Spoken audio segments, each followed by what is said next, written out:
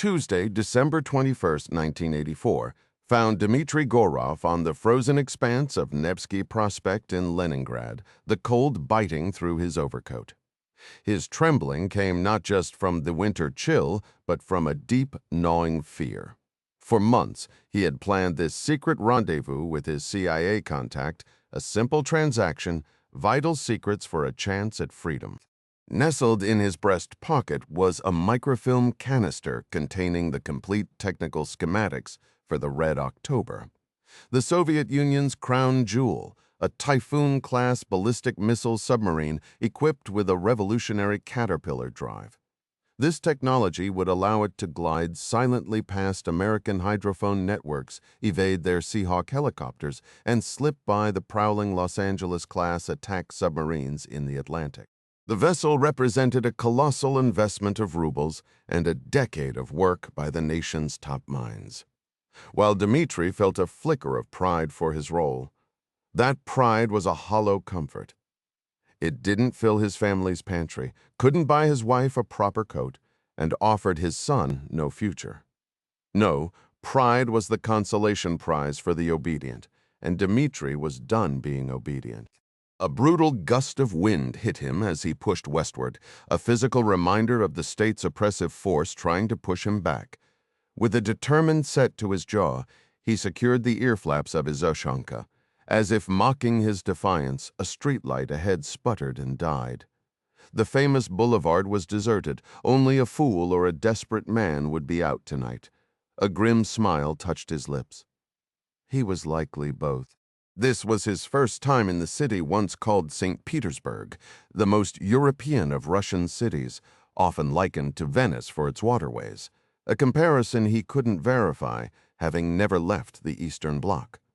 Under its blanket of snow, Leningrad possessed a faded beauty, a ghost of imperial splendor in the architecture of its hotels and palaces. That afternoon, with his wife and son, he had walked these same streets, and the grandeur which his communist upbringing told him to scorn had instead whispered seductive promises of a different life. It was a mere glimpse of the wealth awaiting them in the West. In America, the land of plenty, they would have steak for dinner, wear real blue jeans, and his wife could visit a beauty parlor whenever she wished. But more than anything, Dmitry dreamed of a house with steady, reliable heat. In America, they would finally be warm. Peering through the stinging wind, his eyes fixed on his destination, the monumental horse statues guarding the approach to the Anichkov Bridge. His mind briefly flashed to the crowded train station earlier, where his son had pointed excitedly at a poster for a traveling circus. A tiny, mundane detail that now felt like a relic from another, simpler world. One he was leaving behind forever, driving near. The 4 bronze statues known as the horse-tammers grew distinct. Commissioned by Tsar Nicholas I and crafted by the sculptor Pyotr Klot, they portrayed men in the struggle to master a wild stallion. On Dmitry's side of the street, a bare-chested trainer knelt straining against the reins of a rearing horse. Dmitry was no sculptor of bronze, but he considered himself an artist nonetheless. His medium was iron and titanium, where Klot's art celebrated man conquering nature. Dmitry's creations literally empowered men to conquer the sea. At this very moment, Captain Marco Ramius and his crew were somewhere in the dark, crushing depths of the North Atlantic. Inside the hull of the Red October, they were sheltered, fed, and safe from the storm above. Strip away that metal shell, however, and they would perish in minutes. "I would have liked to sail on my creation," Dmitry whispered, gazing up into the frenzied eyes of the bronze horse. Just once, it would have been enough. He remembered meeting Ramius at the submarine's christening. The captain was a formidable figure in his dress uniform, all black wool and gold braid, so commanding that Dmitry had nearly lost his nerve to approach. But he had, and Ramius's handshake was like gripping a block of steel. It was the man's eyes, though, dark and piercing, that had truly unsettled him. They seemed to look past flesh and bone as if they could see the treacherous thoughts already taking root in Dmitry's mind. For a terrifying instant he felt utterly exposed, certain his secret plan to betray his country had been laid bare. Then, unexpectedly, Ramius had thanked him. He praised the engineer's meticulous work, his innovation, the countless hours spent perfecting the Red October. "She is the finest vessel in our fleet," Ramius stated with a solemn nod. "Thank you, Captain," Dmitri had replied, matching the man's gravity. Exceptionally quiet, immense power, heavily armed. But then, with a dry, almost teasing smile, the submariner added, "My only grievance is that she dives like a pregnant manatee. Perhaps you can correct that in the next design, yes?" "I will note the criticism," Dmitri had said. That was their last conversation. "I almost feel sorry for you," Dmitri thought now, picturing the confident captain navigating the deep, blissfully unaware his sanctuary had a fatal flaw. "Once I hand this over, Marco, they will know exactly how to find you." A cold drip from his nose brought him sharply back to the present, to the frozen street and the dangerous path he had chosen. He wiped it away with a gloved finger and checked his watch, 10:42 p.m. No more dreaming of the past or the future. In 3 minutes, his contact would be waiting in the shadows of the bridge's southern arch. Let's be clear, Dmitri was no spy. He wasn't some trained CIA asset bound to a life of secrets and dead drops. He had rejected that outright. This was a single transaction, a one-time betrayal. The American, Riley, could accept it or not. He had accepted instantly.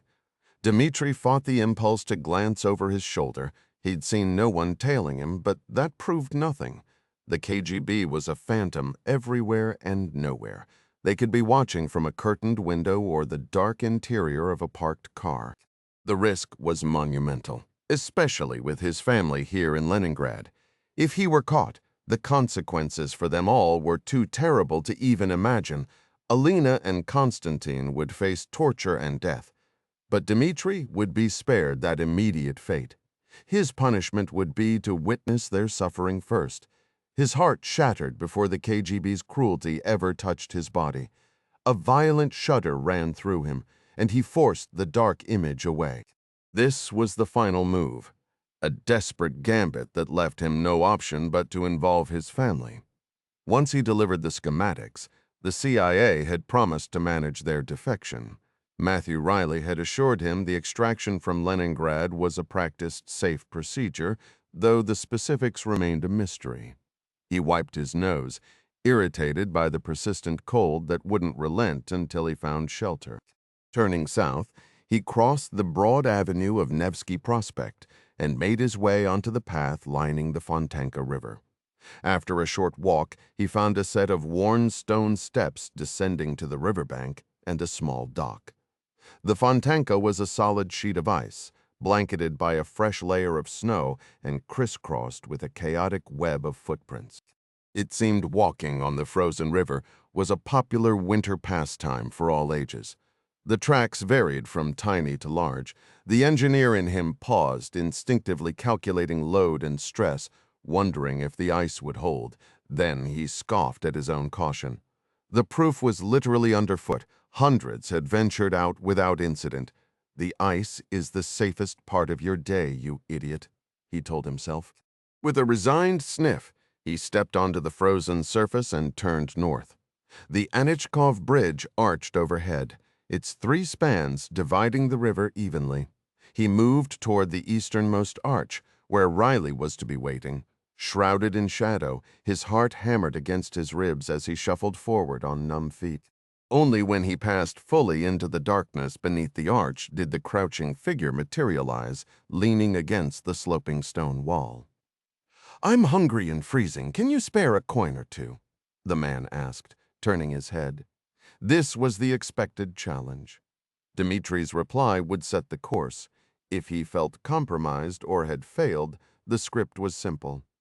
"No, I have nothing to spare, comrade," and a continued walk. But tonight was different. "Times are hard, comrade, but tonight I can share," he responded. The figure rose.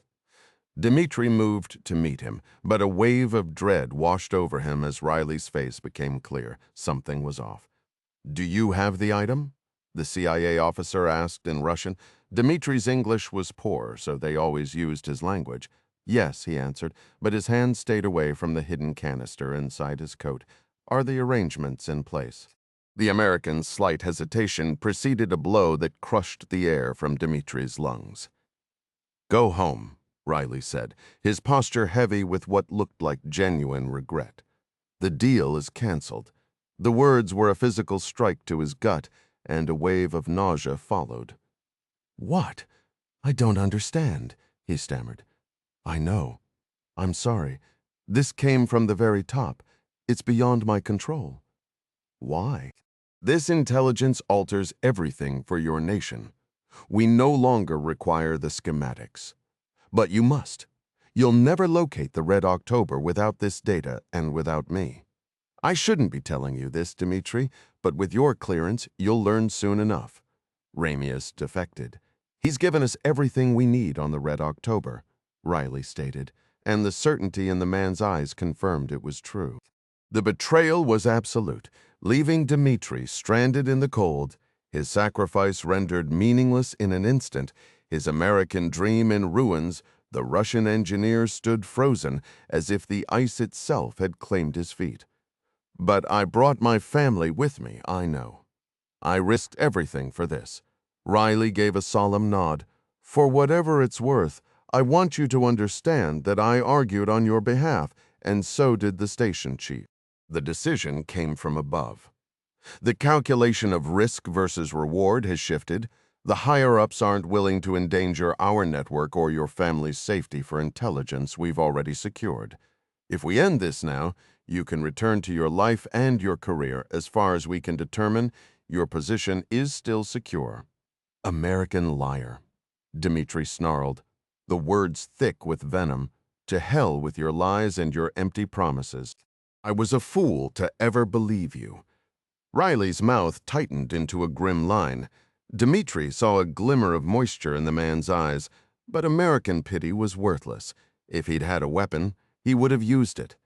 Instead, he turned and walked away without another word, his hands trembling, not with fear this time, but with a burning, all-consuming rage. His son, Constantin, was unaware of the true purpose of their trip to Leningrad, but his wife, Alina, knew everything. How could he possibly face her now? Blinded by fury, he marched back toward their hotel. This was all Ramius's fault. How could a naval captain defect? The Red October was on patrol, having left Polyarny in early December and not due back for months. A defection at sea seemed impossible. Unless, he muttered to himself, the idea striking him with the force of a physical blow, unless Ramius is surrendering the Red October itself. I offered them plans, and he offers them the ship. That is the only thing that would make them break their word to me. The betrayal felt personal, a theft of his family's future. The Americans had made a promise. What followed was a chaotic blur. His normally precise mind drowned in a storm of anger and despair. Back at the hotel, he told Alina everything, his voice swinging wildly between shouts and broken sobs. He was dimly aware of his 10-year-old son listening from the doorway, aware he should shield the boy. But Dmitri was past such cares. He was not himself when he downed half a bottle of vodka, nor when he stormed out into the Leningrad night, wandering the streets and muttering curses against fate, his country, and God. In a drunken, desperate bid to find the CIA man and force a new agreement, he stumbled out onto the ice of the Neva River, mistaking it for the smaller Fontanka Canal. When the ice cracked and gave way beneath him, the shock of the freezing water sobered him instantly. The current pulled him down, dragging him ruthlessly under the ice toward the Gulf of Kronstadt. As the cold, dark water claimed him, Dmitri's final breathless thought was a curse aimed at Marco Ramius, the CIA, and his own catastrophic foolishness. By the grace of God, America won the Cold War. President George H.W. Bush, the Ryan home, Chesapeake Bay, Maryland, Sunday, April 7, 6:15 p.m. local time present day. Jack Ryan pulled on his favorite, well-worn cardigan in the bedroom, gazing out at the Chesapeake Bay. Spring had been officially on the calendar for weeks. but the weekend chill had stubbornly held the temperature below 40 degrees. He knew Kathy and the kids would give him endless grief for wearing this particular sweater, but that was partly why he loved it. Those little traditions and shared jokes were the foundation of their family life, and the Ryans had built a very happy one. This house held a lifetime of memories for him and Kathy, some fraught with tension, but most of them deeply cherished and warm. The rich, comforting scent of dinner being prepared drifted up from the kitchen, a testament to the family gathering to honor their daughter Katie's promotion to lieutenant commander. Jack paused, letting the essence of the moment settle around him. The familiar creak of the old house, the distant murmur of the Chesapeake Bay against the shore, the lively sounds of his family below. In this space, the weight of the presidency lifted. He was simply Jack again, a husband, a father, a man grounded by the people he loved. A cascade of memories washed over him, early Christmases with just Sally and little Jack, years before the twins, Katie and Kyle, arrived. Quiet evenings on the porch with Kathy, watching their older children play while the toddlers chased fireflies in the grass. A darker recollection tried to surface, the violent night long ago when a threat had breached their sanctuary, but it was quickly overwhelmed by the sheer volume of joy these walls contained. Birthdays, promotions, a wedding, countless holidays filled with laughter and gratitude had all unfolded here, with the bay itself seeming to share in their celebrations. Kathy's voice floated up the stairs, pulling him back. "Jack, they're almost here!" He moved quickly from the bedroom and down the steps, his anticipation growing in the kitchen. He found his wife in a determined flurry of activity at the counter, while their staff chef, Agatha, observed from the sidelines with an air of polite frustration. "She insists on doing everything herself," Agatha confided to Jack, her expression a mix of concern and resignation. "Tell me something I don't know," Jack replied with a sympathetic shrug. Kathy looked up, her face bright. "I know it seems chaotic, but I'm having fun. I've been feeding these kids forever. I know their tastes." "Of course, ma'am," Agatha responded, smoothing her tone. "I'm right here if anything is needed." But that was precisely the thing. In their own home, the Ryans needed to be the ones doing the work, the chopping, the stirring, the cleaning up. It wasn't for show. It was the ritual that made the gathering authentic. This was their domain, not an official residence, and here family handled family business. "Poached salmon?" Jack asked, already knowing the answer from the delicious smell filling the air. "For Katie?" He came up behind his wife, encircled her with his arms, and pressed a kiss to her temple. "Put me to work." Kathy exhaled, a soft, happy sound, then turned in his embrace to give him a proper kiss. "You can check the garlic bread and take the salad bowl to the dining room," she instructed, already turning back to her task, "and maybe consider losing the prehistoric sweater." "Prehistoric?" "This is vintage craftsmanship," he protested, feigning offense. "You can't find this level of quality anymore." Sure, she murmured, but the smile she tried to hide gave her away. It was their familiar, comfortable banter. Agatha moved toward the oven, but Jack intercepted her. "I've got it covered." "Perhaps I can at least open the wine to let it settle," Agatha offered, seizing a corkscrew with determined helpfulness. "That would be wonderful." "Agatha, thank you," Kathy said warmly. Jack retrieved a steaming pan of golden, buttery bread from the oven, the aroma making his mouth water. "Shall I cut it?" he began, but the chime of the doorbell interrupted. He glanced at Kathy, a question in his eyes. "Go greet them," she said. "I'm fine here." The demands of his office had created the distance, keeping him from his youngest daughter for too long, despite her working just miles from where he spent his days. After completing her studies at the academy and the intelligence training program in Virginia Beach, Katie served her initial fleet assignment in Norfolk, a place that felt a world away given everyone's hectic schedules. She approached her role as an intelligence analyst for the Office of Naval Intelligence with the same quiet determination and total commitment she applied to everything. Much like her older sister Sally, a pediatric surgeon, who found her deepest passion not in the operating room but in the laboratory, meticulously pursuing cellular breakthroughs to enhance patient care. Katie was devoted to the finer points. It was fitting, then, that they were gathered to celebrate her recent promotion to senior analyst, focusing on Russian threats, a step that would soon be followed by her advancement to lieutenant commander. Having joined ONI just 18 months prior, following an operational tour on the USS Truman, her rapid rise was exceptional. Captain Russ Ferguson, commanding officer of the Nimitz Warfare Analysis Center, had even remarked to Jack that she was something of a prodigy. Not that Jack was keeping too close a watch, of course. "Dad," his now fully grown daughter exclaimed as he walked into the entryway, and he enveloped her in a warm embrace. For that instant, titles fell away. He wasn't the president and she wasn't a naval officer. They were simply father and child. "I've really missed you," she said. "Same here, kiddo," he replied as they parted. "We've both been buried in work. I hear you're making quite a name for yourself over at ONI. Keeping an eye on me, are you?" "Just a casual observation," he said with a grin. "Isn't that some kind of abuse of power? Only if I tilted the playing field in your favor, which I don't," he countered. "And from everything I gather, you don't require any assistance. What can I say? I genuinely love the work," Katie responded. Then, glancing at his sweater, she added, "Seriously, Dad, I'm shocked Mom hasn't donated that thing yet. Trust me, she's made several attempts." They shared a laugh, and he drew her in for another quick hug. Objective achieved. The doorbell rang. Turning in unison, they watched a Secret Service agent open the door to admit Katie's older sister, Sally, who entered hand in hand with her husband and fellow surgeon, Davy. "Hello, sweetheart," Ryan said, hugging Sally and giving her a kiss on the cheek. "Missed you," Sally replied, smiling warmly. "Love the classic dad sweater, by the way." He chuckled and turned to Sally's husband.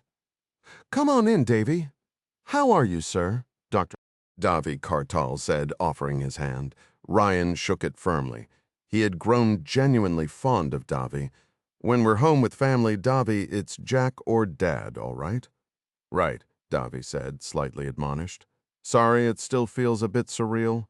"Believe me, I feel the same way sometimes," Ryan admitted. "Kathy's in the kitchen. Why don't we go give her a hand? Is Jack coming?" Katie asked, referring to her older brother, Jack Jr. "Not certain if he'll make it," Ryan said as they moved toward the kitchen through the dining room. He was tied up with work, but was hoping to stop by. "I haven't gotten an update yet." "Mom?" Katie called out, hurrying to Kathy, who was still preparing food at the kitchen island. Ryan watched fondly as his daughters hugged and greeted their mother. A swell of pride caught in his throat, seeing how capable and self-assured his girls had become, every bit as lovely as their mother.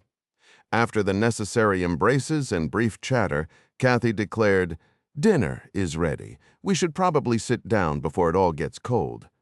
"Let me help you," Katie offered, but Kathy shook her head. "This dinner is in your honor, Katie. No helping allowed." "I've got it, sis," Sally said, picking up the salad bowl. Moments later, they were gathered around the large table. The bay window behind Ryan, seated at the head, cast shimmering reflections from the water into the room, painting the walls with dancing light. He was just about to say grace when the doorbell chimed once more. "You almost began without me," Jack Jr. called from the foyer, a hint of playful accusation in his voice. He walked into the dining room, dropped a tan backpack on the floor, and slid into the vacant seat between Katie and his mother. Katie's face lit up with a genuine smile as Jack settled into his chair. "I'm so glad you made it. It would be perfect if Kyle were here too." "Traffic on the Beltway was a nightmare," Jack replied, arranging his napkin. "And Kyle's stationed in Bahrain. Honestly, after 4 years at the academy glued at the hip, you too probably need the space." "That was a lifetime ago," Katie said, her expression softening. "This is the longest we've ever been apart. I really miss him." Sally leaned in with a playful glint in her eye. "Use your twin telepathy. Just concentrate really hard, and it'll be like he never left." The suggestion drew a round of laughter from the table, as Agatha served him a plate of poached salmon over saffron rice. Jack Jr. raised an eyebrow. Word around the base is you're getting promoted to '04 before he is that true. Really, Katie? That's amazing, Sally exclaimed. Then, with a mischievous grin, she added, Kyle's always been the one racing ahead. I'd pay good money to see the day he has to salute you first. Jack Jr. chuckled into his water glass. That might just short-circuit the famous twin connection for a week. All right, enough, Ryan interjected, his voice warm but firm. The familiar, easy camaraderie around the table filled him with a deep sense of contentment, making his eyes grow slightly damp. Let's not gang up on the only Ryan who couldn't be with us. How about we say grace? We can include a prayer for your brother, for his safety with Task Force 59, and for the important work he's doing far from home. A respectful quiet fell over the group as Ryan began. Bless us, O Lord, and these thy gifts which we are about to receive from thy bounty. Kathy reached under the table and gave his hand a gentle squeeze. In moments like this, life felt profoundly good. Severodvinsk Seaport, Divina Bay, White Sea, Arkhangelsk Oblast, Russia, Monday, April 8, 0811 local time. Captain First Rank Konstantin Gorov stood motionless on the bridge of the K-329 Belgarod, watching as two grumbling tugboats nudged the colossal submarine away from the concrete pier. A sharp gust of wind, carrying the crisp scent of salt and distant pine, sliced through the cloud of diesel exhaust, belching from the tugs along his starboard side. He closed his eyes for a brief second, drawing the cold, clean air deep into his lungs, wanting to sear this moment of departure into his memory. At his right shoulder, the conning officer, Captain Lieutenant Bloch, ordered a backing bell to assist the maneuver. Captain, the ship is underway. Bloch reported moments later. Very well, Constantin replied, his voice steady. Sound 3 short blasts for operating astern propulsion. Following strict protocol, Bloch repeated the order before speaking the command into the bridge microphone, which relayed it to the control room below. Soon the submarine's horn issued 3 powerful, mournful bellows that echoed across the bay, a declaration to anyone listening that the Russian Navy's largest and most formidable nuclear submarine was heading out to sea. Stretching 184 meters from bow to stern, the Belgarod held the record as the longest submarine ever constructed, outsizing even the legendary Red October Typhoon class of the Cold War by 9 meters. But here was the real twist, the detail that made this vessel not just big, but uniquely terrifying. Forget ballistic missiles or standard cruise missiles.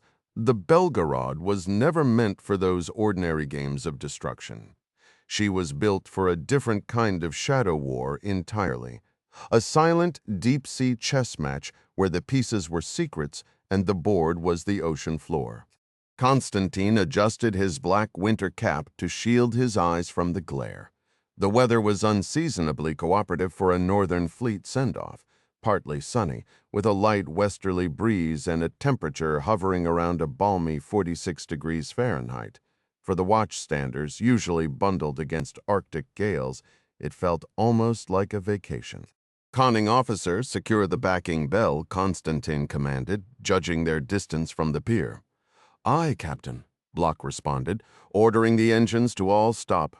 Constantin's command cut through the crisp harbor air as the immense silhouette of the K-329 began its slow pivot away from the dock. Tell the tug pilot we'll be releasing them once we reach the harbor's center, he stated. His conning officer, Captain Lieutenant Bloch, paused, a flicker of uncertainty crossing his features. Sir, the plan was for the tugs to guide us all the way through the channel and past the first turn into Divina Bay. The designated release point is beyond the Narrows. Turning, Constantin fixed his gaze on the younger man. Standing a full head taller than most of his crew, the captain's imposing stature and resonant voice were tools he had wielded effectively since his academy days. Bloch was sharp, the most promising junior officer aboard, which was precisely why Constantin had placed him on the bridge for this maneuver. Yet, like so many of his peers, Bloch's experience was heavy with theory and light on actual sea time. He needed to feel the pressure of command, to learn the boat's weight and will beneath his orders. This was that lesson. "I am aware of the plan, Captain Lieutenant," Constantin replied, his tone level. "Are you suggesting you lack the confidence to execute a single turn?" Bloch seemed to shrink slightly, his mouth parting as he searched for a response. "It is a standard starboard turn," Constantin continued, the hint of a challenge in his baritone. "After that, it's open water and a straight run for hours. This will be your only real decision until we reach the exercise box. Would you prefer to hand it off?" Swallowing visibly, Bloch found his voice. "Yes, Captain, I will inform the tug captain at once." Constantin watched, a grim satisfaction settling in his chest as Bloch relayed the new orders over the radio. The tug captain's protest was brief and perfunctory. Few argued with the senior commanding officer of the Northern Fleet. "Once the lines are clear," Constantin instructed, "get the deck watch below and secure all hatches." "Understood, Captain," Bloch replied, his nerves palpable. The captain understood the anxiety. The harbor exit at Severodvinsk was a notorious pinch point, a gap barely wider than the Belgarod's own colossal length, framed by a jetty that served as both breakwater and berth. Submarines of this class were celebrated for their stealth and endurance, not for their agility in tight spaces. What would be a simple maneuver for a pleasure craft was a high-stakes, white-knuckle affair for a vessel longer than 2 football fields laid end to end. A mistimed turn would send them grinding into the rusting hulls of 2 decommissioned Typhoons moored at the pier's end. A collision that would mean dry dock, a major delay, and almost certainly the end of Constantin's command. But he had no intention of letting that happen. A captain who couldn't navigate his own ship out of port had no business being one. "The tugs are clear, Captain. All topside personnel are below, hatches secured and dogged," Bloch reported, echoing the confirmation from the control room. "Very well. Take us out, Captain Lieutenant," Constantin said. "Ahead slow, make turns for 4 knots. Ahead slow, turns for 4 knots. Aye," Bloch affirmed, then spoke into his handset. "Helm bridge, engines ahead slow, make turns for 4 knots. The acknowledgement crackled from the bridge speaker. A moment later, a deep metallic shudder vibrated through the deck as the twin propellers bit into the water. "Captain, the ship is making way," Bloch began. Constantin interrupted, his voice dropping to a near whisper that carried more weight than a shout. "When will you order the rudder, and how much will you use?" Bloch's eyes darted toward the navigational chart in his mind. "The turn is plotted from Ushakov Point. I intended to order full rudder once the navigator marks our position there." "Then we will crash," Constantin finished for him, his tone shifting from stern instructor to one of almost sarcastic weariness. "You are thinking like a man reading a textbook, not like a sailor feeling the current. This isn't a classroom simulation. The tide is pushing us east right now.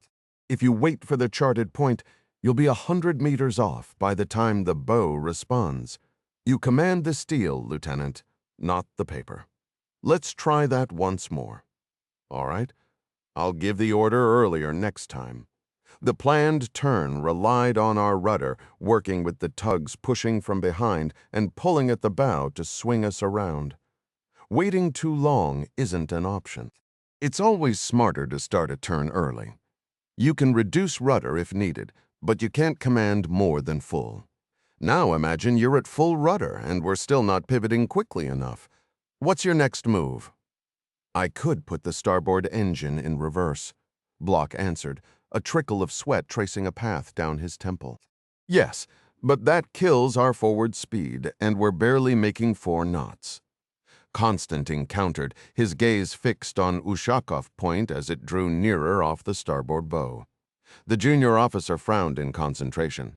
Ushakov Point is 30 degrees off the starboard bow, conning officer, came the prompt from the lookout, leading seaman Ivanovich, the only other crew member Constantin had placed on the bridge watch for his evident leadership potential among the enlisted ranks.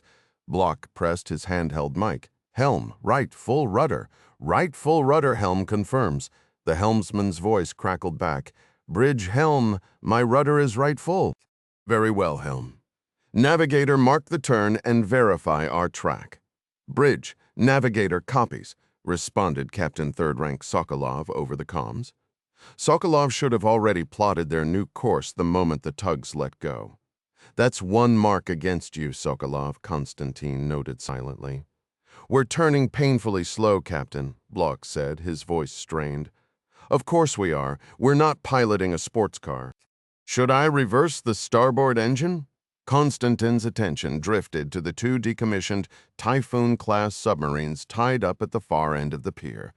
Those silent, mothballed giants stood as a constant, somber reminder of a bygone era of Soviet naval might, when the submarine fleet boasted hundreds of vessels. His eyes wandered over the long missile deck, positioned ahead of the sail unlike on American boats, and his thoughts, as they often did, turned to the Russian Navy's most notorious typhoon, the Red October. The official history painted a glorious tale of Captain Marco Ramius and his crew heroically scuttling their sub after a reactor accident to keep it from American hands, earning Ramius a posthumous Order of Lenin. But Constantin knew the truth. Ramius was no hero. He was a traitor. Though only a boy of 10 at the time, that night was etched in his memory. He had listened, confused and frightened, as his father, Dmitry Gorov, raged and wept, cursing Ramius and the American CIA before vanishing into the darkness, never to return. The full understanding came years later, with his dying mother's whispered confession. No trace of his father's body or the microfilm he meant to deliver was ever found. Constantin was sure of this, for if the KGB had uncovered old Gorov's intent to defect, his own career in the Russian Navy would have been impossible. No traitor's son would ever command the Northern Fleet's flagship submarine. No, my record remains clean, just as Ramius's false legend does. Captain, did you hear me? Block's voice cut sharply through his reverie. Should I reverse the starboard engine? I already told you. That will rob us of speed and will lose steering entirely. A wave of alarm showed on Block's face as the situation grew more tense. Then what should I do? You're the conning officer, Captain. Lieutenant, you tell me. Give the command, Constantin stated, refusing to rescue his junior officer by taking over the decision. The lookout attempted to interject. Sir, I suggest, but the submarine captain interrupted him. No, we allow him 10 more seconds, Seaman Ivanovich, Constantin replied, though he shot a glance back at the lookout and gave a slight nod, a silent captain's approval that the young sailor's impulse to assist the conning officer was both justified and noted. A nuclear submarine couldn't operate efficiently if skilled crew members were intimidated into silence. Yet this was a crucial lesson for Block, and Constantin wouldn't let it be spoiled. He counted down silently in his mind, with merely 2 seconds remaining before he would have taken control from Block. The junior officer suddenly sprang to life. Helm, bridge, set the stern thruster to port 090 and engage the engine, Block commanded, his words tumbling out quickly into his microphone. Bridge, helm, stern thruster is set to port 090 and operational, the helmsman confirmed a moment later. This cylindrical thruster deployed from the keel at the submarine's stern was meant for precise maneuvers when no tugboat was available. Though its propeller was small and its power modest compared to the main engines, its perpendicular thrust and long leverage from the ship's center allowed it to outperform the rudder at slow speeds. As the thruster hummed to life, the Belgarod's heading began to shift decisively, the massive submarine's stern finally swinging into line. Bridge, navigator vessel is returning to course. Recommend securing the aft thruster. Sokolov's voice crackled over the bridge speaker shortly after. "See for yourself before you blindly follow," Constantin advised, grasping Block's wrist before he could mechanically repeat the navigator's order. "Assess your position. Sense the ship. Do you believe we're on track?" Block looked toward Ushakov Point, then the harbor entrance, before spinning to view the Memorial Bogolyubov building aligning with the rudder. With a surge of assurance, the conning officer keyed his mic. "Helm, cease the thruster. Adjust your rudder to right 10 degrees, the helmsman echoed the order, then added, "Bridge, helm, maneuvering thruster is disengaged and my rudder is right 10 degrees. "Bridge, helm, navigation agrees," Sokolov added. Constantin folded his arms, pleased. Now they're functioning as a unit. "Let's observe how these men handle a genuine crisis. Helm, center your rudder." Block ordered. At the precise instant, Constantin would have issued the same command. "Bridge, helm, my rudder is amidships," the helmsman reported. "Very well." Constantin sensed his junior officer's gaze upon him as the Belgarod glided silently on course, exiting the tight mouth of Severodvinsk's harbor.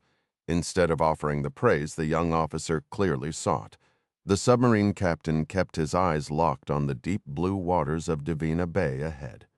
"You performed adequately, Block, but no accolades are due yet." Despite spanning a vast 90,000 square kilometers, the White Sea was too shallow for the Belgarod to travel submerged safely. Reaching their designated dive point off the Kola Peninsula would necessitate a 700-kilometer surface journey to the Barents Sea. Throughout this lengthy, tedious transit, American satellites would undoubtedly monitor their every move. "But that's fine. It's all part of the dance," Constantin mused, drawing in a breath of salty air. Piloting a nuclear submarine on the surface in calm weather was one of life's exceedingly rare and treasured moments. Utterly quiet, perfectly serene, no foul exhaust fumes, no bickering, grumbling sailors, just me, my vessel, and the endless sea. Normally, after executing the turn to the northeast, Constantin would head back to his stateroom to attend to the endless administrative duties of command. Today, however, he chose to remain on the bridge. Leaving those tasks to his executive officer, he felt a need to linger to absorb every detail of this scene and etch it into his memory. If his plan unfolded as intended, this would be the final occasion he laid eyes upon the coastline of the nation he cherished.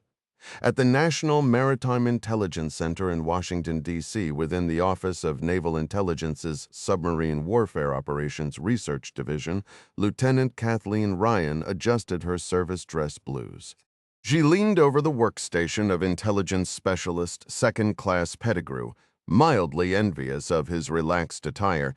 He was comfortably settled in his civilian clothes, a stark contrast to her formal uniform.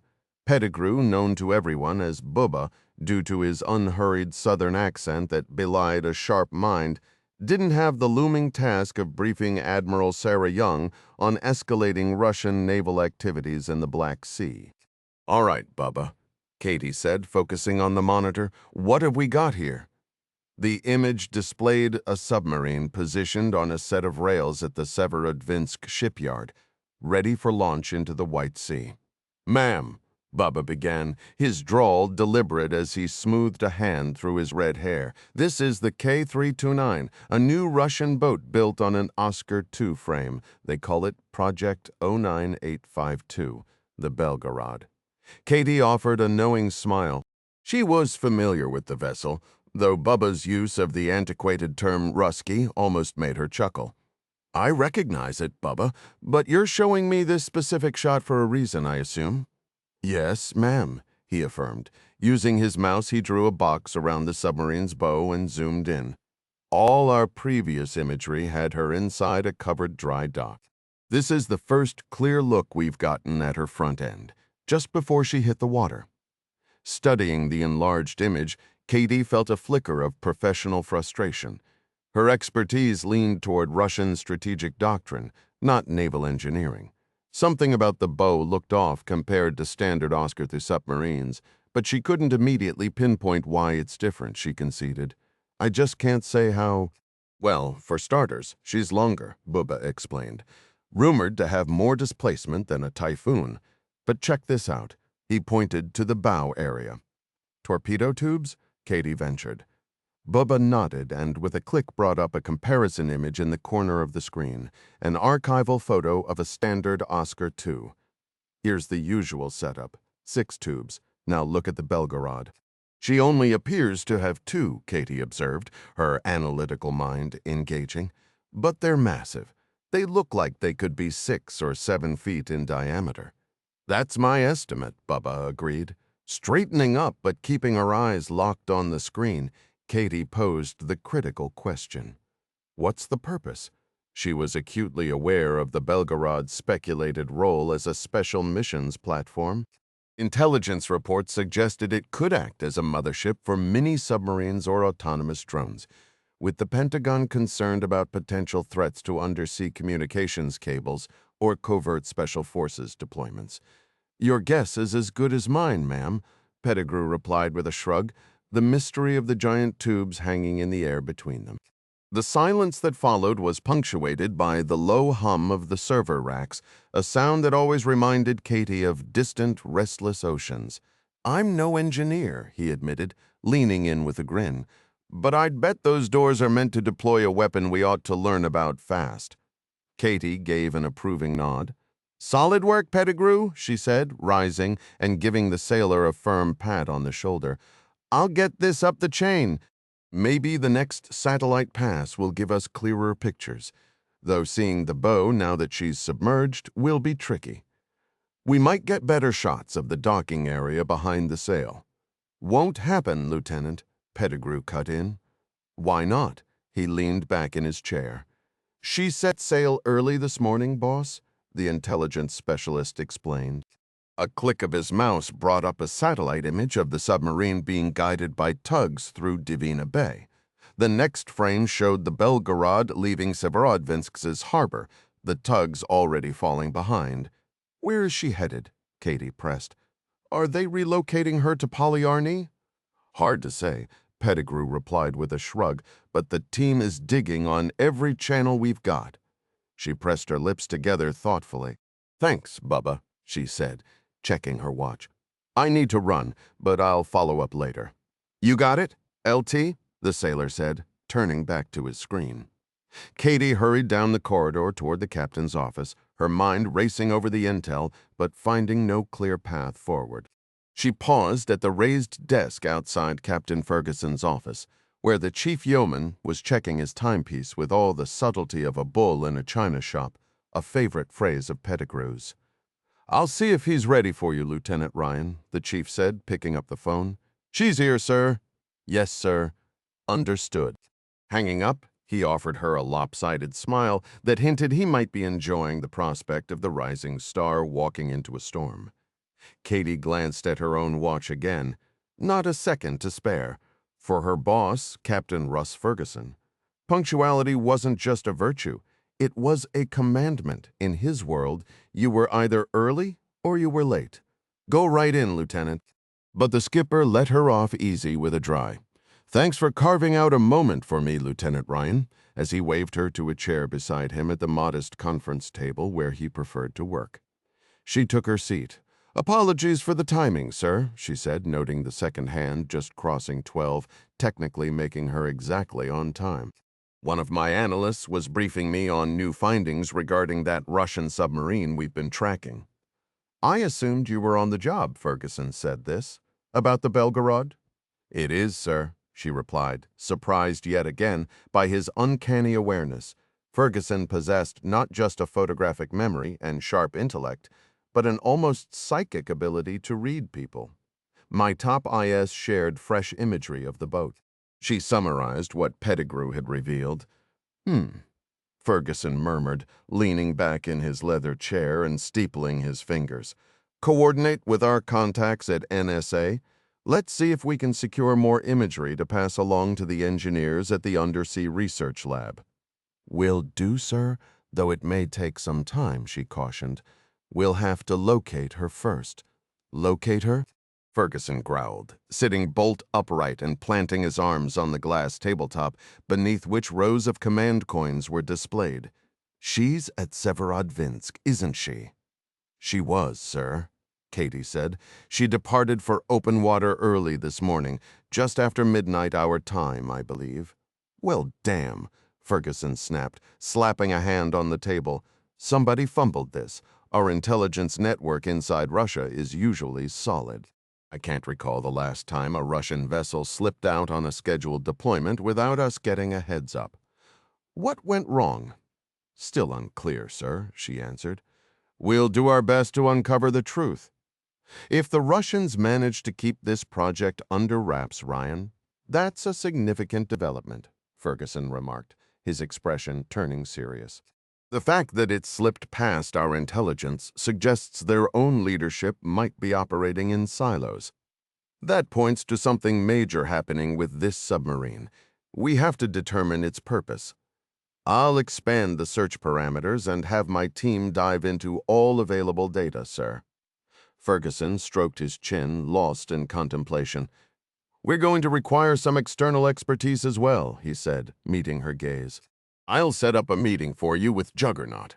Her vessel is preparing for a mission, but I'm confident she'll carve out some time." Juggernaut? Katie inquired, her curiosity piqued. "It's a call sign," Ferguson explained with a slight grin, "and a fitting one. She stands just under 5 feet, but she's relentless. After a tour at the undersea research facility, she proved herself a prodigy, the sharpest submariner I've ever encountered, and that's no small statement. She currently serves as the weapons officer aboard the Blackfish." "The Blackfish, sir?" Katie asked, puzzled. She prided herself on knowing the fleet, but the name only brought to mind a documentary about orcas and a fictional character. "You mean the USS Washington?" he clarified. "SSN 787. The crew gave her that nickname." "Why Blackfish?" "Why don't you ask them yourself?" he replied, his smile lingering. "I'll arrange for you to visit the Washington and consult with Juggernaut about those torpedo tubes. If anyone can formulate a plausible hypothesis, it's her. With deployment imminent, pulling her away would be difficult, so you'll go to her." "Are you comfortable with that?" "Absolutely, sir. Should I bring anyone from my team?" "Go alone," the captain stated. "Submariners value their privacy and aren't fond of audiences. Have your team send any imagery through secure channels, and I'll ensure it reaches the Washington." "Aye, sir." "Excellent," he said, standing now. "Let's head to the briefing with Admiral Young." Katie's eyes widened slightly. "Should we review what I'll be presenting?" "I assume you'll cover the escalating tensions in the Black Sea and the harassment incidents in the North Atlantic. Hopefully, you'll also address the covert activities we've tracked in Finland and the ongoing deceptive campaigns in the Baltic states." "Yes, sir," she interjected gently. I thought you might want to go over the specifics to ensure everything is aligned." "Ryan, you were promoted to senior analyst and advanced ahead of schedule for a reason. If I needed a briefing from someone requiring handholding, I would have assigned one of the junior officers, though, honestly, I'm too busy for that. Are you doubting your capability?" Katie drew a steadying breath, her jaw tightening. "Not at all, sir. I just want to represent our command effectively." His demeanor softened. "Just be authentic, Ryan. Keep it straightforward. Skip the technical jargon. She cares about conclusions, not methods. Present the facts, explain their significance, and offer your assessment. That's your strength, your unique skill." "Understood?" "Understood, sir," she replied, following him out of the office and down the corridor toward the conference room where Admiral Young and her staff awaited. A mix of anxiety and pride tightened in her chest. Ferguson's unscreened endorsement was a profound vote of confidence, yet it also meant she was solely responsible. If only Dad could see this, she thought.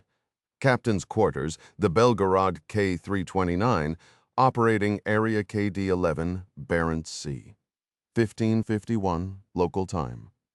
Constantine's gaze remained fixed on the cracked display of his mobile phone, a deliberate choice to leave the damage unrepaired. He had left it behind at the hospital that day, and now it felt like a symbol of his entire existence. The largest crack in the glass sliced right across Kalina's throat, a brutal sign that his life was supposed to be a form of penance. He found himself staring at this photograph frequently, the very last one he ever took of his wife. The anxiety in her gaze, the fading hint of a smile on her lips. She had sensed it then.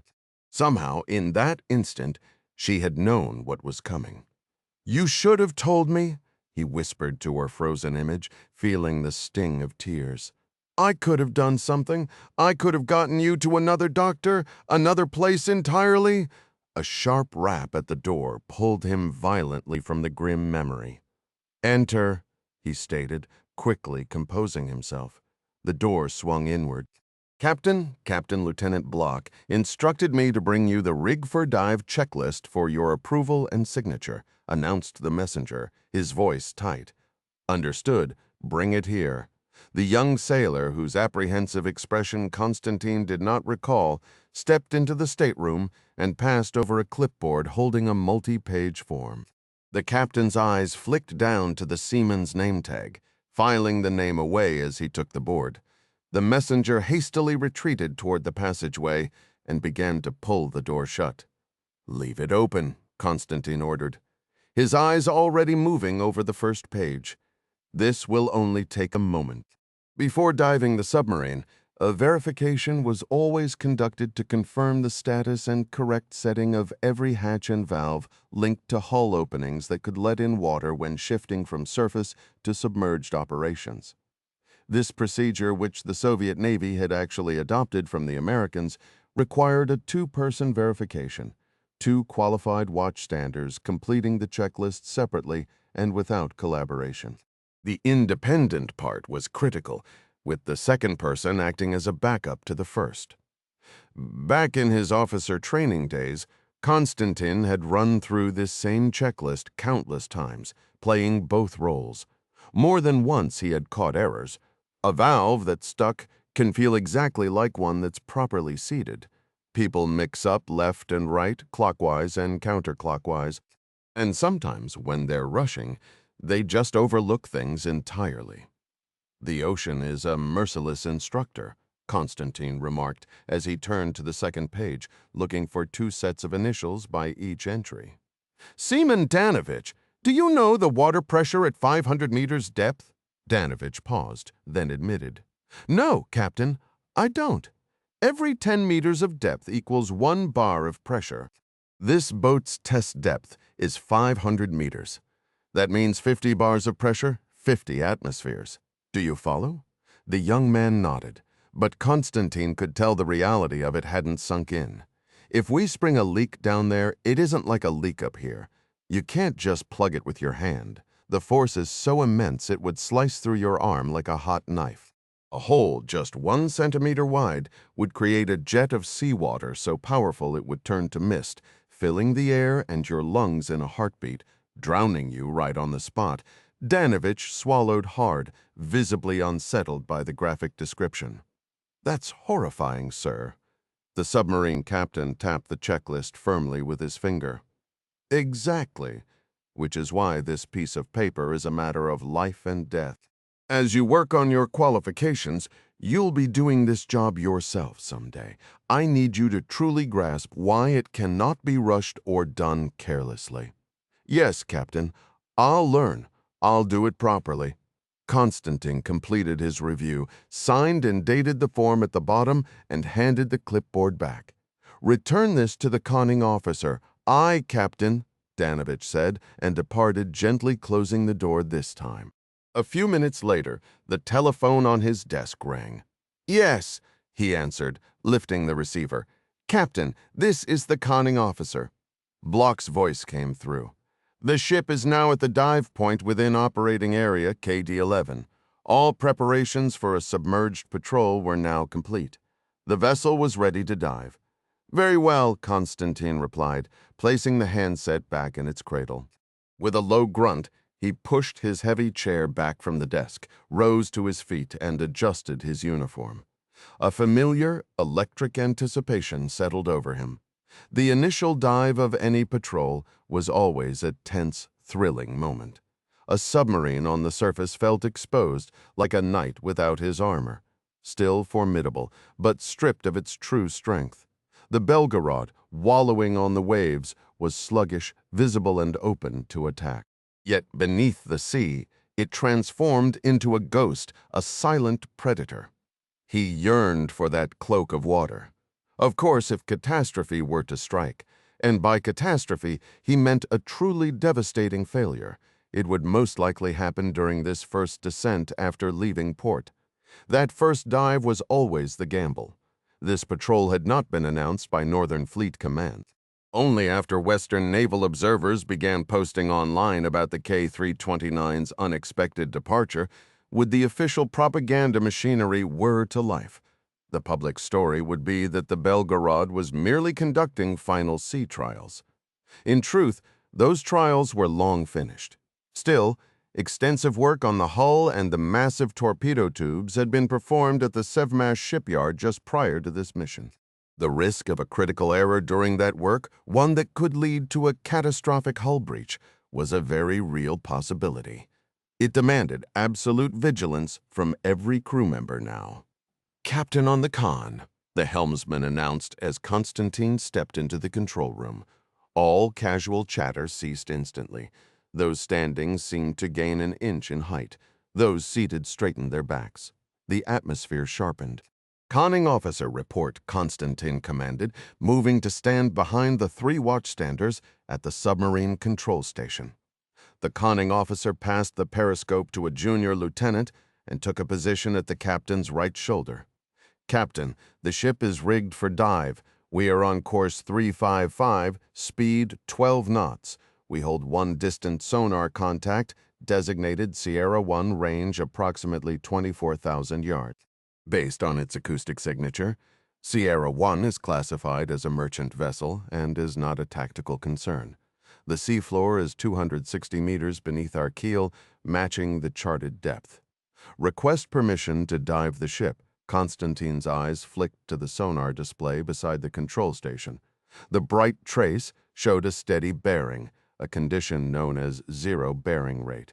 In simpler terms, it meant the two vessels were on a converging course, but this merchant was miles away, and by the time their paths theoretically crossed, the Belgarod would be cruising 100 meters down, making any collision a geometric absurdity. No, he wasn't concerned about some noisy cargo ship with its clanking twin screws and obvious signature. The real threat was the silent kind, an American Virginia-class hunter-killer, gliding through the deep with a near-silent pump jet and no careless broadband noise to give it away. This wasn't paranoia, it was a professional certainty. In the modern era of satellite surveillance, no major vessels slipped away unnoticed, and those American submarines were always hunting. For years, the technological balance had tilted against them, a quiet asymmetry favoring their rivals. The Belgarod, however, was built to change that game. A faint, grim smile touched his lips. It was time, he thought, to finally let this war machine do what it was designed for. Constantin stood with his arms folded, his voice steady as he issued the command. "Conning officer, take us down to 50 meters and initiate a full leak inspection." Captain Lieutenant Block echoed the order crisply before turning to relay it to the diving officer. The diving officer raised his microphone. "Dive, dive," his voice announced over the ship's intercom, followed by two long, mournful blasts of the klaxon. He repeated the call, then secured the handset and began flipping a series of switches to vent the air from the ballast tanks. "Venting all ballast tanks," he reported to the control room. From his station, the periscope operator swiveled to confirm. "Venting confirmed forward, venting confirmed aft," he called out, watching the streams of bubbles. "Planes, make your depth 50 meters." The diving officer continued, "Ease into your down angle." The plainsman acknowledged and pushed his control yoke forward, adjusting the massive stern and bow planes. On the Belgarod, the helmsman and plainsman sat side by side. with the diving officer positioned behind them at a small console. Given the submarine's enormous size, the venting process was a slow, groaning affair. Almost a full minute ticked by before the Leviathan finally tilted its nose downward and began to sink. The diving officer called out the depth in steady increments as they dropped. Upon reaching 50 meters, the plainsman gently leveled the ship out, while the helmsmen held their course steady. With the sub now at depth, the diving officer ordered the ship-wide leak check. As the control room waited for reports, Constantin moved to the primary sonar screen. The waterfall display showed only one bright trace, the merchant vessel designated C1. The rest of the screen was a haze of oceanic static, like a blizzard of white noise. He knew the Americans used a nearly identical display. Somewhere in that electronic snowstorm, an American fast-attack submarine was already lurking, waiting to observe his dive and then slip silently into his baffles, the acoustic blind spot behind every sub. But Constantin had planned a countermove, a tactic never before attempted by the Russian Navy. Just then, the diving officer broke the silence. "Conning officer, leak checks are complete across all stations. No leaks detected." Block relayed the message. "Very well," Constantin replied, but the words were cut short by a sudden searing pain in his gut that doubled him over. "Captain, are you all right?" Block asked, his hand hovering near Constantin's arm, but not touching. The captain knew the drill. The agony was always temporary. He just had to endure it. Forcing a deep breath, he straightened up, his face a mask of calm. "I'm fine," he stated, his voice tight. "Just a bit of indigestion." He could feel the weight of the crew's attention, so he stood tall, projecting the unwavering composure expected of a commander until the pain finally receded. With his bearings restored, Constantin walked to the nearest communications panel. This was the critical moment. He took a slow, deliberate breath, selected all stations with the knob, and lifted the microphone. "Officers and crew of the Belgarod, this is your captain speaking. Today is a historic day for the Russian Navy.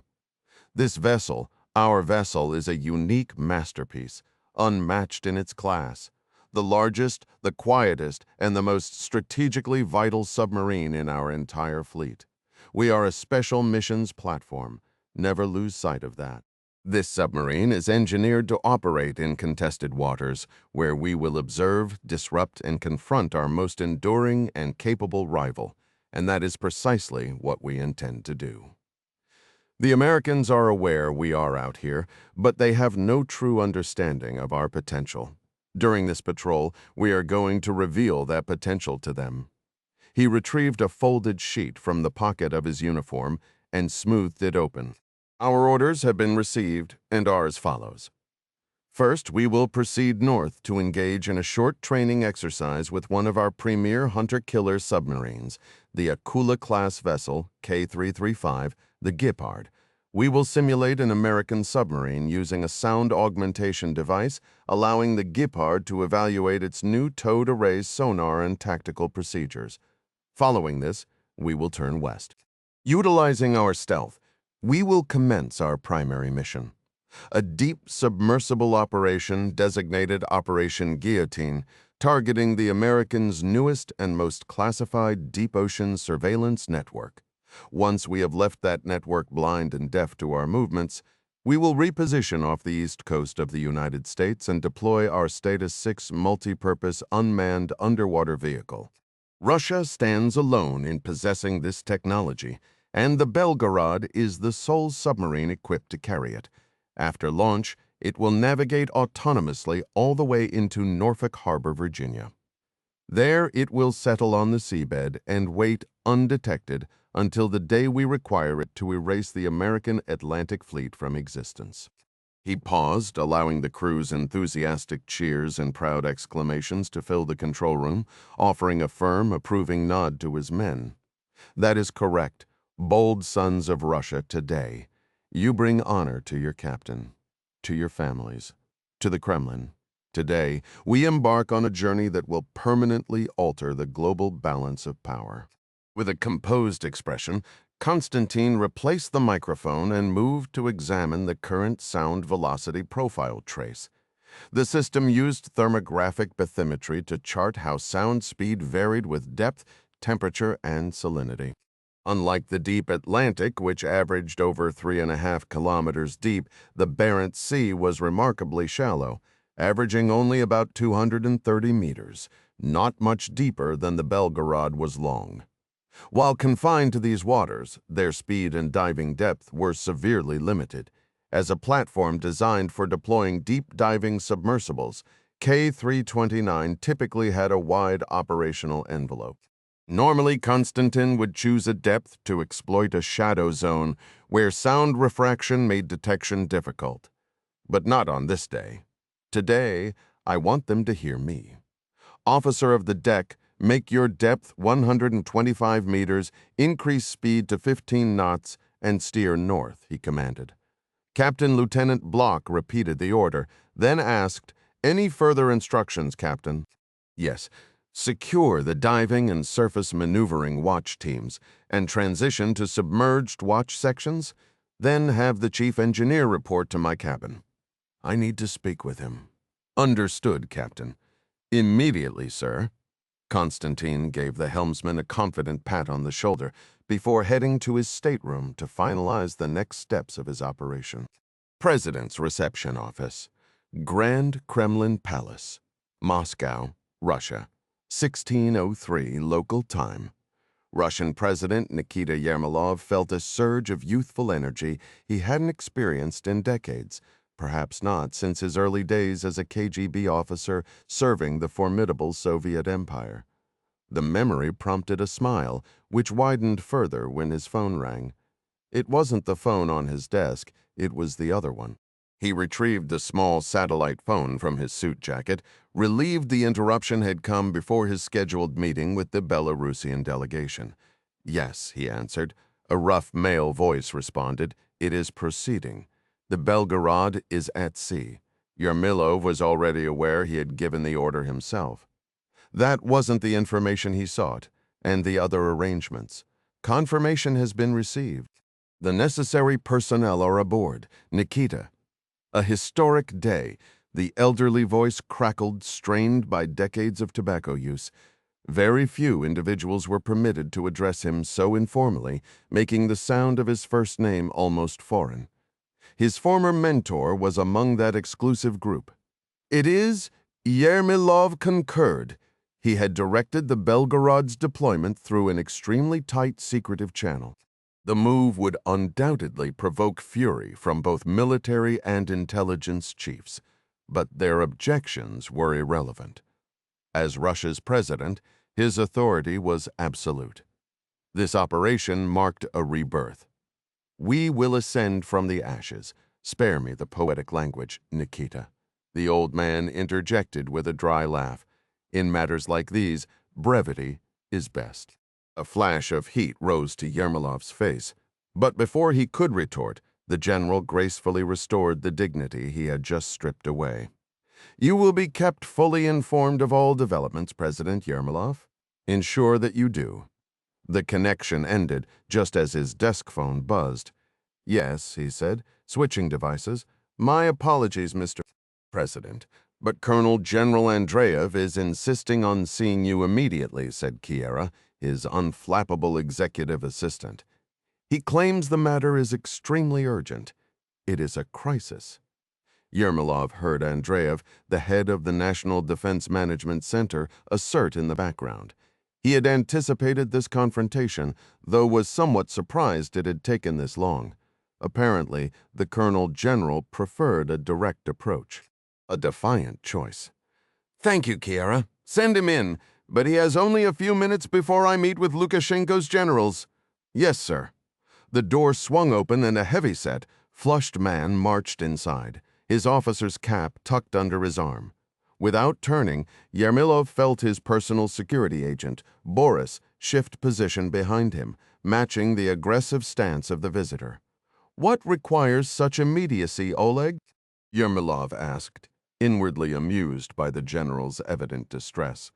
Andreev was an influential figure who reported only to the chief of the general staff, and that chief answered to one person alone, Yermolov. You were aware, weren't you? Of course you were, Andreev snapped, his words spraying slightly. How am I to coordinate our combined forces when major assets are deployed without my knowledge or approval?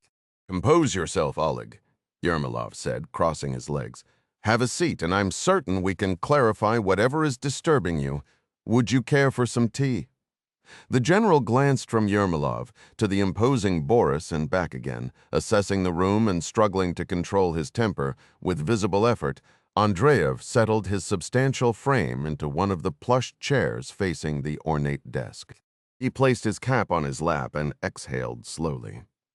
The Belgarod departed Severodvinsk this morning, Andreev stated, his tone now measured.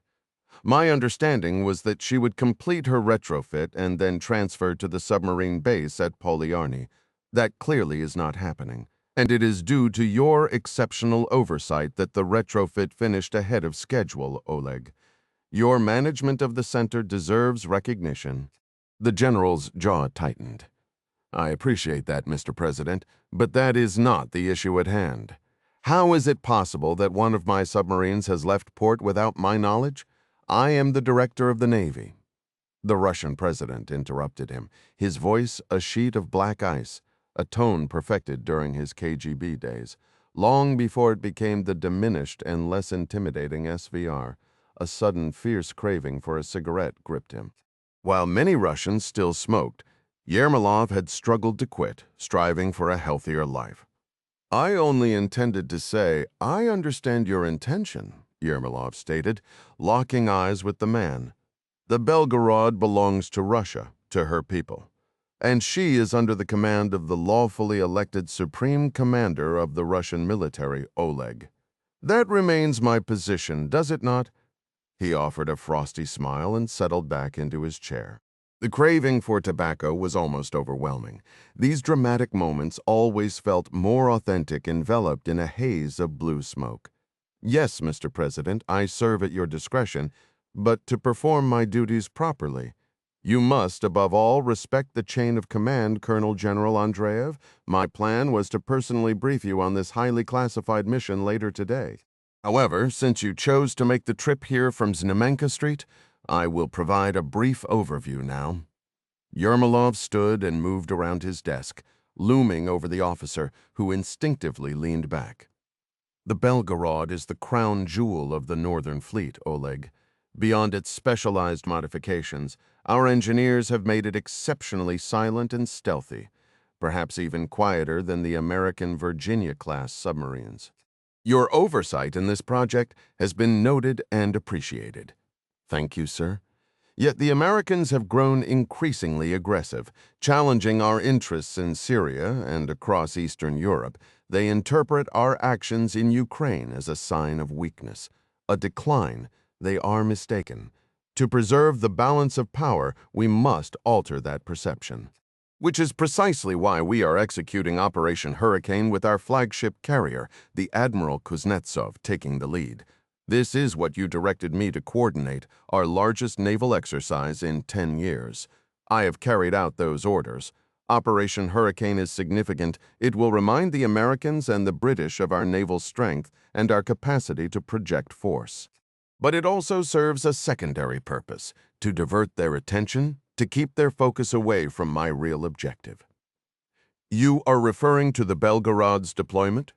Yes. In consultation with Defense Minister Volkolov, I have authorized a bold test of the Belgarod's capabilities. First, it will evade the American submarines that patrol our waters with such arrogance. Then it will conduct drills with the Northern Fleet, allowing us to identify any potential vulnerabilities should a future conflict with the Americans arise, a prospect I believe is unavoidable. To prevent that inevitability, we must give the Americans reason to hesitate. We must remind them that our submarine force commands respect. Therefore, following the exercise, the Belgarod will undertake a covert mission in the North Atlantic, the details of which I will share with you when the time is right. He now stood behind the flag officer, who shifted uncomfortably in his seat. Both men understood the old brutality of the Soviet era had not vanished. It had merely retreated into the shadows. Andreev nodded, releasing a slow, weary breath. I deeply regret, Mr. President, that you did not feel you could trust me with the full scope of this exercise and the subsequent operation. My working relationship with Minister Volkolov has been highly productive this past year. We were classmates once, close comrades. If I have done anything to lose your confidence, sir, I sincerely apologize. Yermolov took a quiet, almost perverse satisfaction in witnessing the man's visible distress. The reality was, Andreev was a competent director, and his performance had been far from inadequate. In fact, his dedication was precisely why Yermolov kept him close. A useful tool, but one that needed to be reminded of its place. Perhaps it was the retired KGB operative still alive within Yermolov that savored the authority of such moments. Regardless, for the grand design to succeed, there simply could not be a seat for Andreev at the private table he and the elder statesman had prepared. History would decide if there would be a place for him in the emerging new Russia. You must not dwell on disappointment, Oleg. You are a superb officer and commander, and I am deeply satisfied with your leadership. However, for this initiative to achieve its full potential, the circle of those aware of its true nature must remain exceptionally tight. I was entirely genuine in stating my intention to brief you on the exercise later today. That is a mark of my esteem, as it will place you among a very select few in all of Russia who will understand our subsequent actions. I understand, Andreev replied, grasping the offered token of respect and holding it close. I will have the complete briefing prepared for you in the skiff at Znamenka 19 this afternoon. It will be just the three of us, Sergei, you and myself. Thank you, Mr. President. I am honored by your confidence, and I regret if my... Yermolov dismissed the apology with a wave of his hand. Nonsense, Oleg. Your frustration is perfectly reasonable, and your apology is unneeded. Now I have a delegation from Belarus due to arrive, so you must excuse me. Andreev rose to his feet, adjusting his uniform jacket. Of course, sir. I anticipate our meeting this afternoon, Mr. President. With a crisp about face, the Colonel General marched toward the door and closed it firmly behind him. Yermolov allowed himself a slight smile and a nod toward Boris, who retreated once more into the room's shadows.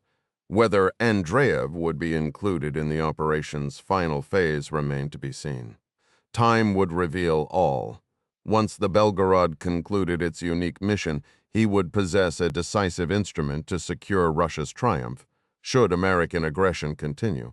But for the scheme to hold, the inner circle had to stay minute, because American spies were, without a doubt, everywhere. The mere thought of his impending meeting with the bureaucratic delegation from Minsk suddenly felt not just tedious, but profoundly beneath his station. He compelled himself to mentally review the talking points. The rest of the world was mistaken. Russia was not in decline. It was gathering strength. His resolve was unshakable. It was merely a matter of time. Once again, the Russian Federation would stand as the world's preeminent power, and he alone would be the architect of its destiny. Pier 14. Norfolk Naval Station, Norfolk, Virginia, 12:47 p.m. local time. Katie observed the fully equipped and armed master-at-arms in the small brick guardhouse as he scrutinized her Department of Defense common access card as if expecting to find a hidden cipher.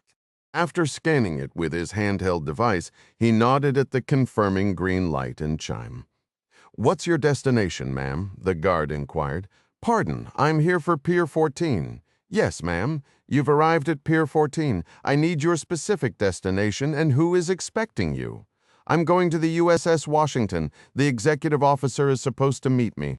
"Very good, ma'am," he said, his expression softening as if she'd provided the proper passphrase. "The Washington is on your right, at the far end. The topside watch will meet you at the brow and process your arrival." "Thank you, Chief," she replied, noting his rank insignia on the body armor. He raised the barrier gate, and she proceeded down the broad concrete pier, adjusting the leather attaché case on her shoulder. To the south, a large gray replenishment oiler was moored, looking small next to the immense aircraft carrier beyond it. The Eisenhower, she guessed, based on the large 69 painted on the island's superstructure. The north side of the pier, her right, as the M.A. had said, a slight slight she noted, as he hadn't used the proper naval term starboard, was cluttered with construction gear and a pair of barges. Beyond them, she could just make out the sleek sail of a submarine, riding surprisingly low in the water. At first glance, she didn't recognize the submarine's sail, as it was shrouded in a framework resembling construction scaffolding.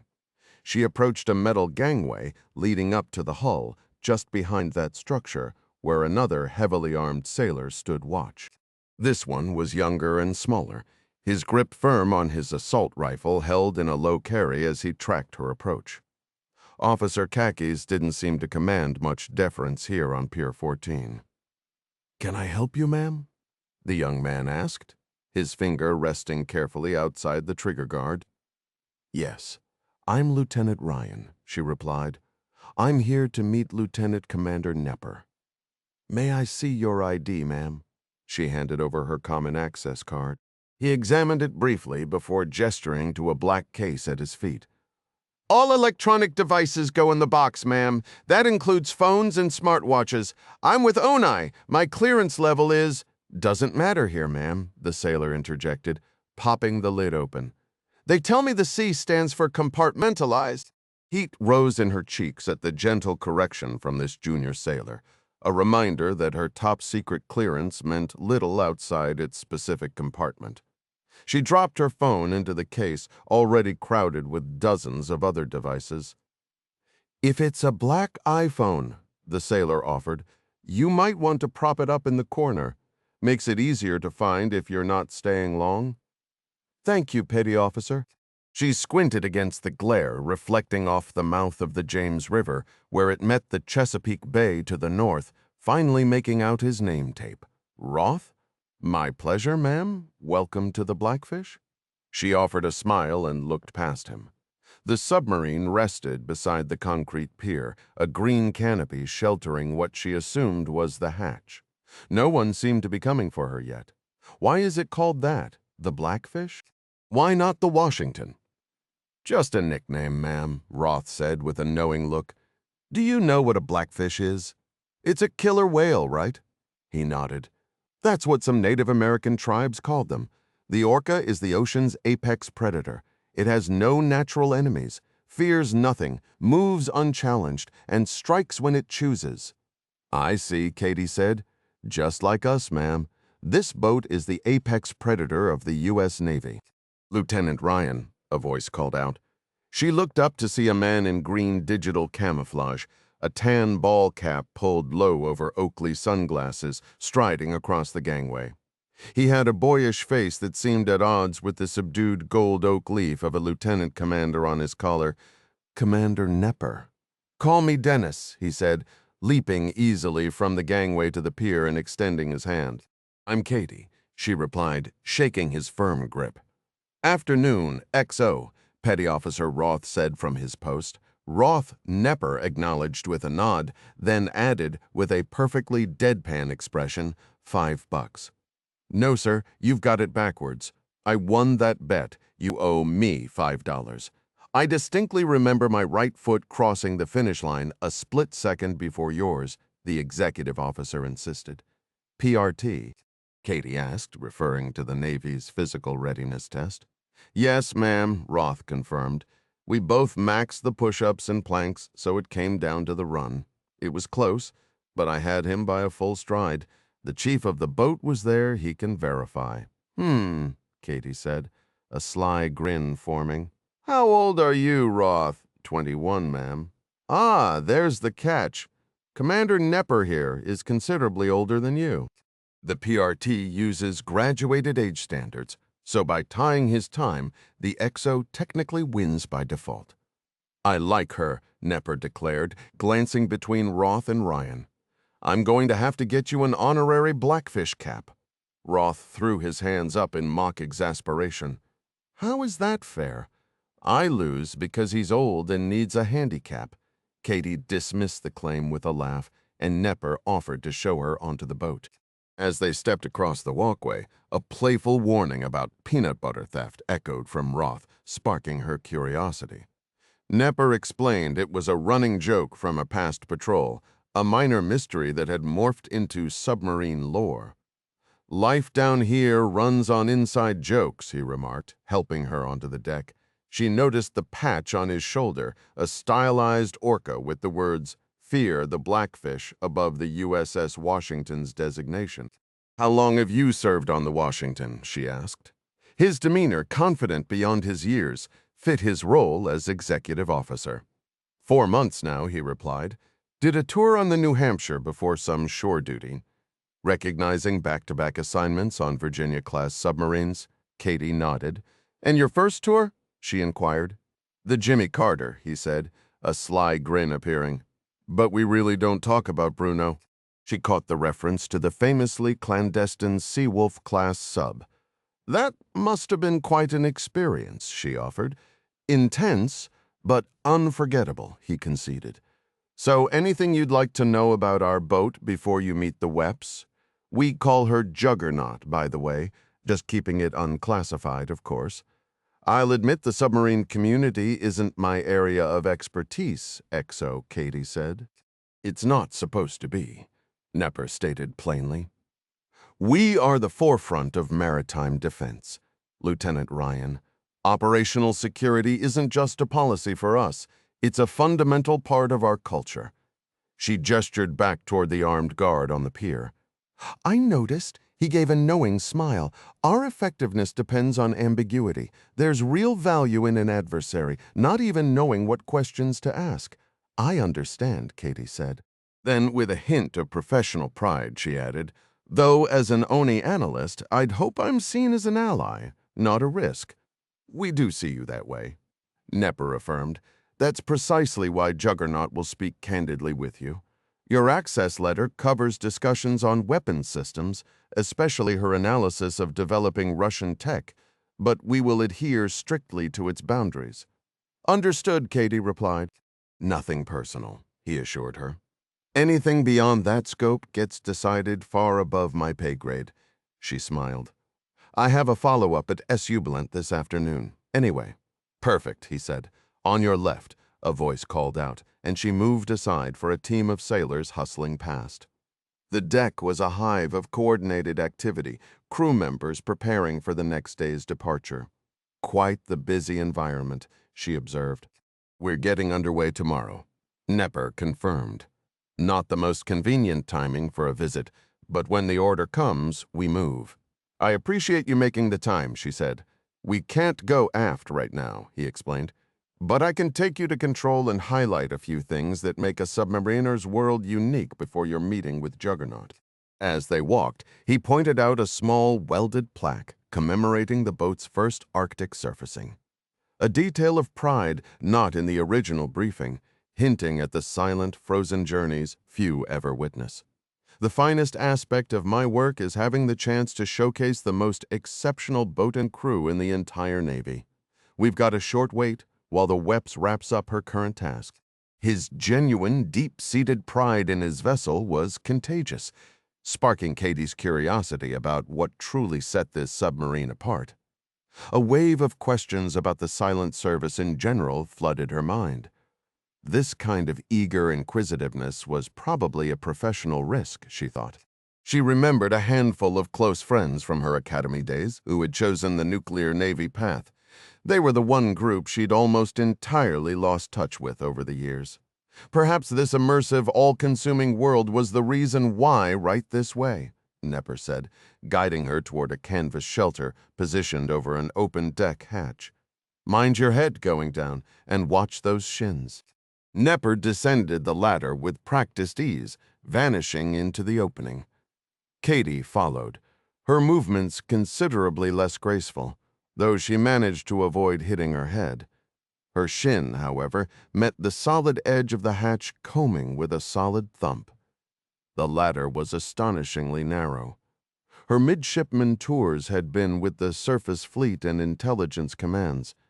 The ladder wells on the aircraft carrier USS Harry S. Truman had been easily 3 times wider. She stepped off onto a polished utilitarian deck and trailed Nepper around a sharp turn into a passageway. Once again, she was taken aback by the incredible lack of space. "Pardon me, XO," said a sailor with a matching Blackfish insignia, prompting Nepper to press himself flat against the bulkhead. Katie mirrored him, letting the sailor pass. "Space is at a premium on our boats," Nepper remarked. "Follow me forward to control." Katie trailed him to a stairwell so steep and sharply angled it barely qualified as one. "Down ladder," Nepper announced from the top before descending facing forward. A maneuver she noted required leaning back and precise placement of each heel on the metal steps. She followed him down this ladder, which felt even more vertical and confined than those on the Truman. "We're now in the forward compartment. Middle-level control is just ahead." The control room was more compact than she had anticipated, and notably absent were the gleaming, polished periscopes she associated with submarines from films. Instead, both port and starboard bulkheads were lined with computer terminals, each station fitted with dual flat-screen monitors, all currently dark. A waist-high horizontal console beside her had a finished wood panel covering the equipment beneath. Directly ahead, a central workstation stood like an island in the forward part of the room, fitted with 2 monitors at a height suitable for either sitting or standing. The starboard screen displayed a live view of the harbor, while the port screen showed an interface populated with data fields. On the forward port side, she identified what she assumed was the primary ship control station. 2 bucket seats, reminiscent of fighter jet cockpits, sat before a wall of monitors. Instead of the traditional yoke-style wheels she'd pictured, each station featured a control stick, again, something she'd expect in an FA-18, not a submarine. "This is where the magic happens," Nepper said, his face radiant with pride. "It's so incredibly small," Katie replied, a hint of claustrophobia brushing her nerves. "Economy of space, like I said, Katie. This is our QOB, the chief of the boat. QOB, Lieutenant Ryan from ONI." "A pleasure, Lieutenant," said the formidable-looking man adorned with the twin-starred anchors of a Master Chief. He took her offered hand in a firm shake. "I appreciate the hospitality, Master Chief," she said. "Any questions at all, ma'am?" the Cove inquired. She glanced around, a little disoriented. "Okay. First question." She began, fully immersed in this new environment. "Don't get me wrong, but where's the actual periscope?" "I was expecting a big tube right in the center of everything." "We absolutely still use periscopes, ma'am," the Cove replied, a knowing smile on his face. "This is a submarine, but the Virginia-class represents a shift. It's the first U.S. nuclear boat to employ a non-penetrating photonics mast system. On older boats, the scope physically cuts through the hull. Here on the Blackfish, the masts are housed in the sail, and the imagery is piped down via fiber optics." The Master Chief slid onto the tight stool at the right-hand console. He opened a small panel and, to her astonishment, produced what looked unmistakably like a video game controller, complete with a familiar logo at its center. "You're gonna get a kick out of this," the XO said, his expression beaming with paternal pride. The screen before the Cove flickered to life, displaying a crisp video feed of the Newport News Channel where the James River meets the sea. "Hold on," she said, pointing. "That video feed is the periscope view." "That's the imagery from the photonics mast," Nepper confirmed. "And you steer it with a gaming controller? Seriously, you have to be pulling my leg." The QOB and Nepper shared a laugh. "The story goes, the QOB started that the original joystick for these masts was a proprietary design. It failed on its first real deployment. The crew of that boat, will keep them anonymous, did what submariners do best." "What's that?" They improvised. One of the fire control techs offered up his personal Xbox controller. They wired it in, and not only did it worked better. At a tiny fraction of the cost, Nepper chimed in. Exactly. The Coob nodded. When word got up the chain, they did a full retrofit. Now we use the controller standard. It's intuitive for most sailors, and you can find them anywhere in the world. She couldn't help but laugh along with them, swept up in the tale. Do you actually believe that story? I do, Nepper said, his tone shifting, becoming more grounded and intense, because it's a perfect snapshot of the ingenuity we rely on. I've seen it myself, sailors MacGyvering solutions on the spot. In our world, that kind of quick thinking finishes missions and keeps people alive. We aren't an aircraft carrier. We can't have parts flown out to us when we're on station, even coming up to PD, she interrupted. Periscope depth, the Coob clarified. It's where submarines go to die. Right, Nepper continued. When we're deep, we're ghosts. Nothing out there can find us or touch us. We're the apex predator, like our namesake. But even orcas are exposed at the surface. The deep is our sanctuary, but it's also our battlefield. Coming up to PD for communications pulls us off mission. We're slower, less agile. It's our only moment of real vulnerability, and if we have to leave station to fix something, the mission fails. So yes, I believe the story. It embodies the entire spirit of what it means to be a submariner. Katie was struck, not just by the anecdote and what it revealed about the crew, but by the palpable respect in Nepper's voice. This was a man deeply devoted to his duty. A device resembling a smartphone, clipped to his uniform, chimed. We call these mom-coms, he said. Unclipping it, they replace the bulky brick radios you might be used to. He took the call with a quick, copy that, weps, then looked back at her. I'd love to give you the full tour, but Juggernaut is waiting for you right this way. He edged past her and led the way into a cramped, narrow passage. Welcome to the command passageway. That's the captain's quarters, he indicated with a nod toward the open doorway. She peeked inside, taken aback by the remarkably compact area. She'd witnessed junior officer cabins on the carrier that were easily twice as large, and this was meant for the commanding officer. And this one's mine, he added, motioning to the adjacent open door. The room was roughly the same dimensions, but featured an upper bunk stacked above the lower. You share your cabin, XO? He gave a casual shrug. It's a submarine. We share pretty much everything, but not usually, no. The XO's cabin has that extra bunk for when we host important guests along for the ride. Guests, VIPs and the like, joining us for various reasons, he explained. I get to play host. For now, I'm offering you my space so you and Juggernaut can talk privately. Katie hesitated, uncertain if this was ideal. With all respect, sir, the matters I need to discuss might be better suited for a secure compartment. Nepper chuckled. This is a fast attack submarine. Think of it as a $4 billion moving secure facility, only with torpedoes and cruise missiles. Does that meet your requirements? I suppose it does, she conceded. He gestured for her to step into the cabin. Juggernaut will be here shortly. Try to get comfortable, or as comfortable as one gets on a sub. Thank you, XO, she said, placing her leather briefcase on the small desk. Why do you call the weapons officer Juggernaut? Is that some kind of submarine nickname? He grinned and shook his head. No, that's all her. You'll understand once you meet her. If not, ask me later. And Ryan? Yes.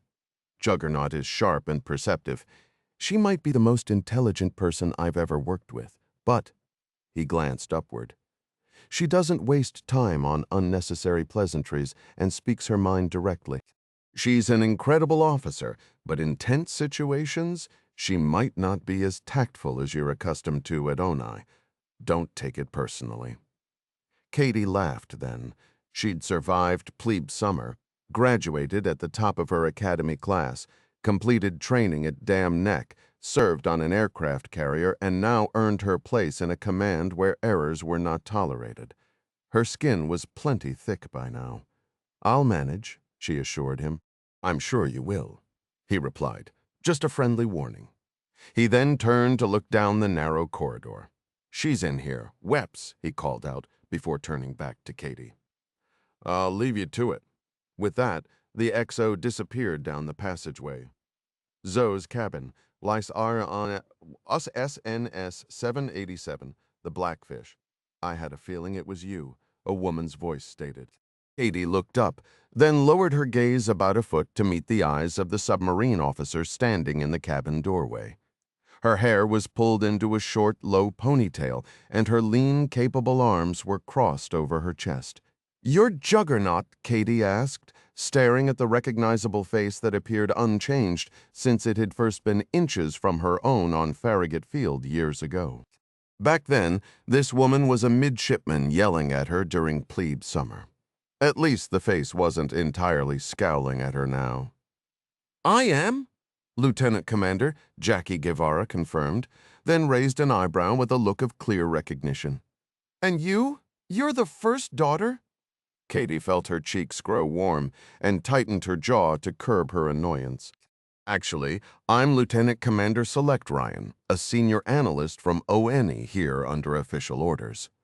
"Easy, Ryan, I'm just messing with you," Juggernaut said with an authentic laugh, her smile easing the tension as she entered the cabin and took a seat on the XO's bunk, the only chair already occupied. "Honestly, you were always so easy to rattle back in the day during your plebe summer. I wondered if that might hold you back. Glad it didn't." "Well, thanks, I suppose. I never considered myself overly sensitive, but you had a real talent for getting under my skin. And throwing around that first kid label really irritated me." "I remember," Juggernaut said, her expression softening slightly as she recalled the shared, if challenging, past. "The truth is, I had a huge amount of respect for you, how you worked tirelessly to keep your father's legacy from defining your own path. Most people were completely unaware, until you decided to inform them," Katie replied, feeling a familiar spark of irritation. The weapons officer let out a short laugh. She leaned closer, her expression turning confidential. "I never actually told a soul, Ryan. Honestly, only a handful of senior officers were aware, and we kept it quiet. Like I mentioned, plenty of others would have leveraged that connection. I thought it was impressive how determined you were to earn your own way. You even put yourself at a disadvantage sometimes, trying so hard not to get special treatment." Katie felt her tension ease once more and gave a slight shake of her head. It was a pattern she'd noticed. Whenever she crossed paths with officers who had been first-class midshipmen during her plebe year, they were never the jerks she remembered. Without fail, they seemed different. She figured they all just graduated and shipped out to the fleet before she ever had the chance to know them as peers. By the time she reached first-class status herself, she understood the dynamics between upper and lower classes, but it never really altered her initial impressions of those officers until moments like this. "Well, you've clearly done all right for yourself," Katie said. "People over here speak about you like you're some kind of myth. My boss knew you by name as someone who could assist us, or at least by your call sign. Let me guess. Captain Ferguson. That's the one. He's a sharp guy. I'd agree with that. All right, listen, I'm genuinely loving this little reunion, Ryan. No joke, it's great to see you, but my schedule is packed. We're preparing to get underway in a few days, and my department has a mountain of work. So what's the story from ONI that sends their rising star down here to get her pristine khakis grimy and smelling like a working boat?" Katie shook her head. She'd never known the real Jackie, but this personality was exactly what she would have pictured. She retrieved a folder from her bag, marked with the standard classified designations. "This material is TSSI level." Yeah, Juggernaut said, closing the stateroom door with a soft click. "Welcome to my world, where everything is TSSI. What do you have for me?" Katie opened the folder and laid 4 high-resolution photographs on the desk. "Well, looks like an Oscar II that's been modified, lengthened," the Wep said, bending in for a better look. "That's the Belgarod, isn't it? But what's the deal with those enormous shutter doors on the bow? That's the multi-million-dollar question that brought me to your aromatic submarine." Katie said. "What made you say it was the Belgarod?" "There's been a lot of chatter about that boat, but the Russians have kept it tightly under wraps, until recently, anyway." "What sort of chatter?" "It's supposedly their answer to the Jimmy Carter, a special mission submarine with docking capabilities for UUVs and some ultra-deep diving vessel code-named Lusharik or something similar," Juggernaut said, using the acronym for Unmanned Undersea Vehicles. Usually when people hear UUVs, they picture small robotic subs, just without a crew. But there's all sorts of wild research and development happening now, with unconventional designs and functions anyway. The moment I saw those massive shutter doors forward, my mind went straight to the Belgarod. "I'm not following." "Right, because they aren't standard-sized torpedo tubes," she said, then offered an almost apologetic smile. "Sorry, I sometimes forget not everyone spends their free time obsessing over submarine specs. Quick lesson. Your average Russian attack sub has 533mm diameter torpedo tubes built to carry and fire the Type 53 or Physique 1 heavyweight torpedo. Those are being phased out for the Physique 2, but the tube size stays the same. Some boats also carry 650mm diameter tubes, which launch the Type 65 torpedo, designed to go after carriers, so it carries a heavier payload. Those larger tubes can also fire missiles horizontally, similar to how we launch a Tomahawk variant from our own torpedo tubes. Vertical launch is obviously the preferred method, but every submarine can fire missiles through its torpedo tubes. Those shutter doors, though, are massive, at least 2 meters across, making them 3 or 4 times larger than the standard Russian size. "What's the purpose?" Katie asked. "To fit a new weapon system clearly," Juggernaut replied. "The Belgarod is their special project submarine, after all." "What kind of system are we talking about?" Juggernaut let out a short laugh. "Ryan, if you think I can stare at a door and tell you exactly what the Russians plan to shoot out of it, I hate to disappoint, but I'm not that person." She rubbed her chin thoughtfully. "But modifications for something this wide aren't minor. They'd need serious structural changes to handle not just the weight, but also the logistics of loading and maneuvering something that large. Why not just design the new weapon to fit through the standard tubes?"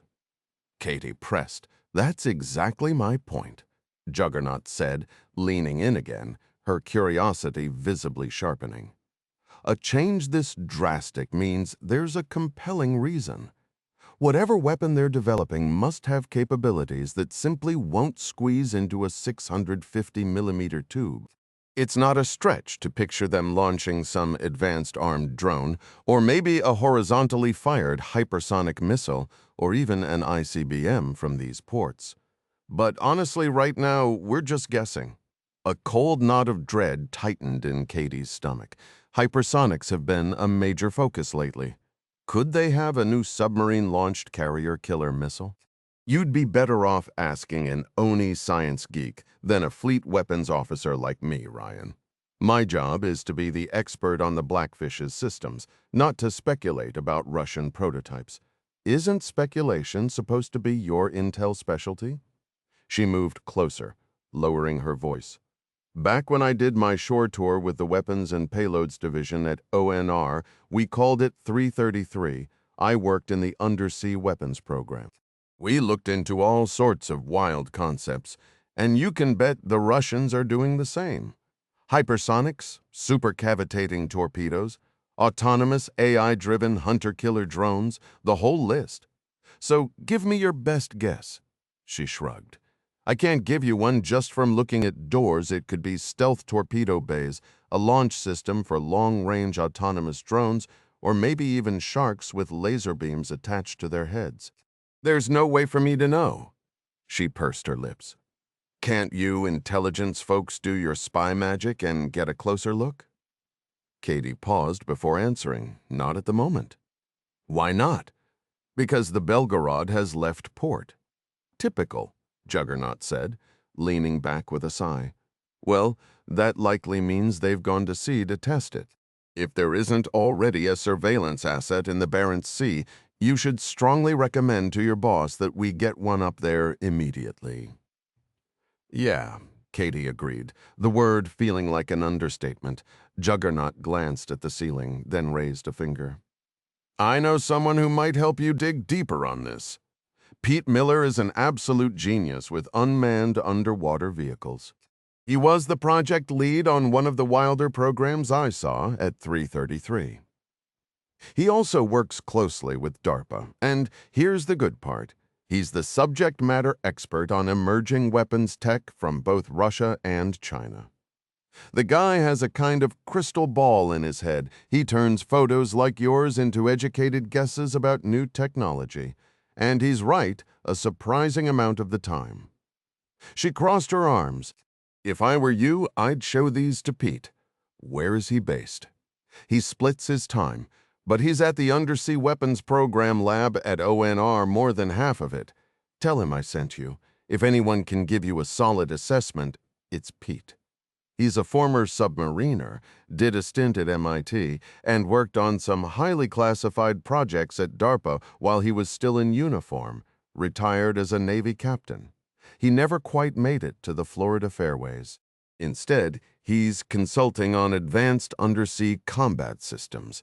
If anyone can crack this, it's Pete." Katie slid the photographs into the folder and tucked it back into the leather case. "I really appreciate you taking the time," she said. "Honestly, I find all of this fascinating." She stood and moved toward the door, then paused and turned back. Reaching into the breast pocket of her camouflage blouse, just above the black embroidered dolphins, she pulled out a business card and offered it. "Do me a solid, Ryan," she said. "Anything," Katie replied, accepting the card. "If you uncover more about the Belgarod, especially any whispers about new Russian weapon systems, could you loop me in on the high side?" she asked, referencing the secure classified email network. "We'll be on the front lines out there. So if the Russians have rolled out something that shifts the odds in their favor, I'd really like a heads up." Katie slipped the card into her pocket. "You got it, Juggernaut." "I'll have the XO walk you off the boat," the weapons officer said. "It was good seeing you, Ryan. Let's keep in touch." Katie returned the woman's parting smile, but behind the cordial exchange, she couldn't ignore the distinct edge of worry in the officer's tone. Situation Room. The White House, Washington, D.C., 1:03 p.m. local time. President Ryan had learned years ago that observing the faces around the large conference table was just as critical as listening to the words of the president's daily brief. Maybe it was his old CIA analyst instincts, but raw intelligence was always best weighed against the reactions of the skilled minds on his team. The expressions he saw now, as they discussed the penultimate item in his blue leather folder, told him this was the development troubling his advisors most. So, is our GRU source compromised? The question came from Ryan's new national security advisor, a sharp intellect whose perspective leaned more theoretical than practical. In Ryan's view, the security advisor's role was strategic. Operational details were better handled by his Director of National Intelligence, Mary Pat Foley, and the teams she oversaw across the intelligence community. Today, only Mary Pat, the National Security Advisor, and his defense advisor, former Marine General Nate Hammond, were present, typical for an afternoon briefing like this. "No," Mary Pat answered, though she tapped her pen lightly on the folder, betraying a hint of doubt. "The agency does not believe our asset is blown. In fact, we're still receiving signal intelligence from her.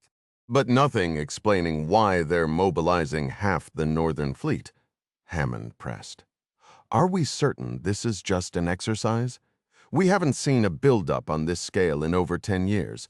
No, nothing that either confirms or contradicts the Kremlin's public statements," Mary Pat admitted. "Even so," Ryan said, "we were aware of Operation— What was the name again?" he asked, turning to Mary Pat. He knew it translated to hurricane, but the Russian term eluded him. Truth be told, most Russian vocabulary did these days. Everyone, himself included, was having to rapidly reacquaint themselves with Russian military affairs after decades focused on counterterrorism and the Middle East. Given their provocations in the Baltic and Black Sea regions, and now this activity, it was obvious Russia had been exploiting that diverted attention. Operation Uragan, Mr. President, Mary Pat said. Right, Uragan. Operation Hurricane. They've deployed more assets than we projected, but it's not unexpected. Correct? That's correct, sir, Mary Pat affirmed. It's definitely not a surprise, Mr. President, Hammond added. The National Security Advisor nodded in agreement. I share that assessment, Mr. President, Mary Pat added. He met her gaze directly. What's your recommendation? We should avoid an overreaction, sir. With their only carrier finally operational and out of dry dock, Yermilov might just be flexing his muscles, reminding us they can project power too. That said, a measured response is warranted to signal we're watching. She then turned to the Marine officer, a man Ryan would always consider a Marine. Nate, the Ford Carrier Strike Group, just deployed? Hammond began. They're wrapping up flight operations off the Virginia coast before heading across the Atlantic.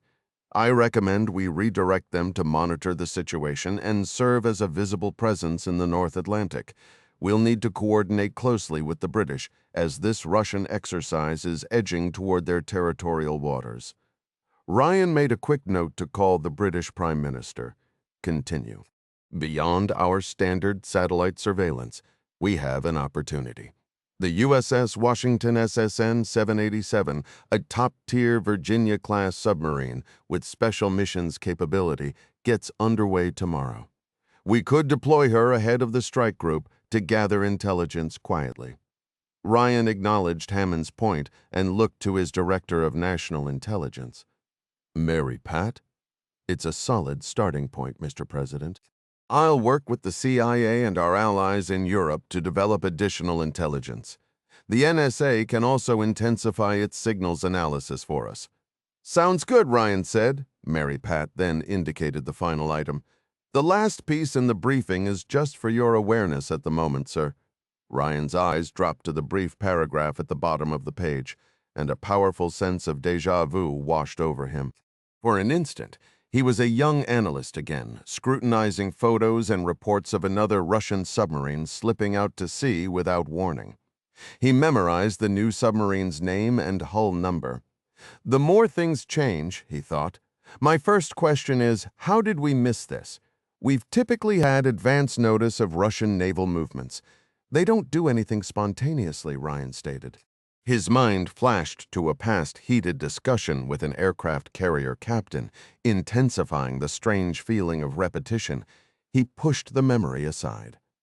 It's unusual, Hammond confirmed. Thanks to Director Foley's resources, I can't recall the last significant Russian naval or ground movement we weren't aware of. What's the word from your analysts on this? He observed Mary Pat pause briefly before delivering a calibrated response. The Belgarod has been undergoing an extended retrofit in dry dock, the specifics of which are unclear. They've kept the submarine and its mission highly classified, compartmentalized, even within their own command at Znamenka. Our current assessment is that this is a short sea trial to test new systems or structural modifications, and that K-329 will return to port shortly.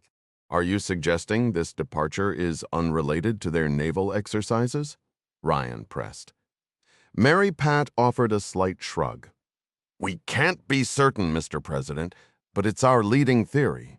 Sublint already has the USS Indiana in the area searching for her. The compartmentalization around the Belgarod's departure is notably extreme, however. Our sources in Moscow knew less than our contact at Znamenka, which makes this an intelligence anomaly. Ryan glanced back at the page. And this written description in the briefing, who provided it? The Office of Naval Intelligence, sir, Mary Pat replied. The details are concerning. Unanswered questions about the retrofit noted alterations to the torpedo tube configuration. Are the Russians fielding a new weapon we should be concerned about? Possibly, sir, she replied. We're still gathering information. The Office of Naval Intelligence is coordinating with specialists from the Atlantic Submarine Force and teams at the Office of Naval Research's Undersea Weapons Program have been directed to analyze the issues highlighted in the President's daily brief. I require more substantial information. This feels incomplete, Ryan stated, lifting the document with a hint of exasperation. Understood, sir? I believe Oni is being deliberately cautious to avoid premature conclusions. As mentioned, we are still in an informational phase, Mr. President. He met Mary Pat's gaze, searching for the unspoken truth behind her professional demeanor. If there was one individual he trusted implicitly, it was his Director of National Intelligence and longtime friend. Her insight into the Russian psyche was unparalleled, not only due to her first-hand experiences as a CIA officer operating in Moscow during the Cold War, but also because she was the granddaughter of a Russian colonel who fled the revolution. She spoke the language fluently, granting her a profoundly personal understanding of their strategic mindset. All right. I'll need a comprehensive update. Oni's assessment of the Belgarod submarine, plus an analysis of the ongoing naval drills. We were aware they were scheduled, but the scale appears more significant than our initial projections. Absolutely, Mr. President. Anything further? He asked, his eyes flicking to the bank of clocks above the monitors on the far wall. He had another meeting in the Oval Office in 10 minutes. It was shaping up to be one of those relentless days. After the others departed, Mary Pat gently touched his arm. He turned to her. "Excellent work, Mary Pat," he offered. "Thank you, I suppose," she said with a slight shrug. He knew she wasn't one for empty praise. "I did want to inform you that the commendation for the initial analysis goes to a promising officer at ONI who identified the Belgarod activity for deeper scrutiny." "Is that so?" he said, his eyebrow arching. "Yes," she confirmed. "A lieutenant commander selectee named Ryan." A smile of paternal pride touched his lips. The apple doesn't fall far from the tree. The ONI intelligence report that triggered the PDB entry bore his daughter Katie's name. It was, incidentally, masterfully composed, conveying a necessary urgency to signal concern, yet measured and devoid of exaggeration to prevent rash judgments. There's a certain irony in another analyst named Ryan raising alarms about a Russian submarine. Fate has a sense of humor, it seems. "I thought you'd appreciate knowing, Jack." As she began to leave, he stopped her. "Mary Pat." She turned back. He glanced around, ensuring their privacy before lowering his voice. "I have an uneasy feeling about this situation. It's more than just déjà vu." "I share that sentiment. Can the agency or our task force elements identify where the breakdown is occurring within Russian command and control? I'm troubled by what appears to be a rupture in the standard communications between their military and the political leadership in Moscow. The situation feels abnormal. Consider it done." He detected a familiar resolve in her expression. "Mary Pat, if this threat materializes, I believe we must keep every operational avenue available." "What's your take?" he asked, hinting broadly at the ideal personnel for such a mission. "I concur entirely, Jack," she affirmed. With that, they separated. If Katie's instincts about the K-329 were correct, actionable intelligence was urgently needed, but they also required a team prepared to move immediately. Mary Pat knew precisely where to find that capability. He released a weary sigh, secured the blue folder under his arm, and made his way toward the Oval Office, where a bill-signing ceremony awaited. My other perpetual adversary, bureaucratic procedure. Lusica Zenta Marina, 210 Split. Split, Croatia, 7:35 p.m. local time.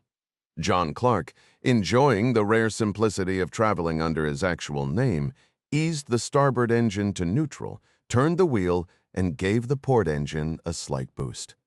The Bertram 61C answered smoothly, gliding toward the dock's edge. A playful grin spread across Clark's face as he watched the dockhand jog forward to catch his lines.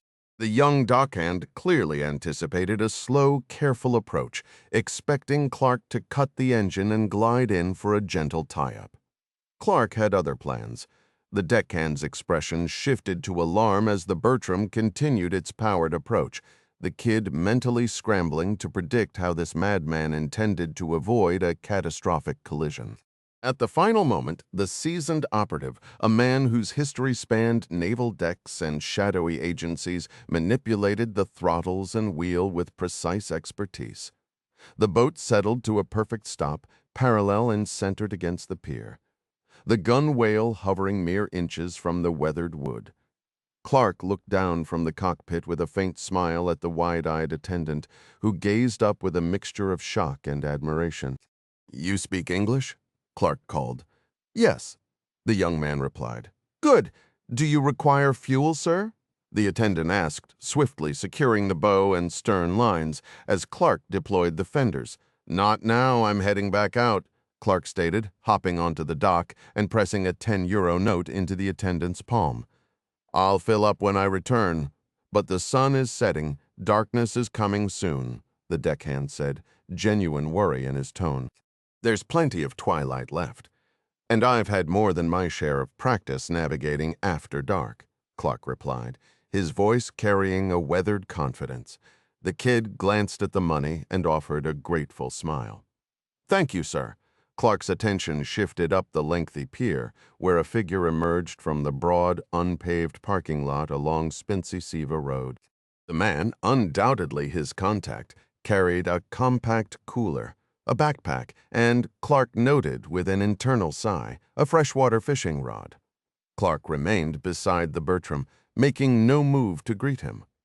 "John, so great to see you," the stranger exclaimed once within earshot, his tone artificially bright. "You too, Tommy," Clark answered, his smile not reaching his eyes. Honestly, Clark was annoyed. He was 2 days from returning home to his wife and a planned week with his grandchildren. Before that reunion, he desperately needed time alone on the water to decompress, to shed the accumulated stress and grim emotions from a recent harrowing mission inside Ukraine. Experience had taught him that a day or two to recalibrate before walking through his own front door made him a far better husband. In his younger days as John Kelly, he never felt he needed time off in the conventional way. But decades in this line of work had granted him a harder-won wisdom and self-awareness. Men like him required space to reflect. He'd believed chartering a boat to explore the Dalmatian coast was the ideal remedy, apparently. He'd been mistaken. The secure satellite message had labeled this meeting as urgent, though Washington urgent rarely aligned with Clark's own operational definitions. Still, this individual had scrambled for an in-person rendezvous, and Mary Pat Foley had authorized it, so perhaps urgent actually meant urgent this time. After a brief handshake, Clark stepped back onto the boat and turned to receive the man's gear. The CIA officer handed over the backpack, which predictably felt substantially heavier than it appeared. Next came the fishing pole. The man then moved to the stern and boarded via the transom. "Catching anything out here?" the contact asked, moving forward to join Clark. "It's been quiet on the water," Clark responded, the coded reply feeling almost sarcastic given the circumstances. "Well, maybe I'll bring you some luck," the man said, completing the recognition ritual and confirming his bona fides as Mary Pat's envoy. "I sincerely doubt that," Clark grumbled, now departing from the scripted exchange as he signaled the deckhand to release the lines. He placed the fishing pole on a bench seat and heaved the weighty backpack onto the salon sofa before climbing the ladder to the flybridge. The man followed, settling into the oversized captain's chair beside Clark, who remained standing at the helm. With the last line cast off, Clark offered a casual two-fingered wave to the deckhand and nudged the throttles forward. The younger CIA officer started to say something, but Clark spoke first, his voice low. "Save it for open water." The man exhaled sharply, his jaw tightening at the blunt instruction, but he stayed quiet. Clark expertly swung the Bertram around and aimed it toward the horizon. Once they were past the pier and free of the no-wake zone, he pushed the twin Caterpillar engines to life.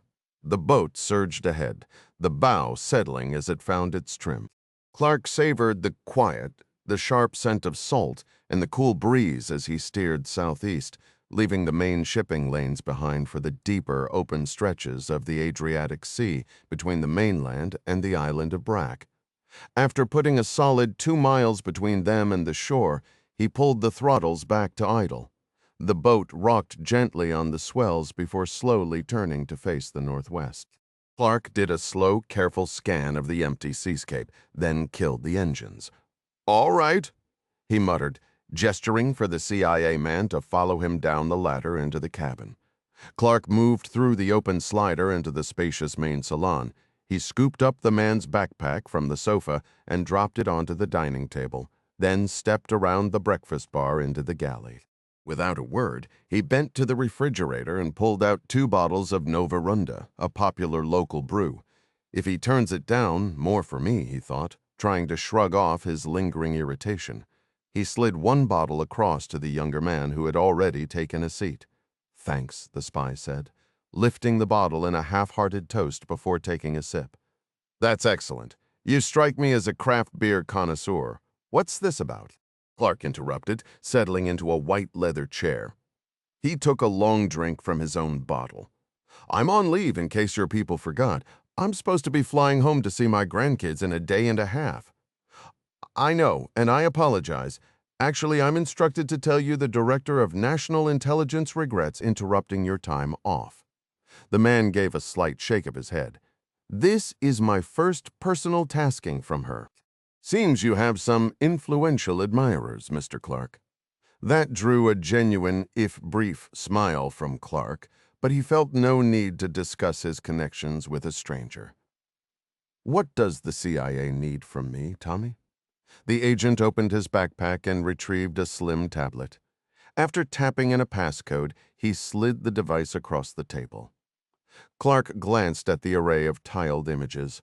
"Looks like a submarine," he remarked, before taking another swallow of his beer. "If you're expecting more than that, your intelligence might be flawed. Subs aren't my specialty." "Right, of course," the CIA man said, retrieving the tablet and zooming in with 2 fingers. "This is the Belgarod, a heavily modified Oscar II-class boat. The specifics are beyond me, too. What has the analysts buzzing are a few key changes." He slid the tablet back, now displaying what appeared to be torpedo tube doors. "These doors are what initially raised flags. It's a major modification the techs believe is meant to house a new, and we interpret that as potentially alarming weapons system. Other teams are analyzing that." "Glad to hear it, because I've got nothing useful there," Clark said flatly. "Still, just context. The other big change is a midship docking station. The engineers think it's part of a system to deploy specialized mini-subs, probably akin to our sealed delivery vehicles and potentially some form of underwater drones." He raised a hand as Clark began to speak. "Another topic I know little about, and I suspect you're in the same boat. What's really causing the commotion isn't just these strange modifications, but the fact this submarine has now left the shipyard in Severodvinsk, where it was being refitted, and it's headed out into the White Sea. A Russian vessel slipping out to sea without our knowledge is extremely unusual, to say the least.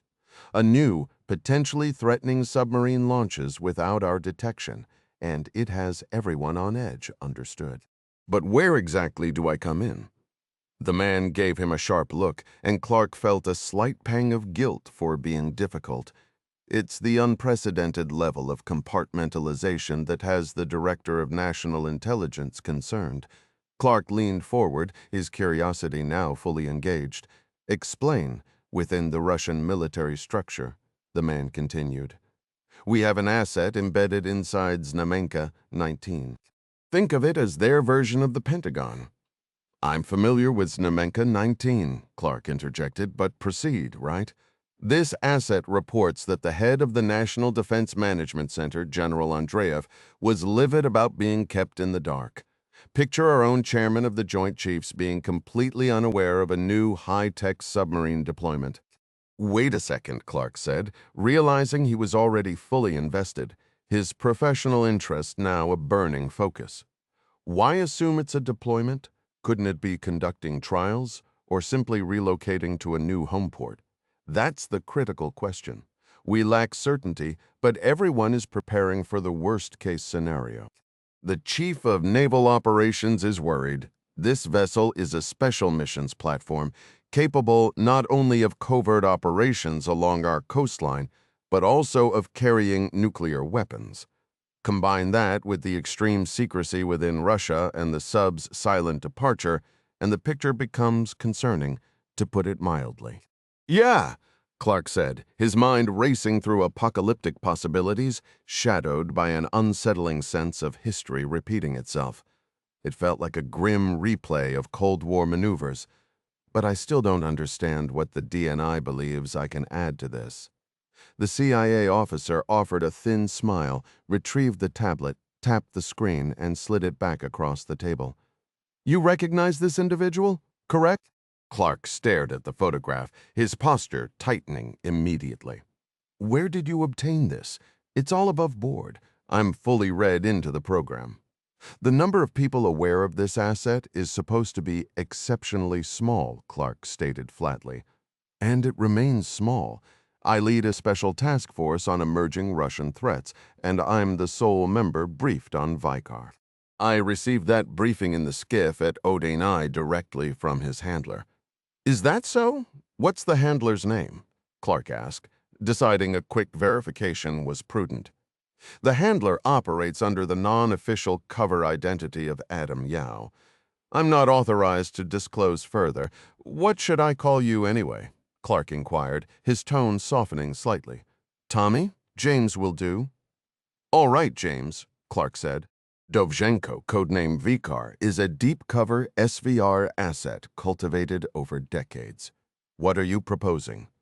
The DNI is willing to risk exposing Vicar over this. She wants me to initiate contact. Correct, James confirmed, snapping the tablet case shut, the screen going dark.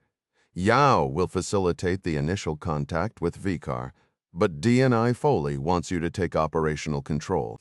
We'll arrange the meeting, provide all necessary support, and have your back. To move quickly, I have a compact team of experienced field officers and ground branch operators available. Our objective is to understand what's happening inside the Kremlin that's causing this unprecedented fracture and compartmentalization. We're hoping Vicar can offer crucial insight for the sake of expediency. Clark translated that internally. His usual team is tied up elsewhere? He allowed a soft, humorless chuckle to escape. Something amusing? Not really, Clark replied. Where's the optimal location for a meeting? I assume you've already coordinated with Yao. Yao is aware, but we were instructed to hold until you were briefed and could provide your assessment. My expectation is that Vicar will dictate the meeting parameters based on his own risk calculus and where he can arrange it without drawing attention. That's logical, Clark conceded. I trust Yao to handle the setup. I can have my own team here relatively fast. Odney's assessment is that we need to move immediately, so there's no time for that. As I mentioned, we have a team here to support you. The meeting needs to happen as soon as humanly possible. Clark's expression darkened. He never liked working with unfamiliar teams. Even if this was just a meeting to exchange information, it should be fine. Clark considered the military angle. It's unfortunate we don't have a direct line into the GRU for a clearer military perspective. Does the agency have any resources on that side we could use to verify whatever Vicar provides? James offered a non-committal shrug, staying silent. All right, Clark continued. Any extra materials can be sent to my secure channel. For now, I should get you back to Lutsika Zenta. I can make my calls right here, James suggested, a hint of a smile playing on his lips. You could try your luck with the fish? Not today, Clark replied, his tone final. Make your calls, but we're heading in. My time off appears to be officially concluded. He was already mentally shifting gears, knowing he needed to contact Mary Pat and assemble his team for a move to Europe. If this meeting yielded anything concrete, he'd have to move fast. And concrete in this business meant work he wouldn't trust outsiders. Foley wouldn't have pulled him in unless she anticipated messy, deniable follow-up actions. USS Indiana, SSN 789, the battle base, Virginia-class fast attack submarine, Barents Sea, 2024 local time. Chief, I've got something here. Sonar technician second class Xavier Harris called out, turning his head toward the sonar supervisor on duty, Chief Schonauer. Schonauer slid into the seat at the adjacent console. Broadband or narrowband? Narrowband, a 151 Hz signal bearing 021, Harris reported. The Virginia-class design had integrated sonar operations directly into the control room, a departure from the isolated shack of older boats like the Los Angeles or Ohio classes. For Harris, who'd only served on the Indiana, this was normal. The chief, however, often reminisced about the legendary mischief and camaraderie of those separate compartments. Sometimes Harris missed the idea of that sonic sanctuary, but having the entire tracking party, sonar, fire control, navigation, and officers in one space had real benefits. As a junior watchstander, he knew his input was taken seriously here. That respect, along with the promise of liberty in exotic ports, fueled him. He was months away from earning his submarine warfare pin, his Dolphins. That badge was everything. In the silent service, proven skill was the only real currency. Signal-to-noise ratio looks solid, Chief Schonauer noted, pulling the audio feed to his own station and donning his headset. Any correlating data on that bearing? Negative, Harris said, his pulse quickening with the possibility that he might have just located their primary mission target, the elusive Russian submarine Belgarod, a vessel no one had successfully tracked before. Schonauer keyed his mic. Con sonar new narrowband contact, designated Sierra 7, bearing 021, possible submerged contact in the projected area of our intelligence target. The reply came from the officer of the deck, Lieutenant Commander Yu. Shonar Khan, he said, deliberately mangling the chief's name with a terrible yet beloved impression of Sean Connery. Yu, the boat's navigator, had a gift for breaking tension. No matter how many times he did the bit, it never failed to make Harris grin. In the cramped, pressurized world of a deployment, a good sense of humor was as vital as oxygen.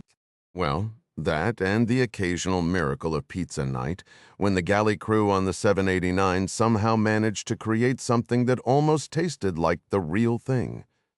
The officer of the deck and the contact manager, Lieutenant Crystal, an experienced junior officer the crew affectionately nicknamed Crystal Light, moved to confer with sonar supervisor Schonauer. "Any sign of our ascent guy?" Crystal asked, glancing toward the port-aft corner of the control room where the acoustic intelligence writer typically set up. Schonauer replied, "I believe he stepped out to use the head, ma'am." The Ood shook his head. Naturally, the perfect moment to disappear just as we pick up a new submerged contact. "Should I go locate him, sir?" offered the control room messenger, eager to help start with the crew's mess. The Ood instructed. "He's been gone a while. I'll bet $5 he's in the middle of a cribbage game." The messenger grinned and mimicked firing a finger gun. "You read my mind. I can access the acoustic database if you'd like, sir," Harris interjected. Privately, he felt they didn't need some outside specialist cluttering up the space. Anything that Ryder can do, I can handle, he thought, a flicker of annoyance rising. Just another body taking a bunk and forcing crew to hot rack. Get on it, the Ood ordered before returning to the command workstation at the center of the con. Lieutenant Crystal, whose role was neatly summarized by her title, remained. Schonauer leaned in as well, forming a tight huddle around Harris as he opened the acoustic signature database maintained by ONI. This resource was built from data submarines collected while on patrol. "What's going on?" asked the junior officer of the watch, a freshly minted and unqualified ensign new to the boat.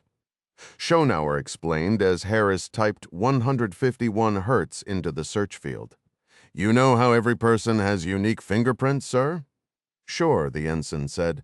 Well, every submarine has a unique acoustic fingerprint. If another U.S. boat has heard this 151 hertz tone in the Barents Sea before, it'll be logged here. The intel analysts at ONI compile and correlate the data to identify the specific model and hull number of the sub with that frequency vulnerability. The sonar supervisor clarified, ST-2 Harris is checking if we can identify the Russian boat we're tracking, Sierra 7. Got it, the Joe said. The system processed for a moment, then displayed a list of matches at 151 hertz. Seems like a popular frequency, Crystal remarked. You'll need to narrow that search, Harris, Schonauer advised. Just then, a voice announced with playful triumph, Found the rider! Harris turned to see the messenger returning to the con, escorting a flushed ASINT specialist. He was in crew's mess playing cribbage with Fitzpatrick. Good-natured teasing was a staple of submarine culture. Sorry, the intelligence specialist mumbled, studying his shoes. Just needed a mental break. Harris fought the urge to roll his eyes.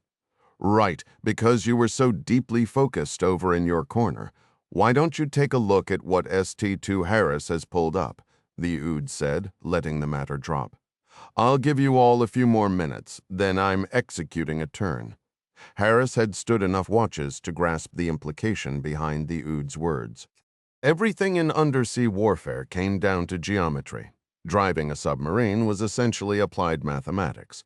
Since acquiring Sierra 7 on narrowband, the UOD had held a steady course and speed that was ideal for sonar techs like Harris because in this current configuration, the Indiana's TB-29C towed array maintained a solid lock on the signal. The catch, however, was that with only a single bearing line from the emitter, the Indiana possessed an incomplete tactical picture. The target could be near or distant, approaching or departing, moving slowly or swiftly. To pin down the target's range, course, and speed, the officer of the deck needed to alter the geometry, and that meant turning the boat. With each adjustment in their course, the risk of losing the signal entirely grew, a constant threat in this underwater game of hide and seek. Every move carried potential consequences. Open a fresh search window, suggested the ASINT specialist, crowding in with the others around Harris's console. This time, input the decimal, make it 151.7 hertz. Harris gestured at the fluctuating line on his screen. The reading isn't stable, though. It's drifting between 151.6 and 151.9. I see that, but the average centers on 151.7. Without the decimal, the system will pull every emitter near 151 hertz. Also, tag the location as the Barents Sea. That should filter the list significantly. Following the instruction, Harris entered the parameters. The search returned just 2 matches, K-Fray 35 and K-Fray 391. K-Fray 391 is out of service, the ASINT writer noted. Select K-Fray 335. A click brought up the profile. The data read, name K335 Gepard, type Akula 3 class submarine, pennant Art 895, status active, fleet, North Arctic, port of record, Polyarny, propulsion, single 7-bladed propeller, sound signature 151.7 hertz on port aft quadrant. Got it, the specialist said. Harris felt a flicker of disappointment. This wasn't the K329 they were ultimately after. I was really hoping for the Belgarod. Actually, this is promising. The Belgarod is wrapping up its sea trials. It's likely under orders to train with the Gepard. If we shadow this contact, they might just lead us right to our primary target. Chief Schonauer nodded in agreement. Solid work, Harris. Seems you've snagged your first shark. A warm rush of pride hit Harris at the praise and the prospect his discovery offered. Akula translates to shark in Russian, the ASINT writer added, almost as an afterthought. Harris gave him a brief glance. Obviously, he knew that, but the thrill of the moment overrode any irritation. I just tracked my first Akula. How incredibly awesome is that? Turning to the command station, Crystal addressed the officer of the deck. We have a confirmed hit on the narrowband contact via the ADS. High confidence that Sierra 7 is the Gepard Hull K-335, an Akula-class submarine based out of Polyarny. Excellent work, everyone, the OOD responded. Initiate a turn and alert the captain. Let's work on securing a solid fire control solution and settle into a trail position. Control room, the Belgarod, K-329, operating area KD-11, Barents Sea, 2117 local time. Quartermaster, what's our remaining time on this heading and speed before we leave the assigned operating area? Captain Constantin inquired. The quartermaster, Starshiner First Class Fyodorov, consulted his chart, using calipers for a precise measurement. Approximately 1 hour, Captain. While an Army quartermaster handles supplies and logistics in the Navy, this role is part of the navigation team, responsible for plotting the vessel's position and course. On the surface, GPS made positioning simple and automatic, a far cry from the old methods of celestial navigation and dead reckoning, but for a submarine running deep, GPS was inaccessible. Submerged, they still relied on dead reckoning, calculating current location based on a known starting point, course, speed, and time. To reduce uncertainty, modern subs employed sophisticated inertial navigation systems that tracked movement in 3 dimensions, accounting for currents and drift. Regular depth soundings from the fathometer were matched against seabed charts to verify their estimated position. A skilled quartermaster remained constantly alert, foreseeing underwater dangers and ready to advise the conning officer on necessary course changes. Fyodorov was precisely that kind of sailor. Very well, quartermaster, Constantin acknowledged. The weight of command settled on him as he considered their next move within the silent, pressurized, dark conning officer. Hold this heading and speed for the next half hour, then come east. We'll secure the acoustic gear on the next leg. For now, I'm going to walk the boat. Yes, Captain. Should I notify the department heads? The conning officer inquired. Constantin appreciated the question, a sign of the man's initiative. That won't be necessary. I'm just a captain getting to know his ship. The moment he left the con, word of his walk would flash through the vessel. Like a spark in dry grass, the control room messenger would be on the phone to every watch lead and division chief, warning them the captain was making an unannounced inspection. He expected this. In his view, it was a good sign. A crew should be tight-knit, looking out for one another. A healthy crew cared about their shared performance. So far, he'd been pleased with this crew's skill and spirit. They'd taken the Belgarod through sea trials smoothly. But did they have the grit for the mission he would demand of them? I hope so. It would be a terrible waste for them all to die for nothing. The Belgarod was massive, a truly enormous submarine. With 5 decks and countless compartments, his walk would consume a full hour. He'd start at the bow and work his way aft to the engine room. This wasn't about hunting for contraband, checking equipment logs, or punishing anyone for a messy bunk or gear improperly stowed. No, this walk wasn't for them. It was for him. Inside this engineering wonder of steel and wire, a captain had to trust his instincts. Smells, noises, and vibrations told him things the dials and gauges never could. Over time, he'd come to see a submarine as a hybrid creature, part man, part machine, and neither could succeed without the other. Just as a doctor needs to lay hands on a patient for a true diagnosis, so too must a submarine captain. Constantin couldn't take the pulse of his men or his ship from the solitude of his stateroom, and so he walked.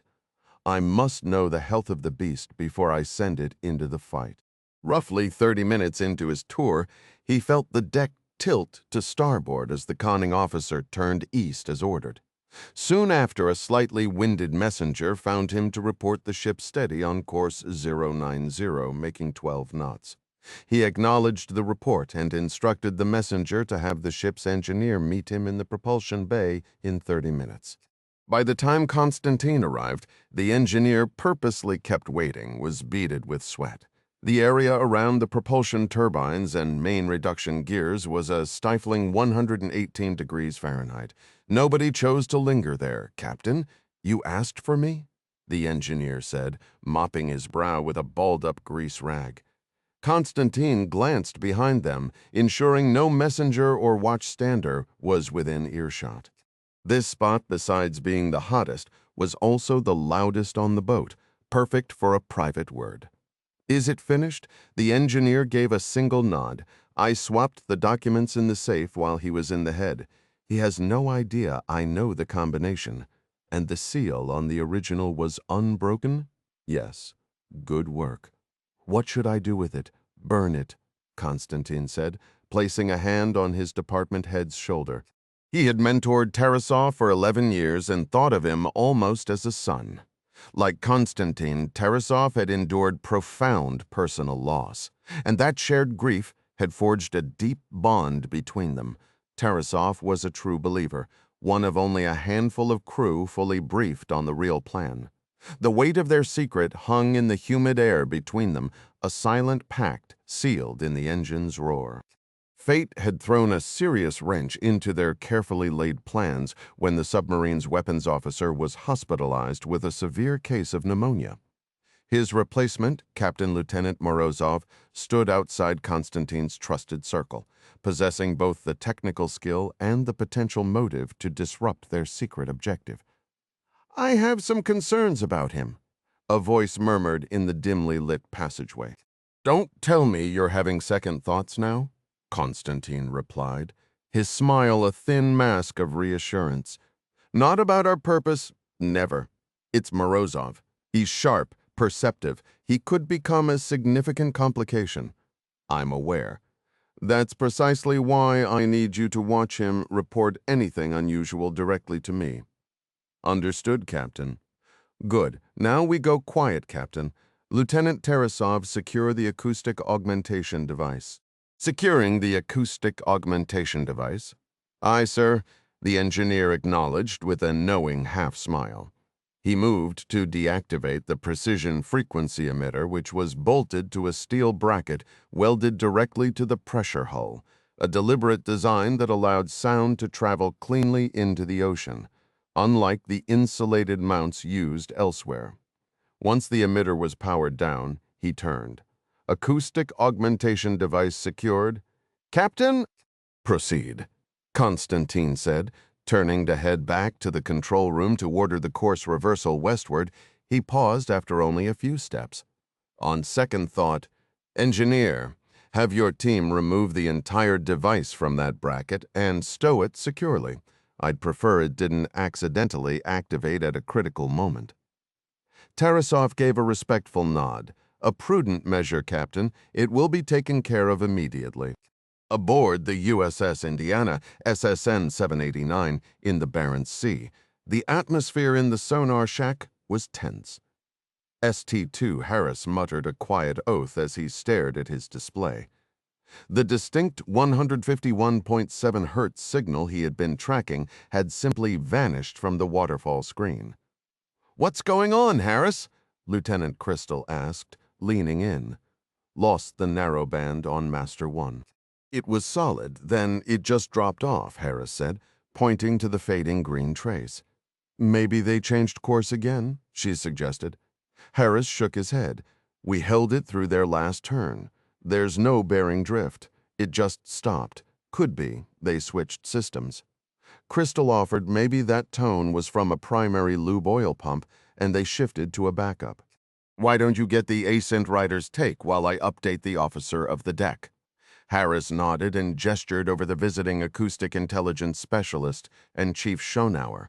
"We just lost the narrowband contact on Master 1. The signal cut out." "Honestly, I'm surprised we held it as long as we did, especially through those aspect changes," the ascent specialist remarked. "Even when he turned east and presented his port quarter, we maintained a lock. The signal-to-noise ratio did degrade after that turn," Schonauer noted. The specialist conceded with a tight smile. "True, but not nearly as much as I'd predicted according to our data. We're the only boat that managed to maintain contact off the K-335's starboard beam. Captain in control, the co-pilot announced from the ship control panel. Harris glanced back, assessing the commanding officer's calm demeanor with a silent sigh of relief before returning to his console. "So we lost him," Commander Bresnahan stated as he joined the group gathering around Harris's station. "Yes, sir, but we'll reacquire," Harris said, the unexpected confidence in his own voice surprising him. "I appreciate that initiative. ST2, the captain said. "Did we manage to isolate any other frequencies or get a better read on Master One's broadband signature before we lost it?" "Not really, sir," Lieutenant Crystal answered. "Aside from that 151.7 Hz tone, the contact was running remarkably quiet." The chief of the watch rubbed his temple, leaning closer to the sonar display. "It's gone completely silent out there." "Confirmed, sir," Harris replied. An uneasy stillness settled over the control room. The captain raised his voice, ensuring every member of the watch team could hear. "Listen up. Intelligence assesses 2 Russian submarines are operating in this area, engaged in a hunter-killer drill. They are actively searching for one another, and we have positioned ourselves directly between them. Locating Master One was a success, but our mission is not to shadow Akula-class boats. Our orders are to find and monitor the Belgarod. We have minimal data on this vessel, and Command is intensely interested in its capabilities. I understand she's a ghost, but our job is to find that ghost and build a complete acoustic signature for the fleet. The work we do here could prove decisive in a future conflict if tensions with Russia ever escalate to the unthinkable." "Understood, sir," the officer of the deck responded for the team. "We will locate her, Captain." "I'm counting on it. I'm ready to dance, but right now the floor is empty." En route to the Office of Naval Research, Washington, D.C., Tuesday, April 9th, 8:12 a.m. Local time. Katie adored her Jeep Grand Cherokee, the rugged design, the comfortable leather interior, the reliable 4-wheel drive. The only thing she regretted was the color. She had chosen white that day on the dealership lot, captivated by how clean and sharp it looked. Her father had advised a darker shade, a suggestion she, in typical fashion, had ignored. He was right, of course. Now, every time she drove past a car wash, she could almost hear it calling out to her, "Hey, Ryan. Yeah, you in the filthy SUV. $20 is all it takes to make you shine again. Don't you want to look new?" Her phone chimed with a text alert. "Siri, read my latest message," she instructed. "Would you like me to read your newest text message?" Siri inquired in a cheerful Irish accent. Katie sighed. "Yes, please." Unlike many, she was always polite to the virtual assistant. "Pete Miller says street parking is impossible, but the office has a garage. Access is on the west side via Randolph Street," Irish Siri recited. "Would you like to reply?" She sent a quick thank you to Pete, and Siri dispatched it hands-free. Katie had initially switched Siri to an Irish accent for a laugh, but she kept it because it simply had more character than the standard American voice. This version was a basic artificial intelligence, far less sophisticated than others in use, but it was a constant reminder that AI was now woven into daily life. It made her think of her brothers. While Jack Jr.'s career was more straightforward, she often wondered about Kyle's exact role. His team with Task Force 59 in Bahrain likely worked with a vastly powerful AI system, processing staggering amounts of data. Like most submariners, Kyle was notoriously secretive about his work, but Katie understood that artificial intelligence would fundamentally transform warfare within a decade. The sheer speed of this change and its potential for creating unpredictable advantages was what truly worried her. Would the United States lead this charge as it historically had, or would it fall behind China, a nation aggressively deploying untested AI systems with little concern for the repercussions? Set that anxiety aside for now, she told herself. You have enough to focus on today. Her navigation app guided her to Randolph Street. She parked in the garage as instructed, badged in through security, deposited her phone in a locker, and waited for Pete. He appeared in the lobby moments later, offering a warm handshake and a welcoming smile. As they walked toward the elevators, he made an offhand comment about the chaotic morning traffic, a mundane observation that for a moment made the weight of geopolitical tensions feel strangely distant. Pete. He introduced himself, his handshake confident, yet not overbearing, a warm smile on a face that seemed to have gathered stories from every corner of the globe. Katie, she replied, her own smile bright and immediate.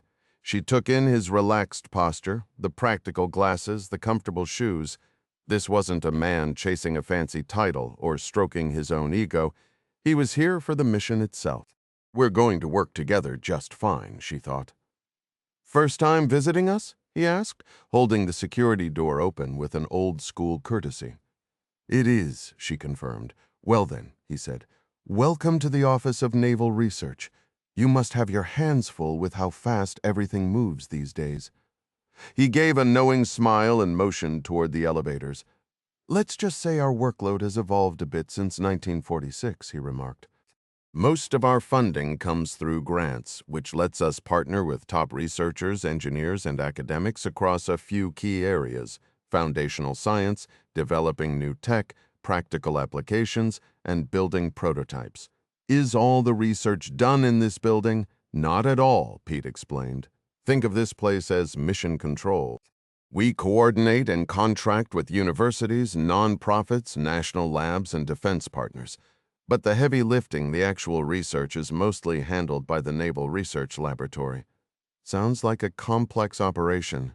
It is, but that's part of the job. Turns out you can't find all the brain power in one zip code. He pressed the elevator call button. Isn't that the truth? Katie agreed. Juggernaut mentioned you're the go-to expert for the undersea weapons program. Expert, huh? I'll have to update my LinkedIn, he said with a playful grin as the elevator doors slid open. They stepped inside. I'm with the Weapons and Payloads Division, code 333, and I'll tell you, I've got the best job at ONR. What makes it so great? He shot her a lopsided, almost mischievous smile. Because, Lieutenant, I get to blow things up. Obviously, you remind me of my brothers. Which one? When she paused, surprised, he added, Yeah, I did a little reading. My apologies, but I'm thorough. It comes with the territory when you're a retired sub-officer with a nuclear engineering background. In that case, the answer is both of them, Katie said, and I can't complain about thoroughness. That's exactly why I'm here. Juggernaut said if anyone could point me in the right direction, it would be you. Jackie Guevara is a hurricane of a person. The nickname fits. She's on the Washington now, right? Katie nodded. She's the weapons officer. Naturally she is. The elevator chimed softly on the 7th floor. He led her through a maze of cubicles and office doors. When Juggernaut was here, what was she working on, if you're able to say? I checked your clearance before you got here, Pete said, his tone turning more businesslike. Looks like someone very high up gave you a golden ticket to see just about anything you want, even the most classified projects. He glanced at her, his expression unreadable for a moment. It was a subtle shift, a reminder that for all his easy charm, this was a man who dealt in serious secrets. She offered a slight shrug. What we're looking into is significant, she said, a fleeting hope that her father hadn't been the one to authorize it, unless it was just the president doing his job, which was its own kind of exhausting thought. Understood, he replied. My team focuses on next-gen propulsion for torpedoes and unmanned vehicles, plus stealth and maneuverability. But 333 also handles improving engagement odds, tactics, warhead effectiveness, sensor tech, and autonomous systems. He gestured toward an empty conference room with a small round table. Juggernaut was developing counter-kill applications for the Mk-48 ADCAP torpedo. She had some brilliantly unconventional ideas during her time here. Impressive, Katie said, taking a seat. He sat across from her, his demeanor easing back into its earlier friendly cadence. So, he began, leaning forward slightly. What's on your mind? Do you have a laptop we could use? I have a photo stored in my encrypted Oni vault that I'd like your thoughts on, she said. Absolutely, I'll grab it right now, Pete replied, standing up quickly. He paused at the door and turned back.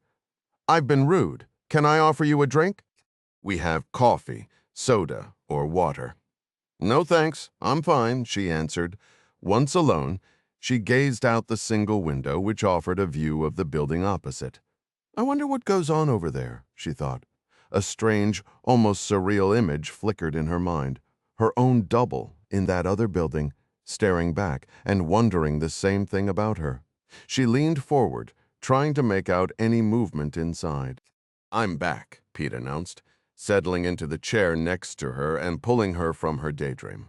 He opened his laptop, logged in, and turned it toward her. She thanked him, accessed the secure portal, and logged into the encrypted server, opening the folder she had prepared. With a tap on the touchpad, she brought up the image of the Belgarod submarine, captured inside the covered dry dock at the Sevmash shipyard in Severodvinsk. Do you recognize this vessel? Of course, that's the Belgarod, designated K329, he confirmed. She pointed toward the bow. These 6 large openings here, they seem too big for standard torpedo tubes. What's your take? Could they be horizontal missile launchers? Not missiles, he said. Those are large diameter torpedo tubes exactly 2 meters across. Our assessment is they're built to launch Status 6 unmanned underwater vehicles. Status 6? What is that? That's the Russian designation for one of the Kremlin's new strategic weapons designed to instill terror. They call it Status 6. We refer to it as Poseidon. She took a slow breath, unsure if this was better or worse news. So it's not a new kind of super torpedo then? Oh, it's absolutely a new kind of super torpedo, but you just called it a UUV? A torpedo is just what we called UUVs before the acronym was invented, the former submariner explained with a slight shrug. If you strip it down, the only real difference is that a torpedo comes with a warhead attached to the front. I see, she said, her shoulders slumping a little. Should we be concerned about this? Without a doubt, he said, rolling his chair back and angling it to face her directly. Poseidon is nuclear-powered and carries a nuclear payload. It's fast, stealthy, and built to operate autonomously over vast distances. How vast are we talking? He gave her a thin, humorless smile. It's nuclear-powered, Katie, like our own subs. That means its range is effectively unlimited. Are you telling me they could launch this thing from Russian waters and have it roam the entire Atlantic looking for a target? He nodded. Or cross the Atlantic and strike a city along the east coast. What kind of yield are we dealing with when you say nuclear payload? I'm picturing a tactical warhead. This vehicle is massive, Katie. It's 6 feet in diameter, and we estimate it's between 65 and 80 feet long. That's larger than our Trident missiles, which means it could easily carry a warhead in the 2 to 10 megaton range. My God. If they sent one of these up the Hudson River, they could wipe out New York City. Correct. But honestly, the raw explosive power isn't even my primary worry with this system. What could possibly be worse than a stealthy 10-megaton nuclear torpedo, she asked, folding her arms. A 10-megaton warhead that's been salted, he replied flatly. I'm not familiar with that term. Let's cover some basics then. A standard nuclear weapon is a fission device. Upon detonation, it produces a tremendous exothermic reaction. That's the iconic fireball and blast wave, but it also releases a massive burst of radiation, and that radiation comes in several different forms. The dangerous types include gamma rays, similar to X-rays, alpha particles, essentially helium atoms and neutrons. If you are caught above ground or outside a shielded area when the detonation occurs, you will be exposed to a fatal amount of radiation, leading to death within days. However, following that initial burst, radiation levels decline rapidly. While certain radioactive fission byproducts persist, the most hazardous elements decay within a few months. A salted bomb, in contrast, is a completely different beast.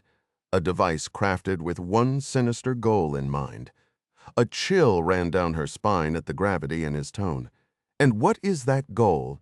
To make the target area unfit for human life for an entire generation? I'm still not following. Here's how it works. They encase the warhead with cobalt-59. Upon detonation, that metal is transformed into intensely radioactive cobalt-60, scattering its atoms across a vast radius from the blast site. Cobalt-60 has a half-life of over 5 years. Even after just one half-life, anyone unfortunate enough to enter the contaminated zone would receive a lethal dose of gamma radiation in under an hour. It would require 20 half-lives, a full century, for radiation in the area to drop to potentially survivable levels. And even then, those levels would be dozens of times higher than normal background radiation. Do you grasp the implication now? She shifted in her chair, a knot forming in her stomach. So a cobalt bomb is the ultimate weapon of mass destruction. It doesn't just obliterate like a standard nuclear device, it poisons the land for 100 years afterward. Precisely. That's why it's termed a doomsday weapon, and frankly, the only nation reckless enough to actually build and brandish such a thing would be Russia. She let out a low whistle. Do you believe the Status 6 torpedoes are equipped with these salted warheads? I can't say for certain. Right now, it's a theoretical concern. Why do you think that? Because the Status 6 unmanned underwater vehicle is still in development. The Russians are champions at imagining horrific weapons, but their record for turning those nightmares into reality is inconsistent. From my understanding, they're still conducting proof-of-concept trials with a prototype. And as your photo shows, the delivery platform is in dry dock. We're looking at several years before Status 6 could enter service, assuming it ever works. She opened a new file, a satellite image showing the K-329 leaving port. Pete, I'm afraid the Russians might be much closer than your assessment suggests. This image was captured yesterday. That's the Belgarod departing Severodvinsk. We tracked it via satellite into the Barents Sea, but lost visual once it submerged. Pete removed his glasses and pinched the bridge of his nose. Do we know if they loaded any Status 6 torpedoes before departure? No, she admitted. But if they did, it would have occurred while the K-329 was inside Sevmash's covered dry dock, hidden from our overhead surveillance. These weapons would be extraordinarily heavy and, given their size, impossible to load at a pier. I suspect they are loaded externally, tail first into the launch tubes, if that's correct. And since the tube shutter doors sit below the waterline, loading them in dry dock would be their standard procedure. She zoomed in on the image of the surfaced Belgarod, studying the waterline on the hull. Then she switched back to the frontal view of the submarine and confirmed his analysis. You're right. The tubes are definitely below the waterline. A heavy silence settled between them, each absorbed in the grim implications. Finally, Pete broke the quiet. What do you need from me? Send me all your data on the Poseidon program. I also need you to create spec sheets and diagrams I can use for a briefing. I want your professional estimate on the torpedo's projected capabilities, as well as a worst-case scenario assessment. I'll need to bring everyone up to speed on this threat, most likely. Consider it done. I'll send a secure link to your encrypted file share right away. Sounds good, she replied, pushing her chair back from the table. I should probably head out. Let me walk you to the door, he said, shutting his laptop and standing up. Just one thing I need going forward. What's that? Promise you'll keep me fully informed on this. If this weapon is truly operational, you're going to require my expertise to develop the methods and tech needed to find it and take it out. She borrowed a move from her father's playbook and gave his shoulder a firm pat. Pete, I don't just promise you have my absolute guarantee on that. Westin Grand Berlin Hotel Friedrichstrasse, 158 to 164. Berlin, Germany, 2:35 p.m. local time. In another era, Clark might have hidden behind a spread-out newspaper while watching the lobby for his target. These days, holding any newspaper in a hotel lobby, open or folded, would make him stick out like a sore thumb. Instead, He settled into a low, contemporary love seat trimmed in gold leaf near the concierge desk, taking a slow sip from his drink while thumbing through a news feed on his phone. This spot gave him a clear view of the entrance, the bank of elevators, and the lavish staircase curling up to the second floor. Crucially, his back was to the wall so he didn't have to watch his own six. The hotel's layout reminded him of stacked donuts, with the lobby acting as the empty center. Looking up, a soaring atrium climbed several stories, ringed by guest room balconies that overlooked the space below. The spy in him valued the sightlines, but the operator hated the exposure. Any balcony above could hide a sniper or host Russian agents armed with enhanced listening gear. Clark stretched his back and rolled his neck, letting his eyes drift half-closed as he scanned the east side of the lobby and the floors overlooking his partly shielded corner. To any observer, he was just another weary businessman waiting for a call or a meeting. All clear, the handful of people visible on the upper levels were on the move, heading toward elevators or their rooms. The lone exception was a red-haired woman in a knee-length blue dress standing in a third-floor doorway directly across from him, her suitcase propping the door open as if she were expecting someone. She was his lookout. Inside that room, out of sight, a ground branch operative waited with a precision rifle, just a precaution. Clark would have preferred a Dara in that doorway and the reassurance of knowing Ding Chavez.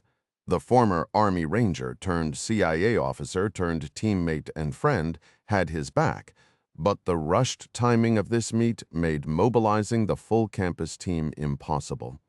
Adapt and overcome, he reminded himself.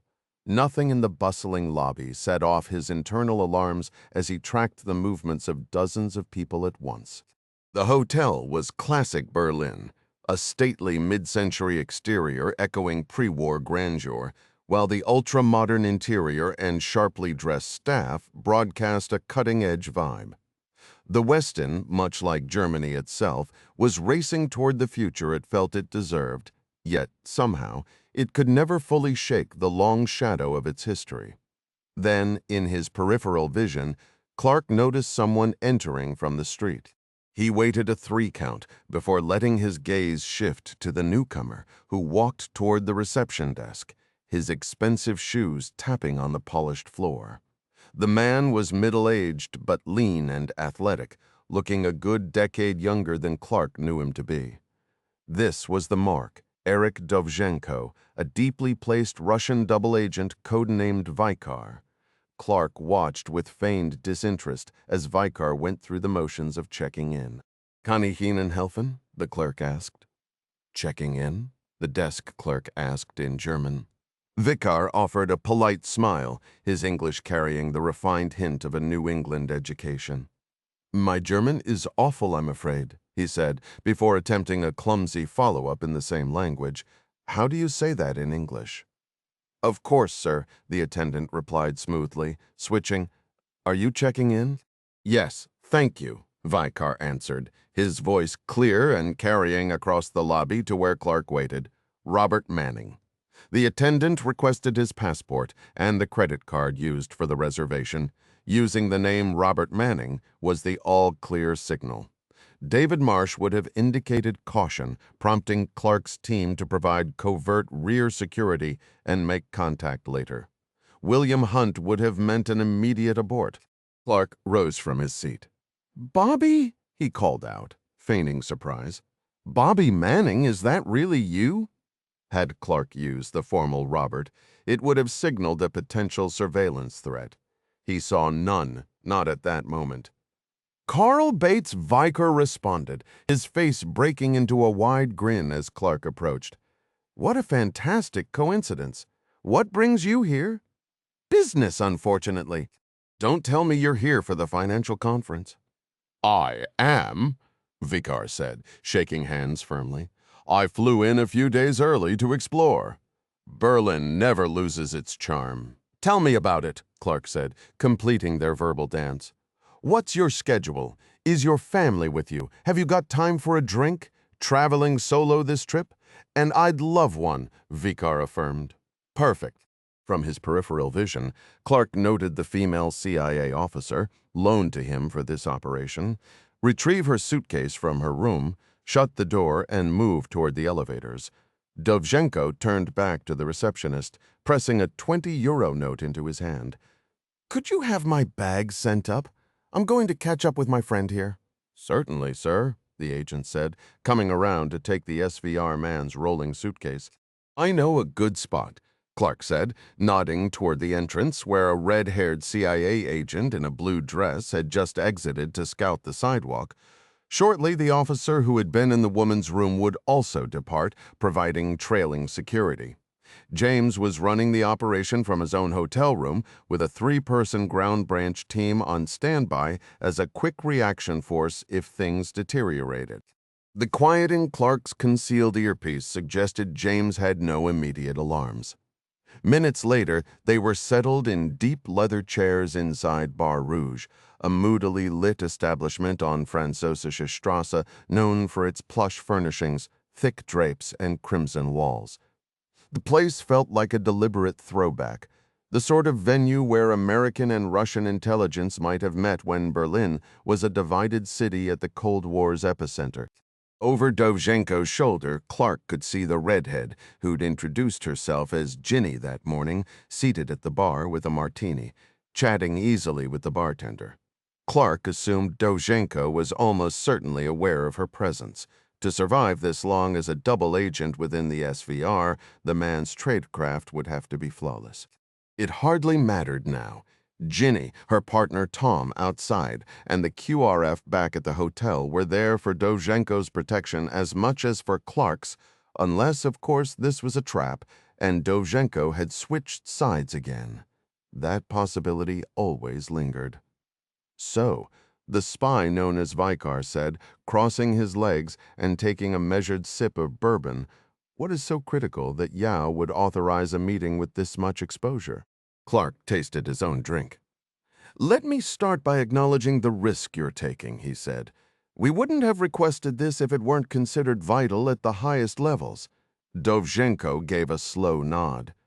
"There has been considerable movement recently, both in Moscow and regarding Arctic operations.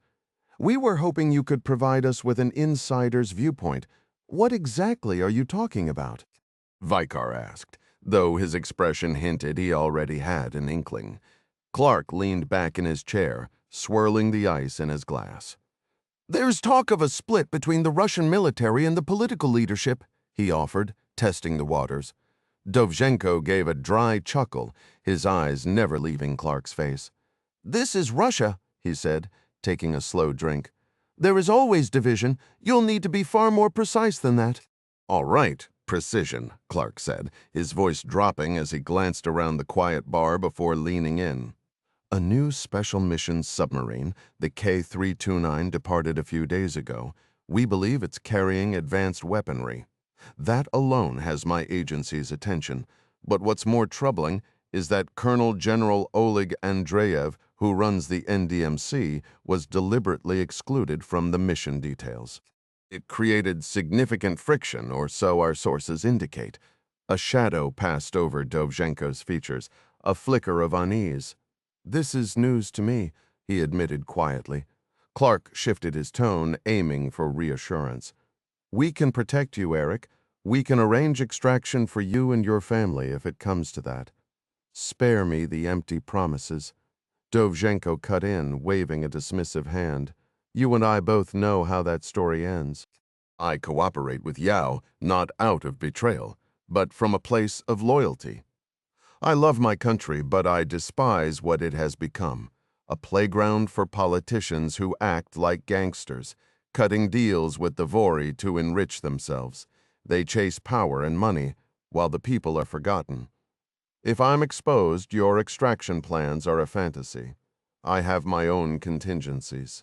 So please do not patronize me by treating me like some timid academic looking for a way out."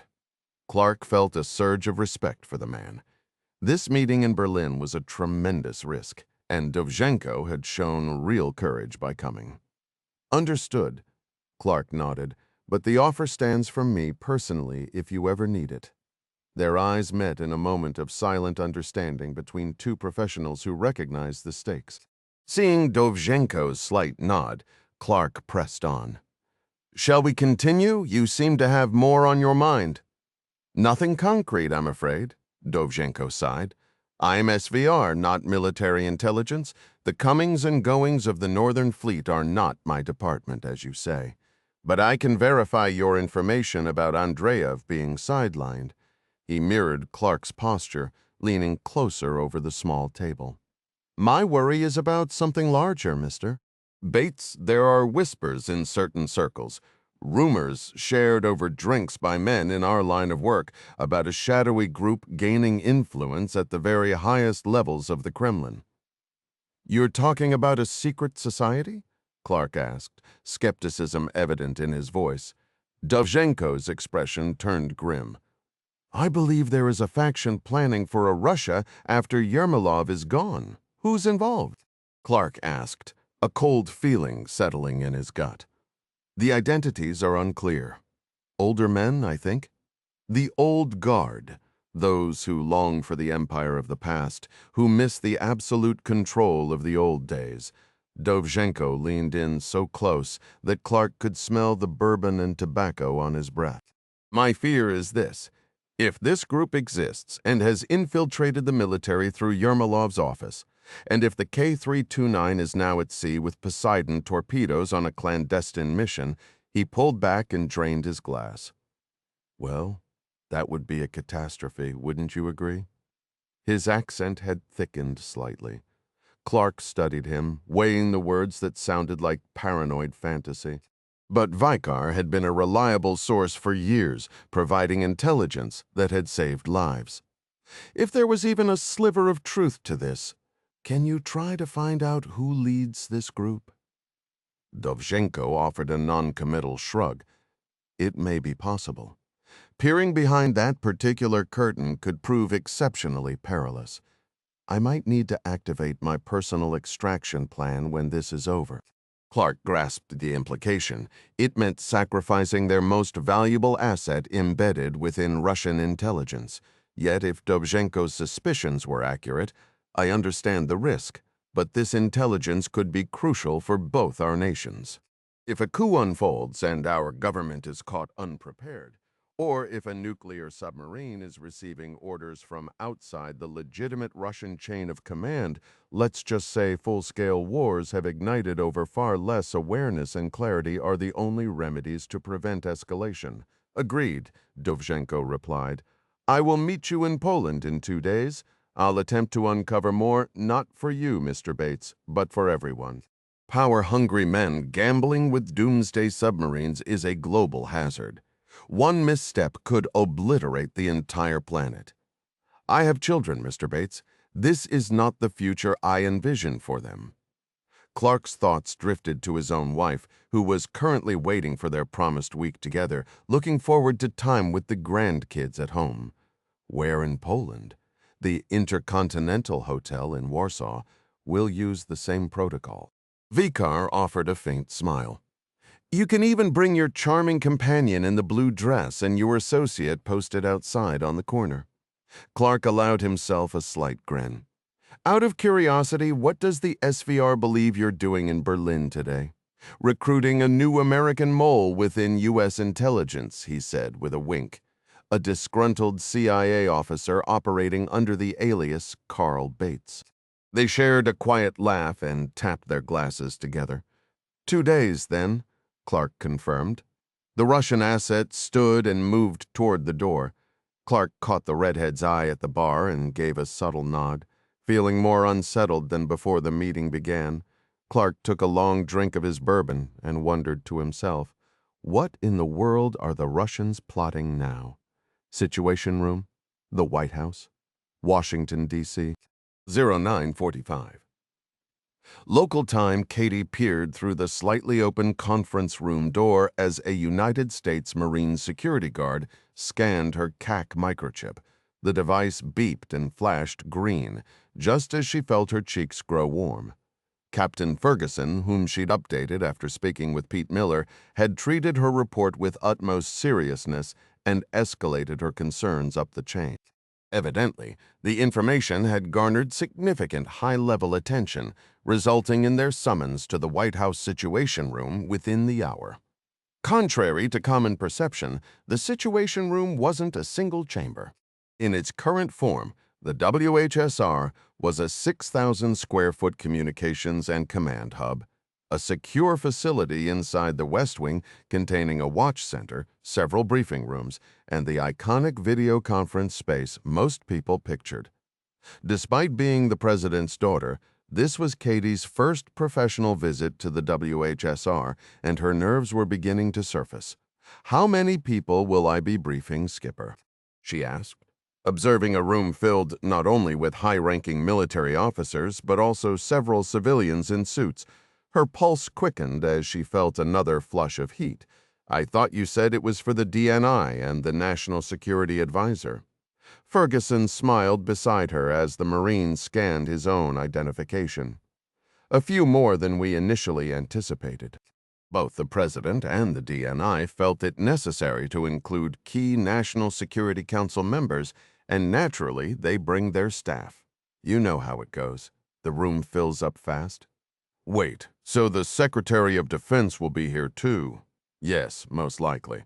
Also the Secretary of State and a representative from the Joint Chiefs, probably the chairman. I heard the Vice President couldn't attend." "But the President, oh, he'll definitely be here." "Why didn't you tell me, sir?" she asked, instinctively straightening her uniform. "Did I forget to mention that?" Ferguson replied, not very convincingly. "Just relax, Ryan. You've got this." "Remember, you're the authority on this," Ferguson reminded her. "Actually, Captain Miller is the real expert. He should be the one giving this briefing, not me." Ferguson fixed her with a firm stare. "He's a technical specialist. You're the analyst overseeing the Belgarod situation." "Since when?" she asked, her expression skeptical. He glanced at his watch. "Since I assigned you as case manager 2 hours ago." "Really appreciate that, sir." "Listen, Ryan, right now, nobody in that room understands this threat better than you. These people focus on broad strategy. They aren't going to dive into the technical weeds to quiz you. Just present what you know and keep your answers clear and direct." "All right," she replied, a sudden queasiness washing over her. They walked into the conference room, barely noticed as clusters of the nation's top security officials were deep in separate animated discussions. The chair at the head of the table remained vacant. With trembling hands, she connected her tablet at the podium before following Ferguson to their seats. "Sit down, Ryan," Ferguson said with an almost fatherly grin. "And for heaven's sake, breathe. You look like you're going to faint. It's going to be okay." She attempted to review her notes, but concentration was impossible, her attention snagged by fragments of conversation from the influential figures surrounding her. Abruptly, everyone rose, and she instinctively followed, turning to see President Ryan and DNI Mary Pat Foley enter. "Please, everyone, have a seat," the president said with a modest smile that somehow magnified his commanding presence. Whether it was the formal setting, the assembled dignitaries, or the gravity of the topic, the man settling at the head of the polished mahogany table was unmistakably the president. She could hardly reconcile him with the relaxed dad she'd shared a casual dinner with just nights before. "Thank you to everyone who stayed after the morning briefing and to those who joined us. I know schedules are tight, so let's begin. Captain Ferguson, you have new developments to report, hopefully something that adds to the written summary we've all seen." He added a comment Katie interpreted as a polite warning not to repeat known information. "Thank you, Mr. President. To save time, I'll hand it over to the lead intelligence officer and case manager for this threat. Lieutenant Commander-Select Ryan, if you would," Ferguson said, nodding toward the podium. She stood suddenly wishing for note cards or anything to steady her shaking hands, though she'd likely just drop them and then implode from sheer nerves. Taking her place, she tapped the tablet to wake it, and the screen behind her displayed the strikingly clear satellite image of the Belgarod that had started this entire ordeal. "I'll avoid covering ground you're already familiar with. and am happy to take questions afterward," she said, immediately regretting the unnecessary "am happy." As we're aware, the heavily modified Block II Oscar-class submarine Belgarod departed yesterday, an action that surprised us given our extensive intelligence resources within Russia. Two aspects of this event are particularly alarming. First are the unusually large torpedo tube shutter doors we identified just prior to its launch from Severodvinsk. The written report contains some speculation about these doors, but I now have additional information following a consultation with retired Navy Captain Pete Miller, a program manager at the Naval Research Lab's Undersea Weapons Program. Based on the considerable diameter, his team assesses that these doors are likely designed to deploy a new multi-role unmanned underwater vehicle developed by the Rubin Central Design Bureau, codenamed Status 6, also known as Poseidon. This system marks a significant leap forward in undersea weapons technology. A four-star admiral she recognized as Lawrence Kent from the Joint Chiefs interrupted. "Wait, you're telling us Poseidon is actually real? Every briefing I've sat through labeled Status 6 as pure propaganda, just Russian intimidation tactics.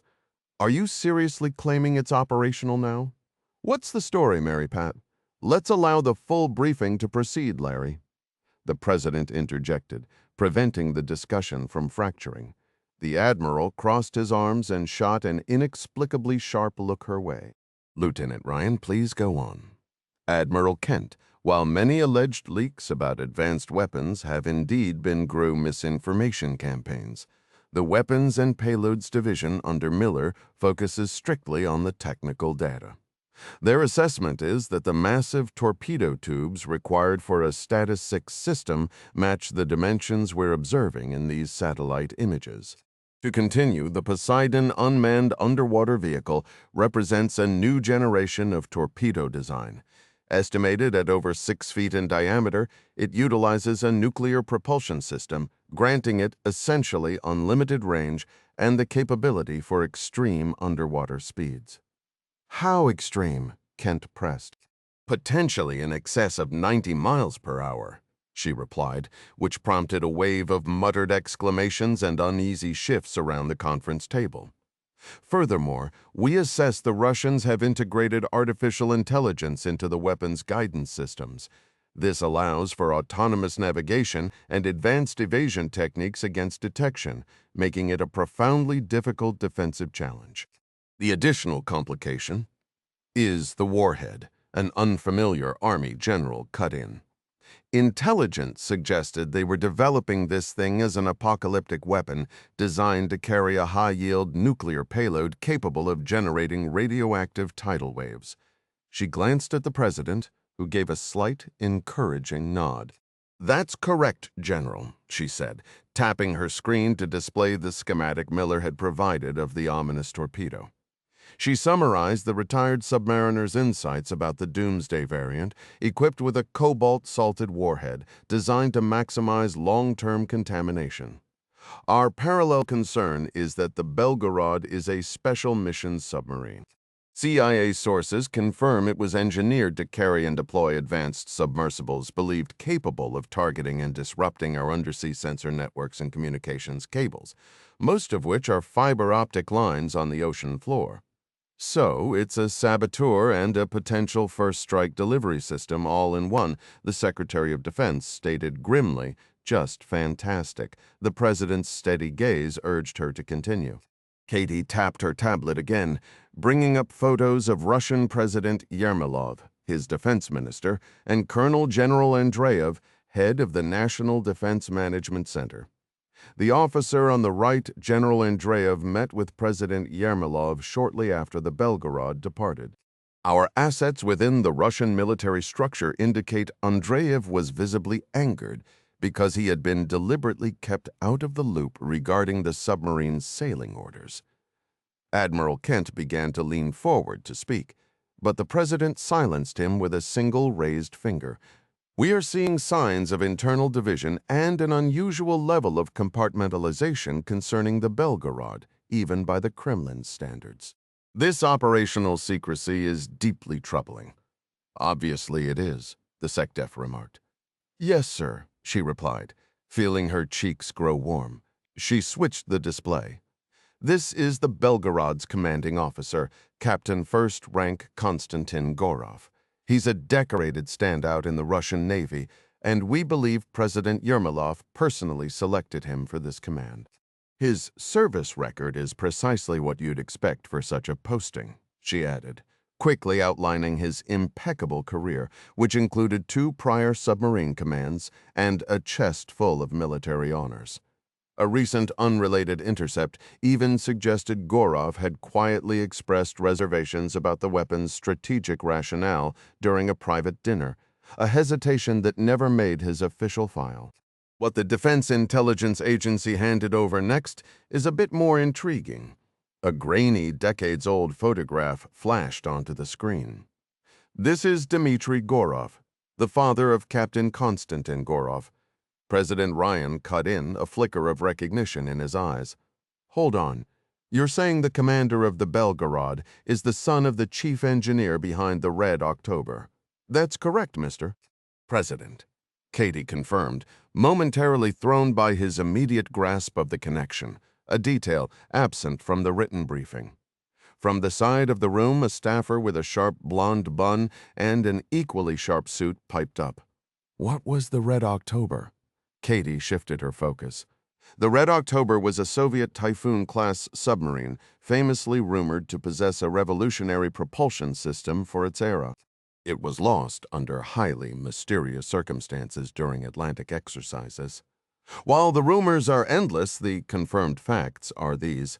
Following a catastrophic reactor accident that flooded the boat with radiation, most of the crew was evacuated. The captain, Marco Ramius, along with his executive officer and a handful of others, chose to scuttle the vessel, sending it and its secrets to the ocean floor to prevent capture. One persistent, though unverified, theory suggests Captain Ramius was attempting to defect. Here, Katie's gaze drifted almost involuntarily toward DNI Foley, searching for any reaction, but found only an impenetrable calm. I bring up this old legend because our records show a contemporaneous sanctioned CIA operation. The objective was to exfiltrate the scientist, Dmitry Gorov, with the promise that he would provide the complete schematics for the Red October in exchange for asylum in the West for himself and his family. President Ryan leaned forward, his expression now one of genuine astonishment, a look so out of character it gave Katie pause. Dmitry Gorov was a defector? It was a strange moment seeing her father, the unflappable Jack Ryan, so visibly rocked.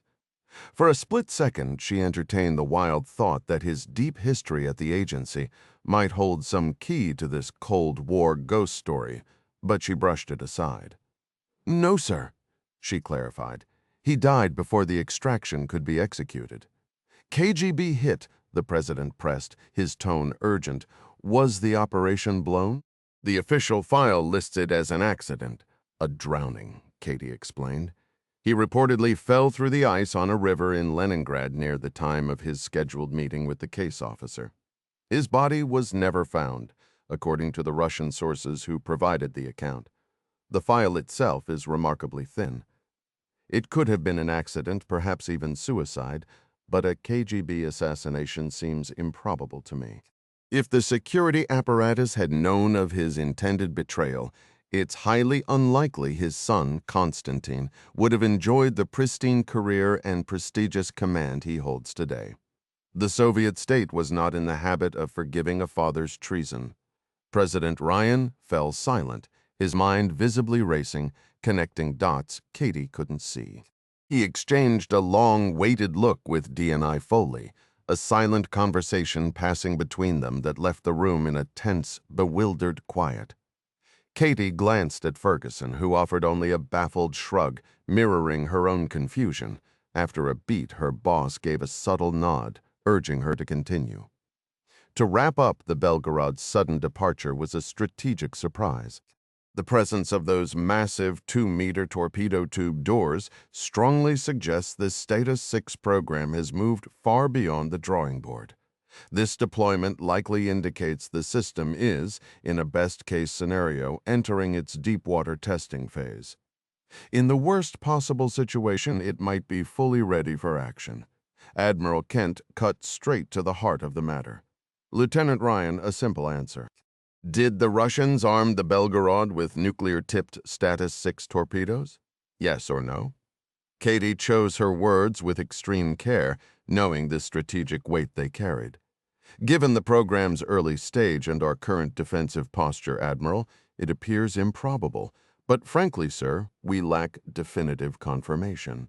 To her relief, DNI Mary Pat Foley interjected, our intelligence community is actively pursuing this. We have assets in position seeking answers on the payload, and we're also analyzing reported internal disputes and confusion among the Kremlin's leadership. We expect clearer answers on both fronts shortly. The Secretary of Defense leaned forward, his voice tight. Is there another internal purge happening? Is Yermolov clearing out his rivals again? We'll have more information soon, Foley replied calmly. President Ryan then took control of the conversation. Based on your analysis, Lieutenant Ryan, what do you recommend? What is naval intelligence advising regarding this potential threat, and where is the Belgarod right now? Sir, we don't have its current location, Katie admitted. The USS Indiana is operating in the Barents Sea with orders to locate it. Their last report mentioned intermittent contact with a Russian submarine. But initial analysis suggests it was an Akula-class boat, not the Belgarod. What other movements are we seeing from their northern fleet? Her mind swiftly accessed the prepared data. Satellite intelligence shows heightened activity at Severomorsk. They're loading supplies and initiating reactor startups on the battle cruiser and fleet flagship Pyotr Veliki, along with the frigate Admiral Flota Kasatonov. Additionally, the Yasen-class guided missile submarine Severodvinsk departed Olenya Bay this morning. A previously announced Arctic exercise for this week meant to feature their carrier Admiral Kuznetsov, which is already at sea, makes some of this activity expected, but we must watch for deviations. Meanwhile, the Gerald R. Ford Carrier Strike Group is conducting training exercises in the Atlantic off the Virginia coast. We could reposition them northward as a counterbalance to the Russian movements, using that as cover to further monitor K-329 if its actual mission is to head south. The USS Washington was scheduled to join those exercises tomorrow, but could be retasked to assist the Indiana in the search of course. For all we know, the Belgarod might simply be waiting in the Barents to participate in the upcoming war games. Regardless, close monitoring is essential, and the carrier group should be alerted to the potential threat. DNI Foley nodded, appearing satisfied.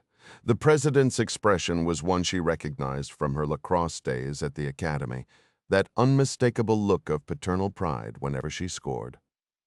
She fought back a smile but felt her cheeks grow warm. Admiral Kent's stern demeanor softened slightly. The Pentagon is tracking this closely, and I concur with your assessment. Well done, Lieutenant. Seizing the moment, Katie looked toward Captain Ferguson. I'd like to lead the coordination between ONI and the strike group, if possible. To be most effective, sir, I believe I should be aboard the Ford. You're requesting a deployment? Ferguson asked. She nodded firmly. I'd like to bring my top intelligence specialist and integrate with the N2 team on board. I can stay connected to the operational intelligence flow while syncing data from the Office of Naval Intelligence, she explained. That seems like a solid approach. Director of National Intelligence Foley remarked. She then looked toward the president, whose expression was more reserved. After a thoughtful pause, he stated, I generally defer these tactical choices to the professionals in uniform. Just ensure my office is fully briefed on any developments. It was a classic Jack Ryan stance. In essence, all right, I'll grant you the autonomy to proceed, but don't leave me unaware of the consequences. The president stood, prompting everyone else to rise in unison, a clear signal the meeting had concluded. Before turning to leave, he caught Katie's eye. She detected a complex mix of paternal worry and pride in his gaze, and for a moment she truly considered his perspective. She felt the immense dual burden he carried, being a father to a daughter determined to walk into danger, and a leader to a nation unaware of a lurking Russian threat, potentially armed with an apocalyptic device. She offered him a reassuring smile, and then he was gone, escorted out by his chief of staff, Arnold Van Dam, and the team of advisors who kept the federal government functioning. As the room emptied, her superior approached her at the lectern. "Impressive briefing, Ryan," Ferguson said, giving her an authentic, approving grin. "You navigated a very narrow path between conveying the seriousness of the threat and accidentally starting a global panic." "Thank you, sir," she replied, not having framed her presentation that way, but understanding he was completely serious. "When I mentioned deploying to the Ford, was that a genuine request or just in-the-moment confidence?" "It was genuine," Katie affirmed. "Can you help arrange it?" "Absolutely," Ferguson nodded. "Gather your gear. We'll have you en route tomorrow." "Great job today, Katie," a voice said from behind her. She turned to see Mary Pat Foley, who had waited while the other officials departed. "Thank you, Director." Seizing a rare chance, Katie decided to ask, "Madam Director, would it be possible to learn more about Dmitry Gorov and his attempted defection back in the winter of '84? A fleeting, unreadable reaction crossed Foley's face, suggesting deeper knowledge, but it vanished as quickly as it appeared. "I was stationed in Russia House at that time," the DNI said, "but I wasn't directly involved in the operation to extract Gorov. I can look into the archives and share what's releasable. I'll also see if the case officer who ran it is still available. If so, you could speak with him before you ship out." "I'd appreciate that, ma'am," Katie said. "I just want to ensure we aren't overlooking any critical context. A complete background is best." With a warm smile and a brief squeeze on Katie's shoulder, the director took her leave. "I assume you'll want Petty Officer Pettigrew with you?" Ferguson asked, resuming their discussion. "If it's feasible, sir. Bubba is my most reliable analyst and manages these data streams better than anyone." Ferguson gave a confirming nod. "I'll coordinate with Captain Mackenzie on the Ford and embed you within their intelligence unit by tomorrow evening. I have a Pentagon meeting now, but you should return to our office, get affairs in order, and brief Pettigrew. Afterwards, I need you to go home, Pack. And for heaven's sake, get some rest, Ryan. The coming days will be demanding." "Yes, sir," she acknowledged, following him out of the world's most secure briefing room. As she walked, a single thought echoed in her mind. What exactly have I just volunteered for? North Jackson Street, Arlington, Virginia, 11:52 a.m. local time. Contrary to her direct orders to go home and prepare, Katie did the opposite. She was determined to maximize every remaining minute in Washington before reporting to the aircraft carrier. Mary Pat had been as good as her word, delivering the promised information to Katie in under 2 hours after they'd left the Situation Room. Katie brought her Jeep Cherokee to a gentle halt outside a simple 2-story home on Jackson Street in Arlington.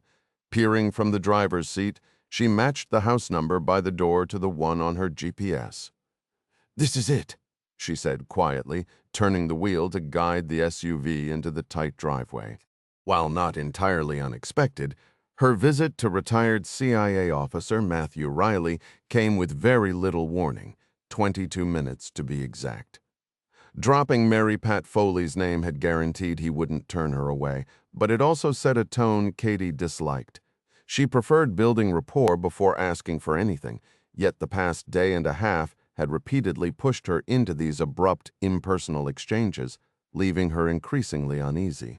The idea of swooping in, grilling this stranger about Dmitry and Constantin Gorov, and then vanishing felt cold and detached. On impulse, she'd stopped at a flower shop and bought a potted orchid. Why? She couldn't really say. Now, eyeing the yellow-blossomed plant on the passenger seat, the whole gesture felt ridiculous.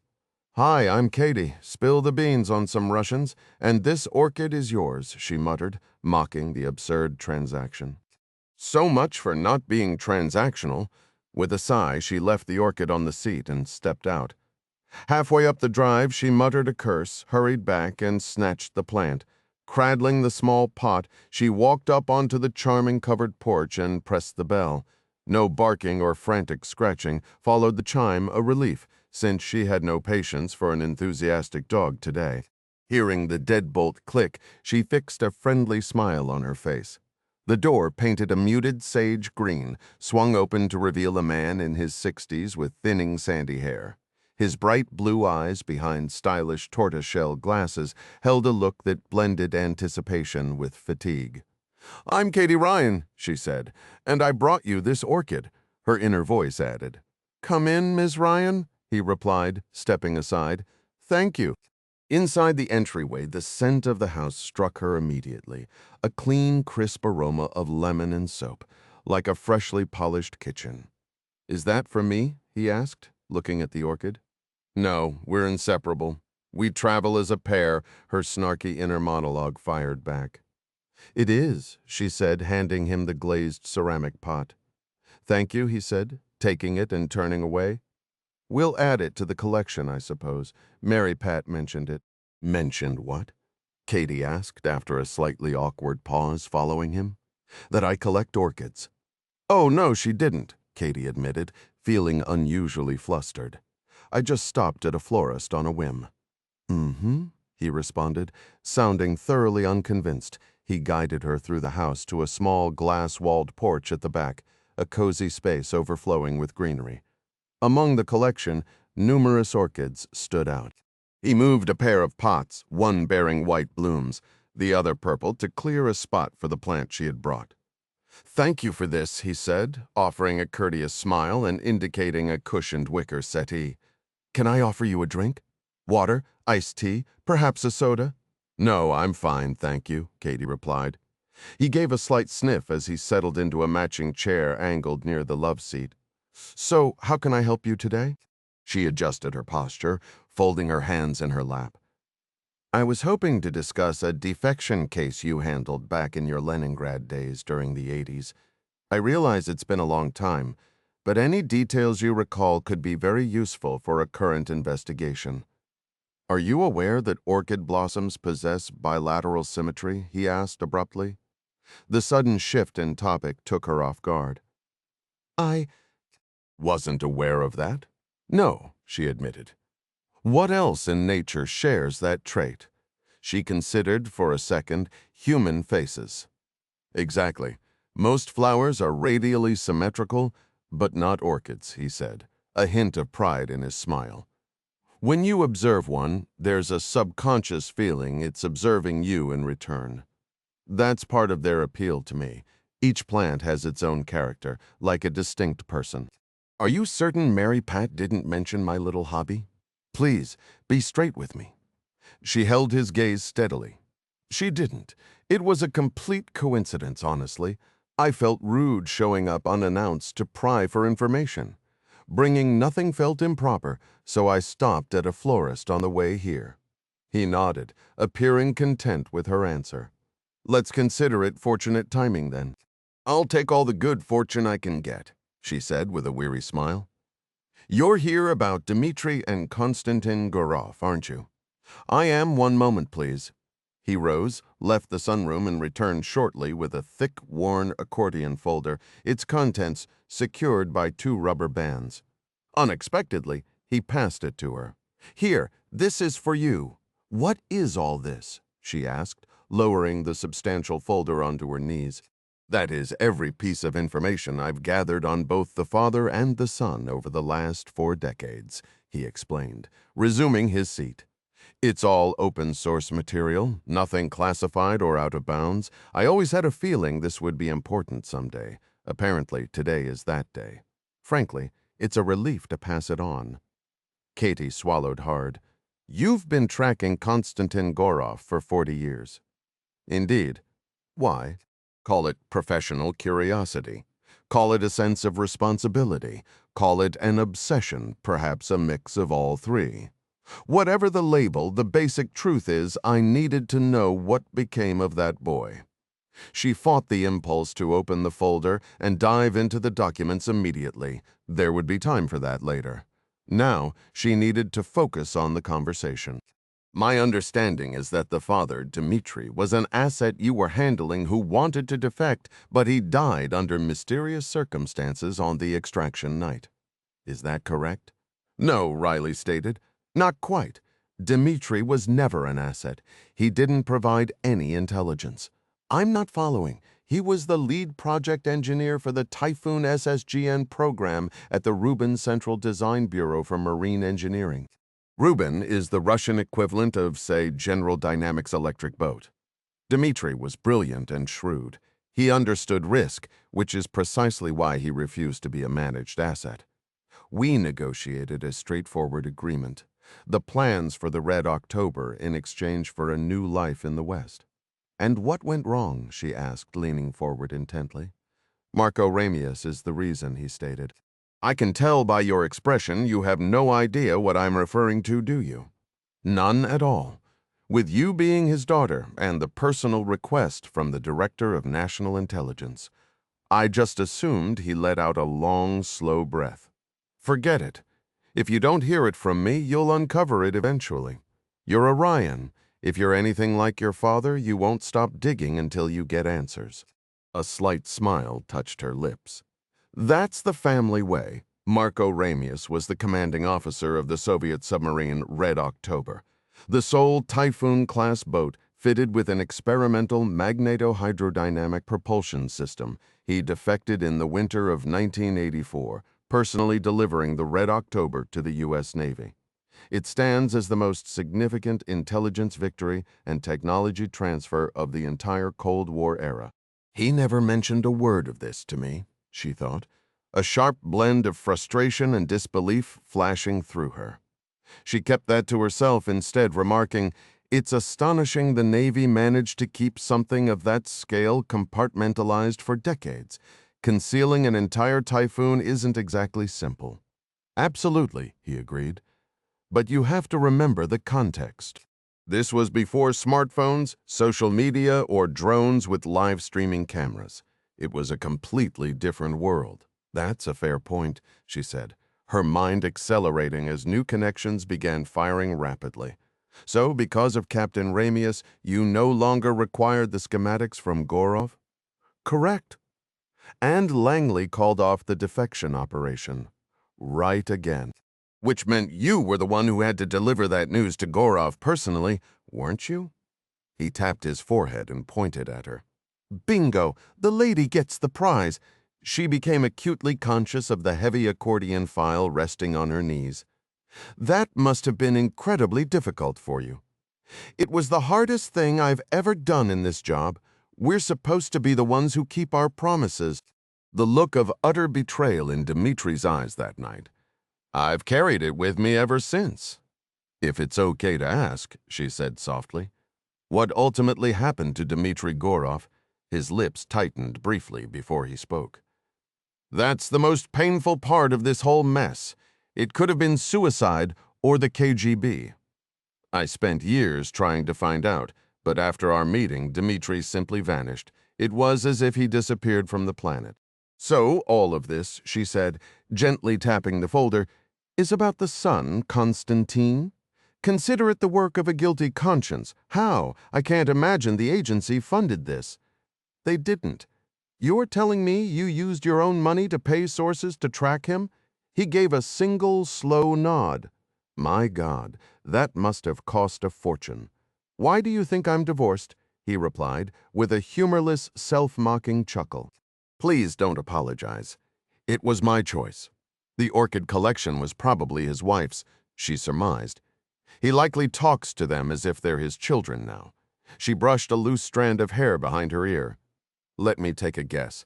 You're already aware that Konstantin Gorov is the captain of the Russian Special Missions submarine Belgarod, hull number K329. I am, he confirmed. That vessel is a source of significant tactical and strategic anxiety for the Navy. The Russians, let's just say we have serious concerns about what Captain Gorov might be planning. Concerns? The former operative echoed. I wish I could be more specific, but you understand the limitations. I will review this file thoroughly, of course. But while I'm here, I'd value your raw, unfiltered assessment of him. It could provide crucial context. Riley sighed, the weariness of a man asked to climb another mountain after a long journey evident in his expression. Nevertheless, he answered, Konstantin Gorov is the epitome of the modern, accomplished Russian warrior, cold, brilliant, and fiercely dedicated to the state. He once turned down a prestigious shore posting in Sochi, preferring the isolation of the deep sea, a detail that speaks volumes.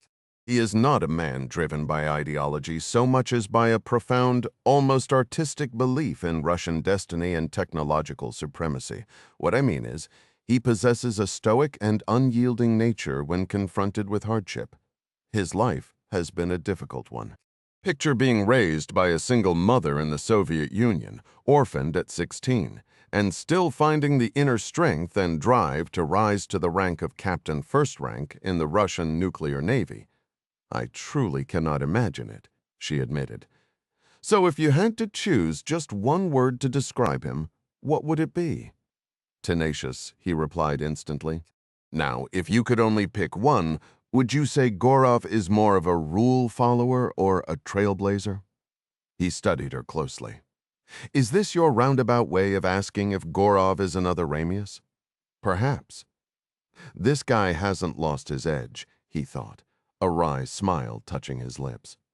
The Belgarod has sailed and vanished. That's the heart of it, isn't it? I'm really not authorized to confirm that. Well, in that case, there's another piece of this puzzle you should be aware of. What's that? His wife died in childbirth 10 months ago. He married late in life, and she was the one bright light in it. And the child, stillborn. Oh, dear God, she whispered, a cold weight settling in her stomach. That's absolutely terrible. Gorov is intimately acquainted with adversity and loss. But I can't imagine he's in a stable frame of mind, Riley said. Even the most stoic Russians need time to grieve. Command should have placed him on a mandatory leave. This might sound like an odd question, but do you believe there's any possibility Gorov is considering defecting with the Belgarod, just as Ramius did 4 decades ago? The old intelligence officer turned to gaze at his orchid collection, letting the silence stretch. When he finally looked back, his eyes held a deep, weary pain, perhaps even guilt. Based on what I know of the man, not a snowball's chance in hell. Glavpivtorg Restaurant and Bar, Bolshaya Lubyanka Street, House Merver 5, Moscow, Russia.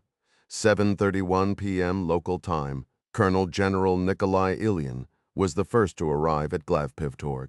Few people understood that the bar's name was a classic Soviet acronym, with Glavpivtorg standing for Main Beer Cooperative. Fewer knew its owner was former KGB, and virtually no one had witnessed the establishment's many transformations over the decades, as Nikolai had. The notion made him smile. Reincarnation of a building. This is the Russian way. The purpose of his clandestine meeting tonight was a kind of reincarnation too, a meeting audaciously set in the very heart of Moscow. This is also the Russian way. He took a final drag from his Prima cigarette, crushed the butt under his heel on the sidewalk, and grasped the door handle. This building had once housed a foreign ministry office directly across from the old KGB headquarters. When the ministry relocated, Glavpivtorg sprang up in its place. As a young KGB officer, he and his comrades had come here to drink, to lament their woes, and to debate politics. The interior back then was stark and unadorned, but like all of Moscow, Glavpivtorg had evolved. Now, it could be called proletariat chic, a stylish but somewhat forced attempt to evoke nostalgia for the past, complete with comfortable booths, a full menu, and none of the grim, pervasive grime of the Soviet era. The owner had become a trusted comrade over the years. One phone call from Nikolai with the unspoken promise of a future favor was all it took. The man would close early, clear out every patron and staff member, and transform the upstairs dining balcony into a secure private room stocked with all the beer, dried fish, and dumplings his VIP guests could want. A half-dozen of Russia's most daring operations had been conceived within these walls. The thought widened Nikolai's smile. Who would ever guess that the true seat of power in Moscow wasn't the Kremlin, but this unassuming bar? "General," a familiar voice called out. His old friend approached and enveloped him in a crushing bear hug. "Anatoly," Ilian said, returning the embrace and delivering 3 firm, affectionate slaps on the back. "How are you, my friend?" "To be honest," the owner sighed, "I am exhausted." Nikolai Ilyin had just celebrated his 70th birthday the previous week, and the thought of stepping away from his duties was beginning to feel more like a necessity than a choice. "I believe I'm prepared to retire," he remarked. Anatoly the barman gave a slow nod. "For men like us, retirement is a dangerous proposition. Stop working, and you might not last a fortnight." A rough, grating laugh escaped Anatoly's throat. "You think I'm unaware? I'm exhausted. What I require is a permanent vacation." The two shared a moment of dark, understanding humor, but then, with the suddenness of a targeted strike, the reality of the statement settled over Ilyin. A surge of complex feelings, regret for paths taken, a fragile hope for what might come, deep uncertainty about his own designs, and the crushing awareness of his own limited time left his thoughts murky and unsettled. He gave an involuntary shiver. What is this path I've chosen? Do I possess the right to hold such influence? Who am I to redirect the course of history? "You look as though you've seen a specter, my friend," Anatoly observed, his smile lingering. "Has death come calling for me so soon?" "No," Ilyin replied, manufacturing a grin. "He reports to me, if you'll recall. I give you my word. I'll provide a 15-minute courtesy notice before I send him your way." The barman chuckled and motioned toward the stairs that led to the vacant upper level. "Your usual spot is ready, General. I'll direct your companions up when they arrive." "My thanks, Anatoly. You are a decent man." "Decent? I am merely an old communist pretending to be a failed businessman. I am aware you had to shutter early tonight. I will ensure this evening is worthwhile for you." The thought never entered my mind. "Are you hungry? What shall I bring for you?" Island began unconsciously loosening the buttons on his uniform jacket, making room for the substantial meal to come. "The regular order will suffice." "The regular it is." He made his way up the staircase, mindful of each step. His left knee had become treacherously unreliable lately, prone to either seizing without warning or buckling entirely. He reached the top without incident and settled into a chair at the table positioned against the rear wall. The wall was fashioned to resemble an antique library, lined from end to end with leather-bound volumes. A classic brass banker's lamp, its iconic green glass shade casting a warm pool of light, provided most of the illumination in the otherwise shadowy room. He passed the time nibbling from a bowl of assorted nuts, awaiting the arrival of the 3 other men, his peers in rank and influence within the upper tiers of Russian military and intelligence power. They arrived shortly and fell into the familiar ritual of their gatherings, sharing a lavish meal as they had countless times before, trading jokes and playful insults. After 45 minutes, their stomachs were full of salted fish from the Caspian and savory lamb dumplings, and their minds were pleasantly softened by several pints of Baltica No. 9. It was then that Russia's most enduring figures of authority turned to the serious purpose of the evening, planning their insurrection. "We are in unanimous agreement," declared Admiral Ivan Boldarev, a 3-star commander of the naval fleet, pounding a fist on the table for emphasis. "President Yermolov is a malignancy that must be excised. He betrayed our trust. This is not the nation he pledged to build." Admiral Rodionov, the deputy head of the GRU, added, "He has transformed a once-respected government into a personal kleptocracy. Our citizens are as impoverished and vulnerable as they were during the bleakest Soviet years. General Aralovich, who led the FSB, offered a more cynical perspective. The people are not my primary concern. What matters is Russia's position in the world. Yermolov acts only for his own vanity and his historical image.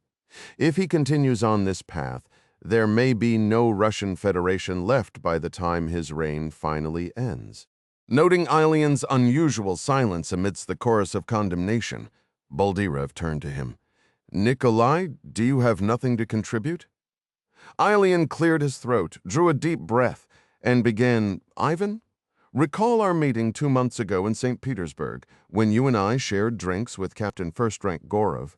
Yes, I remember it. Do you recall what he said when I asked why he would volunteer for such a perilous assignment? Boldyrev took a long drink from his glass. The answer is plain enough. Gorov is a man already marching toward his grave. A grim, knowing look passed between them. One could say the same applies to every one of us in this room. That's not why. Do you recall his actual words at all? Boldyrev made a dismissive gesture. We'd all had too much to drink that evening. His statement has been echoing in my head ever since. It's practically all I can focus on now. What did he say? Pressed Aralovich. Ilion deliberately paused, letting his eyes travel over each of his fellow officers before he continued. He said, I step forward because there is a profound, beautiful stability found in a balance of power. Gorov grasped that the world is overdue for a return to 2 superpowers. Modern Russia is diminished. Yermolov mistakes the ability for brute force for genuine strength. There was a clarity and resolve within the old Politburo structure. When we deliberate as a collective, as we are this very night, we remove personal ambition from the decision. The moment has come for a renewed Cold War, my friends, a time to re-establish the old equilibrium. I want our citizens to feel pride in their Russian identity once more. For a man to truly strive to test his limits in advance, he requires a formidable rival. The entire propaganda apparatus we endure today serves a single master, to glorify Yermolov and justify his catastrophic leadership and foolish choices. America is his perpetual excuse, a target for his constant belittlement. The people sense this truth even if they cannot voice it. We must provide the Russian people with an opponent they can genuinely fear, yet also secretly admire. Yet we must also diminish American strength. Their power has become overwhelming, Aralovich countered. Precisely, and that is the brilliance of our design, Ilion affirmed. By triggering just one Poseidon warhead at Norfolk, the core of the American Atlantic Fleet will be obliterated. The port will be rendered a toxic wasteland for a generation. Consider the devastation. The entire 2nd Fleet Command, their Naval Special Warfare Groups, SEAL Team 6, Naval Air Power, the Undersea Warfare Detachment, the list is endless. The blow to their expertise, command structure, facilities, and hardware will cripple their progress by 20 years. Rodionov interjected, a note of caution in his voice. And if the Americans answer in kind, we must account for the chance of a nuclear counterattack. Yes, but we will act before that becomes possible, Ilion stated calmly. We will command the story, pinning the atrocity squarely on Yermolov to ignite the coup. We will not only remove him from power, but publicly execute him as a traitor to the nation. We offer the Americans their vengeance, and we sacrifice the Belgarod. We allow the Americans to destroy it, or we scuttle it ourselves if they cannot. Then we, the true Russian militaries, stand down. We offer concessions. We play this role until the season for retreat and compromise ends and Russia ascends once more. While they rebuild, we will construct, and the great dance will begin again. Stability and parity, Boldyrev murmured, the phrase now landing with its full weight. Ilion gave a solemn nod in return. The 3-star admiral raised his glass. To Captain First Rank Gorov. To Captain First Rank Gorov, Nikolai repeated, the crystal ringing softly as their glasses met in the dim light. The visionary and the martyr who will resurrect Mother Russia. Part 2. There is a profound, beautiful stability found in a balance of power. Captain First Rank Constantin Gorov, 18, Us, Indiana, SSN 789, The Battle Base, Barents Sea, 1938. Local time ZT2 Harris stifled a yawn, his ears tuned to the broadband acoustic signature of the K335 Gepard playing through his headset. This wasn't the fresh data the Indiana had gathered while tailing the Akula-class sub. This was archived audio pulled from the ASINT Submerged Threat Training database. Ever since he'd first registered that distinct 151.7 Hz signal, something about the Gepard hadn't sat right with him. Unable to shake the nagging suspicion, Harris had commandeered the usually vacant workstation in the port aft corner of control, the one reserved for the acoustics intelligence specialist. "Hey, man, this isn't your watch. Shouldn't you be catching some rack time?" ST2 McCullough asked, leaning back from his position at the narrowband console and keeping his voice low. "Just can't sleep." Harris lied. The truth was, he was running on fumes, but this felt more critical than sleep, more urgent than a movie or even hitting the gym. They'd all missed something vital about the K335, a crucial detail that was slipping past everyone. Well, he'd be damned if he didn't dig until he found it, even if it meant spending his off-watch hours chasing a ghost in the machine. The hum of the ship around him felt different now, charged with the quiet tension of a puzzle unsolved. "Putting in some extra hours?" McCullough pressed, refusing to drop it. "Something along those lines?" Harris replied. His fellow sonarman extended a fist. Hashtag grinned never stops. Harris bumped it back, then turned to the recording he'd listened to a dozen times already. Out of the corner of his eye, a figure materialized, sliding his left headphone off. Harris looked up to find the ASINT analyst standing there, holding what appeared to be a collapsible stool. He raised an eyebrow at the man whose name escaped him. While Chief Schonauer and the rest of the division seemed utterly charmed by this shore command expert, Harris remained unimpressed. "Hey," the man said, wearing a hopeful expression. "I know the drill," Harris muttered, beginning to rise. "I'm in your spot." "Actually, I was going to say I think we started off on the wrong foot. I'm Torvik. Jason Torvik." Caught off guard, Harris managed. "Oh, Xavier Harris." Torvik snapped the small stool open and settled beside him. "Look, I understand. You've got all these extra bodies on board for your patrol, hogging bunks, using up air, and draining the juice boxes. It's a pain, but for what it's worth, I was a sonar tech once, too. Did 4 patrols before switching to Ascent. I earned my dolphins and choked down more than my share of those awful pancakes in the mess. Honestly, I might be at sea more than you guys these days. They bounce me from one boat to the next." "Oh," Harris said, a flicker of surprise crossing his face. "I didn't know that. I assumed you were a civilian contractor."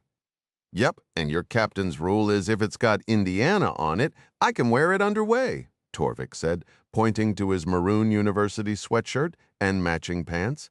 "Never was a fan of the coveralls." "Same here," Harris admitted, feeling a sudden, unexpected respect. "I've noticed you up here a few times off watch. What's got your attention?" Harris hesitated, a twinge of uncertainty about sharing his real project, worried it might come across as a challenge. He opted for honesty. "I've been comparing our recording of the Gepard contact to the one in the ASINT library. Any particular reason?" "Here we go," Harris thought, bracing for the defensive routine. "Well, not because I'm doubting your classification, but something about it just doesn't sit right with me. Man, don't even sweat that," Torvik said, waving a dismissive hand. "I check my ego at the brow. Brother, you can't offend me. Acoustics first, always. That's the motto.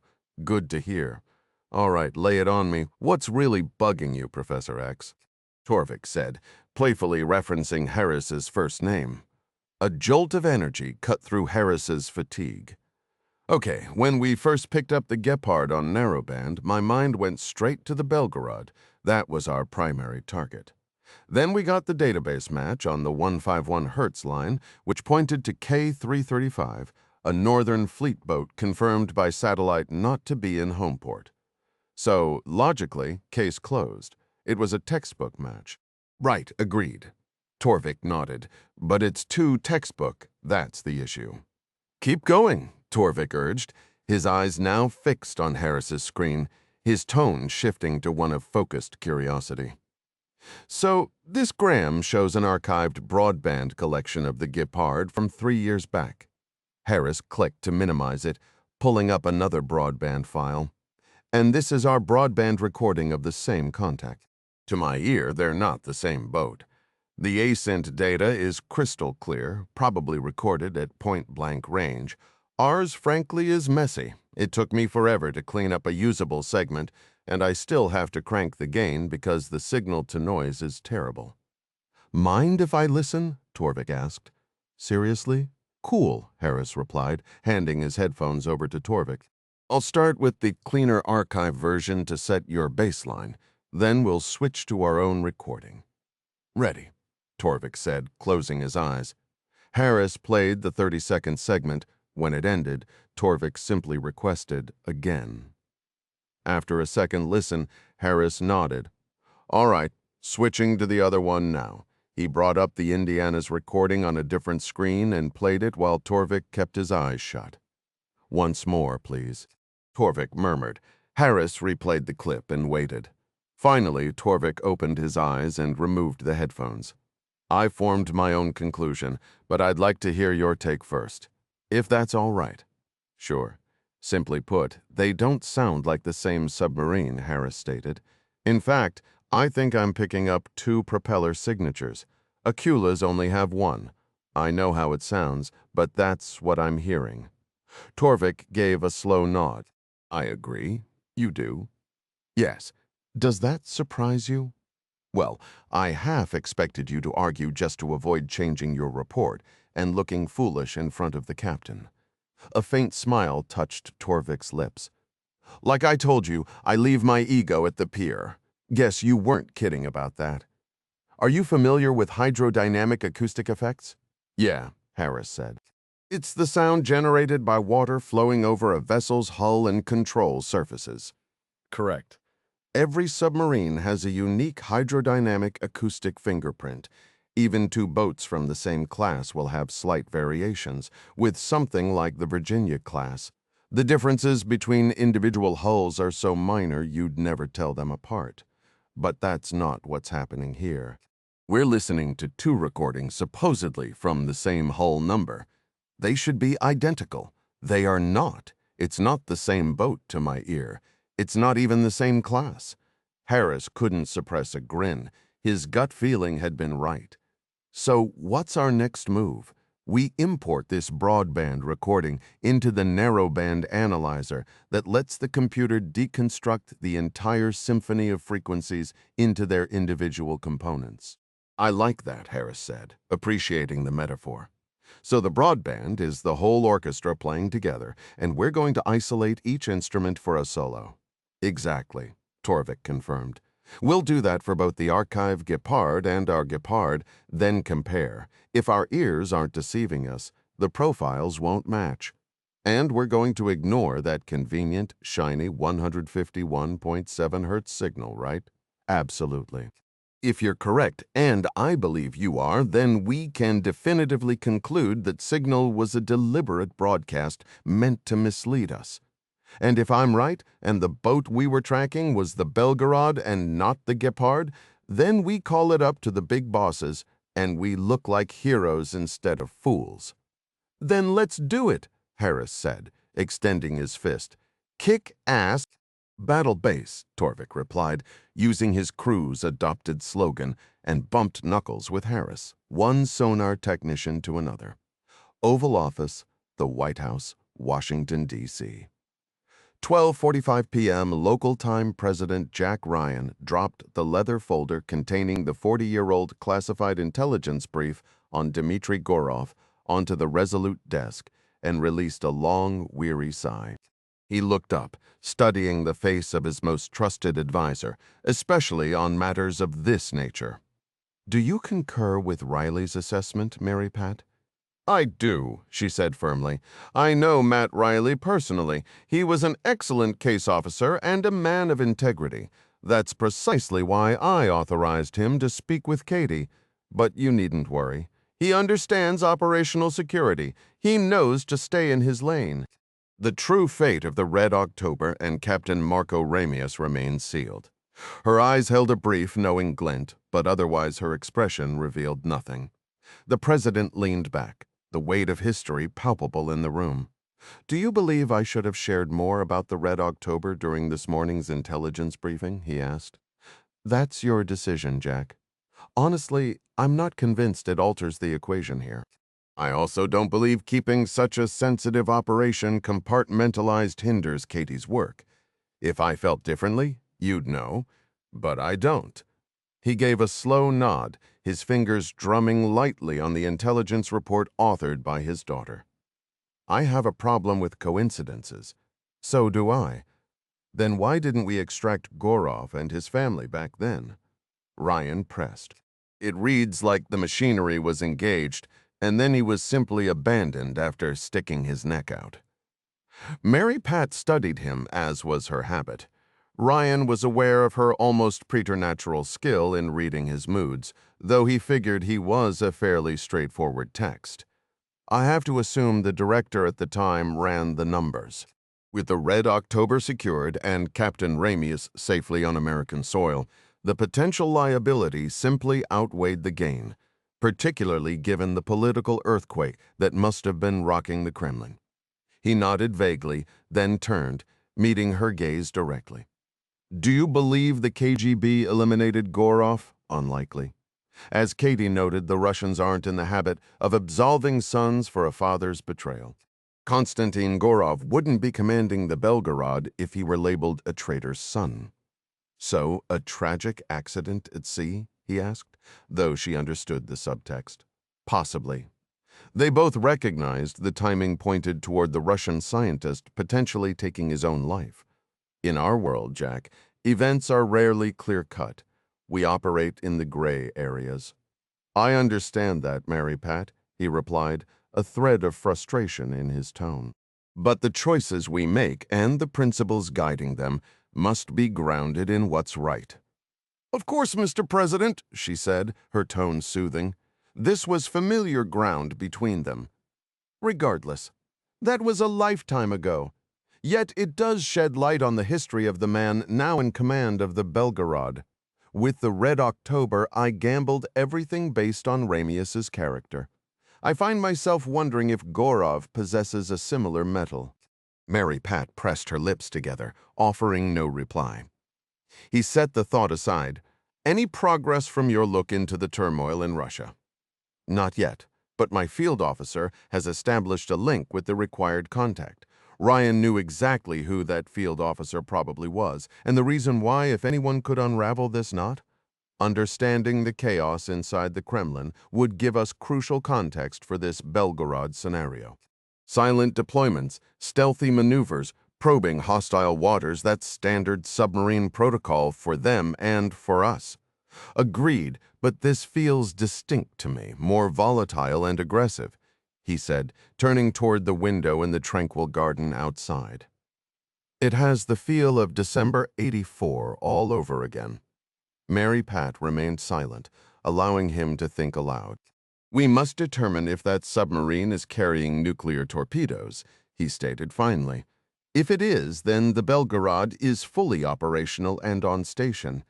Is this vessel a strategic deterrent like our ballistic missile submarines, or is it designed for another purpose entirely? The Russians have their own missile boats. 2 are currently on patrol, and that's precisely the issue," he said, rubbing his face with his hands. "The Belgarod is an entirely different beast. As Katie outlined, it's a special missions platform. It's not built to hide in the deep waiting for orders. The K-329 is designed to be the spear's tip, to breach our defenses and execute missions to undermine our strategic edge." "Correct? This could be a first-strike weapon," he said, beginning to pace the length of the room, "and it has just left port." "I know, Jack." He stopped behind the desk, his hands gripping the back of his chair, his knuckles whitening with the pressure. A sudden, unbidden memory surfaced, a briefing from his early CIA days, the cold weight of a similar dread in the room. He pushed it down, focusing on the present danger. A flood of unexpected memories washed over him. The trials his family had faced in their youth, the unwavering patience and grace his wife had shown him throughout his demanding career.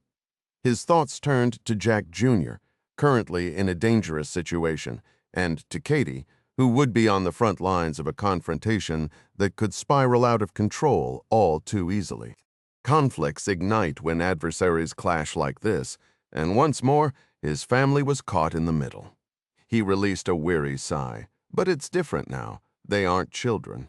They chose this path, a life dedicated to service. Anything else? Mary Pat's voice pulled him from his reflection. Actually, yes, Ryan replied. I think we need an outside viewpoint. Someone who can help me understand the mindset of the Belgarod's captain and decipher what Yermilov is planning. She raised a questioning eyebrow. An outside perspective. He gave a slow nod. How far outside are we talking? He could already imagine the man's rugged, weathered face scowling at the summons. Yet this man would answer because duty was etched into his very being. He goes by Mark Ramsey now, word is he bought a ranch out in Montana. A knowing smile touched Mary Pat's lips as she pieced it together. I'm sure Mark will be thrilled to see you, Jack. Thrilled might be pushing it, Ryan said with a faint, dry smile, but he can't exactly refuse. The chain of command favors me this time. The man formerly known as Soviet Navy Captain Marco Ramius still didn't take kindly to being called upon, but some protocols were unavoidable. As president, even domestic travel sparked speculation and sent a message. He couldn't just pop over for a casual drink like a junior analyst. This was the necessary procedure. Get him here as soon as you can. You got it, Jack? Mary Pat said, exiting the Oval Office. Ryan glanced at the clock. 2 minutes to compose himself before the next meeting time. It always feels in short supply. USS Washington, SSN 787, the Blackfish, deployed with the USS Ford Carrier Strike Group, steaming northeast North Atlantic, 1427 local time. Every so often, Lieutenant Commander Dennis Nepper was struck by the surreal feeling that he needed to pinch himself. This couldn't possibly be his real life. Stepping onto the con of the Blackfish, America's most lethal and silent fast attack submarine, definitely qualified as one of those moments. Was he truly cruising 600 feet beneath the Atlantic surface? Was he really the executive officer of a $4 billion nuclear-powered warship at 33? Were 128 lives genuinely relying on him to uphold order, discipline, safety, and morale for the next 178 consecutive days at sea? The answer to all three was a resounding yes. With a private grin, he went ahead and gave his cheek a light pinch anyway. "XO, if you need coffee, you just have to ask," said the control room messenger, culinary specialist, third-class Sullivan, a wide, mischievous grin on his face. "Think of me as your personal Starbucks, black and bitter, light and sweet. A mocha? Name it, sir. Sully's got you covered." Black and bitter, light and sweet? One of the junior officers chimed in. "Are you a barista or a pimp, Sullivan?" All right, gentlemen," Nepper said, chuckling. "Let's keep it professional. The officer of the deck has sensitive ears and doesn't appreciate crude humor." "That's correct," Juggernaut stated, her tone laced with playful severity. "I don't allow any nonsense on my watch, especially profanity." Her deadpan declaration drew laughter from everyone in control. All was right in their world. This easy camaraderie was one of the best parts of submarine life.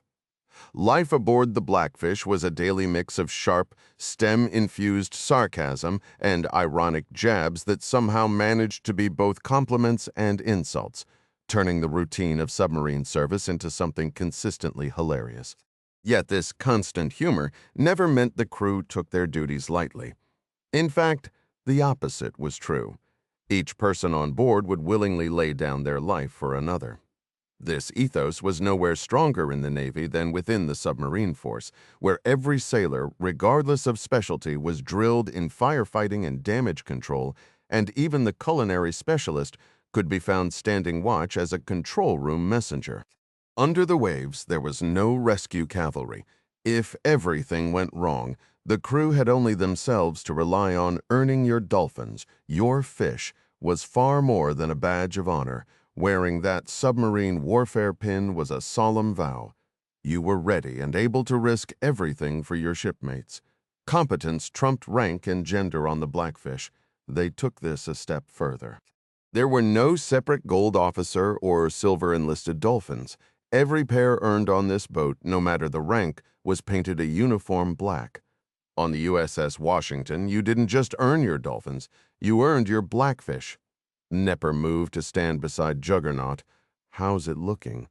"Living the dream," she replied. "I was just about to head to PD for the top-of-the-hour broadcast, planning to stick around while I do it."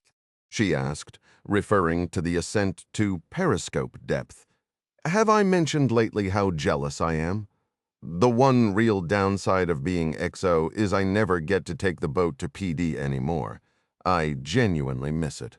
If you want the con, sir, you only have to ask." "I'd be happy to have you as my UI," she said with a knowing grin, using the acronym for an unqualified watchstander under instruction. "I'd hate to show you up in front of your own watch section with my flawless execution," he shot back. "Embarrassment isn't in my vocabulary," she stated flatly. He then announced, "All stations, Con. Make preparations to go to periscope depth. Pilot, make your depth 155 feet. Instantly, the atmosphere in the control room transformed. Like troops called to attention, all casual talk ceased. The time for banter was over. It was time to work. The senior watchstanders at each station acknowledged the order in a crisp, rapid-fire sequence. Make my depth 155 feet. Pilot, I. Sonar, I. Fire control, I. Quartermaster, I. Con, radio, I. Came the final confirmation over the speaker from the radio room. Nepper observed the pilot input the new depth of 155 feet into the ship's control interface. The Blackfish tilted upward as the computer calculated the precise angles for the bow and stern planes to achieve the depth change. For a submarine, ascending to periscope depth was a vulnerable evolution. While operating deep, a Virginia-class boat like theirs had almost no risk of collision or detection. Going to PD, however, meant rising toward the surface and breaking the waterline with the photonics mast. The entire procedure was conducted at a slow, deliberate speed to avoid leaving a visible white wake, a feather from the mast that could be spotted by ships, aircraft, or satellites. This cautious pace also made the Blackfish less agile, severely limiting its ability to take evasive action. As a standard precaution, the boat would first hold at 155 feet to clear its baffles, reassess the surface contact picture, and determine a final course and speed. Once stabilized at the ordered depth, the boat leveled off and the pilot reported, "Officer of the deck, the ship is at 155 feet. "Very well, pilot." "Contact manager, give me a full update," she instructed, moving closer to examine the contact management display. "Officer of the deck, we are tracking 4 sonar contacts. Sierra 1 is the USS Ford CVN-78, bearing 091 range 8,200 yards. On a parallel course of 025 at 15 knots. Sierra 2 is the USS Mason DDG-87, bearing 071 range 11,000 yards, matching that same course and speed. Sierra 3, the USS Gettysburg, CG-64, bears 082 at 5,400 yards, also on 025 at 15 knots. Finally, Sierra 4 is a merchant vessel bearing 292, range 19,000 yards, on course 073 making 18 knots, reported Lieutenant Junior Grade Rucker, painting the complete picture of the carrier strike group they were escorting along with that single eastbound distant contact. "Understood," she acknowledged. "Pilot, come right to a new course of 145. Coming right to new course 145. Aye, Nepper observed as the pilot input the new speed into the digital engine order telegraph, sending the command back to the propulsion operator in maneuvering deep within the engine room. Next, the pilot entered the new heading into the ship control system. The computer instantly calculated the precise rudder angle needed to execute the turn smoothly, avoiding cavitation and maintaining their depth as the submarine decelerated. The vessel leaned gently to starboard, banking into the turn much like an airplane would. Nepper's eyes were fixed on the broadband sonar screen. The trace lines for Sierras 1 through 4 shifted and danced as their boat altered course. Once they settled on the new heading, the two fire control technicians would use this fresh leg of data to solidify their tracking solutions on all 4 contacts. At its heart, piloting a submarine and managing contacts through sonar was an exercise in complex geometry. But this maneuver wasn't solely for refining their data. By turning 60 degrees to starboard, the officer of the deck was positioning the Blackfish so its hull-mounted wide-aperture array sonar panels could now scan into the submarine's own acoustic shadow. If anything was lurking in those baffles, a new broadband trace would materialize on the display in the sector previously masked by their own hull. As the Blackfish steadied on the new heading, Nepper watched the screen intently but saw nothing new or alarming. Officer of the deck, ship is on course 145, making turns for 5 knots, the pilot reported. Very well, pilot. Sonar, Con. Report any new contacts. Con, sonar, no new contacts at this time. The sonar supervisor replied. Juggernaut turned to face Nepper. XO, my intention is to proceed to periscope depth on course 025. As a fully qualified and seasoned watchstander, she didn't require his approval, but the statement was a mark of professional respect. Her commanding officer was present on the con, and she was offering him the chance to weigh in on her tactical decision. Concur, he replied simply. She could have chosen to ascend on their current southeasterly heading. Tactically, it was a sound option, but the carrier group was steaming north at 12 knots. Every minute they spent going the wrong direction meant several more minutes of hard running to catch up later. By returning to the Ford's base course of 025, they would still lose ground, but at a far slower rate. Contact manager, are your solutions locked in? She asked Rucker, confirming they had enough time on the new leg. All set, ma'am, he confirmed. Very well, pilot. Come left to course 025, raising number 2 scope. Up scope, Juggernaut ordered, using the Xbox-style controller at her station to elevate the portside photonics mast.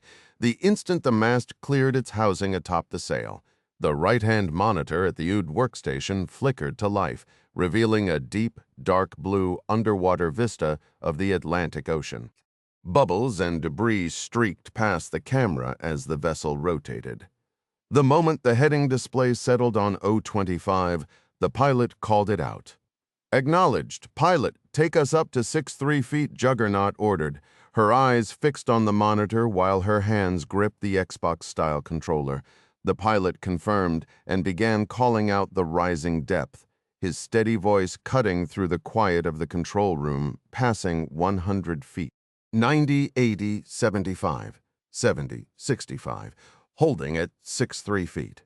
As soon as the periscope camera pierced the surface, Juggernaut initiated a smooth, clockwise 360-degree sweep that took 24 seconds, the lens skimming just above the white caps of the 3-foot waves. No close contacts, she declared firmly, and a tangible wave of relief washed over the con. The risk was minimal but real. A submarine could bump into a surface ship that was anchored or adrift while coming to periscope depth. A vessel that wasn't moving or running its engines gave off no broadband signature or narrowband tones for the Blackfish to pick up. Only after the scope broke the surface and the officer of the deck completed the safety sweep could the crew truly unwind.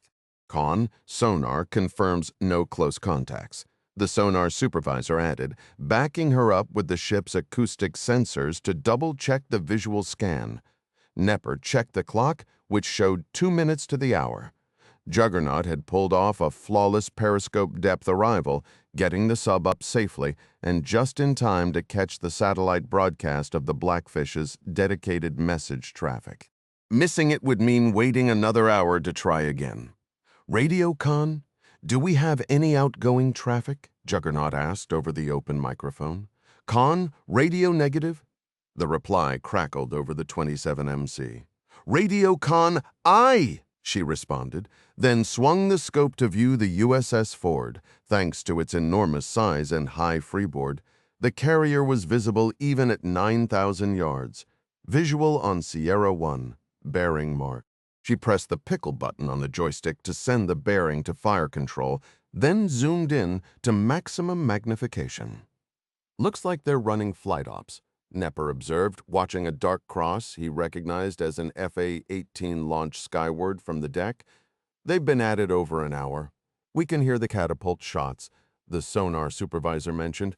"Really?" Nepper replied, raising an eyebrow. "Yeah, want to listen in, XO?"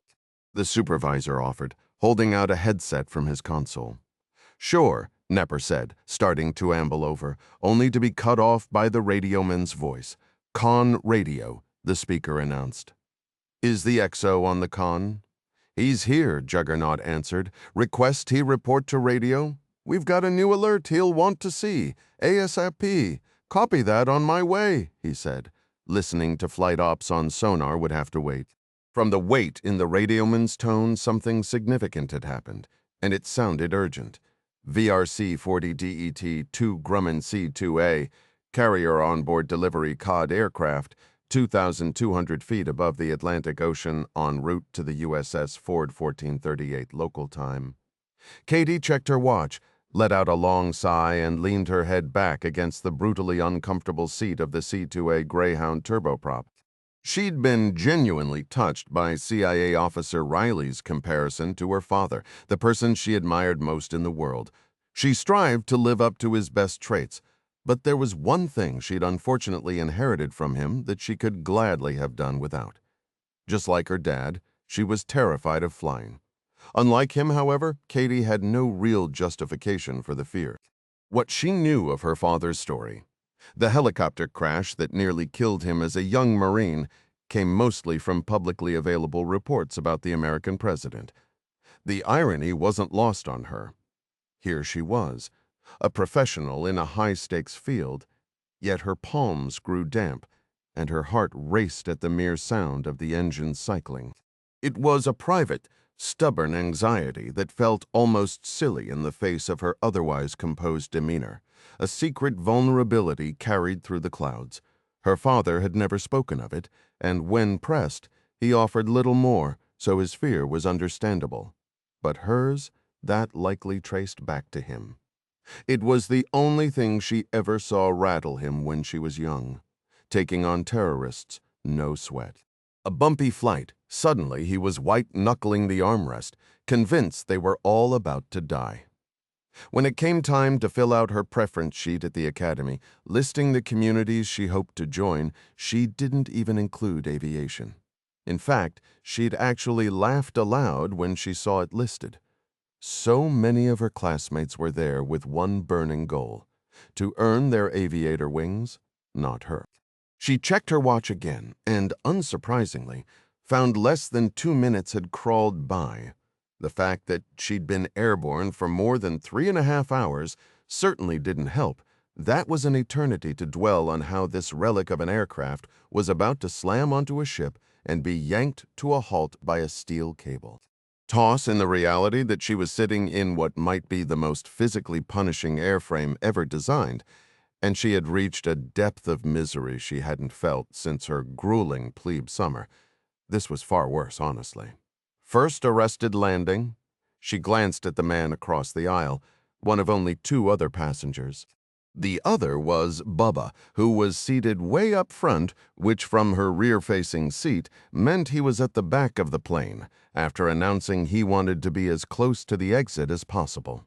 The man had raised his voice to be heard over the engine roar. He wore the green flight suit of a naval aviator, sported a Top Gun patch on his shoulder, and held a genuine fighter pilot helmet in his lap. She had removed the brain bucket, as the crew member had called the helmet and goggles not long after takeoff. "Yeah," she replied. "Clearly not your first." He grinned. "True," he said, "but I still don't love it when someone else gets to decide if we bolt her or not." He shot her a smile from beneath a cheesy retro mustache. "Plus, I've got the whole can't see a thing issue, too, and we're sitting backwards on top of it all." "I get it," she said, aiming for politeness. She shut her eyes again, but they flew open and she turned back to the pilot, noting the silver oak leaves of a commander on his shoulder. He'd been around. "I mean, this is completely safe, right?" she asked, her nervousness making her sound slightly unhinged. "They land these on carriers constantly, right? Like, statistically, what are the chances of something going wrong?" "Extremely, extremely low," the pilot said with a seasoned smile, "and this airframe is remarkably stable, with a nice straight wing and a very slow approach speed. Right?" she said, starting to convince herself. "It's probably even safer than landing a fighter jet on board." "Right? Right?" he nodded reassuringly. "You almost never hear about a serious incident?" She let out a long breath and closed her eyes once more. "I did hear about this one time, though," the pilot said, a playful tone creeping into his voice. Her eyes snapped open and she turned to him. "A Greyhound was bringing a load of VIPs back from shore leave in some pretty marginal weather, you follow?"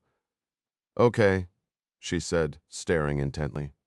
"Well, they caught the boat just as a swell lifted the deck. This was the Nimitz, and just rotten luck, you know. The port main gear gave out, and the plane slewed hard to the left." "When you say slewed off, I'm afraid so," the pilot said, a mischievous glint in his eye, as if he took some odd delight in the grim tale. "Went right over the port side of the ship?" "Did anyone die?" she asked, unable to stop herself. The pilot leaned in conspiratorially. "It was nearly a miracle," he said. The left wheel had sheared clean off, and the left main strut snagged the wire just before she slid over the edge. So there's this massive C-2 Greyhound, nose pointed down at a churning sea, dangling by the number 3 wire, with the left main strut and the tailhook, which was still hooked on the number 2 wire.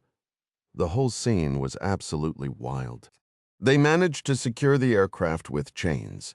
The flight deck crew on a carrier are nothing short of incredible, so they got her fastened to the ship and evacuated all the important personnel and crew. Just a few dings and scratches. He let out a breath but kept grinning, as if recounting a tale about a barbecue spoiled by a sudden downpour. "Wild. You have to figure those pilots were terrified, right? I mean, they're dangling off the edge, watching ocean swells just a few feet below." She gaped at him, speechless. "Anyway," he said, turning to snag his helmet and tug it on. "That's the only Greyhound story I've got worth telling." "Fantastic," she muttered, checking her watch before a fresh wave of anxiety hit. She pulled her own helmet down over her head. Moments later, the youthful-looking crewman at the cargo plane's rear ramp started swinging his arms, the brief signal that they'd be on the ship in under 15 seconds. Katie tightened her harness, gripped the armrests, and leaned back, pressing her head against the seat as instructed. "It's 2024, Katie. I could have handled this entire trip from my DC office over a secure video call." She was thrown back against the seat a heartbeat later, despite bracing herself, as the engines roared, and she wondered if they'd botched the approach just before the plane slammed to a halt, going from over 100 miles an hour to 0 in less than 2 seconds. The engines whined down. Oddly, it felt like they slid backward briefly, then veered right, presumably now safely aboard the USS Gerald R. Ford. "See?" the pilot said, swiveling toward her and lowering the clear part of his visor. Easy as pie, she shot him a suitably dirty look, noticing the gold aviator wings stitched on the vibrant rectangular patch over his left chest as he turned. Below the wings was his name, or at least his call sign, Mr. Pibb. She shook her head, then blinked as blinding light flooded in when the rear ramp lowered. Standing, she grabbed her backpack and duffel, trailing the wisecracking pilot off the plane. She gave Bubba a pat on the shoulder. He looked a little green and offered a strained smile before falling in behind her, his own gear slung over one shoulder. They navigated around some heavy machinery, bringing her right beside the towering island structure, and soon they were through a hatch that was sealed shut behind them. She pulled off her helmet and goggles. "I'll take those, ma'am," a slender flight crewman said. She handed them over, Bubba doing the same. "Thanks for flying with the rawhides." She almost remarked that she hadn't exactly had a choice, but opted to be polite despite the lingering nausea. "Thanks for the lift," she said. "Nice to be the only option in town," the young man joked. The aviator who'd led them into the island had already vanished around a corner, leaving her and Bubba with a female petty officer in blue coveralls. The blue patch on her chest featured a surface warfare pin over her name, Casper, with IS-2 Combat beneath it. The left side showed a compass rose. "Lieutenant Ryan?" the petty officer asked. "Yes, ma'am. I'm IS-2 Casper from the N2 shop. We can drop your gear at your stateroom, and then," she checked her watch, "the XO would like to meet you. IS-2 Pettigrew. I can take you straight to the intel shop after I drop off the lieutenant and get you introduced around." "Sounds good," Bubba said, turning to Katie. "Worst flight I've ever been on, ma'am. Thanks so much for inviting me." His tone blended down-home charm with a heavy dose of sarcasm. "My pleasure, Bubba," she replied, just thankful they'd made it in one piece. Katie turned to Casper. "Will the commanding officer be present?" "The meeting is in the CO's reception area," Casper replied. "Captain Mackenzie's attendance will depend on his schedule." "Understood," Katie said, accepting a key card that felt identical to one from a hotel. She followed the intelligence specialist, a woman roughly her own age, down the passageway. They descended 2 levels via a metal ladder well, with Bubba following close behind. The environment felt immediately more familiar than the cramped submarine, sparking a wave of nostalgia from her time deployed on the Roosevelt. "Is this your first time on an aircraft carrier?" Casper inquired. "Not my first carrier, but my first time arriving by cod," Katie answered. "I served a tour on the Roosevelt." "I see," Casper said with a nod. "The Ford is a completely different animal. Your experience on the Roosevelt might give you a slight edge, but not much for navigation. We still use the level and frame numbering system for directions, so I'll give you the key locations to note once we drop your gear. The intelligence shop, combat information center, wardroom, gym, and so on. You'll be sharing this stateroom with Lieutenant Commander Kumari, who heads the N2 Intelligence Division. Most officer quarters have private facilities now, so you won't be trekking down the passageway in shower shoes looking for the women's bathroom." Despite her efforts to memorize the route, Katie was already disoriented. After navigating an L-shaped corner, Casper halted at a closed door. "This is you, ma'am," she stated. "Note the stateroom number and the level and frame location below it." "Okay," Katie responded as Casper knocked on the door. "Will you be able to find the intel shop with just the coordinates, or would you prefer I wait to escort you?" Before Katie could answer, the door opened. "Good afternoon, Commander," Casper said to the officer standing there. She was fit and carried a serious demeanor, dressed in the green flight deck jersey known as guacamoles, a contrast to Casper's blue jumpsuit. Her name tape read Kumari. "Afternoon is too," the woman replied, her smile genuine and reaching her warm brown eyes, though a flicker of surprise crossed her features first. "I thought I'd meet Lieutenant Ryan before the executive officer and captain. If you could escort Petty Officer Pettigrew to the shop, I'll take the lieutenant to the skipper's reception." "Thank you, Commander. Of course, Casper," Kumari said. "We'll link up with you there shortly. Just get Pettigrew situated with access and a workstation." "Will do, ma'am," Casper affirmed with a tilt of her head. She signaled for Bubba to follow, and the two vanished down the corridor. "Coming in, Ryan?" Katie nodded and stepped into a stateroom that was surprisingly roomy. Two identical desks flanked multi-compartment metal cabinets with bunks featuring blue privacy curtains at opposite ends. A stainless steel sink stood beside a metal door, likely leading to the private head. "Apologies for intruding on your solo space," Katie said, placing her bags by the clearly unoccupied desk and cabinet. Kumari smiled. "No intrusion at all. We have an odd number of female officers. And I drew the long straw for a single. But honestly, I don't mind the company. It gets a bit quiet." "Happy to provide a distraction, then," Katie said, glancing around. "This is a significant upgrade from what I remember on the Roosevelt. Having our own head and shower feels almost luxurious." "Absolutely," Kumari agreed. "We share this one with the stateroom next door, but after my junior officer tour on the Vinson, this feels like the Four Seasons. Just wait until you see the fitness center. It even has a rowing machine that doesn't sound like it's dying." "The ship feels different from the flight deck, too," Katie observed. "I'm familiar with the electromagnetic launch system and the advanced arresting gear, obviously, but there's an overall sense of modern efficiency." Kumari's smile widened. "The XO absolutely adores giving the proud owner tour, so you'll likely get more details than you ever wanted. But we are proud of her. She's a testament to how far we've come." A thoughtful pause followed. "You know, arriving by Cod must have been quite a ride. I remember my first catapult launch felt like my soul stayed on the deck for a second." The view from the island felt different for several reasons, but a major one was how far back the entire superstructure was positioned compared to older carriers. This design, Kumari explained, helped streamline the flow of aircraft off the arresting wires and onto the catapults, or CATs, as she put it, using the deck slang Katie recognized it, made flight operations significantly more efficient. Katie considered the open expanse of the deck. "That might be it," she agreed. "Everything feels more spacious because weapons and fuel are brought up from below now. No more ordnance stacked everywhere, or fuel hoses snaking across the active flight line." She gave a short laugh. "I remember the old flight decks being a total maze of equipment up here. It almost seems empty by comparison."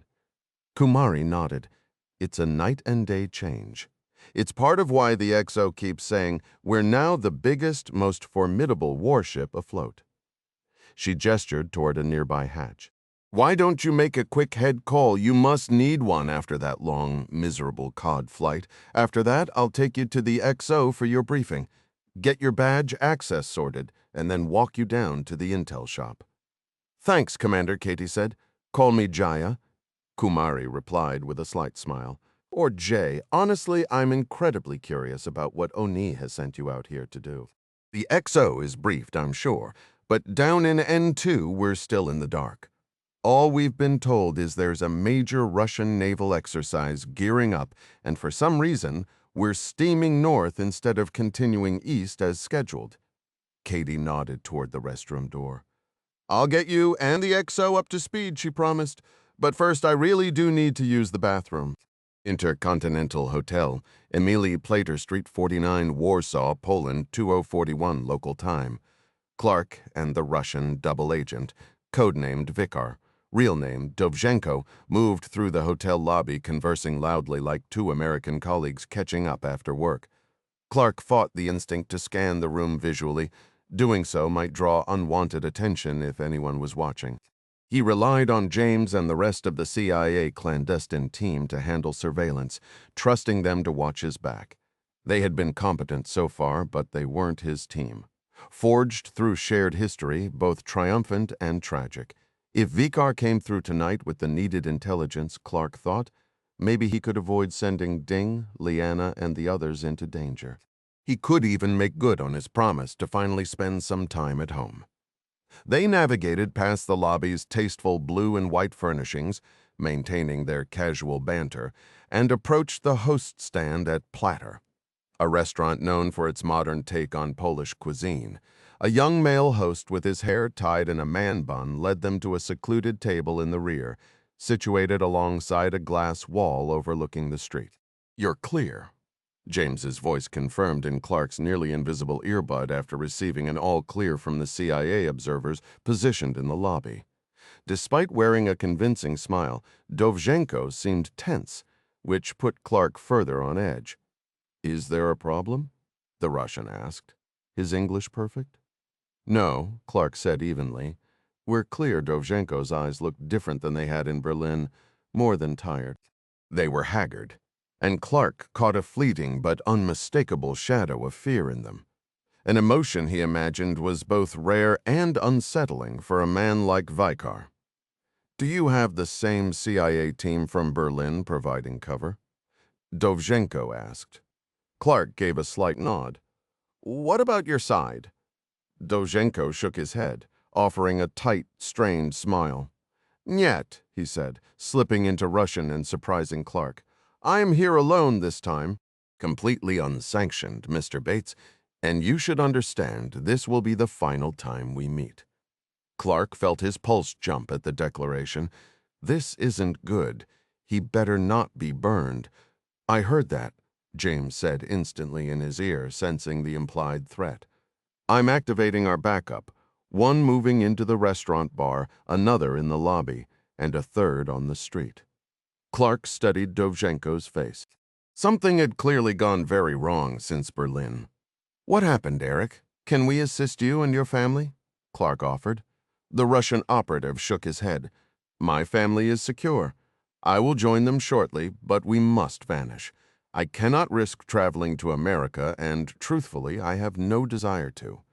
"Has your cover been compromised at the SVR?" A low, humorless laugh escaped Dovzhenko. "Not yet." "Then what changed?" The Russian gazed silently out the window for a long moment before turning back. It is as I suspected, Mr. Bates," John Clark interjected, offering his first name as a token of faith. "It is as I suspected, John. Events are in motion. Significant events. The board is being set. Certain influential figures are pushing for a dramatic shift." "Which figures?" "Men of a certain age, clinging to a vision of restoring Russia to its former stature." This was not the brief, contained crisis Clark had anticipated. He'd expected news of a failed internal power grab of idealistic reformers silenced in some bleak prison, or by a tragic, convenient accident. Hearing his own deeper worries voiced aloud was profoundly unsettling. "I recognize the strain this places on you. I know what you've hazarded. But, Eric, I require specifics. Who are these individuals planning this move?" "I will share what I can, and then I must leave." "Understood," Clark said. And he meant it. His own instincts to protect his family mirrored the man's urgency. "This is unconfirmed, but I believe Colonel General Nikolai Ilyin may be the central figure. He was seen at the Glav Pivtorg facility in Moscow alongside Admiral Rodionov." "Rodionov? The GRU director?"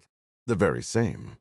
Also present were Admiral Boldarev, who commands the naval fleet, and General Aralovich, head of the FSB. In Russia, nothing of consequence occurs without their knowledge.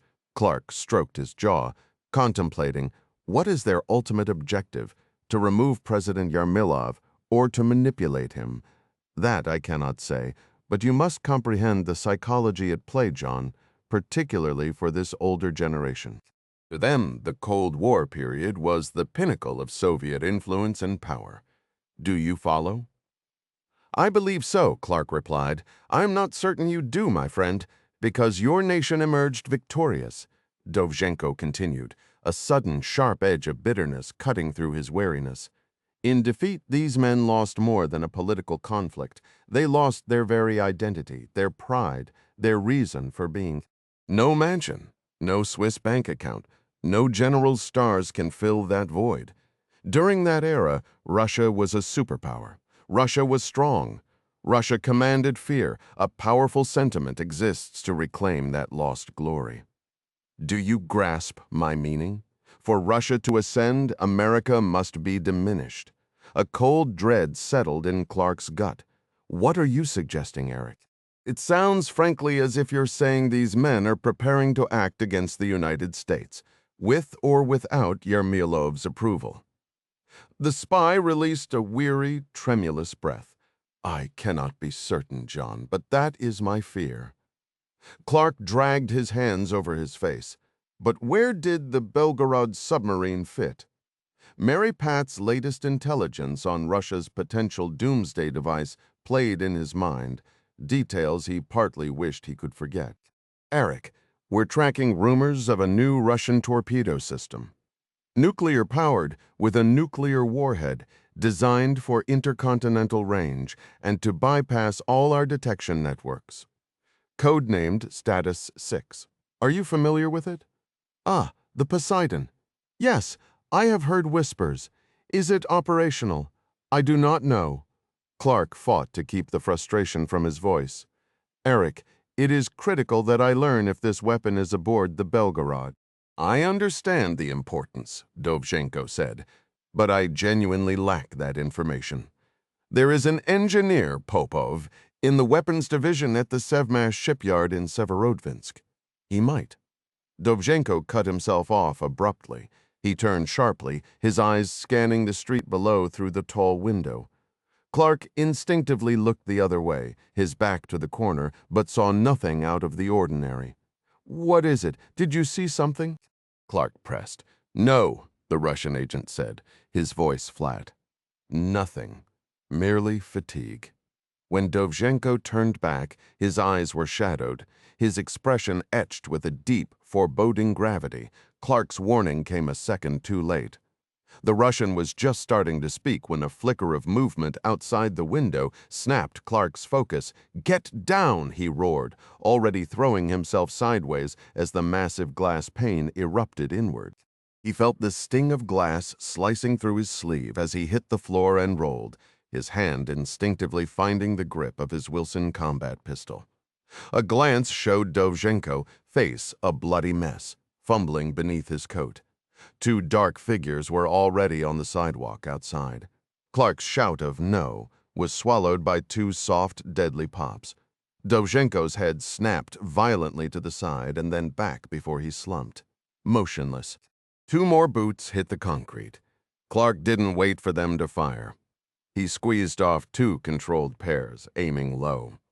The 9mm rounds shattered the knees of both figures in black, dropping them with twin shrieks of agony. Two precise shots to their heads silenced them for good. The whole exchange felt brutally efficient, a grim transaction completed in heartbeats. With his contact gone, Clark was on his feet, scanning the chaos through the jagged window frame. The restaurant was devolving into pandemonium, patrons screaming and scrambling over overturned chairs. Viking one, sitrep? James's voice was calm in his earpiece. Asset is terminated, Clark yelled over the noise. Two shooters down outside. I'm moving to the lobby, a new voice, one he didn't recognize, cut in. We have 3 tangos inbound from the lobby. One, Clark pivoted away from the main entrance, colliding with a stunned waiter who crumpled soundlessly to the floor. He hurdled the man just as two new threats burst into view. They weren't in tactical gear. They wore casual slacks and sports shirts, leather bags slung across their bodies, compact machine pistols in their hands. Professionals blending in, which was somehow more unsettling than the head-to-toe black. The lead shooter's eyes met Clark's a fraction of a second before Clark's bullet did, punching through his temple. The man's dying reflex sent a wild burst of fire across the room, shattering a glass food display and chewing up the wall. Clark was already dropping to a knee, his sight picture shifting to the second man, who was smartly dropping into a crouch of his own. Clark fired first. The impact spun the shooter around, and Clark put a final round into him as he advanced toward the wall for cover. A third figure, a woman in workout gear with a gym bag, spun toward him, an assault rifle coming up. A single shot from Clark dropped her. Coming to you, the voice in his ear announced. Negative hold position. Clark snapped back. He was the clear target now, the center of the storm. His team's anonymity was an advantage he couldn't afford to waste. Let them watch and wait. The next move was his to make, "Watch my back while I move out," he instructed, swapping the half-empty magazine in his pistol for a full one and tucking the nearly spent one away. "Then get me out of here." Better safe than sorry, he figured. "Copy that," James responded. "Where's your exit point?" "Sliska Street," he replied, his eyes constantly moving as he pictured the operational layout he'd studied. "The vehicle will approach from the west, making the turn off Sosnoa, Viking team. We're switching to contingency Charlie for extraction," James stated, his tone steady in Clark's earpiece. Clark took a quick look around the corner into the lobby. It wasn't the scene of panic he'd anticipated. Most people had likely already bolted. The man with the bun hairstyle was huddled behind the slender hostess podium, staring at Clark with sheer fear. Clark signaled for him to stay down, and then glanced back at where Vikar was sprawled, motionless in an expanding dark stain.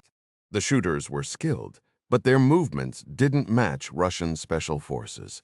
Probably Wagner Group contractors. Yet these weren't the typical low-grade hired guns that outfits sometimes used. More likely a blend of ex-military or intelligence operatives. If they were doing this right, they'd have a main team and a secondary one to block any escape if the initial strike faltered. They'll have the lobby covered as a fallback for the team that came through the window. Viking, plans changed. "I'm not using the lobby," he said, variable. "Reposition any assets you have on the street casually toward the alley corner between our position and the building to the south. I'm exiting through the staff door into that alley. Variable confirms. 5 and 6, acknowledge." He could hear James breathing heavily, clearly on the move but still managing the comms. 5, a rough voice answered. 6, came another, the driver Clark assumed. He pivoted and moved quickly past the wrecked salad bar. Leading with his shoulder, he shoved through the double doors into the next room.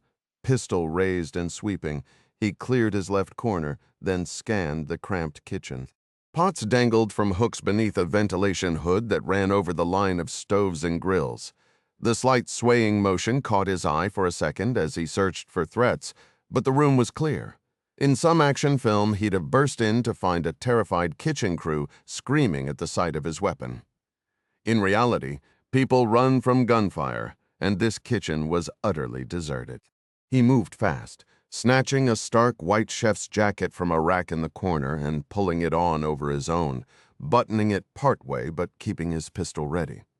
He headed for the staff entrance, the kind used by employees and deliveries. Taking a measured breath, he held his pistol close to his chest with his right hand and used his left to push open the heavy door with the push bar. He peered through the gap, saw nothing, and stepped out into the dim alley. After checking both directions, he holstered his weapon at the small of his back. Sure he was alone, he shrugged off the conspicuous white jacket and walked briskly toward the pickup corner. A sudden prickle of awareness made Clark look back just as a figure with cropped hair stepped into the alley behind him. The man's eyes were cold with intent as he flung his jacket open, shouting something over his shoulder, and yanked a compact machine pistol from under his left arm. With no time to draw, Clark lunged left behind a large dumpster as a storm of bullets slammed into the big blue metal bin. Sparks erupted where the rounds struck the steel, the sound of ricochets filling the alley. He pressed flat against the wall and drew his pistol. The sudden pause in fire told him the attacker was reloading. 2 distinct gunshots echoed from a new direction, followed by the heavy thump of a body hitting the ground. Clark moved from a kneeling position to a low crouch behind the blue dumpster, just as a calm voice sounded in his earpiece. "Shooter is down, Viking 1, your path is clear." He turned in time to see the CIA operative known as Tom offer a brief wave with his left hand, his right still holding his pistol at the ready, before Clark could move. The top of Tom's skull erupted and he collapsed forward onto the pavement. "Sniper." James's voice was urgent in his ear. "Does anyone have a visual?" Fire came from the roof of the 4-story building to the northwest.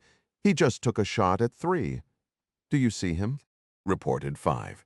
"3 is down confirmed Kiaya," Clark stated, shifting his weight back behind the dumpster's cover. A cold, pragmatic clarity settled over him.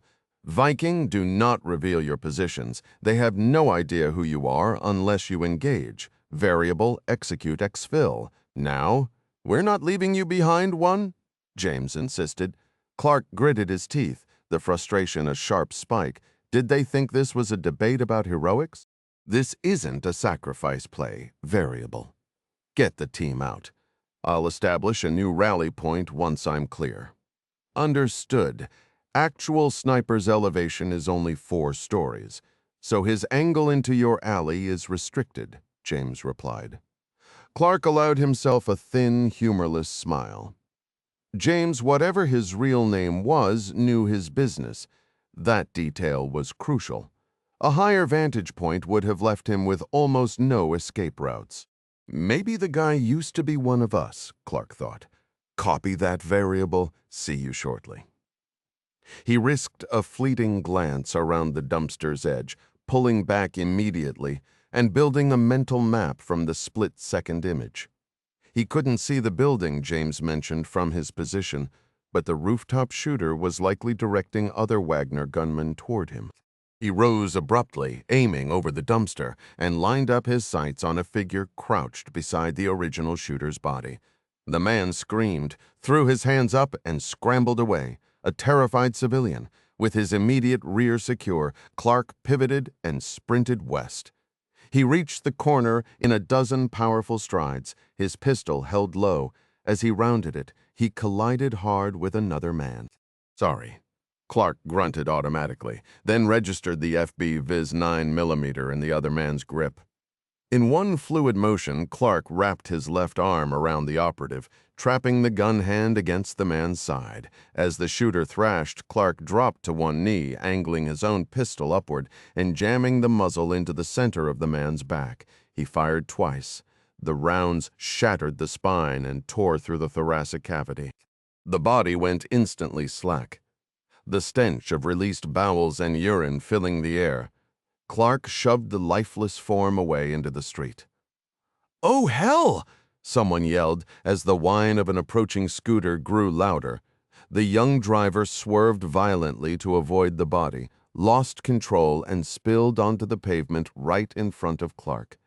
A bag strapped to the back of the Vespa burst open, scattering textbooks and papers across the gutter. The rider scrambled backward from the gruesome scene like a startled crab on sand. Clark holstered his pistol in his waistband, righted the fallen scooter, and swung a leg over. A moment later, he was accelerating west on Siena Street on the commandeered Vespa. He approached a 6-lane thoroughfare, scanned left and right with a practiced eye, then darted across all lanes, weaving the scooter through blaring traffic as if navigating an obstacle course. "Viking team is clear," James reported. "We're moving west on Listopadu." Clark veered the Vespa south, the tires nearly losing traction as he cut off the road into a small parking lot fronting a corner grocery. He stepped off the moving scooter, letting it coast into a light pole, and quickly wiped the blood from his hands on the inner lining of his sports coat. Buttoning the coat to hide the stains on his shirt, he pushed open the store's door, a small bell chiming softly above his head. He made his way toward the rear of the store, his gaze sweeping left and right in a deliberate search before settling on the final aisle. His eyes flicked from the shelves to the door, his body coiled and ready to spring back into action at the first sign of a threat. "Can I help you find something?" a woman's voice inquired. He turned to see a short, older woman with her gray hair pulled into a tight bun, a friendly smile on her face as she adjusted the apron around her waist. "I found it. Thanks," he said, reaching without looking to snatch a box from the second shelf and holding it up with a quick grin. The woman chuckled and made a comment in Polish about him being a thoughtful husband. He glanced at the box in his hand. "Tampons." He offered a polite smile and moved toward the checkout. "I have your signal. Viking 1. James's voice came through his earpiece. "Confirm you're inside a store called Zabaka on Siena Street." "Your guess is as good as mine," he muttered, his eyes still urgently scanning the surroundings. I'm in a small market, and yes, it's on Sienna. 2 minutes out, James reported. Perfect, he mumbled under his breath. Just enough time to pay for these. There was a brief silence on the line. Say again, Viking One. Just meet me at the south entrance, Clark stated, pulling out some wrinkled Polish zloty notes and handing them to the young cashier. She smiled, placed the box in a plastic bag, and gave him his change. He watched through the glass door until a white Jeep Avenger pulled to the curb. He slipped out of the store, slid into the back seat, and gestured sharply for the driver to move. James glanced back at him from the front passenger seat as the SUV pulled away onto Sienna, turning north at the first intersection. Everything in one piece? James asked. Clark rolled his shoulders, conducting a quick mental inventory of his aches and pains, the burning sting in his arm from numerous small cuts being the most persistent. He flexed both hands open and closed, all operational. Understood, James said. We lost Tom. I know, Clark replied, the weight of it in his voice. I'm truly sorry. Wasn't your fault, the CIA officer said. Right now we need a place to regroup. Head for the airport, Clark directed. He drew his pistol from its holster, and the CIA operative named Guinea, anticipating him, pulled a box of ammunition from a gray pack hanging on the driver's seat. Clark ejected the magazine from his X9, refilled it with fresh 9mm rounds, and then retrieved the nearly spent magazine from his coat to reload it as well. Wait, why the airport? Asked the CIA officer driving the sniper. He believed was called Spencer. We need to recover our man first. We need to bring him home. Clark offered a tight, understanding smile to the driver. I get that, but our position here is compromised. We'll arrange for the repatriation through state channels. You have my word. It will be handled with the utmost respect. We'll take care of Tommy, James assured the driver, giving his shoulder a firm squeeze before turning to lock eyes with Clark. What's the play now? You and your team are exfiltrating, Clark stated. James pressed. And what about you? We started this together. Clark shook his head. That chapter's closed. The mission parameters have shifted. My team is en route. We'll handle it from here. Now, just hold on a second, James began, his frustration evident. Clark understood. If he'd lost an operator and was then told to stand down, he'd be bristling too. But the operation had just plunged into a different league, one requiring a severe degree of compartmentalization and a very specific kind of experience. Listen, your team is professional. You executed perfectly, but this is going deep and dark now. That's my team's specialty. James gave a reluctant nod, his dissatisfaction clear. You're crossing into Russia, aren't you? Clark held his gaze, offering no confirmation. All right, fine, I read you, but there has to be some support we can provide. Get me to the airport, then get your man and your team stateside, Clark said. James's tone turned solemn. I think we've earned a place at the table, John. Clark's response was firm. Maybe you have, but this particular table is by invitation only, and I'm not the one sending out the invites. And trust me, you're better off not knowing what comes next. James let out a weary breath, offering Clark a thin, strained smile. Ginny, seated beside him, gave a low whistle. You still move pretty well for a guy your age. Clark just grunted in response, his attention shifting to the CIA officer as she passed him a compact medical kit from her gray pack. For the arm, she stated simply. Appreciate it, Clark replied, balancing the kit on his knees. He pushed up his sleeve, revealing a mess of lacerations, several still glittering with embedded glass shards. He worked methodically, plucking the fragments free and letting them clatter onto the rugged floor mat. The vehicle hummed along in silence, giving Clark space to map out their grim trajectory. Severodvinsk was the immediate destination, and a man named Popov at the Sevmash shipyard was the key. Finding him was the only viable next move if they hoped to unravel the mystery of the Status 6 torpedoes. Once they had answers, they'd do whatever it took to derail the shadowy coup being orchestrated by Moscow's so-called old men. First, however, He had to brief the Director of National Intelligence. The news about Vikar's fate would be a devastating blow to the intelligence community. Losing their prime asset in Moscow was a catastrophe. Clark exhaled slowly, a sharp hiss of frustration. In mere hours, he and the campus team would be plunging into a perilous pitch-black rabbit hole, gearing up for a mission of staggering risk. Their objective: infiltrate the most heavily guarded naval base and shipyard in Russia's northern fleet. So much for those plans to visit the grandkids. Typical, he thought with a grim internal shake of his head. The Russians just had to ruin a perfectly good vacation. Road 46H, southbound from the Moscow Central Ring Road, just east of Dolginica, 12 miles north of Moscow, 2212-3 local time. In the plush rear cabin of his RS Senat limousine, President Yermilov tapped an impatient rhythm on the armrest's cupholder, struggling to contain his simmering anger. He had humored the old man, had even embraced the retired defense minister's grandiose vision for restoring Russia to its rightful place as a global power.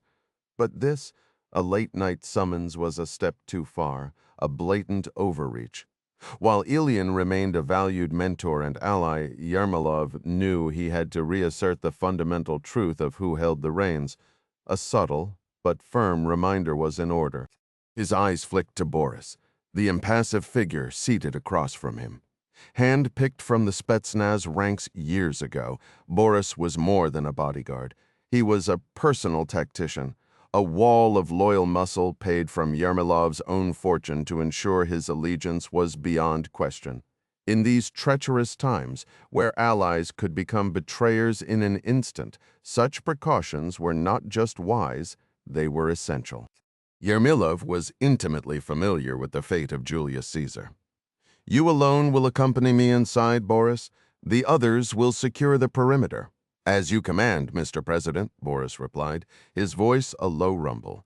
He held Yermilov's gaze for a moment, a silent acknowledgment of the trust placed in him. A prudent philosophy indeed.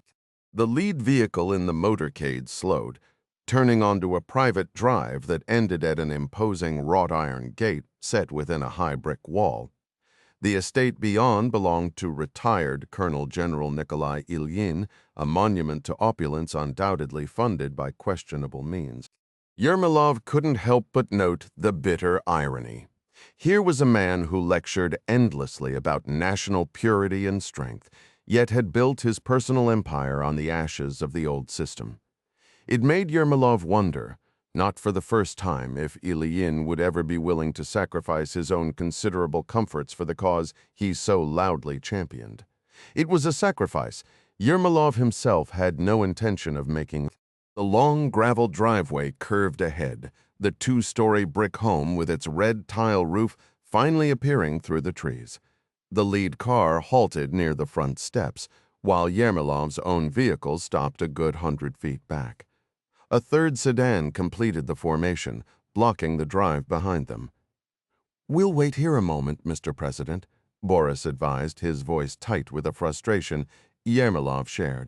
This meeting was a bitter pill, but swallowing it was unavoidable, and the Kremlin's walls had far too many ears. Boris touched his earpiece, listened, then gave a curt nod. "The perimeter is secure." Yermolov stepped out into the cool air, following his security chief.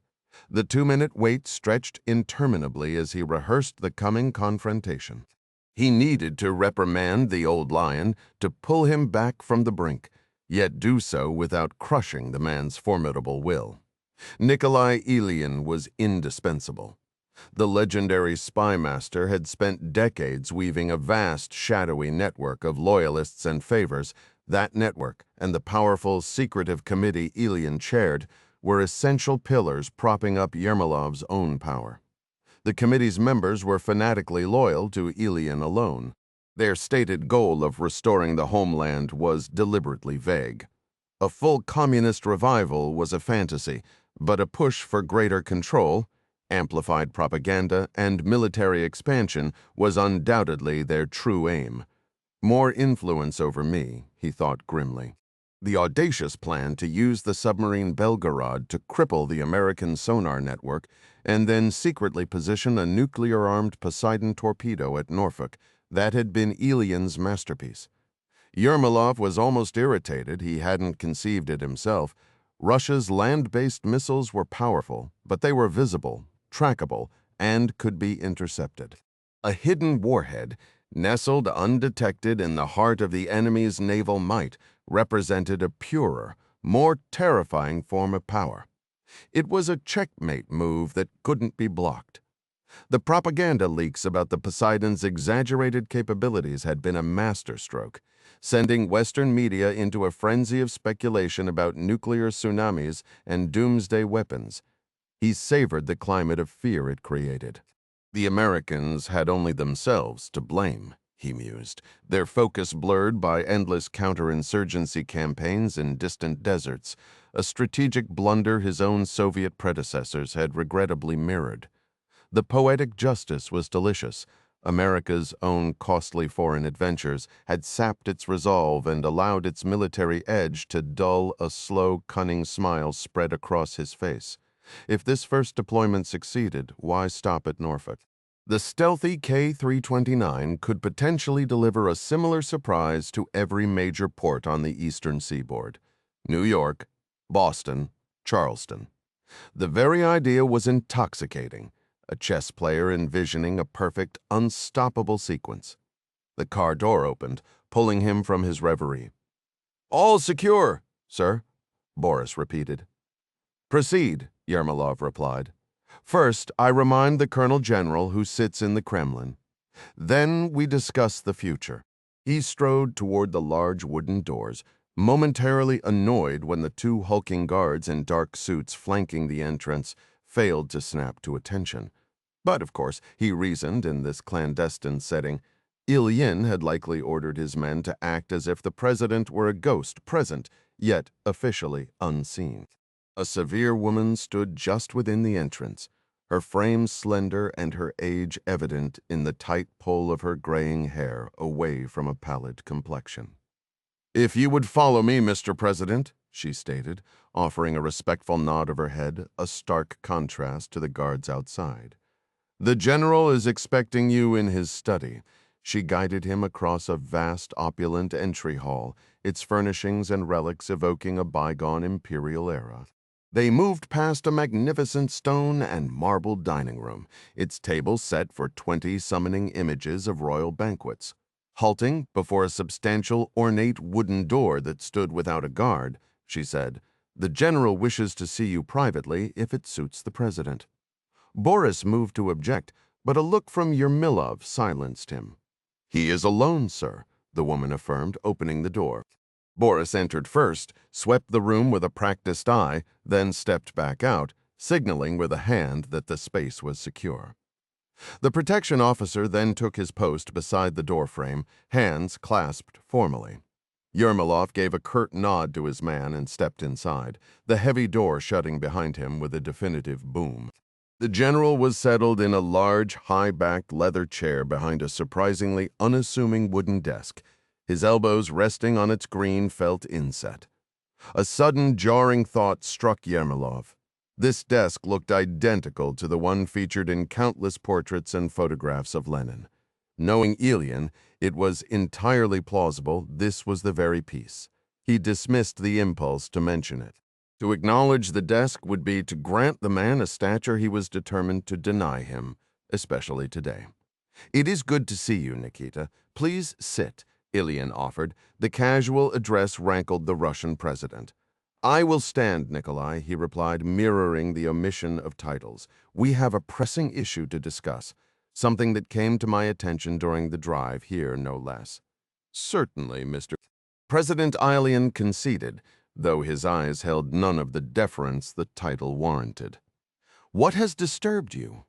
Yermolov began to pace, deliberately slow and measured, projecting an air of controlled authority, as if weighing his options in an unpleasant negotiation.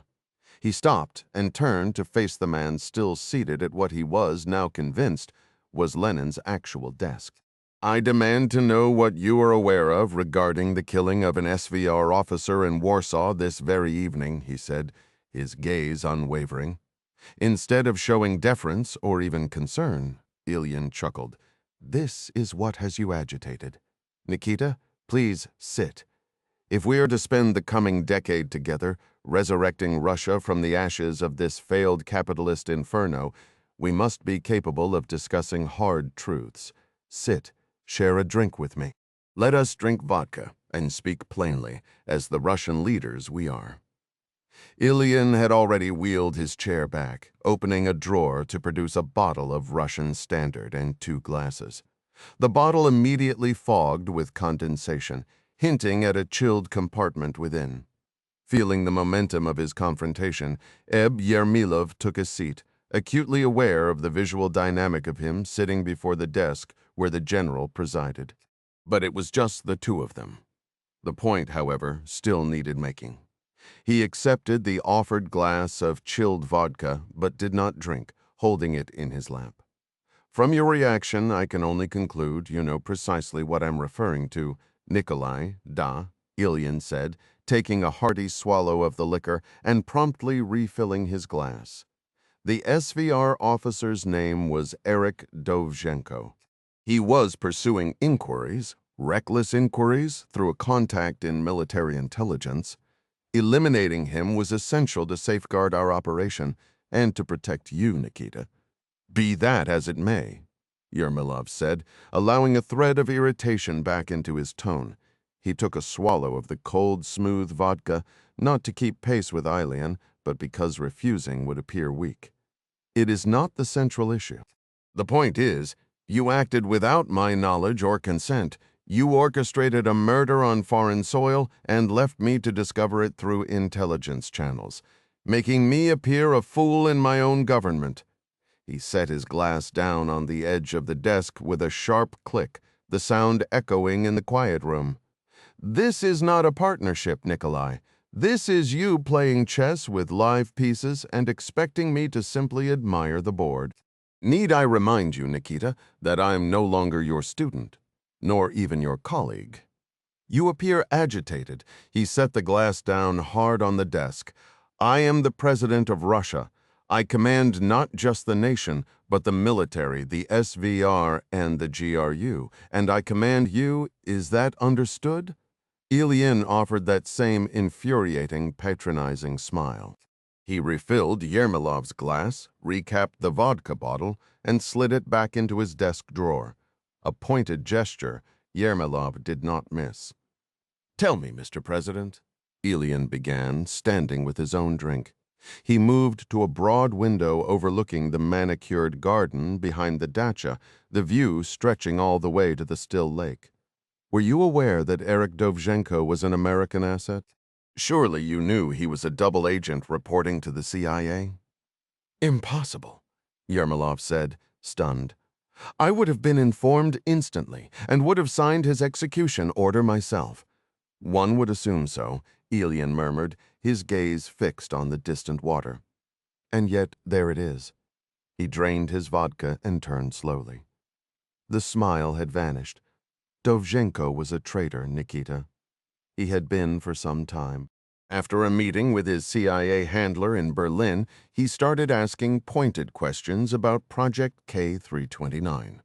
He also inquired about Rodionov and Boldyrev, and we believe he passed their names to the Americans as connected to the operation. Aralovich may be compromised as well. I had no choice but to act. I directed Rodionov to utilize Wagner Group assets to eliminate Dovzhenko before he could do more harm. You should have consulted. Don't be naive, Nikita. Ilyin cut him off sharply. You must prioritize this mission over your own pride if we are to succeed. It is what I trained you to do, or have you forgotten all your lessons, Mr. President? Ilyin returned to his chair, dropped his empty glass into the desk drawer, and fixed Yermilov with a stare in the heavy silence. There is no retreat now, Nikita. Your only chance to remain in power to be the president of the new Russia that is emerging depends on our success and on our secrecy. We have stopped one leak, but we don't know what was passed during those few minutes your man met with his American contact. We must proceed with extreme caution." Yermolov stood, ignoring his drink, and paced away, his thoughts spinning. How could he have been kept in the dark? The answer was painfully clear. Ilyin. It was so obvious now. Ilyin, Rodionov, Aralovich, Boldarev, and who knew how many others in a circle from which he was suddenly excluded were filtering the intelligence from their agencies before it ever reached the Kremlin. This wasn't a protective layer of loyalists offering him plausible deniability. No, this was a cabal of old men who saw him as an obstacle. What Ilyin grandly called New Russia was, in truth, a desperate grasp for the old one. He glanced at his untouched glass on the desk, Lenin's own desk, no less.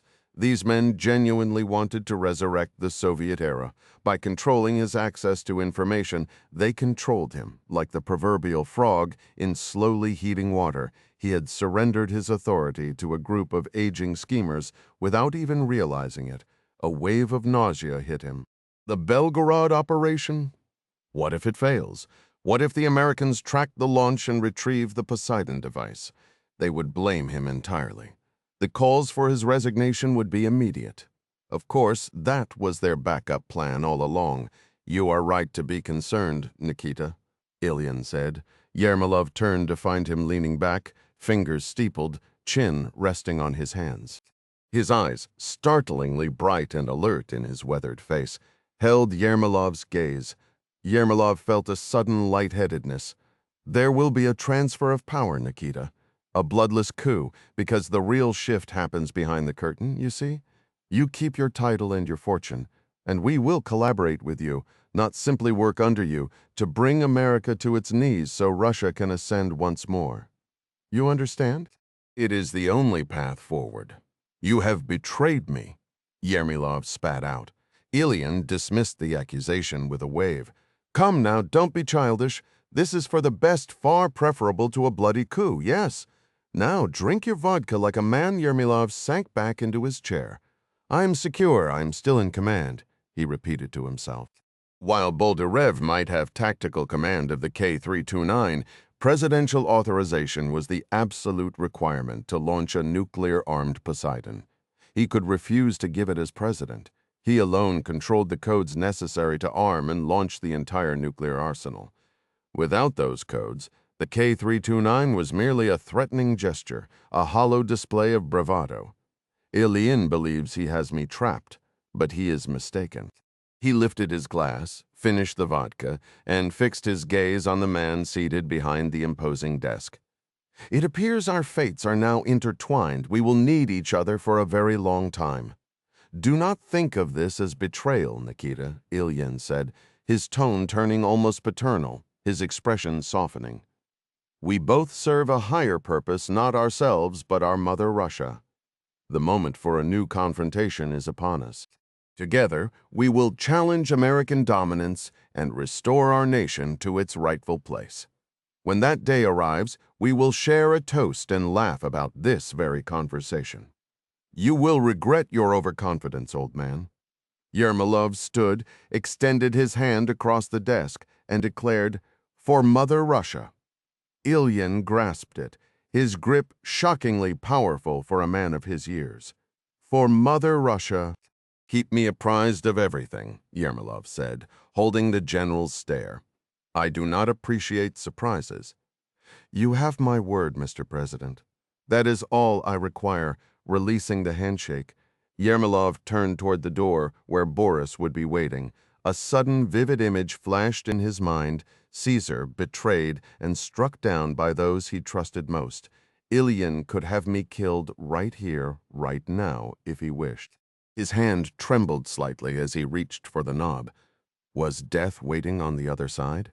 If he wanted me dead, I would already be gone. But I will not be caught off guard like this again. Never. He opened the door and stepped out of the office, where Boris stood at attention, alone. Without looking back, President Yermolov, billionaire, autocrat, and supreme commander of the Russian military, walked with a measured stride toward his waiting limousine, his posture rigid and his gaze fixed ahead. Bridge of the Cyprus-flagged vessel Finiter, 393 miles north-northeast of Bermuda, North Atlantic Ocean, 1634 local time. The blare of a siren, as jarring as a physical blow, launched Captain Avgust Vladimirovich from his chair. The Finiter's control console hosted a maze of over 24 alarms. He didn't know them all by heart, but this one was unmistakable. The overtension alert for the primary winch pulsed a urgent red on the panel. "Move!" he barked in Russian, shoving the young helmsman aside to seize the ship's wheel and throttle controls. He slammed the twin throttle levers to neutral, then threw them into reverse. The vessel shuddered violently as the twin screws fought for purchase, straining to slow their momentum. His eyes darted to the navigation screen, watching the speed over ground digits fall. He had reacted quickly, but would it be enough? If that cable snapped, it could slice a man in two or worse, send a 500 million ruble high-resolution sonar probe to the ocean floor. He couldn't afford another failure on his record. It was those very failures that had exiled him to command this rusting tub instead of a prestigious Admiral Grigorovich-class frigate where he believed he truly belonged. He glanced at the grainy video monitor streaming live from the fantail, where two crewmen were desperately struggling with the whining cable reel. They couldn't hear him, but he shouted into the void anyway. "Get back from that cable, you fools! Do you have a death wish?" Captain Avgust snapped, his voice sharp enough to cut through the bridge's tension. The young helmsman, Yuri, offered him a handset. "It's set for shipwide broadcast, Captain. Finally, someone with a functioning brain," Avgust thought grimly, snatching the microphone. He barked the names of the two operators, ordering them to clear the cable drum area immediately. Over the loudspeakers, the sound of their own names, paired with his furious tone, broke their paralysis, and they scrambled from the winch room. A glance at the nav screen showed their speed over ground had dwindled to a mere 0.7 knots. The Finiter's violent shuddering was easing into a steadier, rhythmic vibration as the ship settled into a reverse harmonic. The blaring siren cut off abruptly. "Captain, the overtension alarm is clear," Yuri reported, the only other soul on the bridge. "I'm not deaf," Avgust grumbled, though inwardly he appreciated the kid's initiative. He nudged the throttles back as their speed crept to 0.2 knots in reverse. "Why hasn't anyone radioed to explain this mess? Should I run aft and see what's wrong?" Yuri asked eagerly. "Yes," Avgust said, and was met with a bright, enthusiastic grin. "But Yuri—" The helmsman paused at the port bridge door. "Yes, Captain. Stay clear of that winch. Don't even look at it." "Understood, Captain," Yuri replied, still smiling.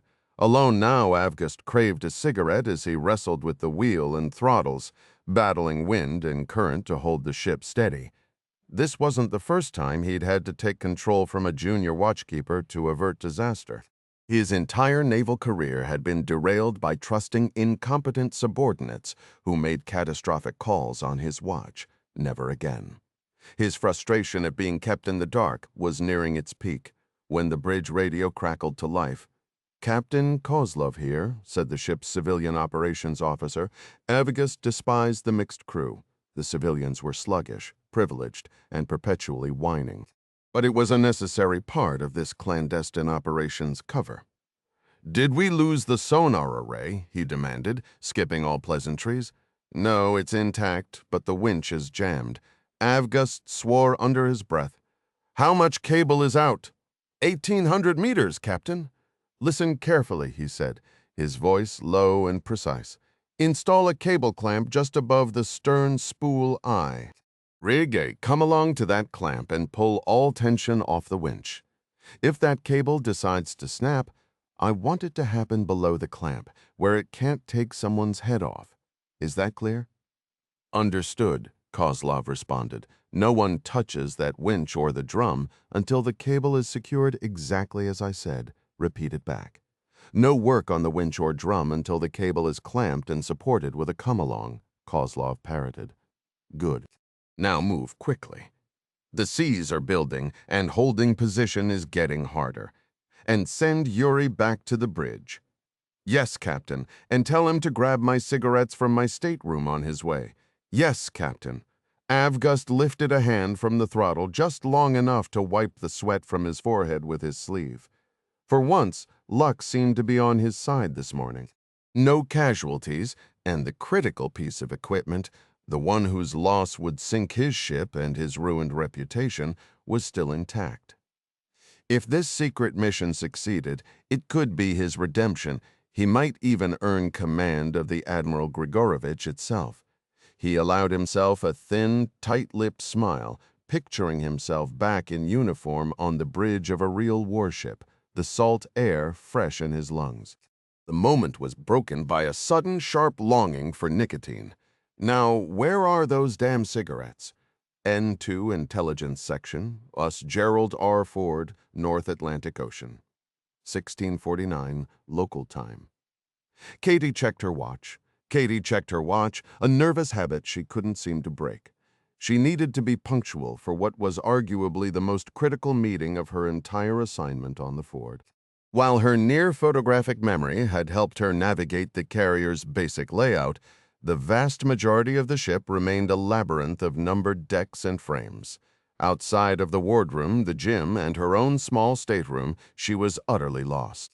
Thankfully, Jaya Kumari had offered to escort her to the skipper's reception quarters to meet Rear Admiral Bentley Kiplinger, the strike group commander, and Captain Martin Vasquez, the air wing commander, or CAG. The whole invitation still felt surreal. She'd asked Captain James Spacecamp Huddleston, the deputy air wing commander, about it earlier. Does the strike group commander usually make time for junior lieutenants assigned to bolster the intelligence shop? Huddleston had been with Captain Otis Opie Mackenzie, the Ford's commanding officer, and the ship's executive officer, Sarah Baby Williams. The three aviators, despite their lofty ranks, had the relaxed demeanor common to their breed and appeared to be old friends. Huddleston had laughed.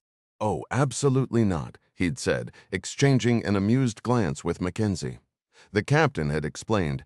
Admiral Kiplinger said he wanted to meet the junior officer who practically rewrote Group 12's mission orders single-handedly.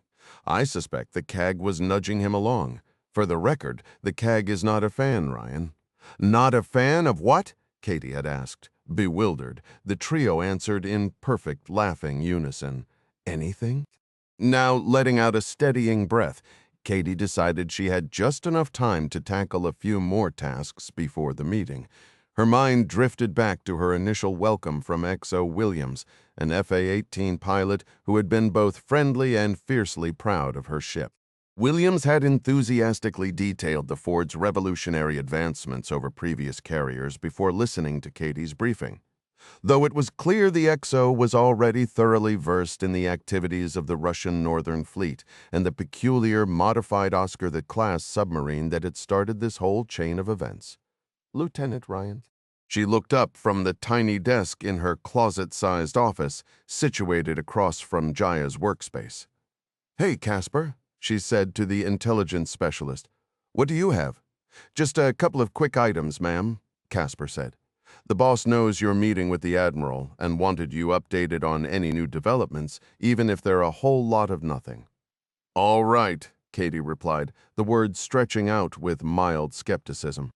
"So first, Bubba, that's IS-2 Pettigrew, wanted you to know the sub-hunt is still quiet. We also haven't received any new communications from our undersea assets." "That's pretty standard, ma'am," Casper explained. "The Washington will only check in when she comes up to periscope depth, though they have methods to send critical data without surfacing. So typically no news is just no news." "Understood," Katie said. She highly doubted no news would be a welcome report for an admiral or a senior captain. "I mean, of course, that makes sense," she added, standing up in the confined space and promptly knocking her hip against the sharp corner of the desk. She winced. "Sorry about the tight quarters, Lieutenant," Casper offered. "Don't be," Katie said, with a genuine smile, the minor pain forgotten.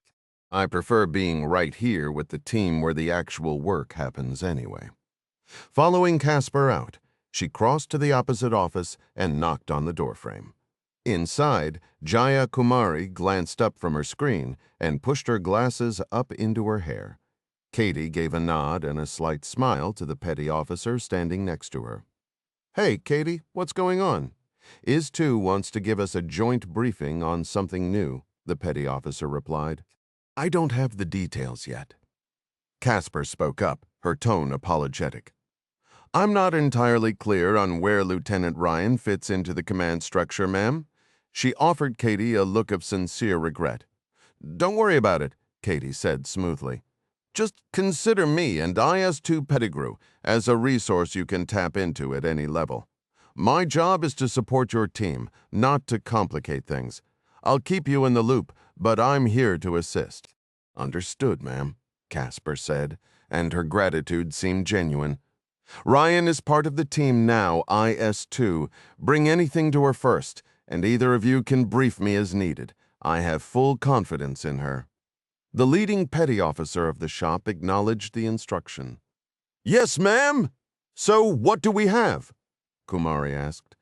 Cutting to the chase, Casper began her report. "We received a routine alert from the multi-source briefing feed, ma'am." Katie assumed that, much like her own role at ONI, one of Casper's additional duties in the Ford's intelligence shop was to sift through daily reports for anything pertinent to their missions. A vessel named the Definitor was spotted during a standard coastal surveillance pass, satellite imagery this time. It's flagged under Cyprus, but it raised alarms because it's actually a Russian surveillance ship. The Definitor uses a fabricated cover as a research vessel, working with an international oceanographic group. But we've seen through that story for a while now. Kumari glanced at her wristwatch. "You might need to speed this up, Casper. So far, it sounds like background noise." "Right, sorry," Casper said, refocusing.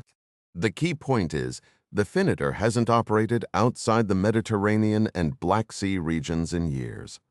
Its last sighting near U.S. waters was off the Florida Keys back in 2019 during a naval aviation exercise, so seeing it appear off the East Coast is unusual. The satellite tracked it loitering around grid 35 to 60. "Now, that's more interesting," Kumari remarked. "Hold on," Katie interjected, processing the information. "What exactly is 35 to 60? "It's shorthand for a specific latitude-longitude coordinate, Lieutenant," Casper clarified. Kumari provided the context. "It's the location of the mid-Atlantic data node for the Dash network." "And the Definitor is positioned directly above it, ma'am," Casper added. Katie frowned. "I'm not familiar with Dash. It began as a DARPA project," Casper explained. "Stands for Distributed Agile Submarine Hunting. Think of it as the next generation after SOSUS." "Because SOSUS isn't effective anymore?" Katie asked. "Pretty much. As Russian submarines grew quieter and began matching our own in acoustic stealth, they started slipping past the old SOSUS arrays without a trace. It was a real wake-up call when the Severodvinsk suddenly surfaced near Norfolk, having navigated our coastal waters completely undetected. DARPA was ordered to find a rapid solution, and Dash was their answer." "Is it a passive listening system like SOSUS, or does it use active sonar?" "Honestly, I don't know the technical specifics," Casper admitted. "Everything I'm sharing is from a quick dive into the files today. The only other thing I know is that after the initial testing phase, the Naval Information Warfare Center took over the program. Needless to say, the Definitor's location has NIWC Atlantic on high alert." Katie began to pace the limited floor space in the cramped room. So if a foreign adversary wanted to compromise the East Coast sensor grid, say with a stealthy special operations submarine, disabling or intercepting data from this node would be a logical first move. Casper nodded in agreement. "Exactly. Thanks for being so on top of this," Katie said, her voice firm. "This is a significant development, Casper. I wish I could take credit for connecting the dots, ma'am, but it was actually Bubba who flagged this as critical. Also, the preliminary satellite analysis, and we're still refining the data, suggests the Definitor might have gotten snagged on something at the site. It appears to be hung up." "Hung up?" Kumari repeated, her interest fully captured. She was pulling something on a cable winch, and it looks like once more, this is just interpretation from the images, she became caught on an obstruction. That's a major concern. We have to determine exactly what they're doing, Katie stated. Kumari stood up. Ideally, yes, but that decision isn't ours to make, Lieutenant. We're expected at the Admiral's briefing right now. Are you prepared to present this as part of your update? Absolutely, Katie replied. I'm not a fleet sailor, but I've handled intelligence for a strike group in the past. Considering the Belgarod evaded the Indiana and now the Finiter is testing a key early warning sonar array, I'd guess the strike group commander would want to know if these incidents are linked. Kumari nodded. I'd think so. Thanks, Casper. Keep us informed if anything new emerges about that vessel or any other activity. Your team will be swamped with incoming data. Monitor that Russian Northern Fleet drill closely. Yes, ma'am, Casper acknowledged before departing.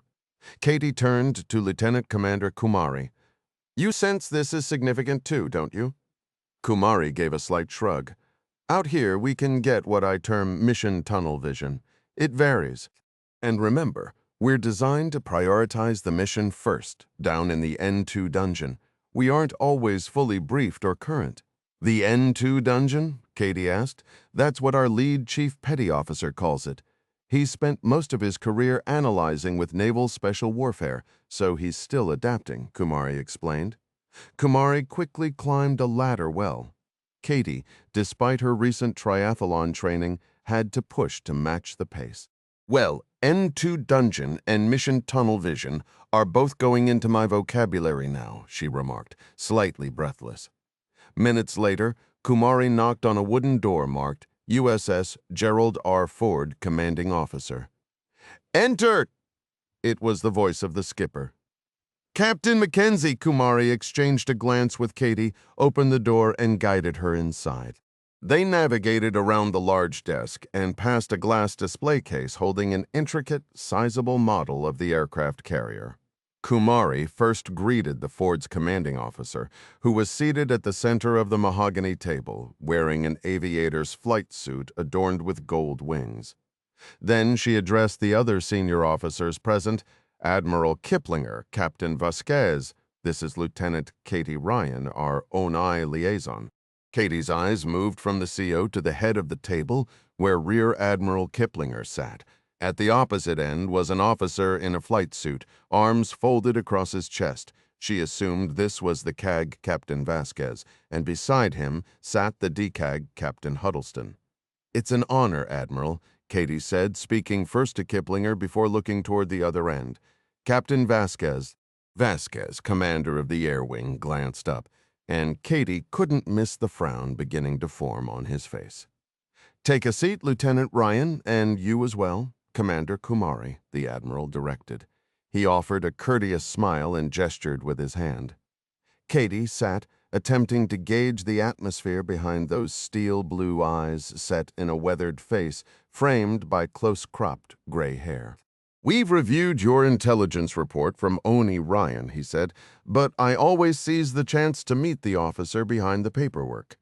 The underlying message was evident. He was assessing her, not just the information. Of course, sir, she responded. As I mentioned, Lieutenant, we have the brief, but please summarize it for us, then provide any pertinent updates. Yeah, walk us through your hypothesis, Ryan, Captain Vasquez added from across the table. Katie paused briefly, swallowing a flare of annoyance. Sir, with all respect, I'm not working from a hypothesis. In my experience, with all due respect usually means no respect at all, the CAG muttered. I assure you that isn't my intention here, sir, she replied firmly. The intelligence wasn't just a theory. A brand new, heavily modified Oscar II submarine, designated the Belgarod K-329, had put to sea without the standard advance notice we typically receive. Advance notice?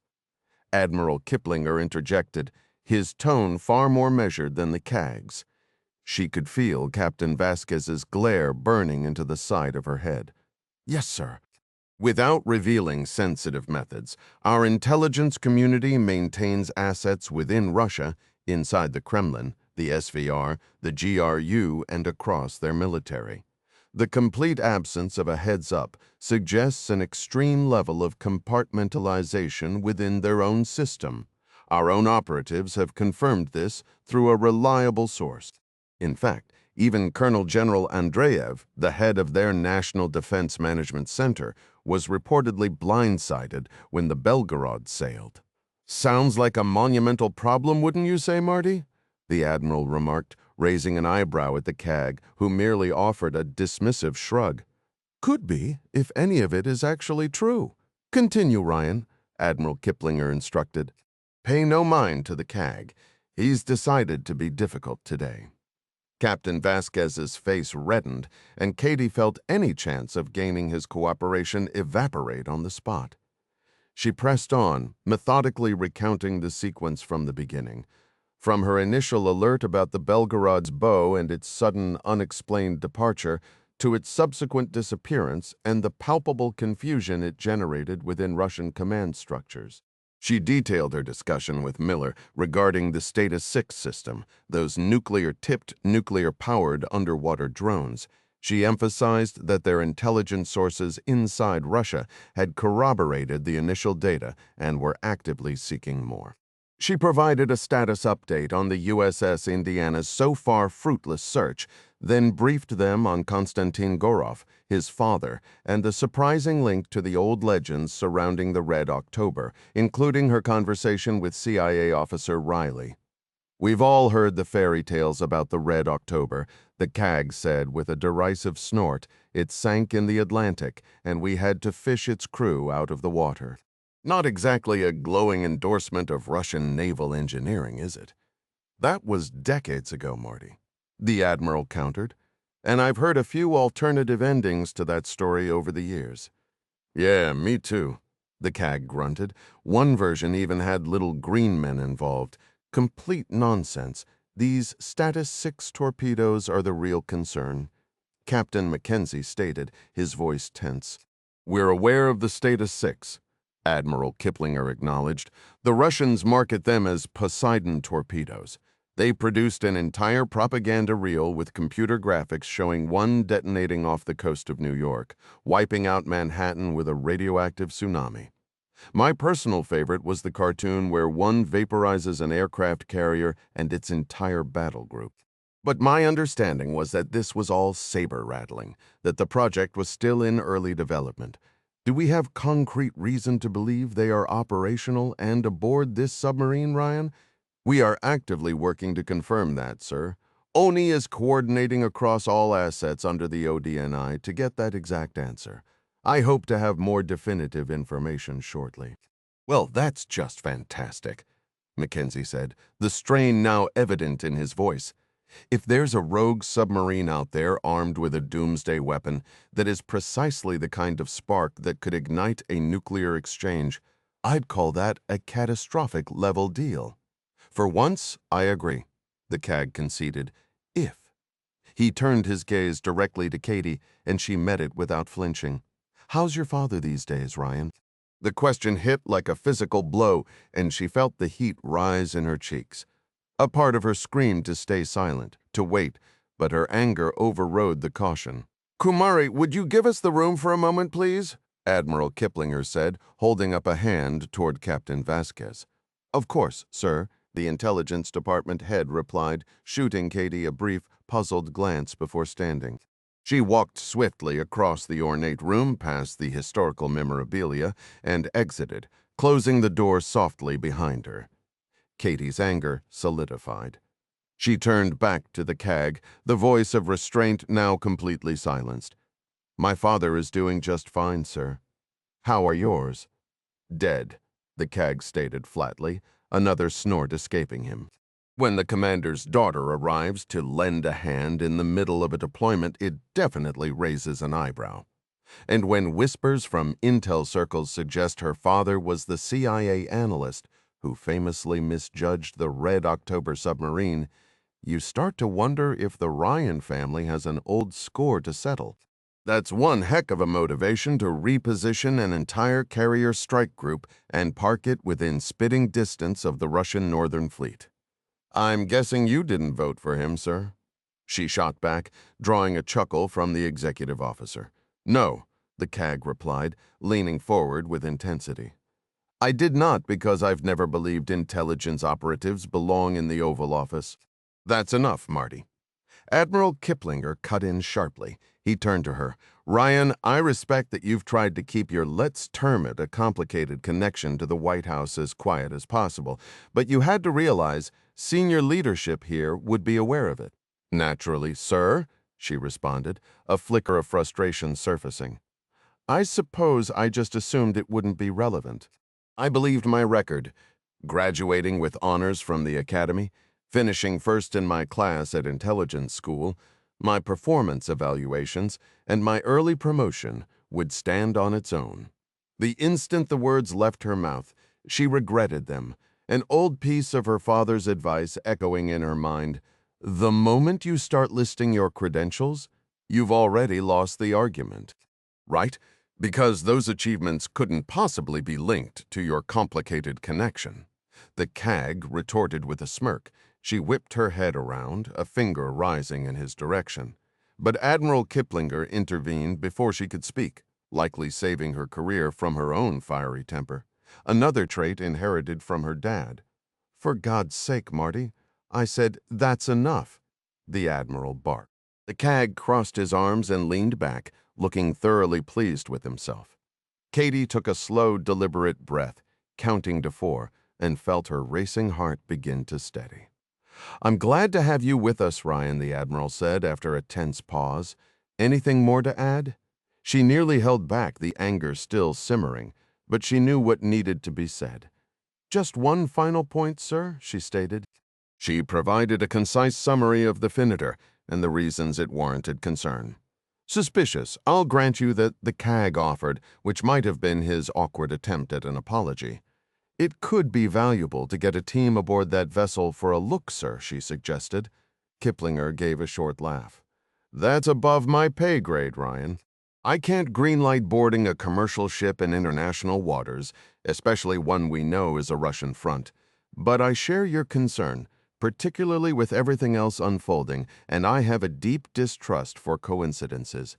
He tapped his pen absently on a blank notepad. All right. I think we're done here, Marty, Space Camp. Thanks for your time. I'll touch base soon. And Opie, he said, using the CO's call sign, mind if I use your office for a moment? Of course, sir, Mackenzie replied. The 3 aviators stood and exited through a door behind the desk, not the main entrance she had used. Katie felt her pulse spike again. She had pushed too hard with a senior officer, and she had a sinking feeling a reprimand was coming. Her anxiety eased, however, when Kiplinger offered a slight smile and leaned on his elbows. Don't let Captain Vasquez get under your skin, Ryan, he said. He can be a real piece of work, but it's mostly noise. We flew together years ago, and he was a stubborn pain in the neck even back then. A wave of relief brought a smile to her face. Understood, sir. This is solid work, Ryan, he continued. Maybe the Belgarod heading out to sea and the Finitor testing our coastal sensors are linked. Maybe they're not. But if that submarine is carrying those apocalyptic nuclear torpedoes, then it's absolutely worth delaying our Mediterranean rotation and staying a bit closer to home. Also, if that Northern Fleet exercise accidentally drifts south, we could have a serious situation. Like I said, I hate coincidences. So do I, sir, she agreed. Do me a favor, Ryan, he said. From now on, route your briefings and any recommendations for the Office of Naval Intelligence and the Director of National Intelligence through my office first. My endorsement might carry some weight if the opinion of a seasoned fleet sailor matters at all. That would be incredibly helpful, Admiral. Thank you, sir. If Command authorizes an operation against the Finitor, could we launch it from the fort if necessary? Not advisable, the Admiral answered. That would be far from optimal. I'd envision a strike originating from Virginia Beach with Joint Special Operations Command. A Tier 1 SEAL team would be the ideal choice. Honestly, I don't think it'll get approval. Targeting a Russian vessel in international waters is a massive provocation, and Marty's correct on that point. But stranger things have happened. I still intend to formally recommend it. I had a feeling you'd say that, he replied. Would you still prefer I route the request through your office, sir? She offered, giving him a clear exit since his reservations about the plan were obvious. I thought we'd already settled that, Ryan. You'll have the package within the hour, sir. Very well, the Admiral stated, rising to his feet and extending his hand to signal the end of their discussion. Keep me tightly in the loop on all developments regarding this situation, Ryan. Yes, sir, she responded, turning toward the door. The Admiral moved toward the opposite entrance, and just as the main door was closing, she overheard him summon the commanding officer and the Air Wing commander back inside to talk this through, adding, "And Marty, if you're going to be difficult, I might just forget to include you next time." A slight smile touched her lips. Having the Admiral commanding the carrier strike group as an ally was, without a doubt, a significant advantage. Oval Office, the White House, Washington, D.C. 5:22 p.m. local time. Frankly, this was how Ryan worked best, just the two of them, working through the details to find the optimal path forward. He watched Mary Pat, who was absently tapping a pencil against the edge of the Resolute desk, her focus entirely on the latest intelligence summary spread before them. It wasn't that he undervalued his broader team. On the contrary, President Jack Ryan had gathered some of the sharpest strategic and military thinkers of their time. He had built an administration with a clear mandate to serve the public interest. Any hint of self-serving agendas or decisions made for personal advancement were addressed swiftly and firmly, a principle he had enforced more than once during his early tenure. Several senior officials had been dismissed when their priorities failed to align with his vision for the country. They were capable individuals, but they hadn't put the nation first. Here, alone with Mary Pat, he could be completely candid, voicing the questions and uncertainties that were harder to express in a formal briefing or a crowded room. "Here's the situation," Mary Pat said, finally breaking the silence in answer to his earlier query. The last time the Definitor was positioned this closely was approximately 14 weeks ago. It's the same basic pattern, holding position over identical coordinates. "Are we absolutely certain the Definitor is a Russian intelligence vessel?" he asked, loosening his tie. He sometimes longed for the straightforward days at Langley, where the work felt purer, analyzing data, reaching a conclusion, and planning a response. So much of the presidency now felt ceremonial, constantly weighed down by political maneuvering. 100%, Jack, she confirmed, looking up. "The Definitor is in our confirmed registry. We regularly engage in signal disruption efforts against her. The real concern is the location and the fact that it's a repeat visit, especially considering the recent activity involving the Belgarod." "The Dash node," he said, nodding in understanding. "Exactly," she replied. He immediately grasped the implications. The Definitor, sailing under a Cypriot flag, was lingering directly over a critical hub in the deep ocean sonar hydrophone network. Were the Russians merely charting the area, or were they preparing to sabotage it? The distinction was crucial. If the Russians were to disable that mid-Atlantic hub, it wouldn't collapse the entire Dash system, would it? He pressed.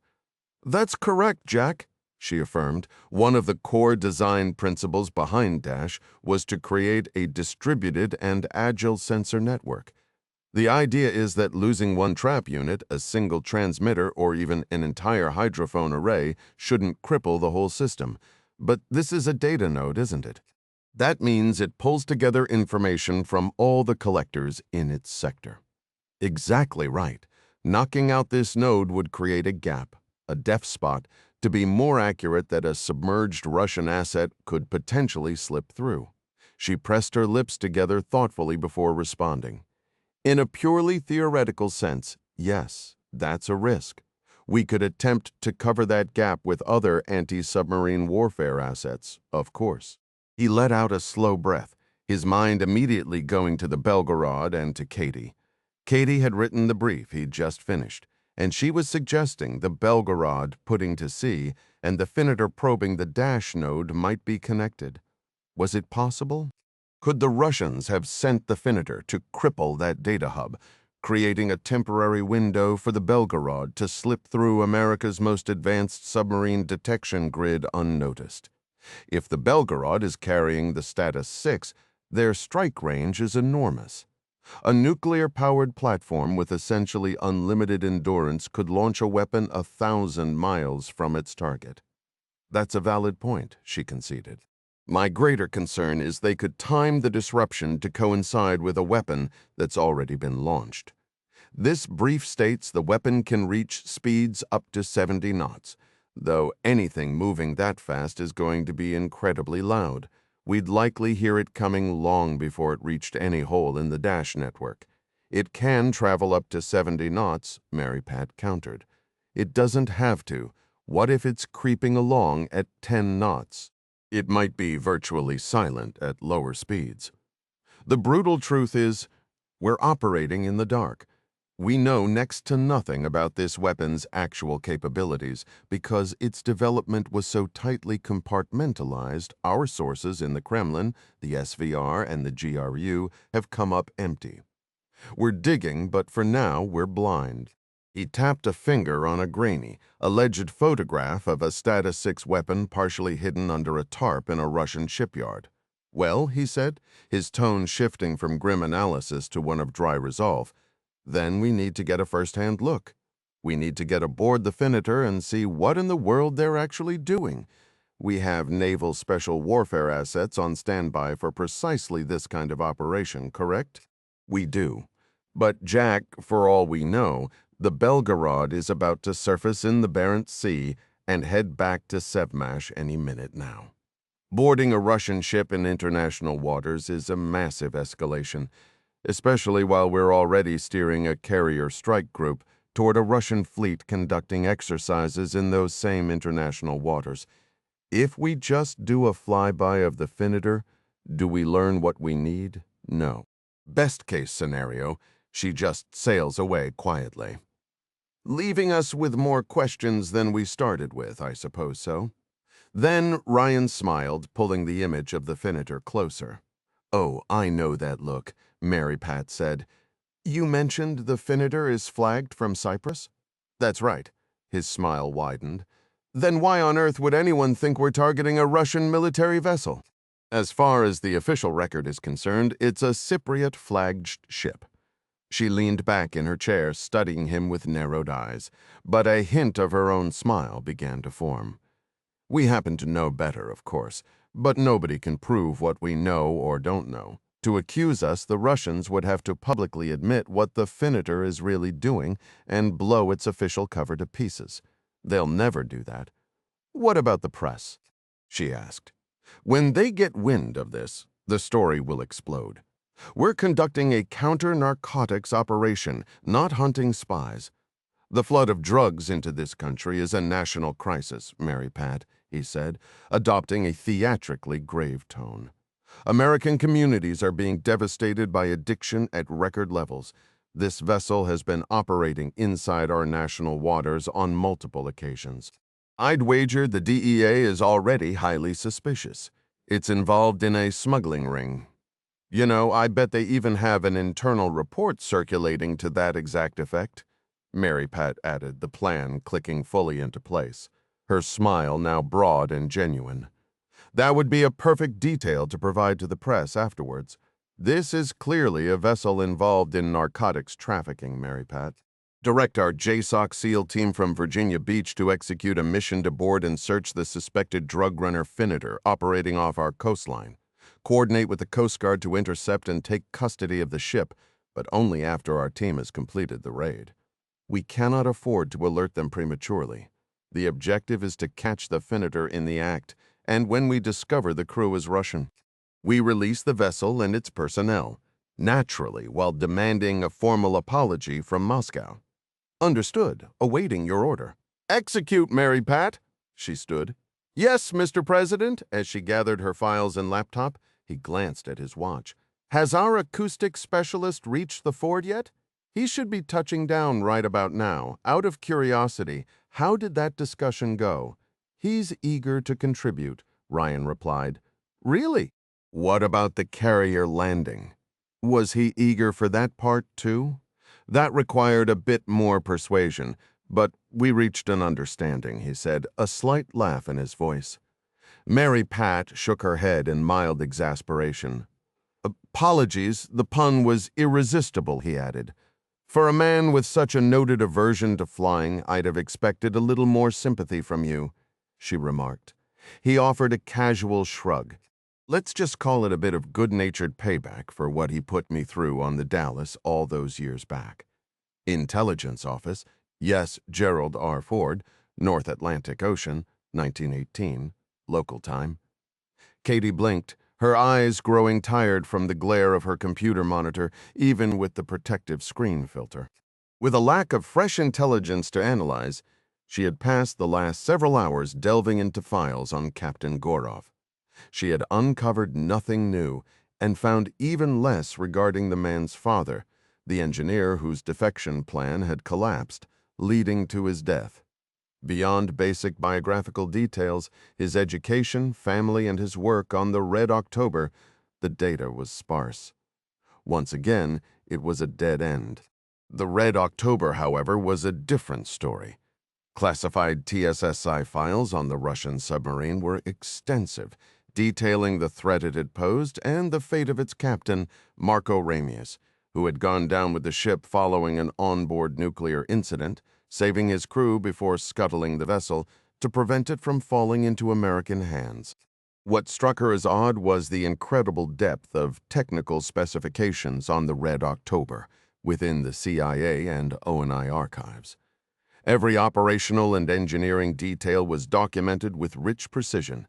Miller had mentioned the submarine's captain had defected, which explained the data if you knew the real story. After her recent tour of the USS Washington, the thought of being submerged in one of those steel tubes was deeply unsettling. Sailors who volunteered for submarine duty were either extraordinarily dedicated or a little bit crazy. A knock at her door made her jump. She looked up to see IS-2 Casper standing at the entrance to her small workspace. "Sorry, ma'am," the intelligence specialist said. "Didn't mean to surprise you." "Not at all," Katie replied, feeling slightly embarrassed. "What is it, Casper? Just wanted to inform you that your visitor has arrived, ma'am." "Wait," Katie said, puzzled. "What visitor?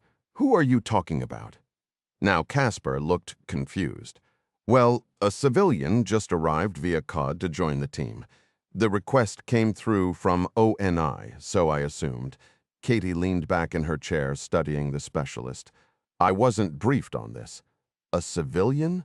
Who on earth could that be? And why hadn't Ferguson given her any warning?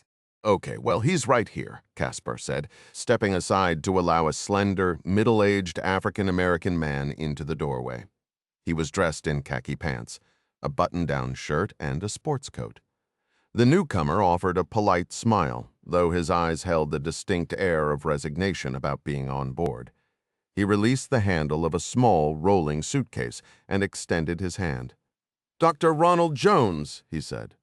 Bubba, seated at the adjacent workstation, sprang up and intercepted the handshake. "Dr. Jones, like the movie, that's fantastic." The man offered a courteous, slightly weary smile. "A fair comparison, though that version carried a whip. My credentials are a doctorate focused on mathematical acoustic algorithms, and my tool of choice is a laptop." "So you're the academic type," Bubba remarked. "Formally trained, I mean." "Welcome, Dr. Jones," Katie said, extending her own hand. "But if you don't mind my asking, what brings you to us?" "An excellent question," Jones replied. "The condensed version is that your father strongly suggested my participation, with the alternative being a rather abrupt return to active duty. This appeared the more agreeable option." She felt her cheeks warm and glanced away. "Hold on. Whose father?" Casper's expression shifted to disbelief. "You can't be serious, Ryan, as in, it's not relevant," Katie interjected, sharper than she meant to. "My family tree isn't the agenda." Setting the humor aside, Dr. Jones, what's your understanding of our current problem?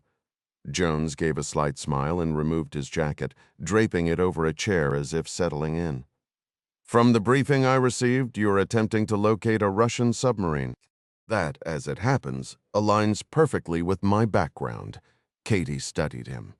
I'm guessing you have a naval history with submarines. Submarines, absolutely. But not as an officer. I served as a sonar technician in what feels like another lifetime. My name might even sound familiar from tales your father shared. My father isn't much for storytelling, she said, shooting a quick glance at ES2 Caspar and hoping the topic would drop. But I'm very interested in your stories, Dr. Jones, and what you can do to help us track down a specific, elusive Russian boat. Then you've come to the right person because locating wayward Russian submarines is what I do, he said, and please just call me Jonesy. We'll be working too closely for titles. All right, Jonesy, Katie said. IS-2 Caspar can show you where to drop your things, and then we'll introduce you to Lieutenant Commander Kumari, the Ford's intelligence officer. My bag can wait. Finding this sub can't. Why don't we skip the housekeeping and go straight to the intel chief so we can start? Good, she said, deciding she appreciated his directness. But first, we should find a secure space and bring you fully up to date. Jones is cleared for all of it, Caspar noted, anticipating her. And I'm already fully briefed, Jonesy added. Katie leaned closer, her voice dropping. There's been a new development since your flight. A SEAL team is preparing to board a Russian spy ship that's tampering with a critical data node in the mid-Atlantic. We're essentially about to provoke the bear. Naturally, Jonesy said with a resigned shake of his head. Because stirring things up is what you Ryans do best.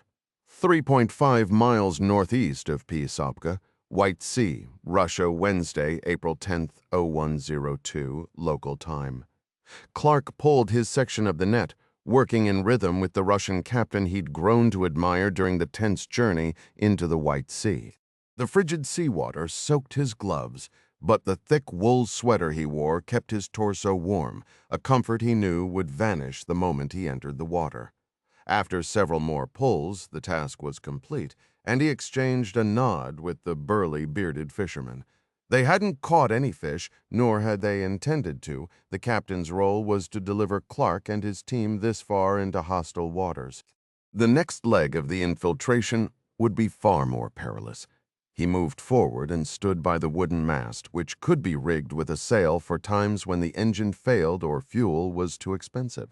The payment the Russian fisherman and his wife would receive for this risky voyage would cover their boat's fuel for a long while, a fact that sat heavily with Clark as he watched the man's steady hands coil the wet rope, the silence between them speaking of understood dangers. Clark braced his shoulder against the mast, retrieving an infrared night vision monocle for a slow, deliberate sweep of the horizon. The only vessel in sight was the Sadovsk, a larger fishing trawler crawling northward. Confident they could proceed, he stowed the monocle in his baggy pants and produced a small flashlight. He waited until the Sadovsk was nearly alongside before signaling with 3 short flashes followed by 2 long ones. The distant groan of the trawler's engines shifting to neutral, then cutting out entirely, served as the reply. Soon after, the whine of winches and the splash of nets hitting the water from the Sadovsk's outriggers signaled it was time to move. He hurried below decks where his team waited, Ding Midas, Jankowski, and Adara Sherman. Outwardly dressed as Russian fishermen, they wore wetsuits underneath, fins and masks in hand. Adara, her hair pulled into a severe stub of a ponytail, gave a grim nod. None of them looked thrilled about what came next. "How cold is it?" Ding asked. "Bitter," Clark said, tugging his wetsuit zipper to his chin beneath the sweater. "We'll only be in the water a few minutes, but without dry suits, hypothermia is a real risk. Stay tight with your swim buddy and head straight for the Sadovsk. They've got a net out on the port side. It's a short climb, but it's easy to get tangled, and everything gets harder when you're cold and stiff. Watch each other." The reminder was sound, though arguably more for Adara than the others. She was tough as they come, but this kind of operation wasn't her usual fare. Midas, a former Special Forces colonel, would shrug off the cold. The man was unflappable. As for Ding, if given the choice, he'd pick a sweltering jungle over this Arctic plunge any day. Cold water is exactly why I skipped the Navy SEAL recruitment office, Adara muttered, her tone dry. Consider this your audition, Clark replied, his own mind flashing to the brutal, defining years of his SEAL training, a mix of pride and pain. We need to go, Ding urged. The Sadovsk can't linger here long without looking suspicious. If anyone's watching, Mida said, settling his mask, we're already in trouble. Keeping low, they followed Clark topside and aft, slipping over the transom into the ink-black, freezing sea. The shock of the water flooding his wetsuit stole Clark's breath. People who knew his SEAL background sometimes wondered if all that training made him numb to the cold. As his teeth began to chatter, he acknowledged the opposite was true. Bud, and his years in the teams had only deepened his loathing for it. He kicked hard, glancing regularly to ensure Adara, his assigned swim buddy, was keeping pace. She stayed right beside him, showing no sign of strain or chill. Trident or not, the woman was formidable. By the time they reached the net, Clark's hands were shaking violently, his fingers numb.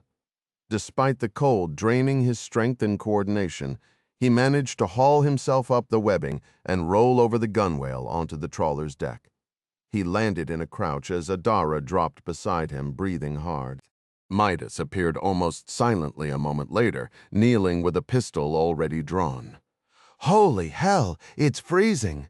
Ding gasped, arriving last, his teeth rattling. A burly Russian man with thick arms emerged from the shadows. Come, come, he said in accented English.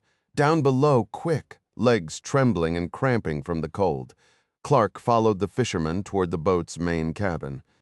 The heat from the pair of space heaters washed over him, and he exhaled with deep relief. Remove the wet clothing. Please, take them off here. Their guide instructed passing each of them a large coarse towel. They peeled away their outer gear, and then the wetsuits, revealing the black, form-fitting Under Armour pants and shirts they wore beneath. A middle-aged Russian man at the ship's controls, a cigarette hanging from his mouth, gave them a thorough once-over before simply shrugging, seemingly unimpressed by America's finest operatives.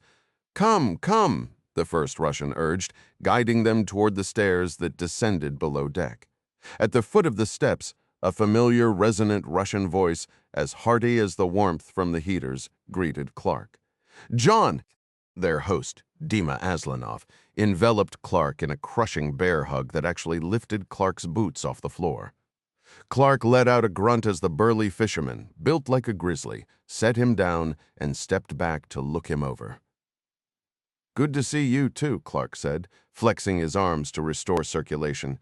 You look well, John, Dima remarked. How are you, my friend? Frozen. I'm getting too old for this nonsense, Clark replied, using the towel to scrub the icy salt water from his hair. Swimming in Arctic waters and hauling yourself up a fishing net with numb fingers is a game for younger men, Dima answered with a loud, booming laugh and shifted his gaze to Clark's teammates. This man is Peter Pan, yes, he never seems to age, yet he complains constantly. He's been complaining a lot lately. Ding chimed in with a knowing smirk. That's because you all keep giving me plenty to complain about, Clark shot back. He then gestured toward their Russian host. These days, Dima is a fisherman, but he was once a formidable warrior, and he is a very old friend, and a friend to anyone who would do for my family what you did, John, Dima said with a respectful nod. Clark introduced his teammates using only their first names as they dried off and accepted the piles of dry clothing provided by Dima's wife, Murda, who had been waiting in the adjoining room. When do we reach Arkhangelsk? Clark asked. A few more hours of fishing, then we turn for port, Dima explained. We will arrive under cover of darkness when the docks are nearly deserted. I have arranged for you to stay at a house we use for seasonal workers. Good. What about our transportation? Yes, a truck, as you asked, an older model, but dependable. And the other items? I have acquired the weapons you requested, but I must admit I am very curious why you need GRU uniforms, Dima said. They were not easy to find, especially on short notice, but it is done. Thank you. As for the reason, it's better you don't know, Clark stated. Dima laughed again. Better not to know, that could be our national motto. They changed into the dry clothes as Murda prepared and handed each of them a steaming mug of tea and a chilled glass of vodka.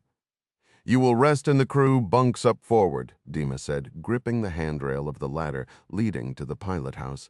Get some sleep while you can. Whatever you are planning, my friend, I imagine you will need it. I will wake you 30 minutes before we dock. With that, Dima departed, and Murda slipped away into what Clark assumed was either a small office or the galley.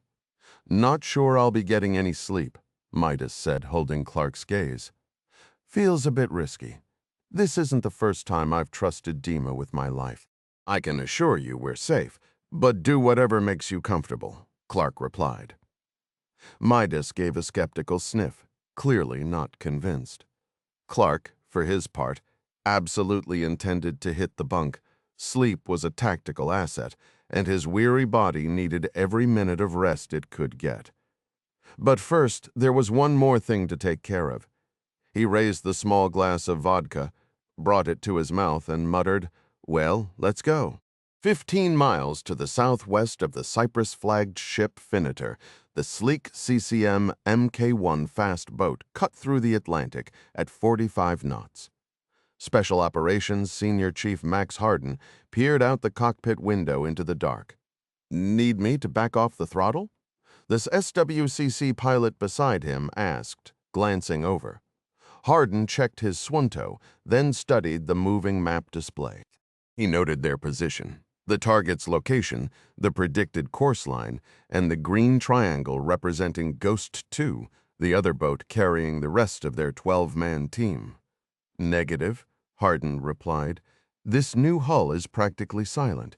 They won't hear us until we're inside half a mile. If then, the SWECC Senior Chief nodded.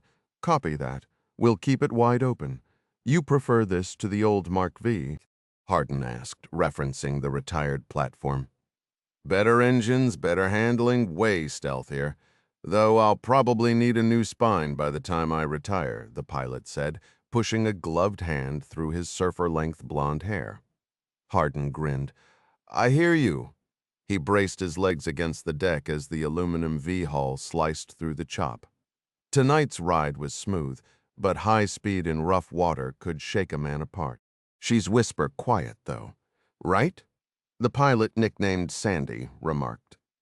It was true the water jet propulsion was so muted that the sound of the hull parting the sea drowned out the engine.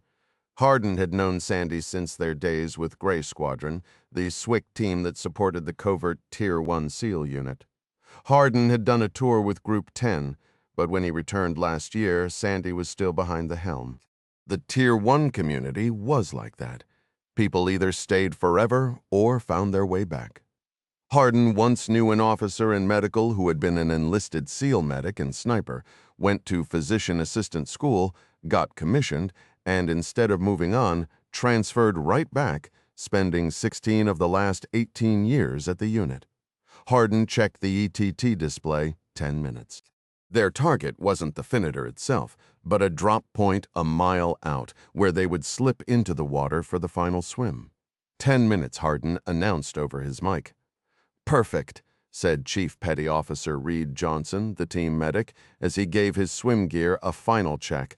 I'm finally dry and almost warm. Naturally, it's time to get wet again.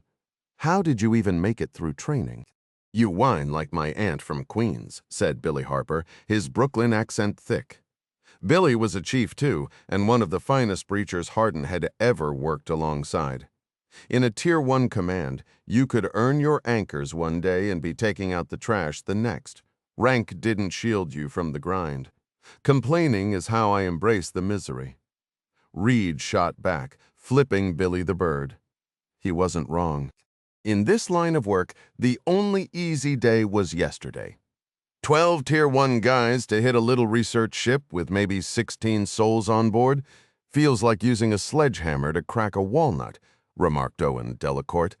That's the whole point, Del, said Marty Rich. They're sniper without looking up from his rifle. We're trying to make them think twice, so they just surrender, man. It's not perfect. These are actual Russian sailors. A huge deal if we roll up and take out a bunch of Russians out here in international waters. You understand? Understood, Del replied with a shrug. Just putting it out there. Hardin had been listening and had already spent considerable time turning the problem over in his own mind. A straightforward capture or eliminate mission against terrorists was simple. You engage the necessary targets and detain the others. But the rules for this operation were entirely different. His team's objective was to board and secure the Finiter without any loss of life. They were authorized to defend themselves if fired upon, but taking the life of even one Russian sailor could ignite a major international crisis.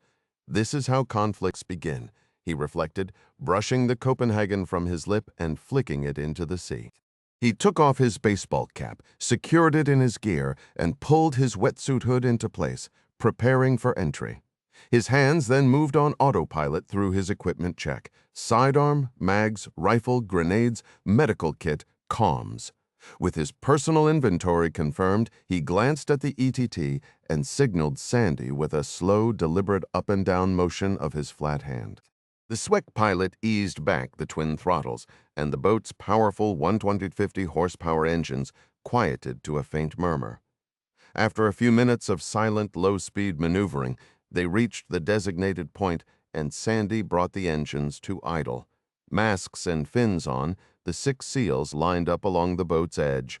Olympia, Neptune 1, we are Michelob, Hardin reported quietly into his microphone. Copy, Neptune 1. We confirm you are Michelob, answered the operational coordinator from their Tactical Operations Center, or 2OC. For this mission, the SEALs were using the call sign Neptune with the toque designated Olympia.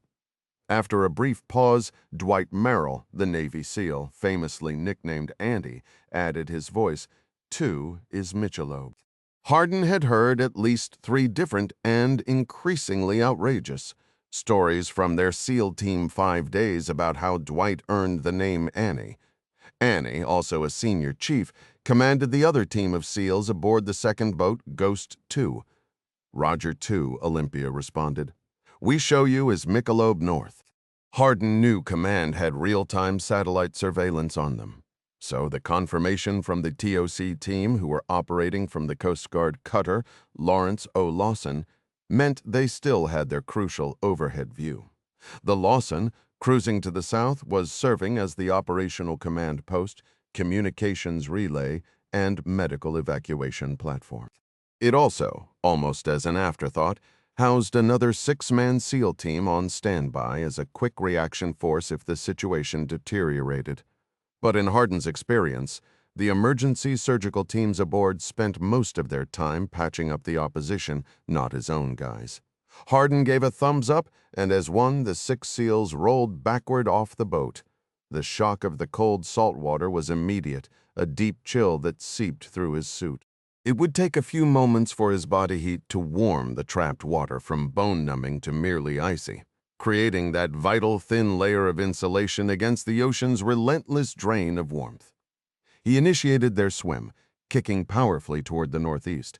His right arm extended ahead while his left remained bent, allowing him to monitor the moving map display on his wrist. He kept his night vision goggles raised, trusting his team and focusing solely on the navigation track. They moved like ghosts through the swells, silent hunters closing in on unaware quarry. The distance was covered in under 10 minutes at 100 yards out. Hardin lifted his face from the water to verify the Finiter remained at anchor with no change in its status. The ship was clearly not moving, and he could detect no signs of activity on deck. He raised a clenched fist, halting his fin kicks, just as Annie's voice crackled in his ear. Neptune 2 is Budweiser, 1 is Budweiser, Hardin responded. A moment later, the voice from their Tactical Operations Center, Olympia, confirmed. Olympia shows 1 and 2 are Budweiser. Stand by. His mind flashed to the faces of his Gold Squadron teammates back in the TOC, glued to their satellite and signals intelligence screens. He'd been in that chair before, stuck on the radio, supporting his brothers in the field, and he despised the helpless feeling it brought. Annie had once called it the worst feeling in the world, and Hardin couldn't agree more. He retrieved a monocular from his kit, selected the day setting despite the darkness, and scanned the brightly lit superstructure and deck from his low vantage point in the water. He focused most of his attention on the rails of the 175-foot vessel, but spotted no stationary guards or moving patrols. The only activity he could see was inside the illuminated bridge windows. Neptune 2, this is 1. I see no sentries or patrols from my position. Copy 1, Annie replied through his earpiece. I've got 2 guys at the stern having a cigarette, but that's about it. Neptune Olympia, the TOC controller cut in. Thermal scan shows hostiles as follows. 5 heat signatures on the bridge, plus 1 that appears to be outside on the starboard rail just forward of the ladder well. 2 signatures on the fantail near the winch. 4 tangos are sitting around a table just forward of midships. We assess this is below decks in the crew lounge. We then have 5 static thermals in the aft section, lying down, likely asleep in crew quarters. 1 thermal is in a solo cabin, also supine, probably the captain in his stateroom. Our only live video feed confirms the 2 figures at the stern who do not appear to be openly armed. Neptune 1, Roger Hardin said. 2, Annie acknowledged using his call sign per their standard procedure. Hardin finned gently, keeping only his eyes above the surface to avoid detection by any lookout with binoculars. 2, this is 1, he murmured into his boom mic, keying the push-to-talk on his shoulder. We'll board amidships, aft of the pilot house, and clear toward the fantail. You mirror our movement, but stay low until we've cleared the hostile on the catwalk behind the bridge. 2 copies, with a little luck. The guy on the catwalk would wander back inside before it became an issue. Boarding forward of amidships was a terrible idea with so many heat signatures clustered in the bridge, especially since the pilot house on this ship design was located heavily forward. The aft section was a jungle of superstructure and heavy gear, with no direct sightlines from the bridge. If the jerk on the catwalk would just disappear, everything would be so much easier. Hardin gave a hand signal over his head, and with him at the point, the SEALs finned toward the target. Minutes later, they were bobbing in the swells alongside the hull, finning softly to avoid being smashed against the metal. 1 is Corona, he whispered, switching his radio from push-to-talk to voice-activated transmission. Check, Olympia responded. Soon after, Annie's voice announced Corona, signaling that her 6-man element was in position on the opposite side, ready to climb. Roger 2. The tango on the catwalk has moved back inside, which makes 6 hostiles total on the bridge. The 2 at the stern are still smoking and chatting by the cable drum. The rest of the tactical picture is unchanged. 1, Roger 2, will infiltrate simultaneously. Hardin ordered. 2, an instant later, Olympia gave the authorization. Neptune, your go. Hardin nodded to Billy the Kid, who finned to the ship's side. The SEAL timed the swell, letting it lift him to its peak before reaching up and clamping an electromagnetic handle onto the steel hull. As the swell dropped away, Billy dangled briefly by one arm before securing a second handle beside it. Hardin observed his teammates scaling the vessel's side with remarkable agility, employing lockable grips and specialized knee pads to adhere to the sloping surface. At the rail, Billy anchored his harness to a secured handle and, while suspended, fastened 5 additional ropes for the team below. Hardin and the 4 other SEALs stowed their fins against their calves for potential later use. Each operator attached a motorized ascender to a rope, linking it to their harnesses with carabiners. Engaging the directional switch and adjusting the handle for speed control, the devices carried them silently upward, their boots lightly touching the hull as they rose. Reaching the top, Hardin cautiously looked through a large porthole in the gunwale, scanning the deck fore and aft before withdrawing. "One is clear," he stated. "Two," came Annie's immediate reply, her position mirrored on the opposite side. Hardin drew a steadying breath. Crossing the rail was always the most precarious moment of a ship insertion, leaving him momentarily unarmed and exposed. After receiving silent affirmations from his team, he gave the command, "Neptune, go." In one fluid motion, he pulled himself over, rolled onto the deck, and dropped into a low crouch, his rifle instantly raised and sweeping the area. The nearly soundless arrivals of his teammates followed as he cleared the aft section along the rail. "Two is Cours," Annie reported, confirming her team's successful breach. "One is Cours," Hardin echoed. The Tactical Operations Center verified 1 and 2. "I show you both Cours, aware the ship's superstructure blocked visual contact between the squads." With a series of hand signals, Hardin directed Marty Reed and the junior SEAL, Scott Todd, to secure and cover a metal staircase leading to the upper decks. He then led Billy and Dell toward the stern, where two hostiles had been spotted near a cable drum. Moving in a combat stance, Hardin advanced with his rifle ready, trusting but not solely relying on the overhead surveillance from Olympia. Intelligence he knew could be deceiving. Thermal signatures labeled as sleeping might easily be ambushers lying in wait. Technology had limits, even with sophisticated software trying to interpret a satellite's flat, top-down perspective. Passing what appeared to be a control shack for the stern machinery, Hardin paused at its corner, knelt for a quick peek, and then signaled his team forward. They moved under an orange lifeboat suspended in its davits, reached a short set of steps, and after clearing the center line, Hardin quietly ascended to the raised stern deck. He slipped quickly past a large winch and up to the platform that held the huge cable spool.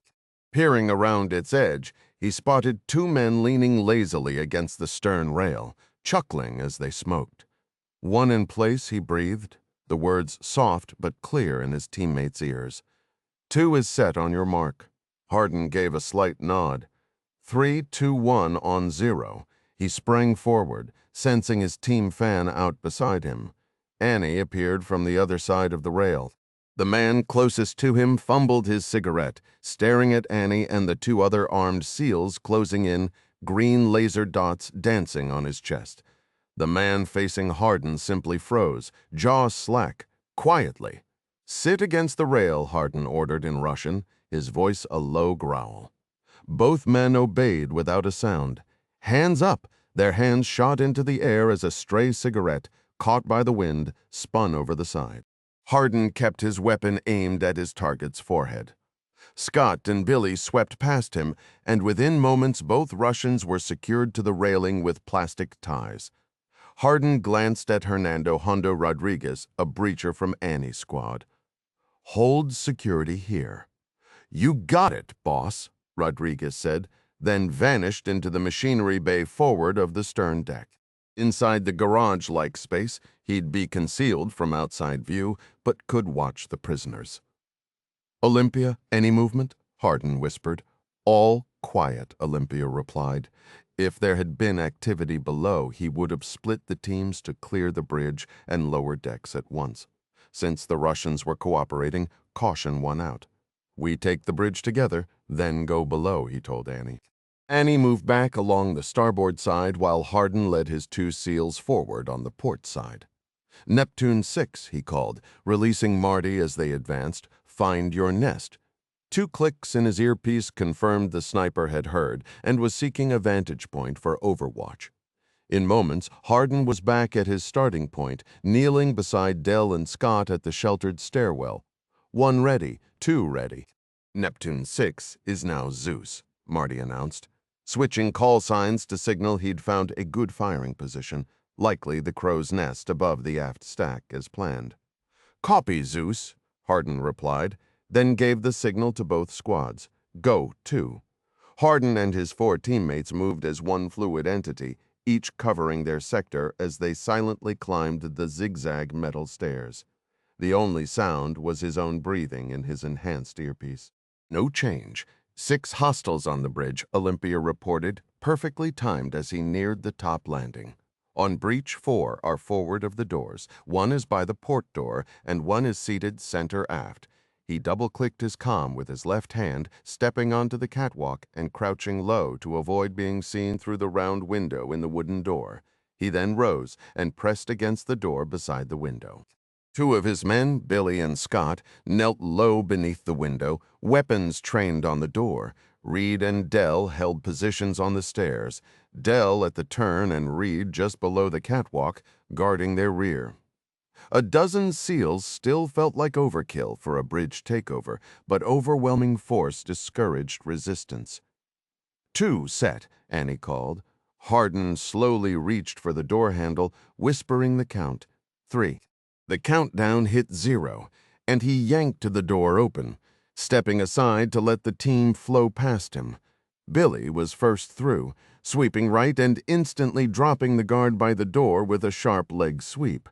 Scott cleared left, Dell moved straight ahead, and Hardin entered last, covering the center as he shouted in Russian for everyone to raise their hands.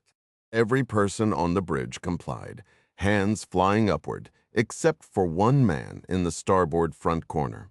Dressed like the others, this Russian moved with a soldier's grace, dropping to 1 knee and drawing a pistol in 1 smooth motion.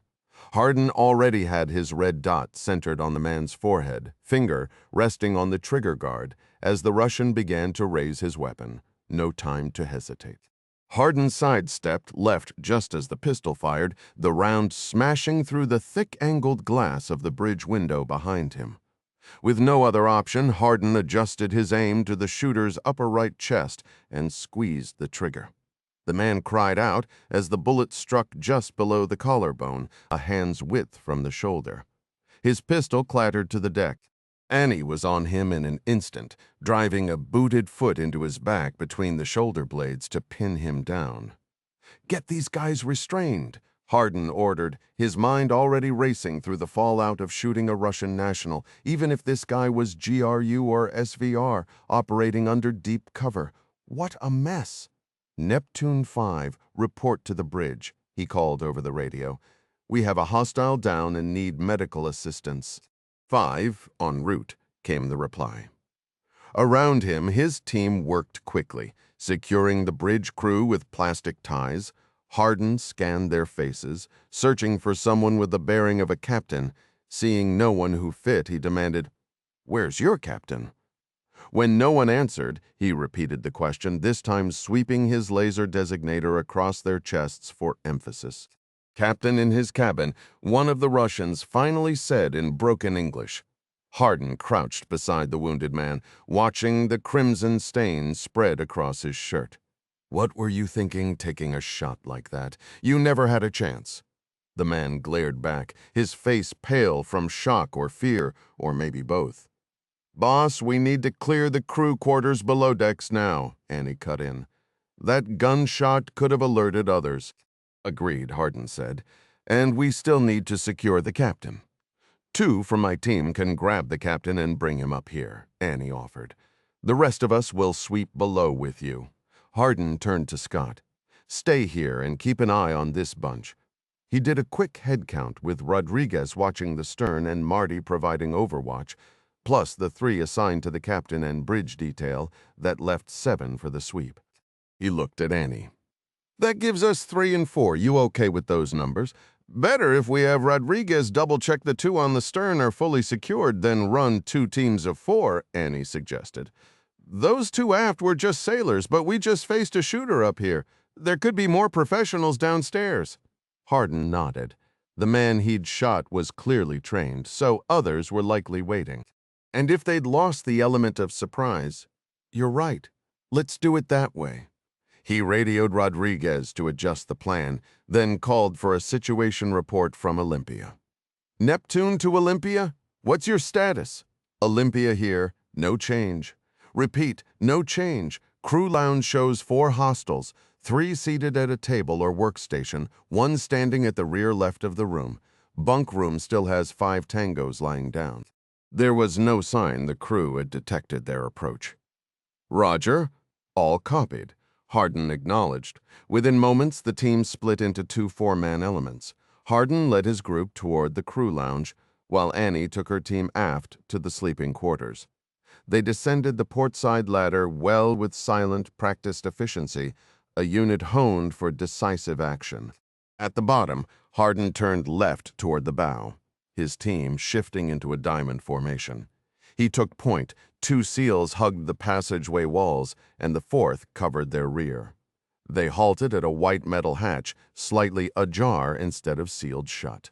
Hardin moved to the hinge side, crouching low beneath the circular porthole. Rodriguez positioned himself behind, giving Hardin's shoulder a confirming squeeze. On the opposite side, Billy and his partner nodded readiness, weapons angled downward. Hardin returned the nod, then signaled for a flashbang. Billy retrieved the grenade. "2.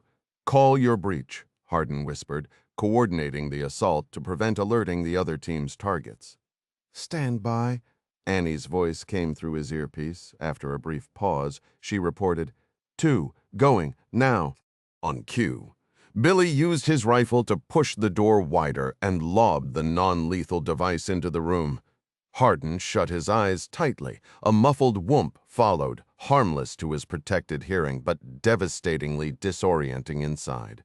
The acrid scent of sulfur hit him as he shoved the hatch open and entered in a low crouch, his laser designator sweeping the smoky space as much for psychological effect as for marking targets. Additional green beams cut through the haze as his team flooded in. He cleared his left corner, then pivoted right, his laser settling on the perceived greatest threat. A Russian near a coffee station, hand resting on a holstered sidearm. "Don't!" Hardin's command thundered, his aim fixed on the man's forehead, trigger finger taking up slack. The Russian met his gaze, slowly moving his hand away from the weapon before raising both arms. As Hardin held his position, his teammates hauled 3 other men from their chairs, forcing them prone and securing them with flex cuffs. The armed Russian stared back, the laser's dot dancing on his face, seemingly without effect. Billy swiftly disarmed him, forced him to the deck, and secured his hands. "What's going on here?" Rodriguez said, a playful glint in his eye. "I thought this was a narcotics run." "All I see is high-end electronics boss." "Looks Russian to me," Billy added, barely suppressing a grin. 1, 2, bunk room secure, Annie reported. "Copy, securing crew quarters now," Hardin responded. 1-7, the captain is secured and on the bridge, Scott chimed in. "Roger, 1. We have a situation. This crew is Russian," Annie said, continuing the charade. "Same here," Hardin replied, ensuring the recording back at the Tactical Operations Center captured it all. "This isn't a drug operation. We've apparently interdicted a highly sophisticated intelligence vessel, a Russian spy ship, by all appearances." "I concur," Annie said. "Olympia, this is Neptune 1 target vessel is secure. We have 1 hostile wounded from initial engagement and require casualty evacuation." The transmission crackled with a new urgency. "Be advised, we're looking at a Russian intelligence platform, not narcotics traffickers. Request updated guidance." Hardin didn't break eye contact with the man on the deck. Pinned under Billy's boot, the Russian's voice was a low, venomous hiss. "You will regret this profoundly. We are a civilian research vessel in international waters, and this is an act of piracy." A slow, easy smile spread across Hardin's face. "See, that's the funny thing. Our briefing said this was a drug runner. Bad intel from the DEA, I guess. But it does make me wonder, why is a ship flying the flag of Cyprus staffed entirely by Russian speakers? And why does a research vessel have Russian naval personnel on its roster? That seems like a pretty serious breach of maritime law, wouldn't you say?" Rodriguez, relaxing now that the immediate threat was over, couldn't resist. "Espionage is against the rules too, right? Senior Chief?" "Sure is," Hardin affirmed, keying his mic. "Neptune 1, this is Olympia. Go for Neptune Olympia." Neptune secure the crew peacefully. Medical evacuation for the wounded is inbound, ETA minutes. Coast Guard cutter Lawrence O. Lawson will be on station in 40.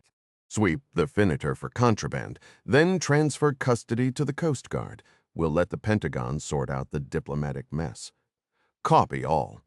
Billy, pat them down and secure them in the mess. Coast Guard's on the way. In the meantime, Hardin said, turning back to the glowering Russian with a deliberate wink, we get to have a look around. I say we start with their computer systems, then figure out what was supposed to be on the business end of that cable they had trailing off the stern. Skiff, USS Gerald R. Ford, 0628 local time. Katie's eyes swept the room, taking a silent poll of the senior officers arrayed around the table. At the head sat the Admiral, his face a perfect, unreadable mask of neutrality. She sometimes imagined there was a secret class for flag officers taught by someone with the stoic intensity of Robert De Niro, where they learned to master that exact expression. To his left, the CAG wore a look of perpetual displeasure, a storm cloud in a flight suit. To the right was the far more approachable DCAG, Captain Space Camp Huddleston, who seemed utterly unflappable. Further down sat the Ford's executive officer and commanding officer. The XO leaned forward, elbows on the table, tension in his shoulders, while the CO took a leisurely sip of his coffee. Beside her, Kumari looked weary as she managed the presentation, pulling up slides of the data the SEALs had secured. The operation confirmed the Finneter is a Russian spy ship, Kumari stated. The SEALs cataloged advanced surveillance equipment on board. We've also positively identified half the crew as Russian Navy, including at least one GRU officer. I still can't believe they shot the guy, the CAG grumbled, shaking his head. Boarding a Russian vessel in international waters was pushing it. Did they really have to add shooting a GRU officer to the list? Are we trying to kick off a war? Just let him vent, Katie told herself. Don't engage. But the silence that followed felt like an indictment. Her mouth moved before her brain could stop it. I'm confident they exercised every restraint, sir. The GRU officer fired first. Taking the ship with only one hostile casualty and no friendly injuries is, by any objective measure, a successful operation. A success. The CAG's glare was icy. Let's see if you're still singing that tune after the Russians decide on their payback. She forced herself to look away, turning her attention back to Kumari, who continued. Our cyber team is working on the recovered hard drives, but decryption is slow. What we know for certain is that the underwater device they were towing is gone. When the Coast Guard team got the cable winch operational, they recovered nothing but a severed line. But we have confirmation they were positioned directly above the Dash data hub and its sensor feeds. The Admiral pressed. Kumari responded, Yes, sir. Space Camp leaned forward. So their intention was to sabotage our deep-sea sonar grid? Katie took over, turning to face the room. That's our current assessment, sir. Naval Special Warfare has an explosive ordnance disposal and salvage team heading to the site now to attempt recovery. While the Finneter could be a seabed mapping vessel, we cannot rule out the use of a submersible equipped for more aggressive operations. For the moment, we are operating under a worst-case assumption. I concur, the Admiral stated. The CAG shook his head. Good Lord! Disrupting our sonar and communications could be the opening move of a first strike. We have to locate that Russian submarine. The XO added, We need to know if she's carrying those Status 6 nuclear torpedoes based on your briefing, Lieutenant Ryan. A single one of those weapons could eliminate this entire strike group. That's correct, sir, Katie affirmed. Captain Mackenzie, the Ford's commanding officer, spoke next, his expression tight. Admiral, I recommend we significantly disperse the strike group, assuming that is precisely what the Russians have in mind. Katie knew his background. Hundreds of combat missions as a weapons systems officer in Growlers during the War on Terror. He understood the weight of impending conflict. We will, the Admiral replied. We're also awaiting guidance from the White House and the Pentagon on potentially raising our defense readiness condition We must project resolve. Satellite intel shows the Russian carrier group moving south, likely in retaliation for our strike on the Finiter. I've advised repositioning our group north, putting us right on their doorstep. Why?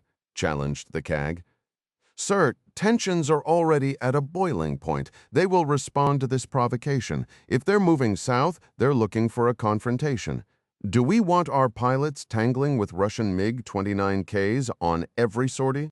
And what if they've managed to deploy their new fifth-generation fighters? Kumari interjected. The checkmate fighter remains a prototype. Only 2 felons are operational, and neither is carrier capable. The CAG turned on her, his face flushed. Right, and your intelligence experts also said the Belgarod was still in development and the Status 6 was propaganda. So forgive me if I don't find your reassurances comforting. We're courting an incident that could spark a shooting war in an instant. I understand your concern, Marty, the Admiral said calmly, but if those nuclear torpedoes are aboard the Belgarod and their target is Strike Group 12, then placing our carrier in close proximity to theirs is our best deterrent. I doubt the Russian admirals are eager to fire a nuclear weapon if their own fleet sits within the blast radius and fallout zone. Mackenzie nodded. It's a sound tactic. The Admiral then turned to Katie. Lieutenant Ryan, where is the Belgarod, and how close are we to locating it? Katie paused, carefully selecting her words. Sir, we are awaiting updates from both the Indiana and the Washington. Both are actively hunting the Belgarod, but we will have no communication until they surface to relay data. For all we know, they could be on her trail right now. But submarines on a mission maintain radio silence unless absolutely critical to preserve their stealth. Those are 2 of the finest crews in the submarine force, the Admiral stated. If the Belgarod can be found, they will find her. Sarah Williams, the Ford's executive officer, crossed her arms over her green flight suit. But what if they don't? The room fell silent, all eyes on her. The question lingered heavily in the air. Admiral Kiplinger finally broke the silence. In that case, we must hope the worst-case scenario we all fear remains just a scenario. Perhaps the Russians are merely posturing, flexing their muscles, and nothing more. The XO gave a slow nod. What more was there to say? Modern submarines prowled the ocean's depths with near-total freedom. That was their purpose and their power. The silent hunt continued, a tense game where the next move was unknown, and the stakes were the highest imaginable. Submarines like the Belgarod were designed to vanish, which made them a truly formidable threat. All right, the Admiral stated, his voice indicating the discussion was over. We reconvene here in 12 hours, or earlier, if the situation demands. He stood up. In the interim, anticipate Russian forces will start interfering with our flight patterns and conducting aggressive flybys of our vessels once they're close enough. Instruct your teams to stay disciplined and avoid reckless actions. Naval special warfare has already provoked a reaction. We must ensure we don't escalate things further. The room rose, Katie among them, and the senior officers filed out of the secure compartment. I need you to contact your sources at the Office of the Director of National Intelligence and any other relevant channels, Kumari instructed. I'll coordinate with Dr. Jones to develop how our surface fleet can assist in locating the Belgarod. I'll connect with Captain Ferguson and our ODNI liaisons immediately, Katie replied. Good, Kumari said, then let out a weary breath, holding Katie's gaze. Time is not on our side. And I'll be straight with you. This entire situation terrifies me. Katie tightened her jaw. You and me both, Office of the Secretary of State, Harry S. Truman Building, Washington, D.C., 9:45 a.m., local time. The phone on Secretary of State Scott Adler's desk buzzed, and he pressed the intercom button, a slight smile touching his lips. Yes, Elizabeth. Mr. Secretary, Russian Ambassador Darmatov has arrived, sir. Thank you, Elizabeth, he replied, his grin widening. He took a deliberate sip of his Earl Grey tea. Please show him in. He was aware he shouldn't derive quite so much satisfaction from this moment. After all, the stakes in their current standoff were perilously high. The Russian Northern Fleet was already moving south, advancing boldly toward the Ford carrier group. Refusing to be cowed, the Ford group was steaming north to meet them. The predictable tit-for-tat had begun, with Russian aircraft aggressively shadowing U.S. patrols. Just that morning, a Russian fighter jet had made a dangerously close pass at a Seahawk helicopter, a near miss that sent tensions in the North Atlantic soaring toward a breaking point. Adler's goal for this meeting wasn't to add fuel to the fire, but to subtly seize an advantage that might make everyone step back and reconsider. They needed the Russians to take a deep breath and stand down. Too many wars began with a simple mistake in the field. The door opened and the tall, portly, bald man serving as the Russian ambassador entered. His face a mask of practiced outrage. Adler knew better than to judge the man by his appearance. He had been personally selected by President Yermolov, and Adler had witnessed firsthand the shrewd and combative diplomacy Sergei Darmatov could wield. This impending discussion might not involve physical combat, but it was a chess match with the highest possible consequences where a misstep could easily pave the way to open conflict. Adler stood and offered his hand across the desk. "Sergei, always a pleasure. What can I do for you?" Your office indicated it was urgent, though I must admit my schedule is quite packed this morning. The Russian ambassador bypassed the offered hand and settled into one of the two antique chairs facing the desk, straightening his trousers as he sat. "I believe we must both carve out time for this discussion, Mr. Secretary. You are aware that a military action against a Russian vessel in international waters constitutes an act of war. Is it your government's intention to initiate a war with Russia? A direct challenge from the very start. Darmatov isn't here to exchange pleasantries." Adler's smile became fixed, and he sat back down, crossing his legs and reaching again for his tea. "I apologize, Ambassador Darmatov," he said, adopting a more formal tone despite their previous social dinners. Diplomatic engagements were a strange dance. Darmatov was typically calculated and logical, but perhaps today he was operating under entirely new instructions. "I'm afraid I'm at a loss," he replied, setting his teacup aside. "You'll have to be more specific. What exactly has you so agitated?" Darmatov glared at him, his jowls trembling with indignation. "So we are to play games, is that it? Fine. My government demands an explanation for the unlawful military strike against our civilian research ship, which was engaged in peaceful oceanographic studies in international waters. We regard this attack as a declaration of war and insist on the immediate release of our civilian crew and the return of the privately owned vessel." "Ah, now it's coming into focus," Adler said, his smile remaining but his gaze turning to ice. He leaned forward, resting his elbows on the polished desk and locking eyes with the ambassador. "I was momentarily confused because you called it a Russian ship. You know perfectly well." "We do know perfectly well, Sergei," Adler interrupted, his voice cutting through the air. "We are fully aware that a vessel flying the flag of Cyprus was operating suspiciously close to the American coastline. This exact ship has been logged by our Coast Guard conducting dubious activities off the mid-Atlantic states near Kings Bay in Georgia, around Naval Air Station Key West, and even within the Gulf of Mexico. It has been flagged by our Drug Enforcement Administration as a suspected platform for narcotics trafficking. I shouldn't need to remind you, Sergei, that we are intensifying our fight against the cartels flooding our nation with lethal illegal drugs. We maintain the right to shield our citizens from this epidemic, and we executed a counter-narcotics operation on the vessel in question, the Finiter, if I'm not mistaken. You are alleging. I'm stating facts, Sergei. The evidence is all recorded. But once your team boarded, they would have realized." Darmatov began, his voice faltering, the earlier bluster fading. "Precisely," Adler said, leaning back in his high-backed leather chair and steepling his fingers.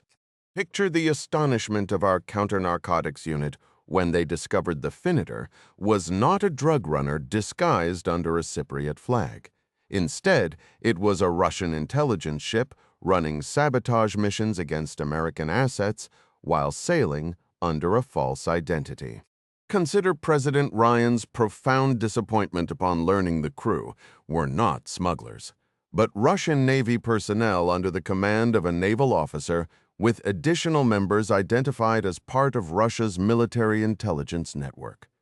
One can only imagine the urgent discussions that followed in the Situation Room once the truth was uncovered. Darmatov shifted uneasily in his seat. The United States routinely carries out espionage missions in the Black Sea. We are not discussing our widely recognized peacekeeping patrols in the Black Sea, Adler retorted, slamming a hand on his desk, his expression darkening with controlled fury. We are discussing the Finiter. We caught you red-handed, Mr. Ambassador, engaged in espionage and potential sabotage directed at the United States. A Russian spy ship operating near sensitive communications and defensive infrastructure protecting our east coast can only be interpreted as an act of war and a precursor to a first strike against our Atlantic fleet. What? That is absurd, Mr. Secretary. No sabotage took place. The Finiter was deploying a device from a winch cable, a device that was lost but which we fully intend to retrieve. Darmatov's eyes narrowed. This was an unwelcome possibility he hadn't anticipated. Rather than offering an escape, Adler decided to press further, testing the limits to provoke the reaction he sought. Why is your northern fleet moving south into the North Atlantic? Is Russia preparing for a conflict with America? Darmatov swallowed hard, and Adler detected a new flicker of apprehension in the man's eyes. It is perilous to employ such inflammatory language, Mr. Secretary, Darmatov said, his voice strained. Words carry weight. Actions speak louder than words. Mr. Ambassador, your fleet has halted its Arctic drills and is now moving south. How should we interpret this other than as a deliberate provocation? This is a direct reaction to your unlawful seizure of our vessel. You might inform your president that holding the crew of the Finiter could itself be seen as a declaration of hostilities. So let me turn your question around. Is the United States preparing for a conflict with Russia? Conflict is the furthest thing from our intentions, Mr. Ambassador. We are here talking precisely because we seek a diplomatic path forward. To that end, a public acknowledgement of responsibility from the Kremlin regarding this incident would show a genuine willingness to step back from the brink. In return for such an apology, we would be prepared to release your intelligence personnel, your naval crew, and your ship. However, a refusal to de-escalate will be met with a decidedly firmer posture. He leaned forward, his gaze sharpening. Sergei, let me be clear. President Ryan does not entertain games when it comes to protecting American interests. Your naval group needs to reverse course immediately. The Russian ambassador remained seated, his face flushed but offered no reply. Adler settled back into his chair, releasing a measured breath as if to steady himself. President Ryan requires an official answer from Moscow within the next 6 hours. The content of that response will directly shape the statement Secretary of Defense Burgess delivers this evening. Mr. Secretary, I have no knowledge of the espionage activities you allege, but I will convey this message to my government. See that you do. Given the escalating situation in the Atlantic, I have other urgent matters requiring my attention. You have 6 hours, Mr. Ambassador. Good day. He made a point of adjusting his chair, opening a leather portfolio, and pretending to review its contents. Good day, Mr. Secretary Darmatov replied, standing and moving toward the exit. Adler fought the impulse to watch him leave. He had secured a tactical advantage in their brief exchange, yet any sense of satisfaction had evaporated. The reality was that the Finiter's mission might very well be the opening move of a larger confrontation. The Russian Arctic maneuvers no longer appeared routine, not with the bulk of their northern fleet advancing south toward the carrier group. The missing Belgarod submarine still unaccounted for, and reports from DNI Foley indicating internal turmoil within Russian leadership that could signal a coup. He had deliberately avoided mentioning those last 2 points for now. Adler's eyes drifted to the closed door. What if we are already at war and simply haven't admitted it to ourselves? Darmatov had performed his part impeccably, yet there had been a brief, almost imperceptible fracture in his composure. A flash of genuine surprise, a hint of alarm. Adler caught it. He could only hope that Foley had covert assets activated, gathering critical intelligence before the window closed. There were simply too many variables in play. One lesson stood out from his time as Secretary of State: fear and suspicion thrive in the absence of clarity. After a moment's pause, he pressed the intercom button. "Yes, Mr. Secretary Elizabeth, please arrange a call with the President," he began, then reconsidered. "Actually, I'll come to the White House. Alert my security detail and inform the Chief of Staff that I'm on my way to brief the President on my discussion with the Russian ambassador." "Yes, Mr. Secretary." He shut the empty leather folder on his desk and exhaled slowly. The situation was about to escalate dramatically. The Belgarod K-329, transiting southwest between Iceland and Greenland, Denmark Strait, 1:22 p.m. local time. A knock on his cabin door drew Constantin's attention from his desk. "Enter," he said, hoping it was the orderly returning with his tea. It was not. "Captain, we have an urgent confidential situation report that directly affects our mission," said his communications officer, Captain Lieutenant Block, standing in the doorway. Constantin glanced at the wall monitor beside his bunk, which showed the live feed from the periscope camera. A surge of dark water briefly obscured the lens before the view cleared. "Why are we still at periscope depth?" I ordered the conning officer to retrieve the broadcast and dive immediately. "We are downloading a substantial data package linked to this message," Block explained, holding up a brown folder for emphasis. "Step inside and close the door." Block entered, shut the door, and passed Constantin the decrypted message from the folder. After reading it, Constantin asked, "Who else has seen this?" "Only you and me, sir. Are you certain the radio man who handled the download and printout didn't review the contents?" "It's standard procedure. I personally oversee all surface communications. Confidential traffic is handled exclusively by me." "Good," Constantin replied. "Locate Stepanov and have him report to my stateroom." "Aye," Captain Bloke said, "and Lieutenant, sir, do not mention this to any other officers." "Absolutely not, sir," Bloke affirmed with a firm nod before leaving. Alone, Constantin read the message again, then drew a slow breath to steady his thoughts and search for an advantage in this unexpected complication. According to the report, the Finiter had been intercepted by the U.S. Navy while conducting detailed seabed mapping around the primary data node of the Mid-Atlantic Dash network. This new setback did not align well with the Belgarod's objectives or his own plans. When his first officer, Captain Second Rank Yuri Stepanov, arrived shortly after, Constantin handed him the printout. "What's this?" Stepanov asked. "Just read it." The first officer did so, then looked up, meeting Constantin's gaze. "This came in on the latest broadcast? I take it." Constantin nodded. "Can we trust this intelligence?" "I don't see any coded indicators suggesting otherwise." "Do you?" "No, sir. It appears genuine," Stepanov said. "If the Americans actually boarded the Finiter, we must treat it as a military action aimed at stopping her from finishing the mission. Northern Command is transmitting a large data package right now. They wouldn't do that unless the Finiter secured the critical information we need. The Americans clearly tried to interfere, but it seems they were too late," Constantin noted, "sir. Even if the Finiter completed the mapping, the secret is out.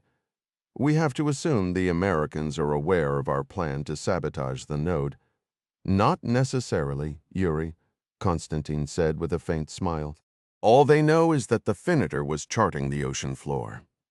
Stepanov stared at him, disbelief plain on his face. charting the ocean floor precisely at the site of their classified mid-Atlantic data hub for their advanced SOSUS array. Yes, but they don't know about our mission. They still believe we're operating in the Barents Sea, Constantin said, waving a hand dismissively. But, Captain, the American fleet is in that area. If we proceed, we'll be sailing into a trap, perhaps or perhaps not. When Stepanov remained silent, Constantin continued, "Covert, deep water operations are what this submarine was built for. Isn't that right?" "Yes, Captain, I understand, but maybe avoiding the area is the prudent choice. I suggest we abandon the sabotage, alter course, and head directly to the launch coordinates." The Status 6 is silent. They won't locate it in time. "No," Constantin replied. "Have you not reviewed the intelligence? This new detection system is highly advanced. It uses both active and passive sonar to identify and track submerged targets. The plotted course spans over 900 kilometers. We must operate under the assumption they will find it, because now they are actively searching. That is the harsh reality of our position. If the American vessel hadn't intercepted the Finiter, I might have gambled on the launch. The ocean is vast, after all. But their alert status changes everything. Our only path to avoid discovery is to disable their surveillance system before we proceed. Captain, that data node will be a trap. They'll be expecting us. Sometimes, Stepanov, it sounds like you're frightened of the Americans at that." Stepanov stiffened, clearing his throat. "Not at all, sir. I'm merely outlining the tactical considerations. I will execute your orders without question." "I know you will, Yuri," Constantin replied, just as a searing pain erupted below his ribs. He fought to remain upright, his knuckles white on the desk. "Captain, should I call for the medical officer?"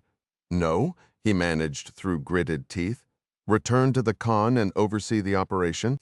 Every moment we linger near the surface is a risk. The instant the data transfer is complete, take us down to depth." "Aye, Captain," Stepanov said, exiting swiftly. The moment the door sealed, Constantin doubled over with a low groan. These episodes were intensifying, each wave more brutal than the last. Gasping, he stumbled from his chair to his bunk, curling onto his left side in the only posture that offered slight relief. He lay there, counting the seconds, until the torment gradually receded. A firm knock rattled the door. "Not now," he growled, feeling the deck tilt as the Belgarod began its descent. "Captain, the download is complete. The ship is diving," Stepanov called through the bulkhead. Constantin remained silent. "I will be in my quarters if you require me, sir." "Very well," Constantin rasped, his voice barely audible. Only Stepanov and Tarasov were aware of his deteriorating health. He trusted them both to keep his secret, though for starkly different reasons. Stepanov, as first officer, would assume command if Constantin became incapacitated, a prospect the captain viewed with deep personal reluctance, unsure if he could ever truly relinquish control. He calculated that Stepanov's loyalty was best maintained through respect and a desire for approval, not through suspicion and resentment. Tarasov, the chief engineer, knew the truth out of sheer necessity. He was part of the core conspiracy, one of the three who understood the real mission. To the rest of the officers and crew, the Poseidon torpedo they planned to launch was merely an unarmed underwater drone. Only Tarasov, Block, and the originally assigned weapons officer knew the apocalyptic reality of their payload. The last-minute replacement of that officer with Morozov had thrown a wrench into everything. The initial scheme was straightforward. The weapons officer would falsify records, swapping a nuclear torpedo for a conventional one. Upon launch, even Stepanov would be none the wiser. The crew would only learn the terrible truth after the nuclear detonation, when it was far too late. That clean deception was now impossible. Morozov was a meticulous, regulation-bound officer. He had personally supervised the loading at the Sevmash shipyard, documenting each of the 6 massive Poseidon torpedoes, 2 with nuclear warheads, 2 with conventional explosives, and 2 as drone variants. With exacting detail, even memorizing their serial numbers and tube assignments. His thoroughness had turned a simple switch into an intricate and dangerous puzzle. Beyond posting the information on the weapons launch control panel's status board, Morozov had taken the extra step of physically tagging the tubes with colored hanging tags, creating a clear visual safety reminder for the entire crew. He was precisely the sort of conscientious naval officer the world hoped would oversee its nuclear arsenal. And he was precisely the sort of officer who posed the greatest obstacle to Constantin's plan, a defiant act designed to shatter the global status quo. While Constantin and the engineer had prepared a contingency, it relied heavily on deception and would be exponentially more difficult to execute without the cover of an outright mutiny. Pushing himself upright on his bunk, Constantin released a tremulous breath. The moment had arrived. The pain had receded to a manageable throb, allowing him to speak. He lifted the telephone handset from its wall cradle and dialed the con. "Conning officer," a voice answered. "Conning officer, direct the quartermaster to plot a new course," Constantin instructed, his voice steadier than he felt. 15 knots to these coordinates. He read off the latitude and longitude, marking the Finiter's last known position in the North Atlantic. "Aye, Captain," came the reply. "Instruct him to leverage every bathymetric irregularity possible. Use the seafloor to mask our signature and reduce our detection profile." A grim resolve settled over him. "The game is afoot. Conning officer, rig the ship for silent running." Clark shifted uncomfortably in the passenger seat of the garishly bright orange van, the starched collar of his dress shirt chafing his neck. He was a man built for action, not for suits and ties. The black suit he wore, meant to project the intimidating aura of a GRU officer, felt like a costume. To complete the charade, he'd subjected his face to a cheap plastic razor, resulting in a collection of nicks that stung with every movement. The van's vibrant color was no concern.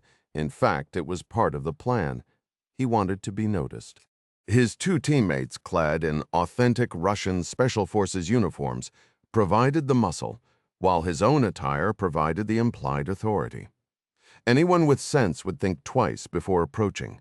In his left ear, the micro-transceiver carried the smooth, flawless Russian of Adara, who was currently playing the role of honey trap. Her target was Vasily Popov, the Sevmash shipyard engineer and Status 6 program manager, a name paid for with a life in Warsaw. Their rushed intelligence work had painted a useful picture. Popov was a creature of habit, favoring the Moloko restaurant after his shifts for beef stroganoff and a few drinks before returning to his lonely apartment. His family remained in St. Petersburg. In a remote industrial town like Severodvinsk, the attention of a woman like Adara would be an irresistible anomaly. Clark winced as he listened to the painfully awkward exchange unfolding. "If Stroganoff is what you seek, you have found the correct establishment," Popov was saying, his tone attempting sophistication. "Fine dining is a scarce commodity here. We are not often graced by beauty such as yours."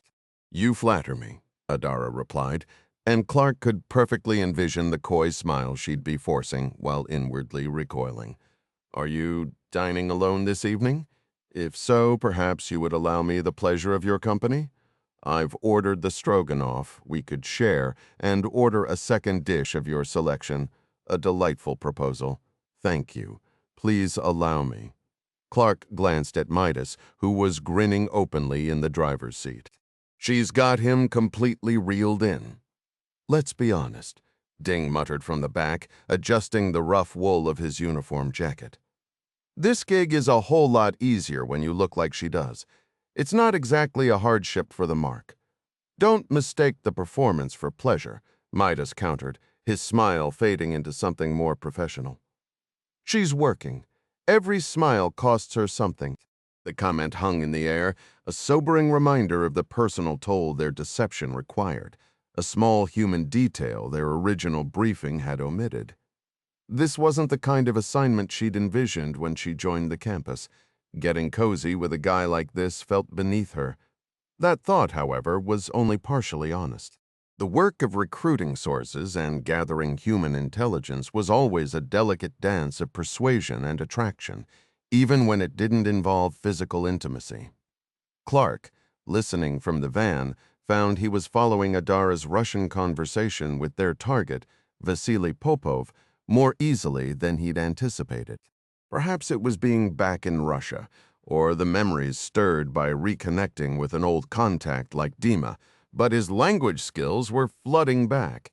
His role tonight, however, was not to chat. His job was to be the looming threat, and that, he mused, was a skill that hadn't rusted one bit. But it's so tedious, Adara was saying, her voice light. I'm here with the inspection team from Polyarny, but I'm only an assistant. I don't have the clearance to actually go on the base with them. I don't even know why they brought me, except that the pig, Captain Vasiliev, enjoys the view. She gave a conspiratorial laugh, and Popov chuckled with her. Clark could imagine her casually touching the man's arm. She was a natural at this. And who could blame him? Popov replied, playing along. Do you work on the base? She asked, steering the conversation. Yes, he said, puffing up slightly. I am an engineer. I develop the weapons our Navy uses to defeat our enemies. What good is a submarine without its torpedoes? The ship captains get all the glory, but they would be nothing without people like me. He took a sip of his wine, which had just arrived, easing the conversation into a more natural rhythm. Oh, I completely agree, Adara said, her tone admiring. She worked him expertly, asking nothing more about the Navy or his specific job, but instead keeping him talking about his own importance. Time crawled for Clark in the cold van, but for Adara, the evening was undoubtedly flying by. Soon enough, Popov was insisting on paying for her meal. Let's see if she can seal the deal, Ding murmured from the driver's seat. Thank you for a lovely dinner, Adara said, her words now carrying a slight practiced slur. What a shame I have to go back to my lonely hotel room and drink by myself. No one wants to drink alone, Vasily, she added, leaning in. Then don't, Popov said, his voice hopeful. Come to my apartment. We can continue our conversation there. I'll buy a bottle of wine on the way. I would love that, Adara purred. Clark heard the scrape of chair legs as they stood. Showtime, he said softly, as Adara and Popov exited the restaurant. The engineer carried a bottle in his left hand, Adara's hand resting on his right arm. As they neared the van, Popov caught Clark's eye through the window.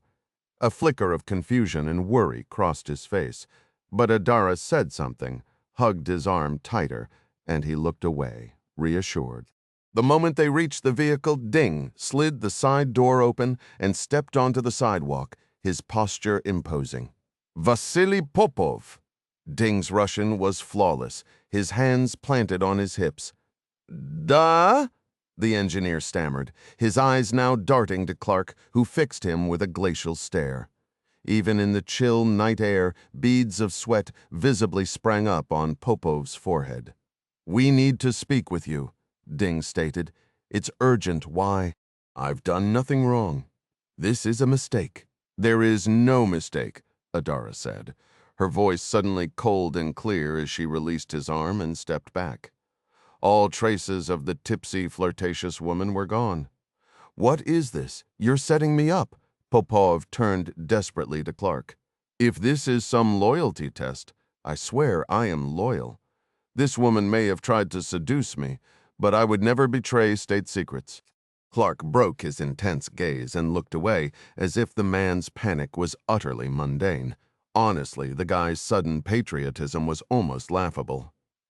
It is urgent and vital to national security that we speak with you, Ding repeated, his tone leaving no room for argument. Get in the van. Do not make a scene. People will notice if I disappear. Popov protested, genuine terror in his eyes now. My work at the Sevmash shipyard is important. Critical, we know, comrade, Adara said, her Russian now clipped and utterly professional. She placed a firm hand on the back of his neck and guided him firmly toward the open door of the van. Get in, the voice ordered. Popov slid through the open door with Ding and Adara following close behind. Adara pulled the door shut with a solid thud, and as Midas shifted the van into gear and pulled away from the curb, Clark turned in his seat to face the terrified engineer. "There are traitors in our country today working to harm the motherland, Comrade Popov," Clark said, the practiced Russian words coming more easily than he'd expected. "In the last year, has anyone outside your official chain tried to discuss the sensitive details of your work?" The engineer's mouth opened, then closed without a sound. For a second, Clark thought the man might actually faint. "Are you Gru?" Popov finally whispered. "Don't play stupid," Ding cut in, his tone leaving no room for doubt. "You know who we are. You will answer. You will never speak of this. If you do, we will find out. Is that clear?" "Da," Popov managed, the word strangled. "I understand." "Good," Clark said softly in Russian, turning back to face the front with a dismissive wave. This might just go smoothly. They drove several blocks south before Midas turned into the cracked asphalt lot of the Flagman Motel. Minutes later, Popov was seated in a worn vinyl chair at a small round table inside their rented room. The mustard-yellow curtains drawn tight against the outside world. His left knee bounced incessantly, and his eyes kept flicking toward the door where Midas stood guard, a compact machine pistol held ready. Adara took the seat opposite, crossing her legs and placing a device the size of a smartphone on the table between them. "This conversation will be recorded," she stated plainly. Clark noted again, with some internal surprise, how readily his command of the language had returned. "Yes, of course," Popov said, attempting composure but betrayed by a tremor in his voice. "I have nothing to hide." "We'll determine that," Ding said from his post near the grimy wall, his gaze fixed on Popov past the sagging bed. Clark raised a hand slightly, a silent signal for patience, then folded his arms to observe. "Has anyone outside your direct command asked you about the Status 6 project, Vasily?" Adara began, her voice calm and direct, hands resting in her lap. Popov, however, was struggling to keep his eyes from the MP-443 Grak pistol holstered on her hip, now clearly visible, since she'd removed her jacket and tossed it on the bed. "No, I only discuss the program with others on the project," he insisted, and with the official inspection teams that visit, Adara gave a single nod. When he just stared back, she made a small prompting gesture with her hand. "Who else?" A line of sweat traced a path down his temple.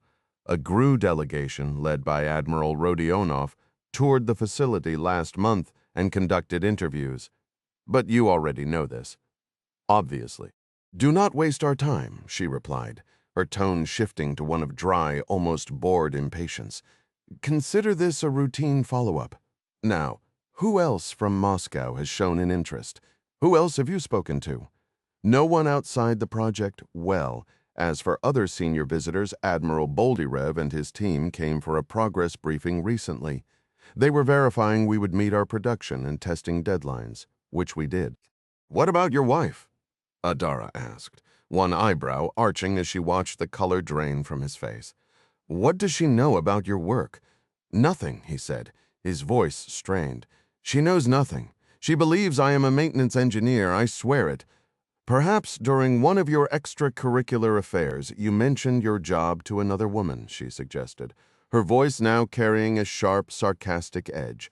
"Trying to impress her, yes. You told me you designed weapons? Did you elaborate, maybe even brag a little, if it helped get me into bed?" "Never," Popov cried out, tears now streaming down his face. Clark watched as Adara let the silence stretch, thick and heavy in the cramped room. When she finally spoke again, her voice was back to its cool, clinical tone. "Who outside your team have you spoken to about the Poseidon project since testing concluded and the torpedoes became operational?" "What?" Popov stammered, his distress now mingled with visible confusion. "This is some kind of trick." Adara leaned closer, her expression unreadable. "Why would you think that?" Popov's eyes darted nervously between her and Clark, who gave a slight, impatient gesture for him to continue. Internally, Clark felt a surge of hope.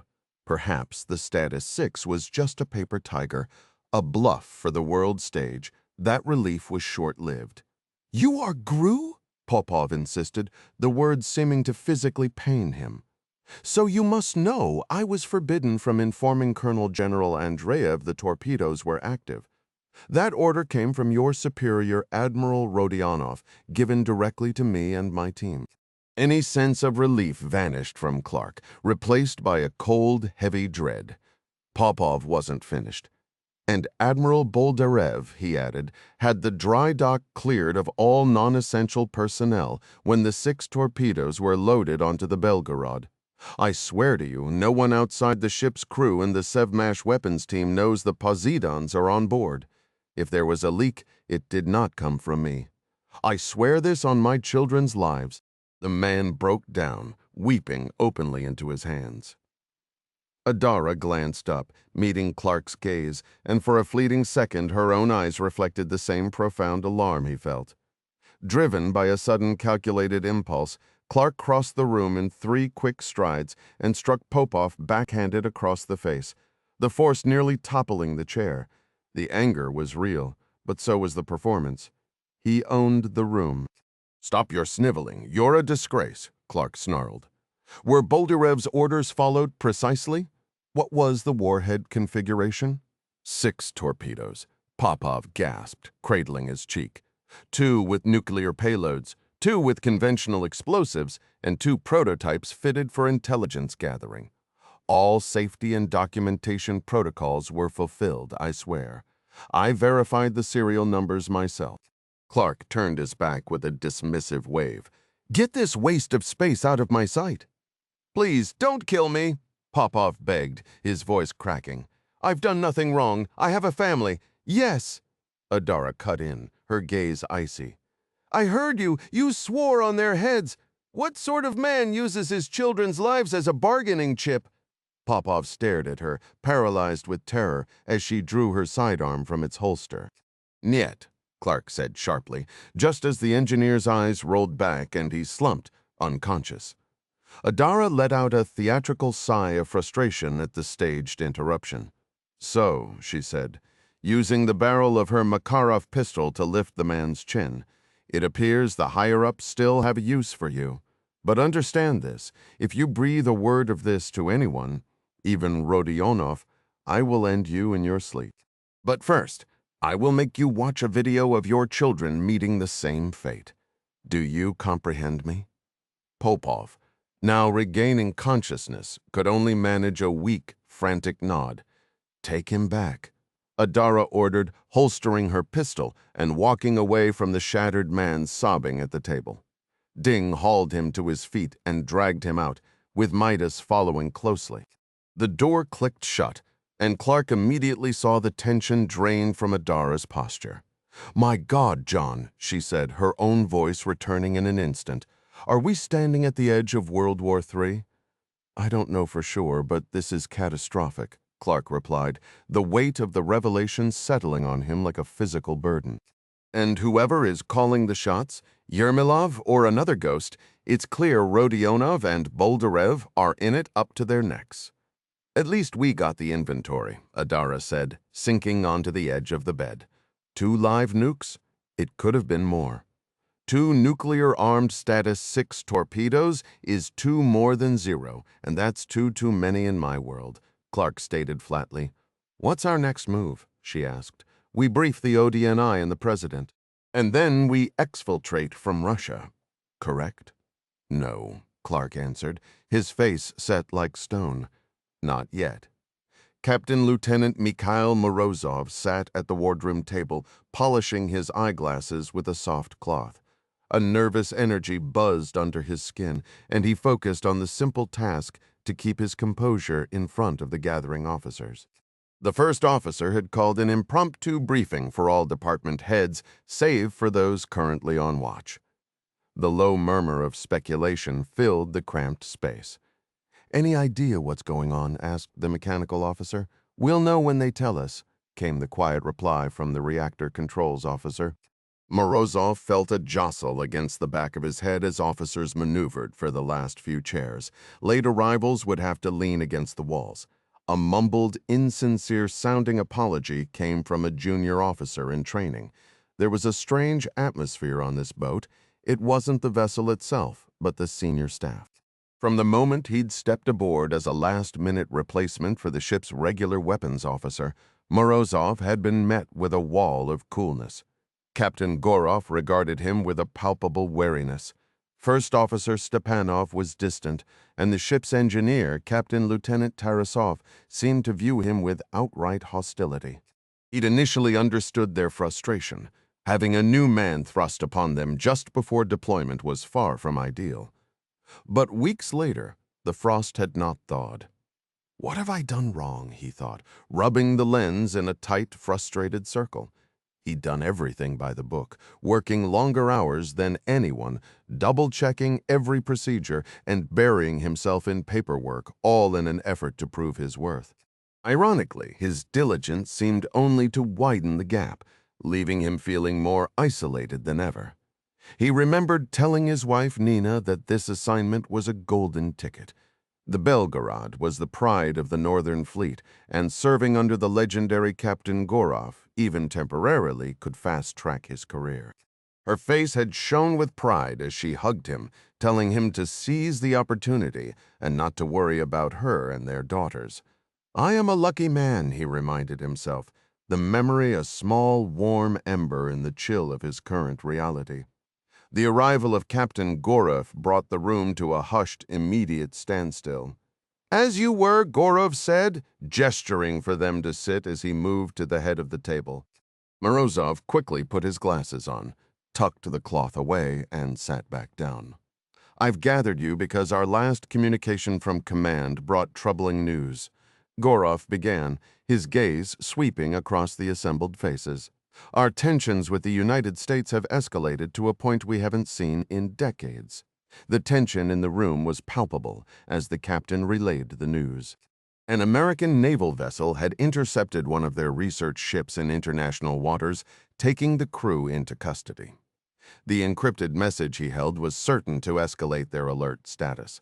A wave of angry murmurs swept through the officers, many voicing their outrage at what they saw as reckless American aggression.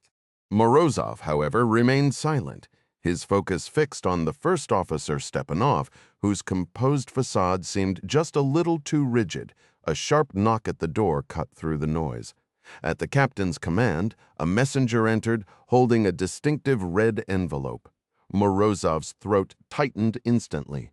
Red meant top-secret orders, a change in mission parameters that was never good. As the captain read the single sheet inside, his expression turned to stone. When his eyes finally lifted, they found Morozov's weapons officer. The words hung in the air. Morozov managed a response, his mouth dry. The captain's next sentence turned the room icy. "This directive orders me to bypass all safety protocols and input the authorization codes to arm the No. 1 Poseidon torpedo." A cold dread washed over Morozov, leaving him lightheaded. "But, sir, that's the nuclear warhead variant," he heard himself say, the words feeling distant. "Correct," the captain confirmed. "You will retrieve the sealed authentication code from your safe. We must verify the orders." Moving as if in a dream, Morozov left the wardroom. The walk to his quarters felt surreal, his body operating on automatic. Kneeling before the safe, the turning of the dial seemed to happen to someone else. In what felt like a blink, he was back, handing the sealed plastic sleeve to Captain Gorov. The sound of the plastic cracking open echoed like a gunshot in the silent room. For a fleeting moment, his mind escaped to his family, his wife Nina, and his daughters Lutia and Svetlana. He saw them clearly, laughing on the swings at a park back home, a memory so vivid it ached. "Captain Lieutenant Morozov!" The captain's voice snapped him back to reality. "Do you concur?" Morozov blinked, forcing his eyes to focus on the two documents. He compared the 16-digit codes. They were identical. "The codes match, sir," he stated, his own voice sounding foreign. "Very well," Gorov said, handing the papers to Stepanov. "First officer, you will accompany the weapons officer to the torpedo room. You are to disarm the mechanical safety on Tube 1, input the authorization code to establish a data link with the weapons computer, and enter the provided target coordinates.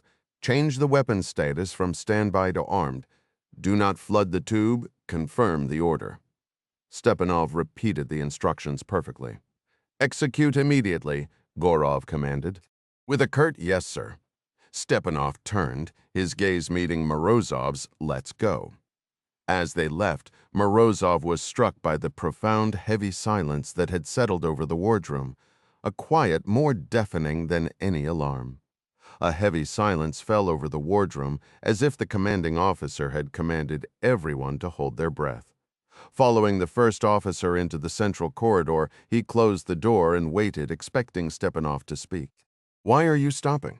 the first officer asked, noticing he hadn't kept pace. "Sir, this is insanity," he managed, his words clumsy and thick on his tongue. "Even if the Americans captured one of our vessels, we cannot possibly deploy a weapon of this magnitude. That decision is not ours to make, Captain Lieutenant. We serve the Navy. Our duty is to execute orders, not debate them." "But, sir, the consequences. I said enough," Stepanov snapped, closing the distance until they were nearly nose to nose. "You verified the message yourself. You heard the captain's command. We are to disengage the safeties and prepare the weapon, but we are not flooding the launch tube.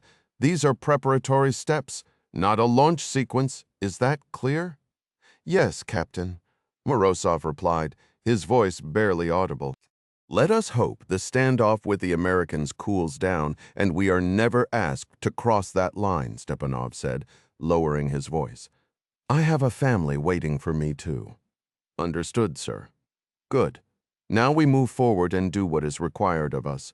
However difficult, we are men of action. We will see it through," the first officer stated, giving Morozov's shoulder a firm, almost brotherly pat. With a sinking heart, the weapons officer of the Belgarod trailed Stepanov toward the torpedo room as he disengaged the physical locks on the first torpedo tube and keyed the authorization code into the console. His mind conjured the horrific image of a radioactive tidal wave obliterating Norfolk Naval Base and poisoning the entire eastern seaboard. It was then, amid the hum of machinery and the weight of dread, that a wholly alien notion flashed through his consciousness, a thought he had never entertained since taking his oath.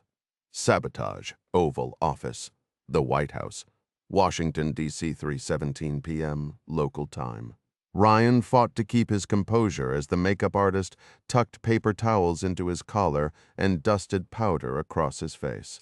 News of the Finiter incident had leaked, and the commentary on air was spiraling in a dangerous direction, echoing Kremlin propaganda while simultaneously amplifying public anxiety over the Russian Northern Fleet's advance into the Atlantic. Usually he let the pundits chatter and stir their pots of speculation, but not this time. He would not let them frame this story. The American people deserved to hear the truth directly from him. Covert intelligence operations like Finiter were almost never exposed. On the rare occasions they were, the White House communications team expertly contained the fallout, ensuring a brief headline faded quickly. Spying was an open secret. Every major power engaged in it. But this was different. The story gained momentum because of Russia's deliberate repositioning of its carrier group southward. The media could smell the escalation in the air. Though the talking heads hadn't pieced it all together yet, Ryan sensed they were nearing the truth. The Finiter incident wasn't an isolated event, but a prelude to something far larger. He felt it in his bones just as the hawkish analysts, the Russia sympathizers, and all the retired generals serving as network consultants did. Once he moved the USS Gerald R. forward into position to intercept the Russian fleet, the media frenzy would be uncontrollable. Believing that sending American troops into potential danger was his gravest responsibility. Ryan was convinced that explaining the circumstances and reasoning behind such a decision fell to him alone. The Secretary of Defense could handle follow-up questions tomorrow, but the initial announcement was his to deliver, and it had to happen today. 5 minutes, Mr. President, his press secretary, Janine, called out from the corner of the room. She leaned past the single camera positioned before the resolute desk to ensure he'd heard, and he offered a brief, tense smile. "Thanks, Janine," he said, then turned to the makeup assistant. "I think we're set here. Appreciate it, Mr. President."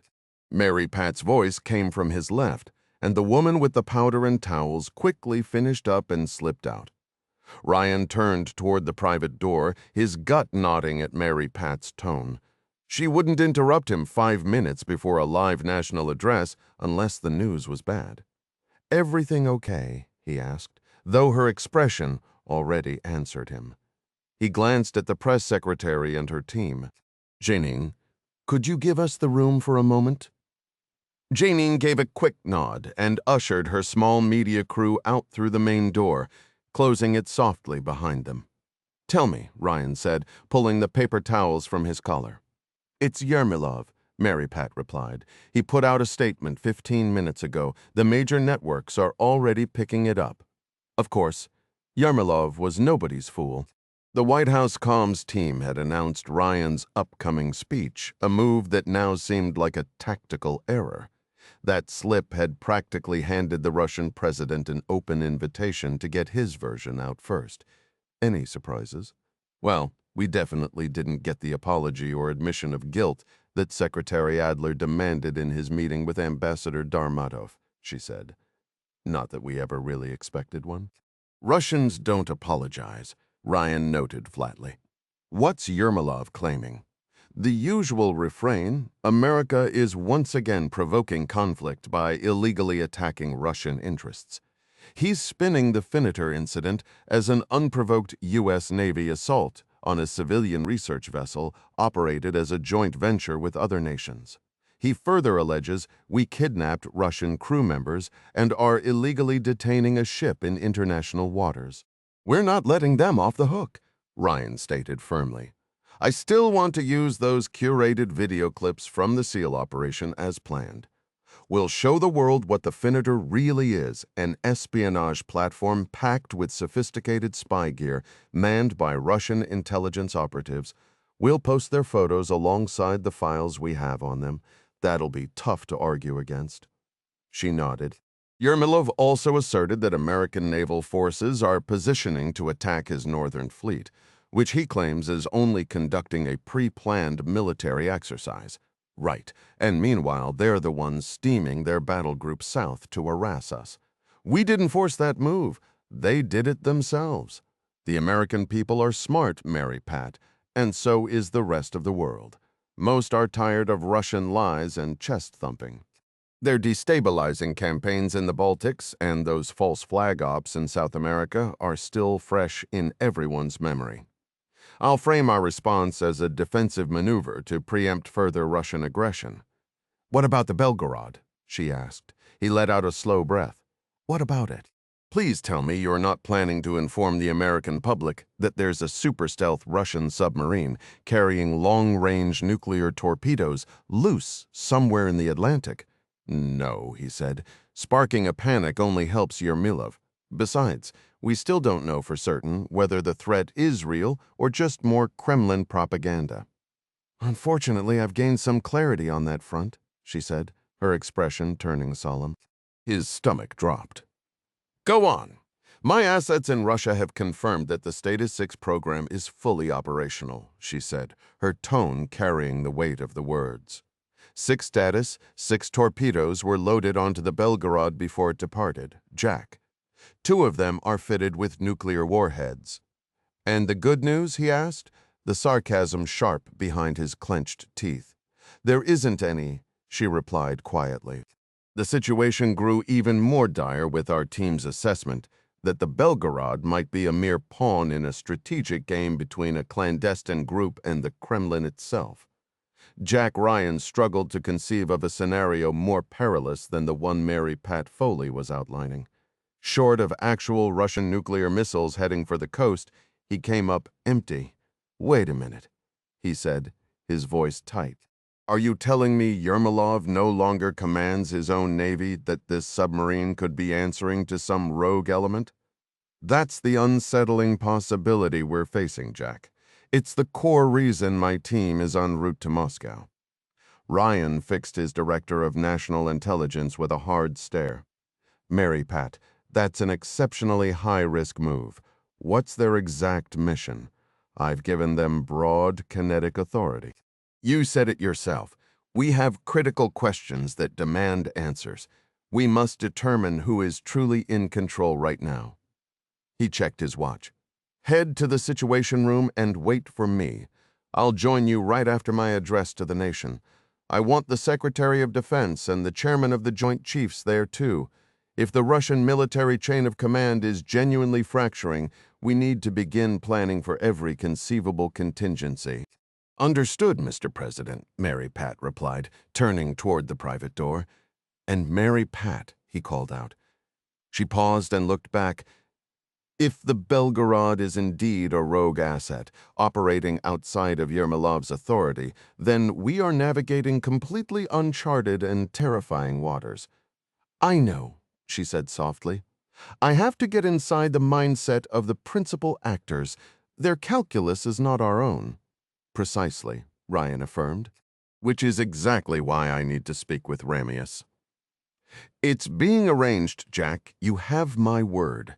Aboard the Belgarod, K329, hovering near the designated dash node in the North Atlantic. The clock read 7:24 a.m. local time on Thursday, April 11. Executive Officer Morozov paced the confines of his stateroom, alone with his spiraling thoughts. "None of this adds up," he muttered to the empty room. "The Americans would never provoke a nuclear exchange, and starting one serves no purpose for President Yermolov. It's just posturing." The rational part of his mind insisted.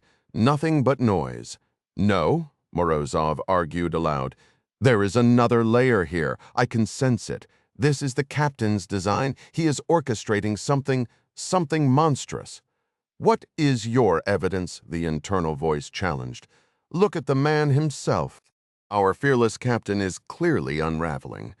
The entire officer corps knew of the profound personal tragedy that had shattered Captain Gorov less than a year prior, the devastating loss of his wife and their unborn child. Though Morozov hadn't served on the Belgarod then, the grim news had traveled swiftly through the close-knit community of Northern Fleet families. His own wife, Nina, had been heartbroken upon hearing the rumors. "That poor man," she'd whispered over dinner. "They say he kept vigil by her side for 2 days, refusing to let them take her away." The detail was likely exaggerated, as gossip often is, but the brutal truth remained. Constantin Gorov had lost everything in a single shattering blow. A loss of that magnitude could make any man question the very point of his existence. Frankly, it was a miracle he was still standing. But Morozov's concerns weren't merely psychological. He had witnessed his commanding officer's physical decline firsthand. On 2 separate occasions during this patrol, Gorov had gone deathly pale and doubled over in obvious, searing pain. The man looked gaunt and ghostly compared to the officer Morozov had reported to just weeks ago. A cold, dreadful certainty settled in Morozov's gut. "He's dying?" he whispered to the silent room. "You cannot know that." His conscience protested, but he felt he did know, with a conviction that chilled his soul. And that was the central problem. He possessed no tangible proof. No proof of Gorov's fatal illness, no proof of forged orders, no proof that the celebrated captain of the Belgarod harbored some twisted vendetta against the United States. Yet in his heart, Morozov was certain. For reasons that bordered on madness, Gorov intended to fire a nuclear-armed Status 6 torpedo at Naval Station Norfolk, and that command had never originated from the Kremlin. The very idea seemed impossible. The attack order had been received via secure satellite transmission. "But that's what he wants the crew to believe," Morozov hissed, the pieces clicking into a horrifying mosaic. Don't you see the entire briefing was a performance? He gathered all the officers in the wardroom deliberately. Only his two most loyal lieutenants, Tarasov and Block, were on the bridge watch, and Block controls all communications. He could have screened every message and altered it easily. What were the chances that specific order arrived right in the middle of our briefing? Yet the authentication codes were a perfect match that couldn't be forged. They must have discovered a method. I don't understand how, but they found a way it seemed impossible. A strained, almost hysterical laugh escaped him. Just listen to me, arguing with myself like a madman.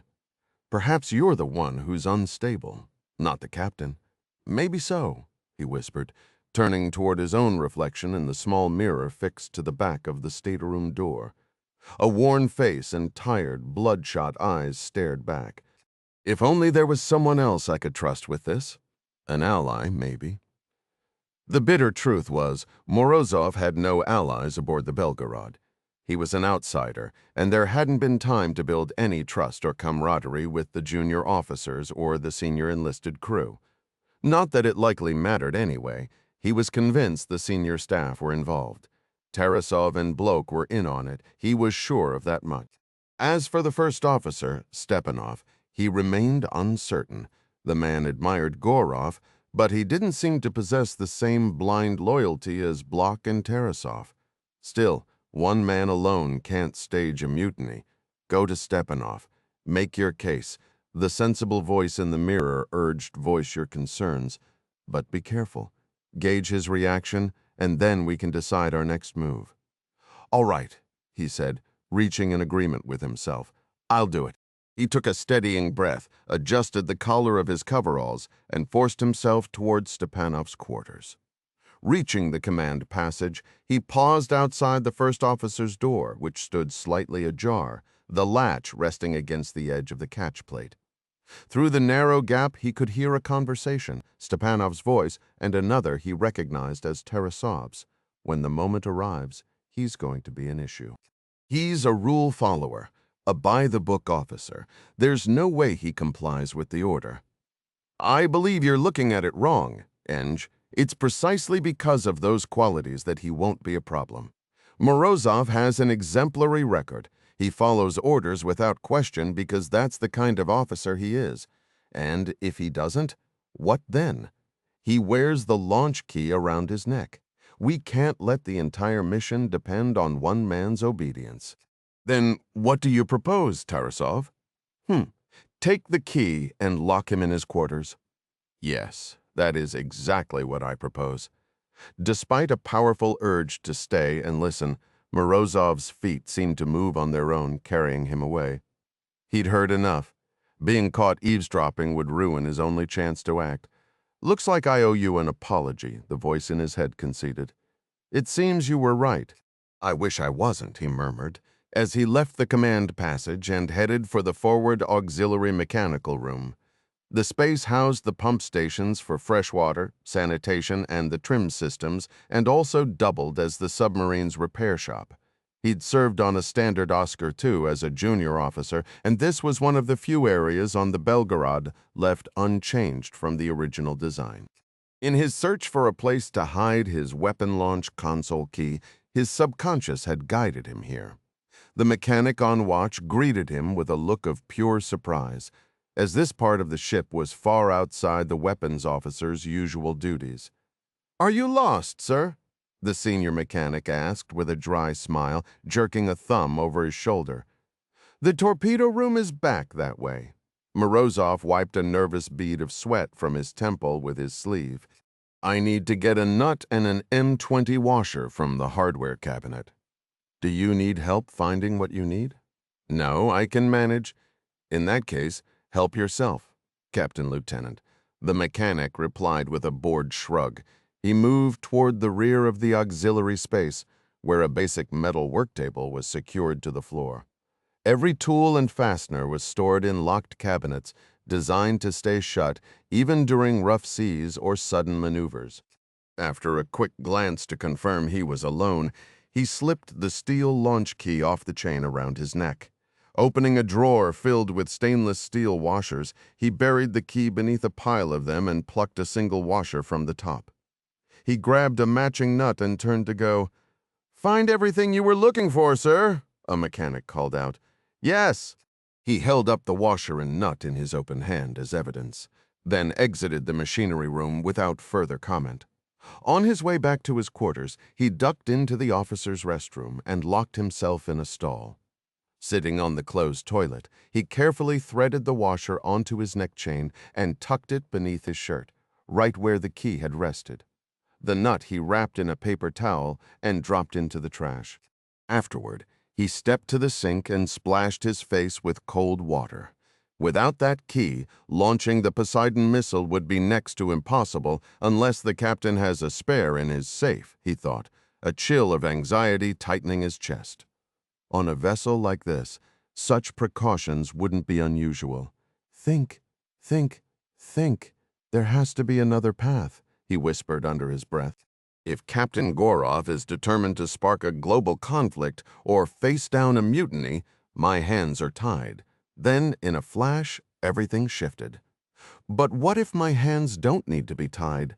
What if the Americans could handle this for me? A slow, cunning smile touched his lips as the treasonous plan took shape, a move so unexpected that not even Gorov would see it coming. Now the only question was whether the Americans were sharp enough to catch on. Lead aircraft of a two-jet formation FA-18E Super Hornet.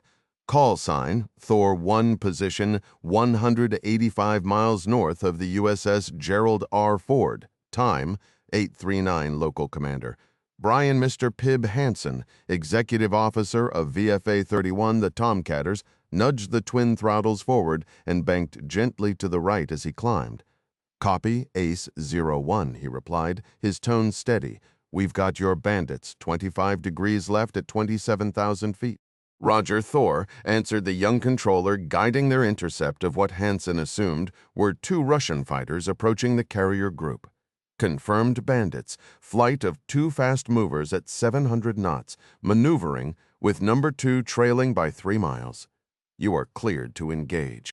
Hansen looked to his right, where Lieutenant Ashley Fodder Cannon was already sliding away from his wing, widening their formation into a combat spread before he could even suggest it. He appreciated flying with her. She was one of the most instinctive pilots he'd known, and was clearly leadership material. With her on his wing, he saw no reason to clutter the radio with unnecessary talk. Leveling off at 30,000 feet, he watched his center display as the two Russian jets banked slightly, turning to face them in a wide offensive spread, and began climbing from 27,000 toward 30. With some junior officers, he'd announced he was taking the Eastern MiG, but with Fodder he stayed silent. She was already angling left to meet the Western bandit head-on. He eased the throttles forward, picking up speed as the closure rate with the MiGs surged past 1,200 miles per hour. "All right, Ivan," he muttered to himself. "Let's see what you're thinking."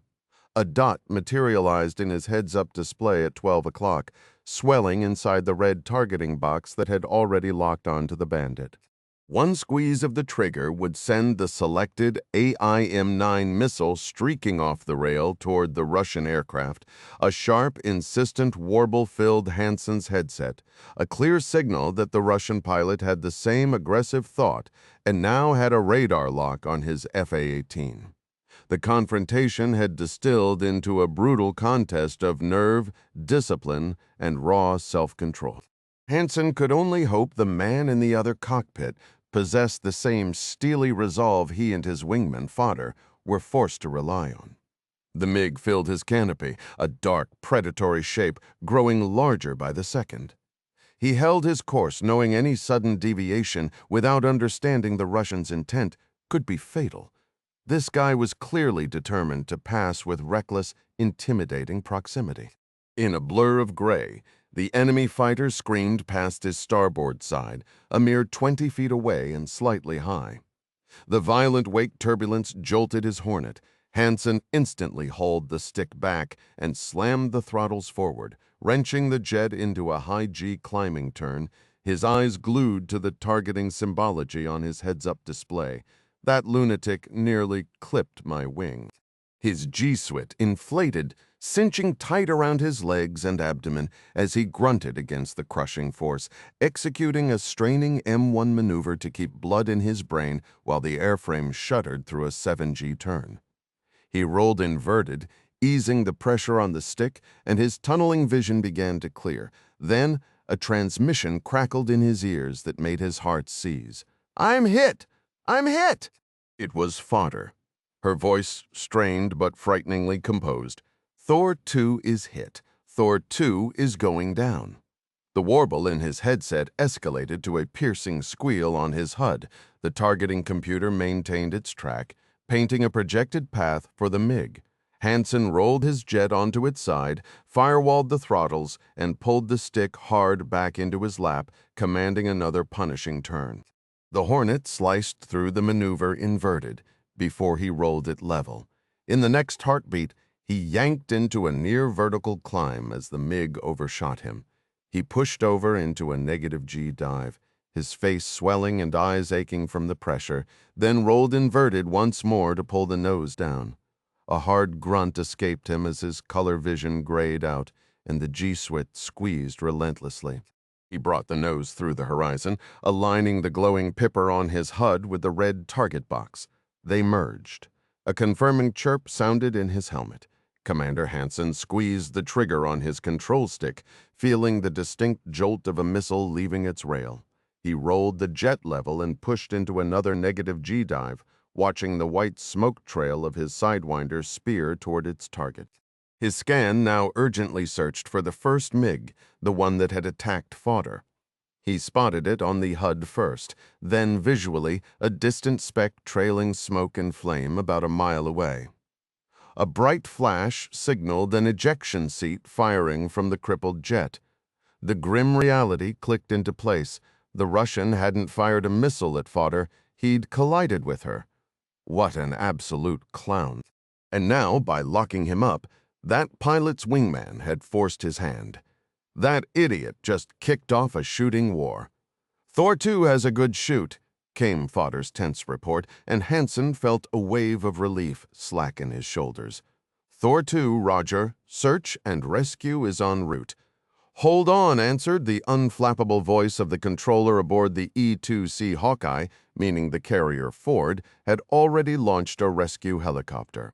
Ace-01, Thor 1 will remain on station with Thor 2, Hansen declared, making it clear he wasn't leaving his wingman alone in the freezing Atlantic swell. "Roger. Thor 1, stay frosty," the controller acknowledged. "As long as I have fuel, I'm staying right here." He'd just shot down a Russian MiG, and that pilot was also in the water. He wouldn't put it past the surviving Russian to strafe a defenseless pilot in a life raft. They were almost certainly at war now, and he would guard her position and destroy anyone who tried to approach. Aboard the USS Gerald R. Ford, plowing through the North Atlantic Captain Space Camp Huddleston, the deputy commander of the embarked air wing, stood behind the air boss on the flight deck control tower. He consciously held himself back, a silent presence allowing his highly trained team to manage the escalating crisis without his direct interference. Though every fiber of his being was taut with concentration. The Ragin' Bulls from VFA 37 had launched 4 jets early to help speed up the recovery of aircraft, now running critically low on fuel. This included the XO from VFA 31, who was guarding his downed wingman and had to be hovering right at his bingo fuel state. The Ford was already swinging back into the wind as 2 of the 3 inbound FA-18Es from the Tomcatters called in. The E-2C had fuel to spare for now, but getting Mr. Pibb back on deck was the immediate priority. He looked out the window as the carrier completed her turn, and what he saw made him grab for the phone to the bridge, just as it rang in his hand. "Air," he answered. "DCAG here, Space Camp. It's Opie," came the voice of his old friend, Captain Mackenzie, the ship's commanding officer. "You seeing what I'm seeing?" "Affirmative," he replied. His eyes fixed on the Russian warship that had just slid into a position to block the Ford's intended track as she steadied up into the wind for recovery ops. It was a classic Russian and Chinese harassment tactic, designed to disrupt flight operations, but today the stakes were impossibly higher. Missiles had flown, and aviators were in the water. Diverting those fuel-starved jets wasn't an option. "How much time do we have on this heading before we're forced to turn?" There was a pause as Space Camp imagined the skipper consulting with his bridge team. That Russian frigate would likely slow and weave, trying to force the Ford to reduce speed or alter course to avoid a collision, stealing the steady wind and heading essential for safe recoveries. "We've got some wind now, so I'll slow to 15 knots, but we need those planes on deck ASAP," Mackenzie said. Huddleston caught the air boss's eye across the room, receiving a firm nod. "We'll scrap the overhead brake and keep them clear of Ivan," the DCAG stated. The last thing they needed was jets breaking right over an adversary. "We'll stack them for fast, straight-in approaches, but we've got to get Mr. Pibb headed home." "I'll buy you every second I can, Jim," Mackenzie said, and the line went quiet. "I'm on it," the air boss said before Space Camp could even speak. The DCAG crossed his arms, frustration simmering. He hated feeling like a spectator. Thank God the Ford's crew was among the Navy's sharpest. The intricate ballet began, sailors on the flight deck and in pry-fly moving in flawless sync as the first jets returned. The new arresting gear performed flawlessly, delivering smooth, centered traps each time. After every landing, the deck crew cleared the cable with breathtaking speed, the pilot taxied clear, and the gear reset with mere seconds to spare before the next jet was on final. A grim smile touched the DCAG's lips as jet after jet caught the two-wire. He'd never seen so many perfect passes in a row, especially with such tight spacing. His pulse eased slightly when Spartan 1, the search and rescue helo for the downed VFA-31 aviator, reported they had Lieutenant Cannon safely aboard. Unlike Mr. Pibb, the helo had plenty of fuel and didn't require the ship to be into the wind. He glanced aft at the short line of jets still waiting on the straight-in. "Thor 1 is inbound, but still 60 miles out," announced the air traffic controller, managing the stack. His voice calm as he coordinated with the airborne controller ACE-01. Space Camp reached again for the bridge phone. "Bridge," the phone talker answered. "DCAG for the skipper," he said. "Stand by 1, the sailor replied. The 30-second wait for the CO felt like an eternity. Outside the pre-fly windows, the Russian frigate loomed larger with every passing moment, a silent, menacing spectator to their delicate dance. The Russian frigate carved a serpentine path through the water, weaving back and forth across the carrier's intended track. Its speed was a calculated provocation, just sluggish enough to create a hazard, yet just quick enough to match any evasive maneuver from the Ford. If Captain Mackenzie ordered a turn into the wind to recover the waiting FA-18E, they would risk a perilously close encounter with the smaller warship. A collision at sea was a nightmare scenario, unpredictable and often fatal. While the Ford dwarfed the frigate, a well-placed impact could cripple the giant, potentially breaching its hull and sending it to the bottom. The alternative, however, was abandoning the jet and its pilot, the squadron's executive officer. "These guys are absolute pricks," Mackenzie muttered, his eyes fixed on the Russian vessel. "As if shooting down one of our birds wasn't provocation enough," the air boss concurred, his voice tight. "We should send that bastard to the deep." Mackenzie gave a grim nod, though they all knew retaliation wasn't on the table. Not at this moment anyway. He checked his watch, then the status board. Only the call sign Mr. Pibb remained, but that hornet was still minutes away. Finally, he keyed the phone. "Skipper, my real estate is shrinking and my choices are running out.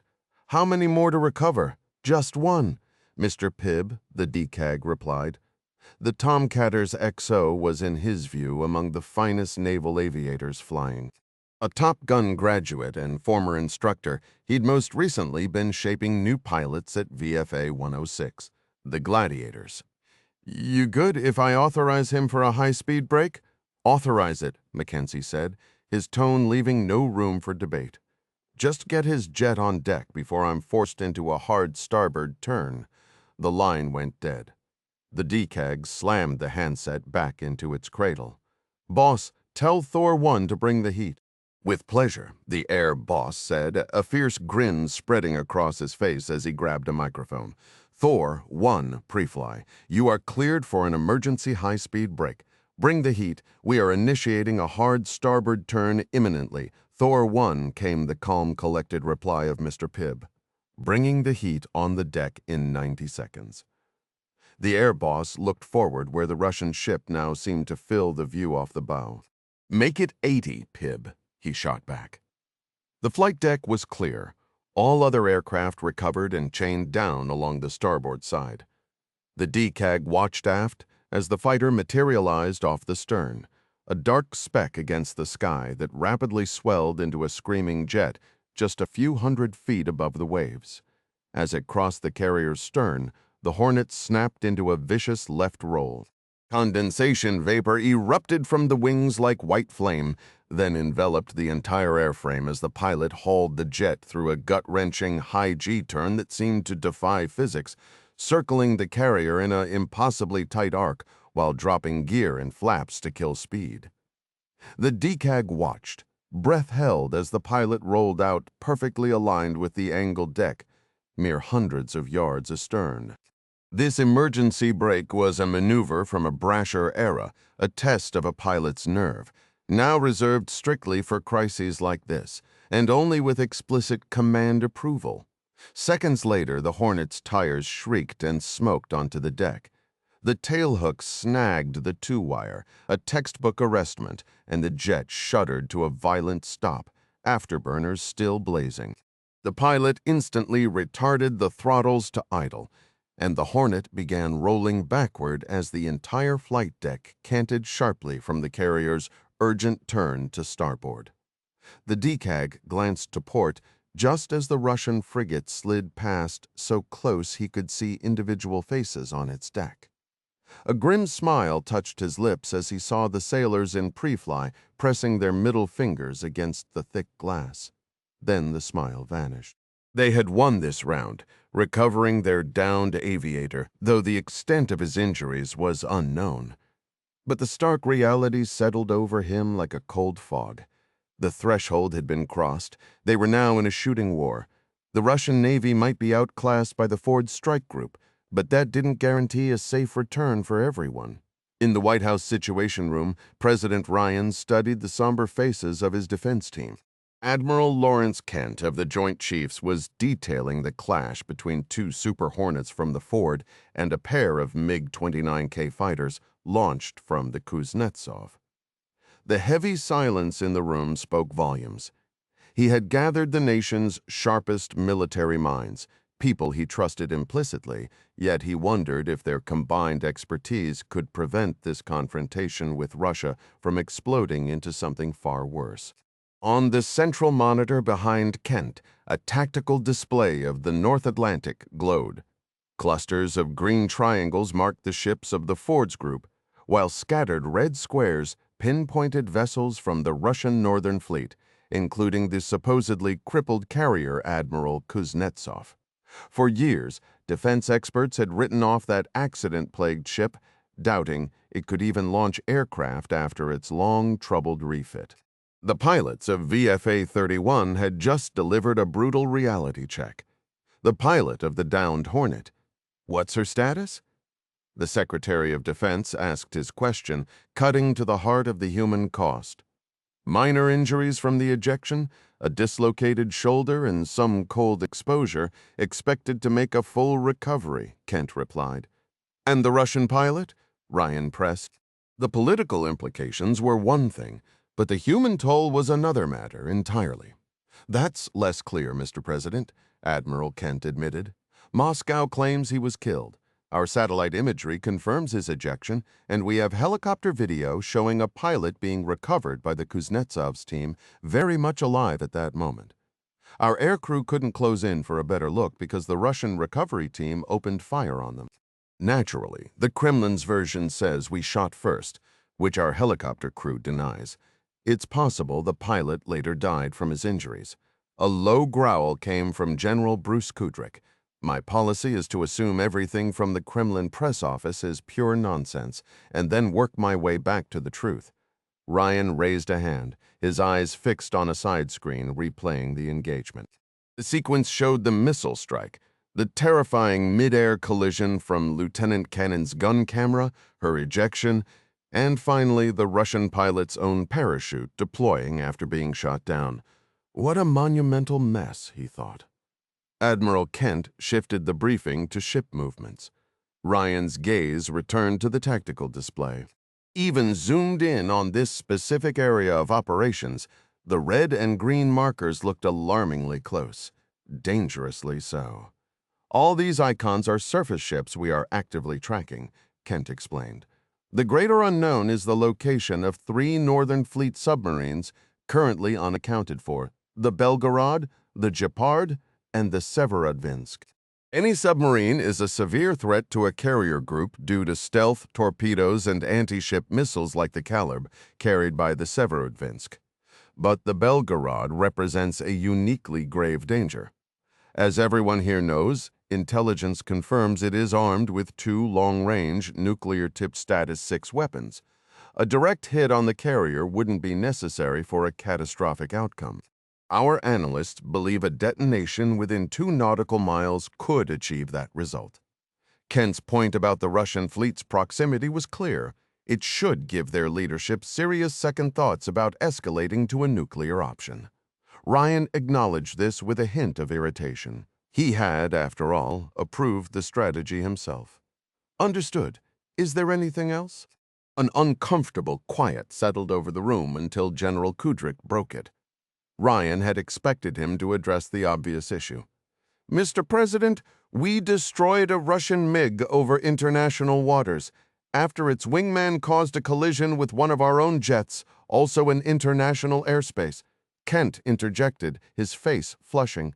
They fired the first shot. I'm not disputing that, Larry, Kudryk conceded. Our Hornet pilot responded correctly. The second MiG had already achieved a missile lock on the Tomcat's executive officer. Taking it down was the right call. But, sir, this is a clear escalation. We must establish firm rules of engagement for our fleet, guidelines that provide clear direction for our captains and pilots without inadvertently triggering a wider war. I'd argue we're already in one, Ryan stated grimly, his words casting a sobering silence. What baffles me is the timing. Geopolitically, nothing has shifted to upset the balance. Our stance toward Russia has been unwavering. We haven't undertaken any overt or covert actions to provoke Moscow. He turned to Mary Pat, signaling for her to share the concerning assessment. My concern, Mr. President, she began, is that Yermolov may no longer be the one calling the shots. Our intelligence points to fractured chains of command at the highest levels of their military and intelligence apparatus. It's possible the Russian president is merely a figurehead now. We might be seeing the initial phases of a coup orchestrated by a cabal of senior officials aiming to either remove him entirely or reduce him to a puppet. We need more confirmation, but if I had to speculate, Yermolov's hold on power is tenuous at best. Ryan, uncharacteristically speaking without a prepared note, voiced his frustration. I hate speculation. I despise building tactical and strategic decisions on assumptions. If the Kremlin's command structure is truly breaking down, then I need answers, and fast. Who is commanding the Northern Fleet? Who actually controls the nuclear arsenal, the bombers, the ballistic missile submarines, the ICBMs? In isolation, the Belgarod putting to sea wouldn't normally alarm me.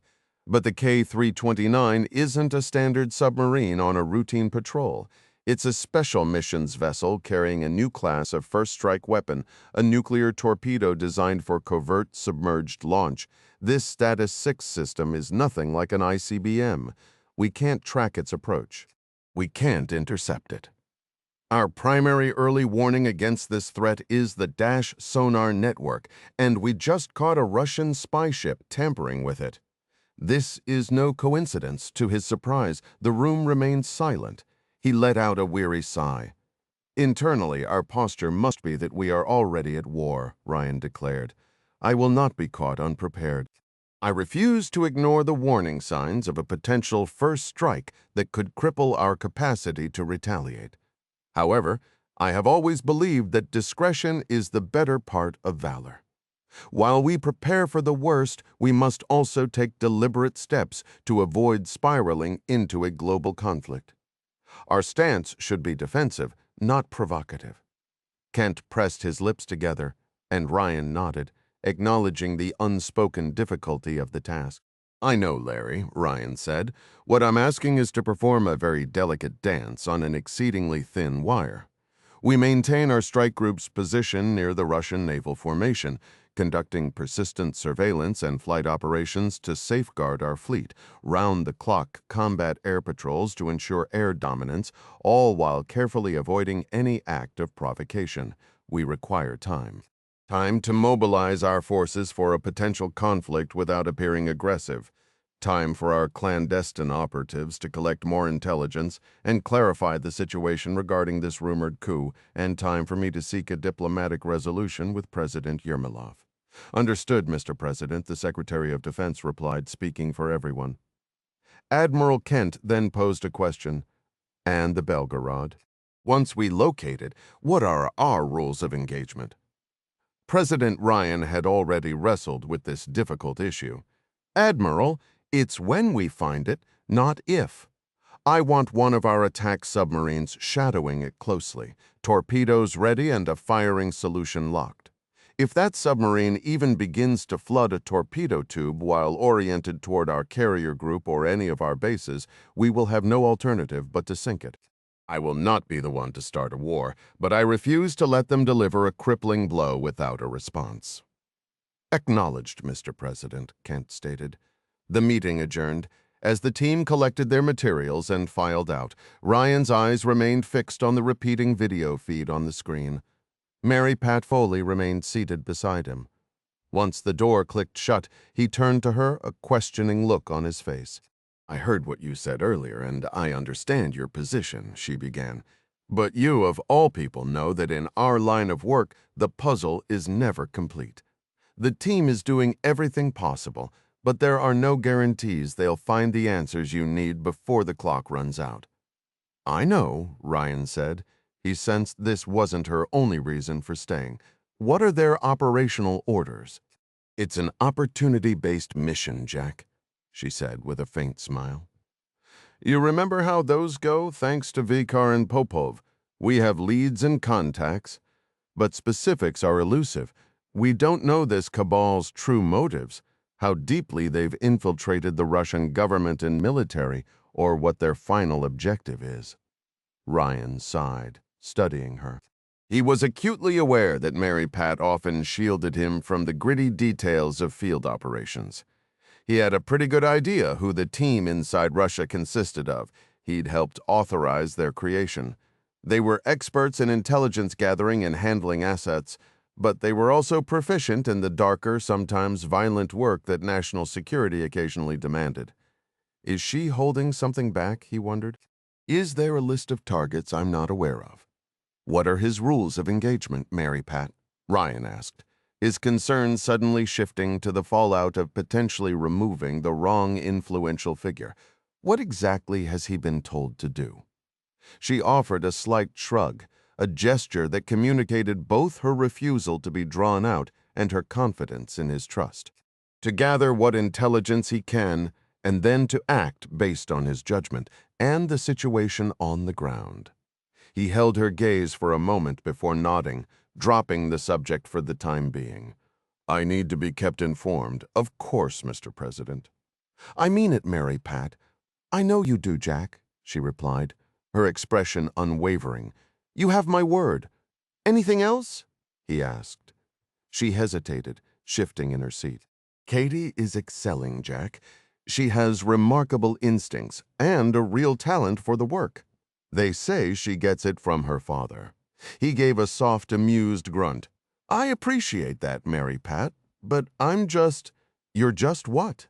He let out a long breath. "I'm concerned for her safety." She stood, gave his shoulder a reassuring squeeze, and left the room alone in the sudden quiet. The solitude did not bring him calm.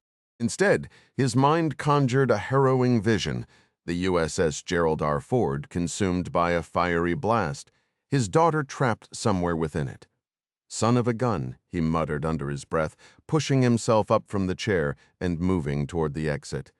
Just another Ryan to add to my list of concerns, Part 3. When a man faces danger head-on, it loses its power to frighten him. Marco Ramius, 40.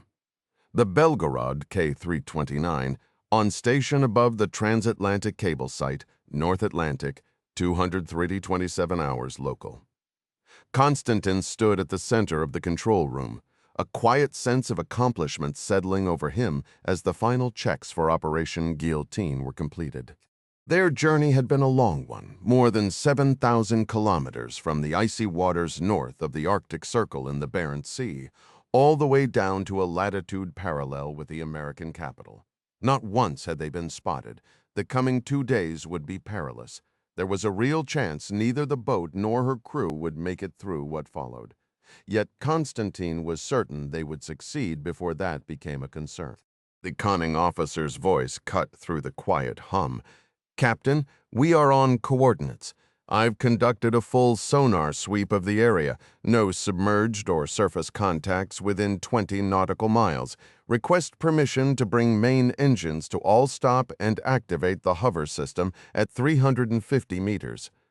Constantin moved to the sonar repeater, his eyes scanning the display. The Americans were surely searching, but here in this moment the sea around them appeared empty. Their target lay just 2 nautical miles west of where the Finiter had been taken, a margin so slim it felt like balancing on a knife's edge. "Permission granted," he replied. "All stop and engage the hover system." "Aye, Captain," acknowledged Block. "Helm, all stop, Helm confirms," came the response. "Conning officer, engines are at stop." "Very well.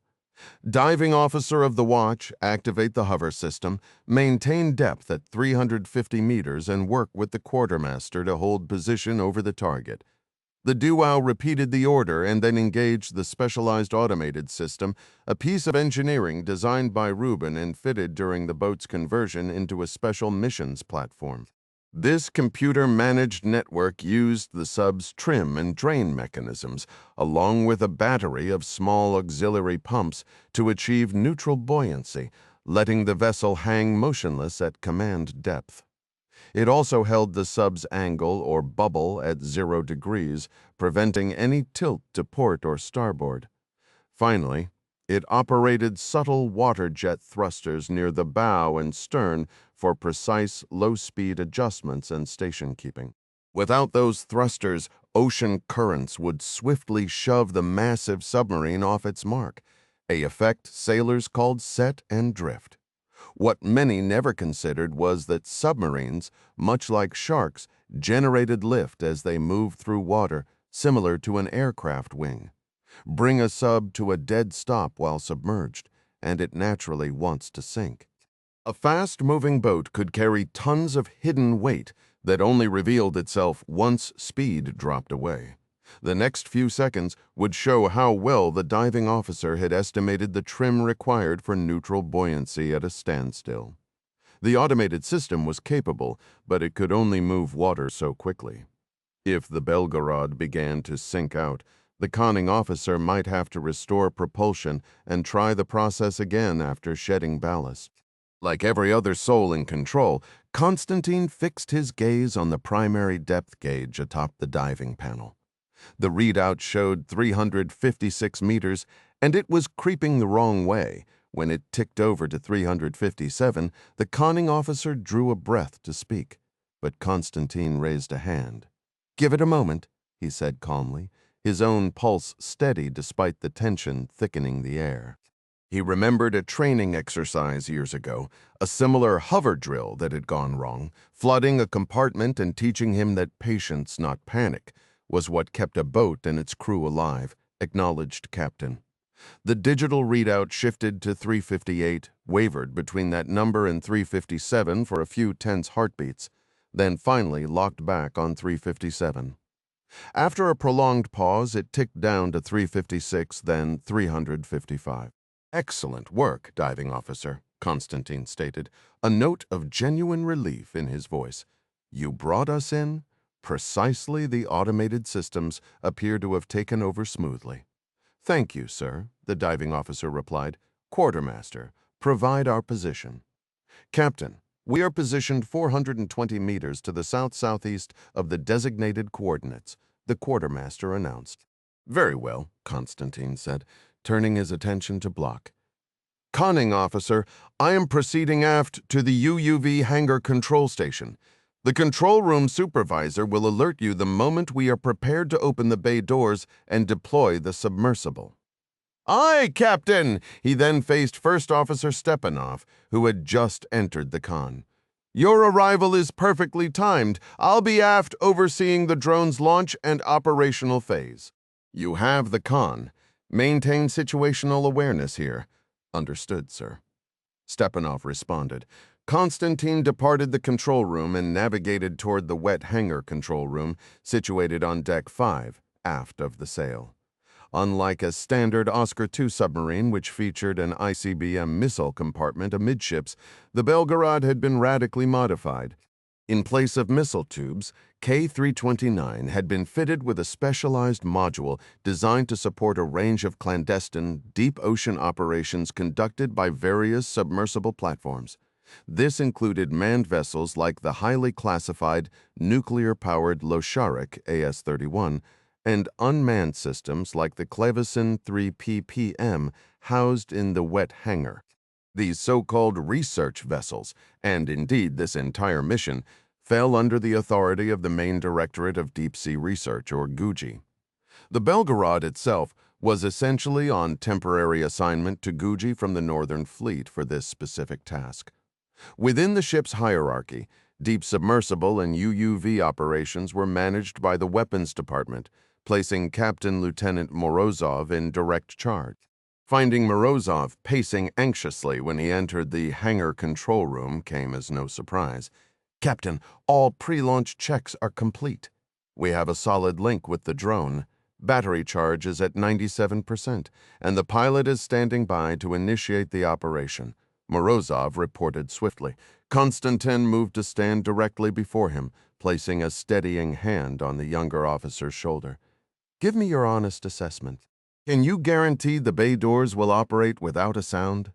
Despite a clear nervous energy, Morozov's answer was immediate. "No, Captain, I cannot." This was the response Constantin had expected, and in a twisted way he appreciated it, not because it was good news, but because it was unvarnished truth. The wet hangar doors had a persistent, intermittent issue, a metallic clank, sometimes echoed during the final 10 degrees of travel while opening. The maddening part was its inconsistency. It didn't happen every single cycle. Rectifying this flaw had been a top priority for Constantin during the Belgarod's last dry dock period at Sevmash. The previous weapons officer had tasked a maintenance team with diagnosing and fixing the problem, but according to Morozov, the noise proved too elusive to reliably reproduce, and a permanent fix remained elusive. Constantin let out a slow breath. "You are fully aware, I trust, that there is almost certainly an American hunter-killer submarine prowling these waters.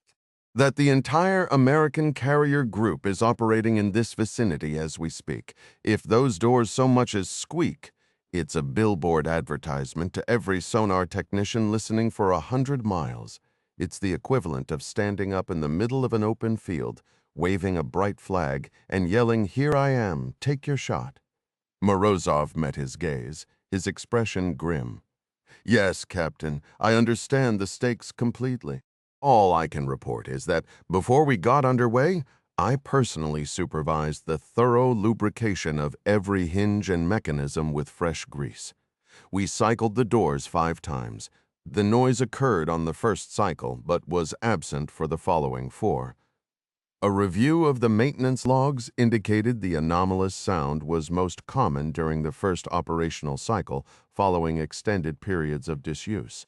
The bay doors had remained sealed since the vessel's departure from the shipyard.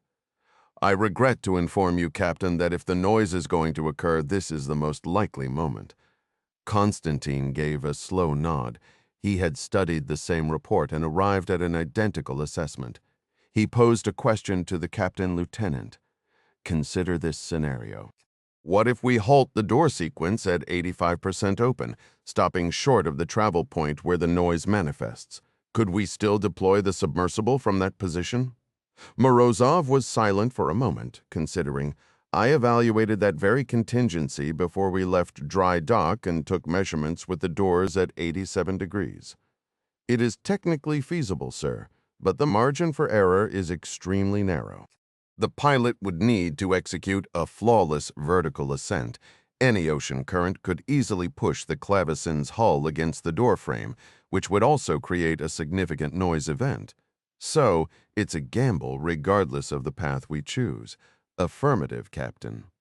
Constantin's gaze shifted to the young submersible drone pilot at his console, who had been attempting to listen inconspicuously. Pilot, I'd like your assessment of the situation. Sir, I defer to Captain Lieutenant Morozov's judgment, the man replied promptly. Constantin moved to stand beside the console, looking down at the seated officer. I am aware of the chain of command, Lieutenant. That was not my question. I asked for your opinion. The pilot hesitated, his eyes flicking to the status displays. Then, I believe we should open the bay doors completely, Captain. Constantin let out a short, derisive breath. So, you lack confidence in your own piloting skills. You would rather the captain lieutenant bear the brunt of my displeasure if the doors clang instead of accepting the challenge yourself. The pilot's face flushed a deep red as he stammered an unintelligible reply. It was unnecessary. Constantin had the answer he needed. We will open the bay doors to 100%. The responsibility for this decision and its consequences rests with me as the commanding officer. Captain Lieutenant Morozov, inform the control room we are initiating hangar bay door sequence and commencing the operation. Aye, sir, Morozov responded, nodding to the phone talker who was already relaying the information to the ship's control center. A moment later, the talker announced, Captain Control acknowledges. They report the ship is holding position 547 meters south-southeast of the target datum. The thrusters are having difficulty maintaining station against the current. What is our latest depth sounding? 1,119 meters, Captain, Morozov answered. Constantin turned back to him. What is the length of the submersible's control tether? 5,000 meters, sir, and its maximum forward speed. 12 knots, Captain. Morozov and the drone pilot answered in unison. Then we have sufficient cable, and the drone possesses the capability to compensate for the current. Proceed with the operation. Aye, Captain, Morozov said. Pilot, initiate the wet hangar bay door sequence. The pilot acknowledged the command. He offered a silent, personal gesture for luck before pressing the illuminated button on his terminal to begin the procedure.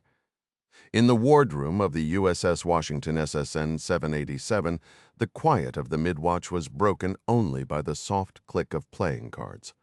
Lieutenant Junior Grade Mike Juice Majewski watched with a sinking feeling as his opponent tallied the score. Sorry, Juice, Lieutenant Nepper said, his voice dripping with mock sympathy. This is going to hurt. I've got a 7 2/8 and a 9, with the 6 that was cut.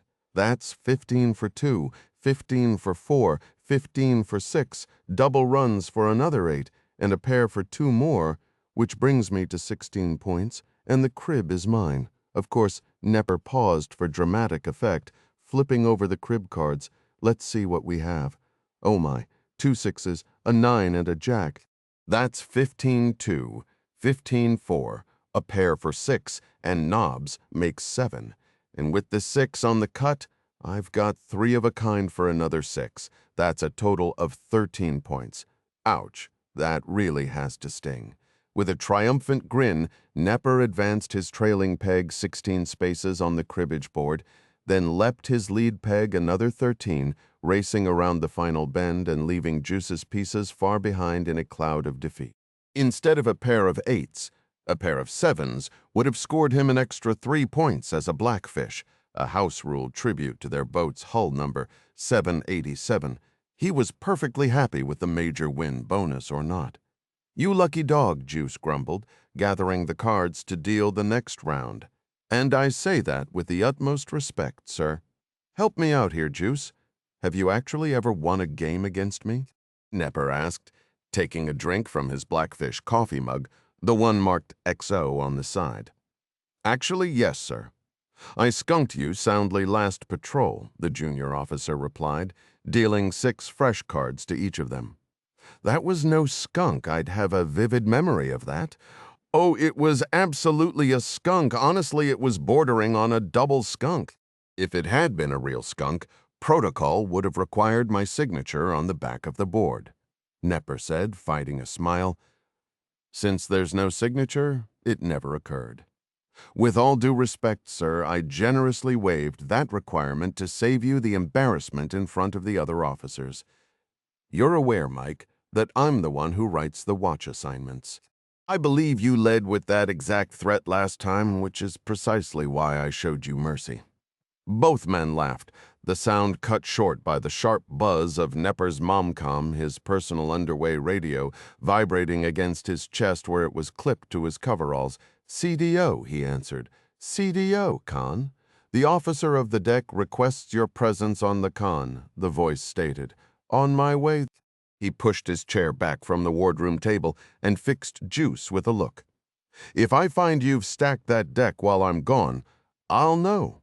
No submariner with any honor would stack a cribbage deck. That's practically a sin." "Damn straight it is.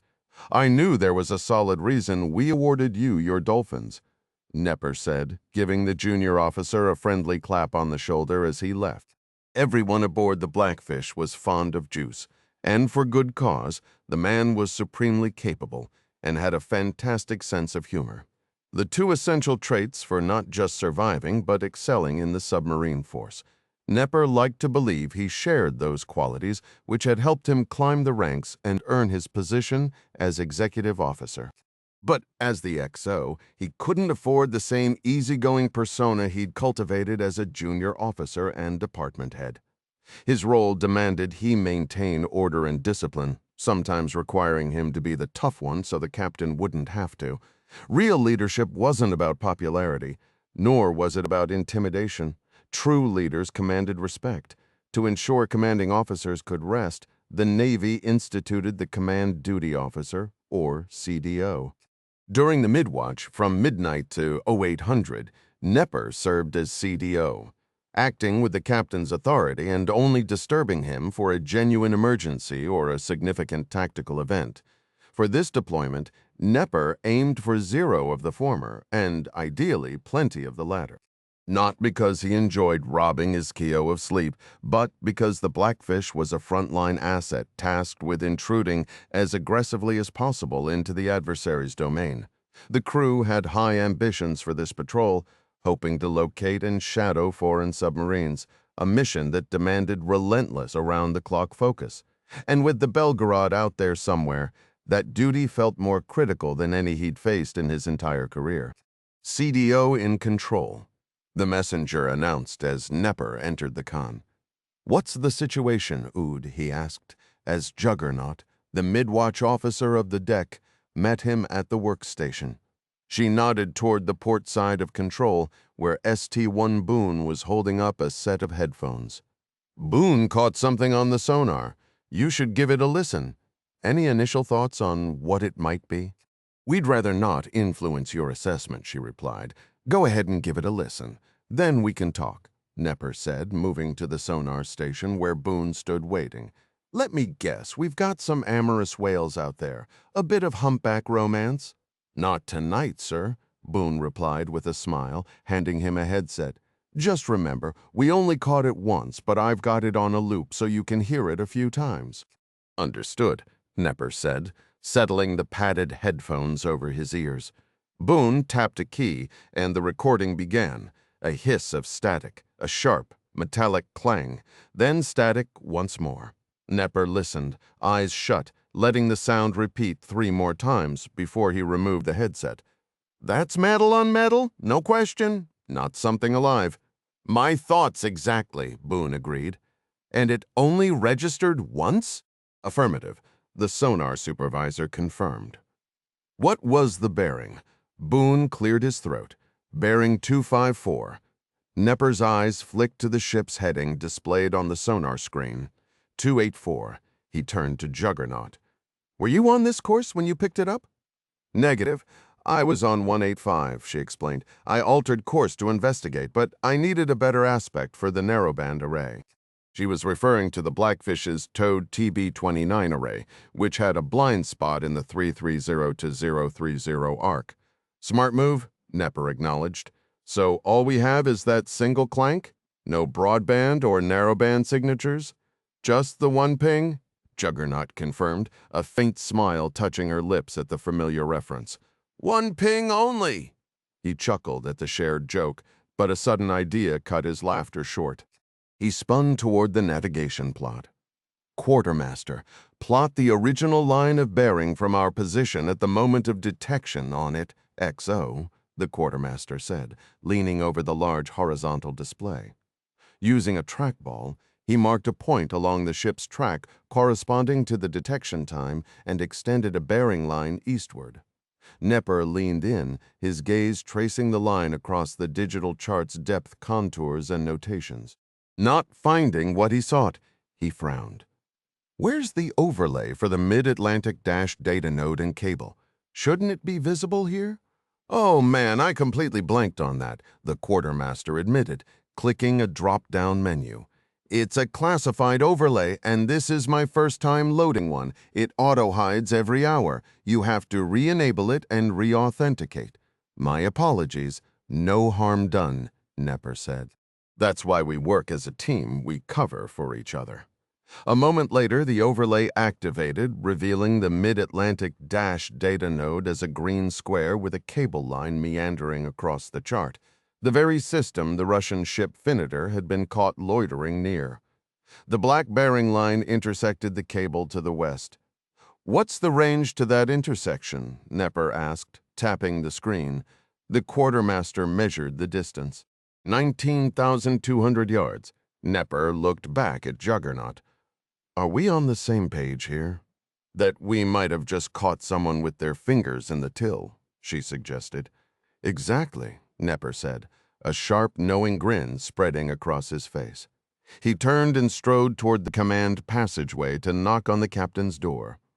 Sorry, Captain, he thought. Looks like your quiet night is over.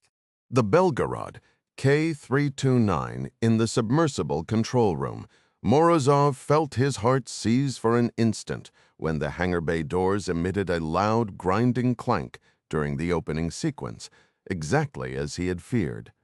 The noise was so jarring it seemed to vibrate through the entire hull. Every person in the room winced, but no one dared to speak, the tension hanging thick in the recycled air. The captain remained silent, but the deep flush that spread across his face spoke volumes about his frustration. Gorov had taken a risk, and it had backfired spectacularly. That single sharp clank, though brief, would ripple through the ocean for miles. Any American submarine in the vicinity would have certainly detected the sound.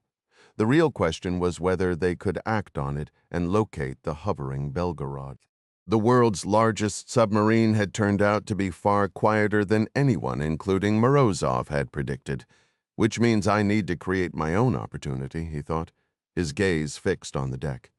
Captain, the conning officer reports sonar has detected an acoustic anomaly originating from our vessel, announced the phone talker seated beside the submersible pilot. Yes, we all heard it, Gorov replied, his voice unnervingly calm. Instruct the conning officer to maintain vigilant watch on our sonar for any submerged contacts or shifts in the American fleet's disposition. Aye, Captain, the phone talker responded. Morozov understood the order was largely for show. In preparation for Operation Guillotine, the Belgarod had been forced to reel in its towed sonar array. Without forward motion to keep it taut, the array would sag and risk entangling the propellers or the drone's tether. Detecting an American sub with the array was already a monumental challenge. Trying to find one using only the bow-mounted sonar was practically wishing on a star. With a subtle shift, Gorov adjusted his uniform and clasped his hands behind his back, embodying the poised authority of a Russian naval commander. "Pilot, deploy the drone." "Deploying drone." "Aye, Captain," the pilot confirmed. Manipulating a controller that resembled a gaming joystick, the pilot ran a swift diagnostic of the drone systems before gently guiding the Clavecin 3 UUV out of its flooded hangar. Designed by the Rubin Design Bureau, Russia's leading maritime robotics team, the Clavecin, which translates to harpsichord, was in its third iteration, specially modified for this operation beyond the standard suite of lights, cameras, magnetometers, and mapping sonar. This model featured two sophisticated robotic arms with multi-purpose tool heads. While officially labeled autonomous, that was a generous description at best.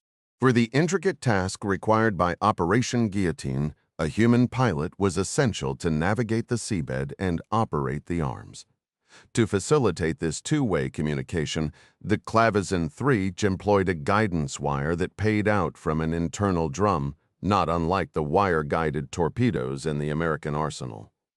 Morozov observed as the pilot expertly cleared the hangar doors and engaged the drone's thrusters. Though smaller than the massive Status 6 torpedo, the Clavecin was no toy.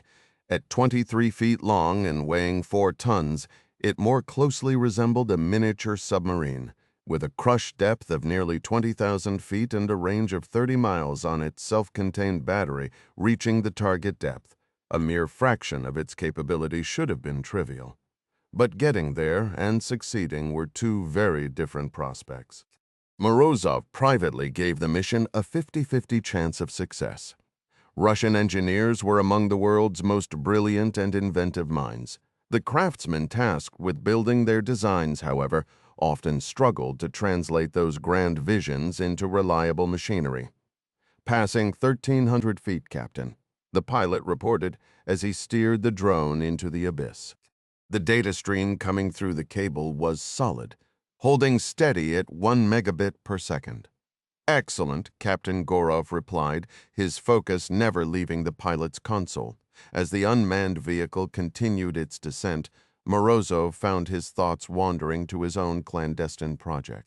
He was acutely aware of where Tarasov kept the acoustic augmentation unit when it wasn't needed, and he understood its simple operation.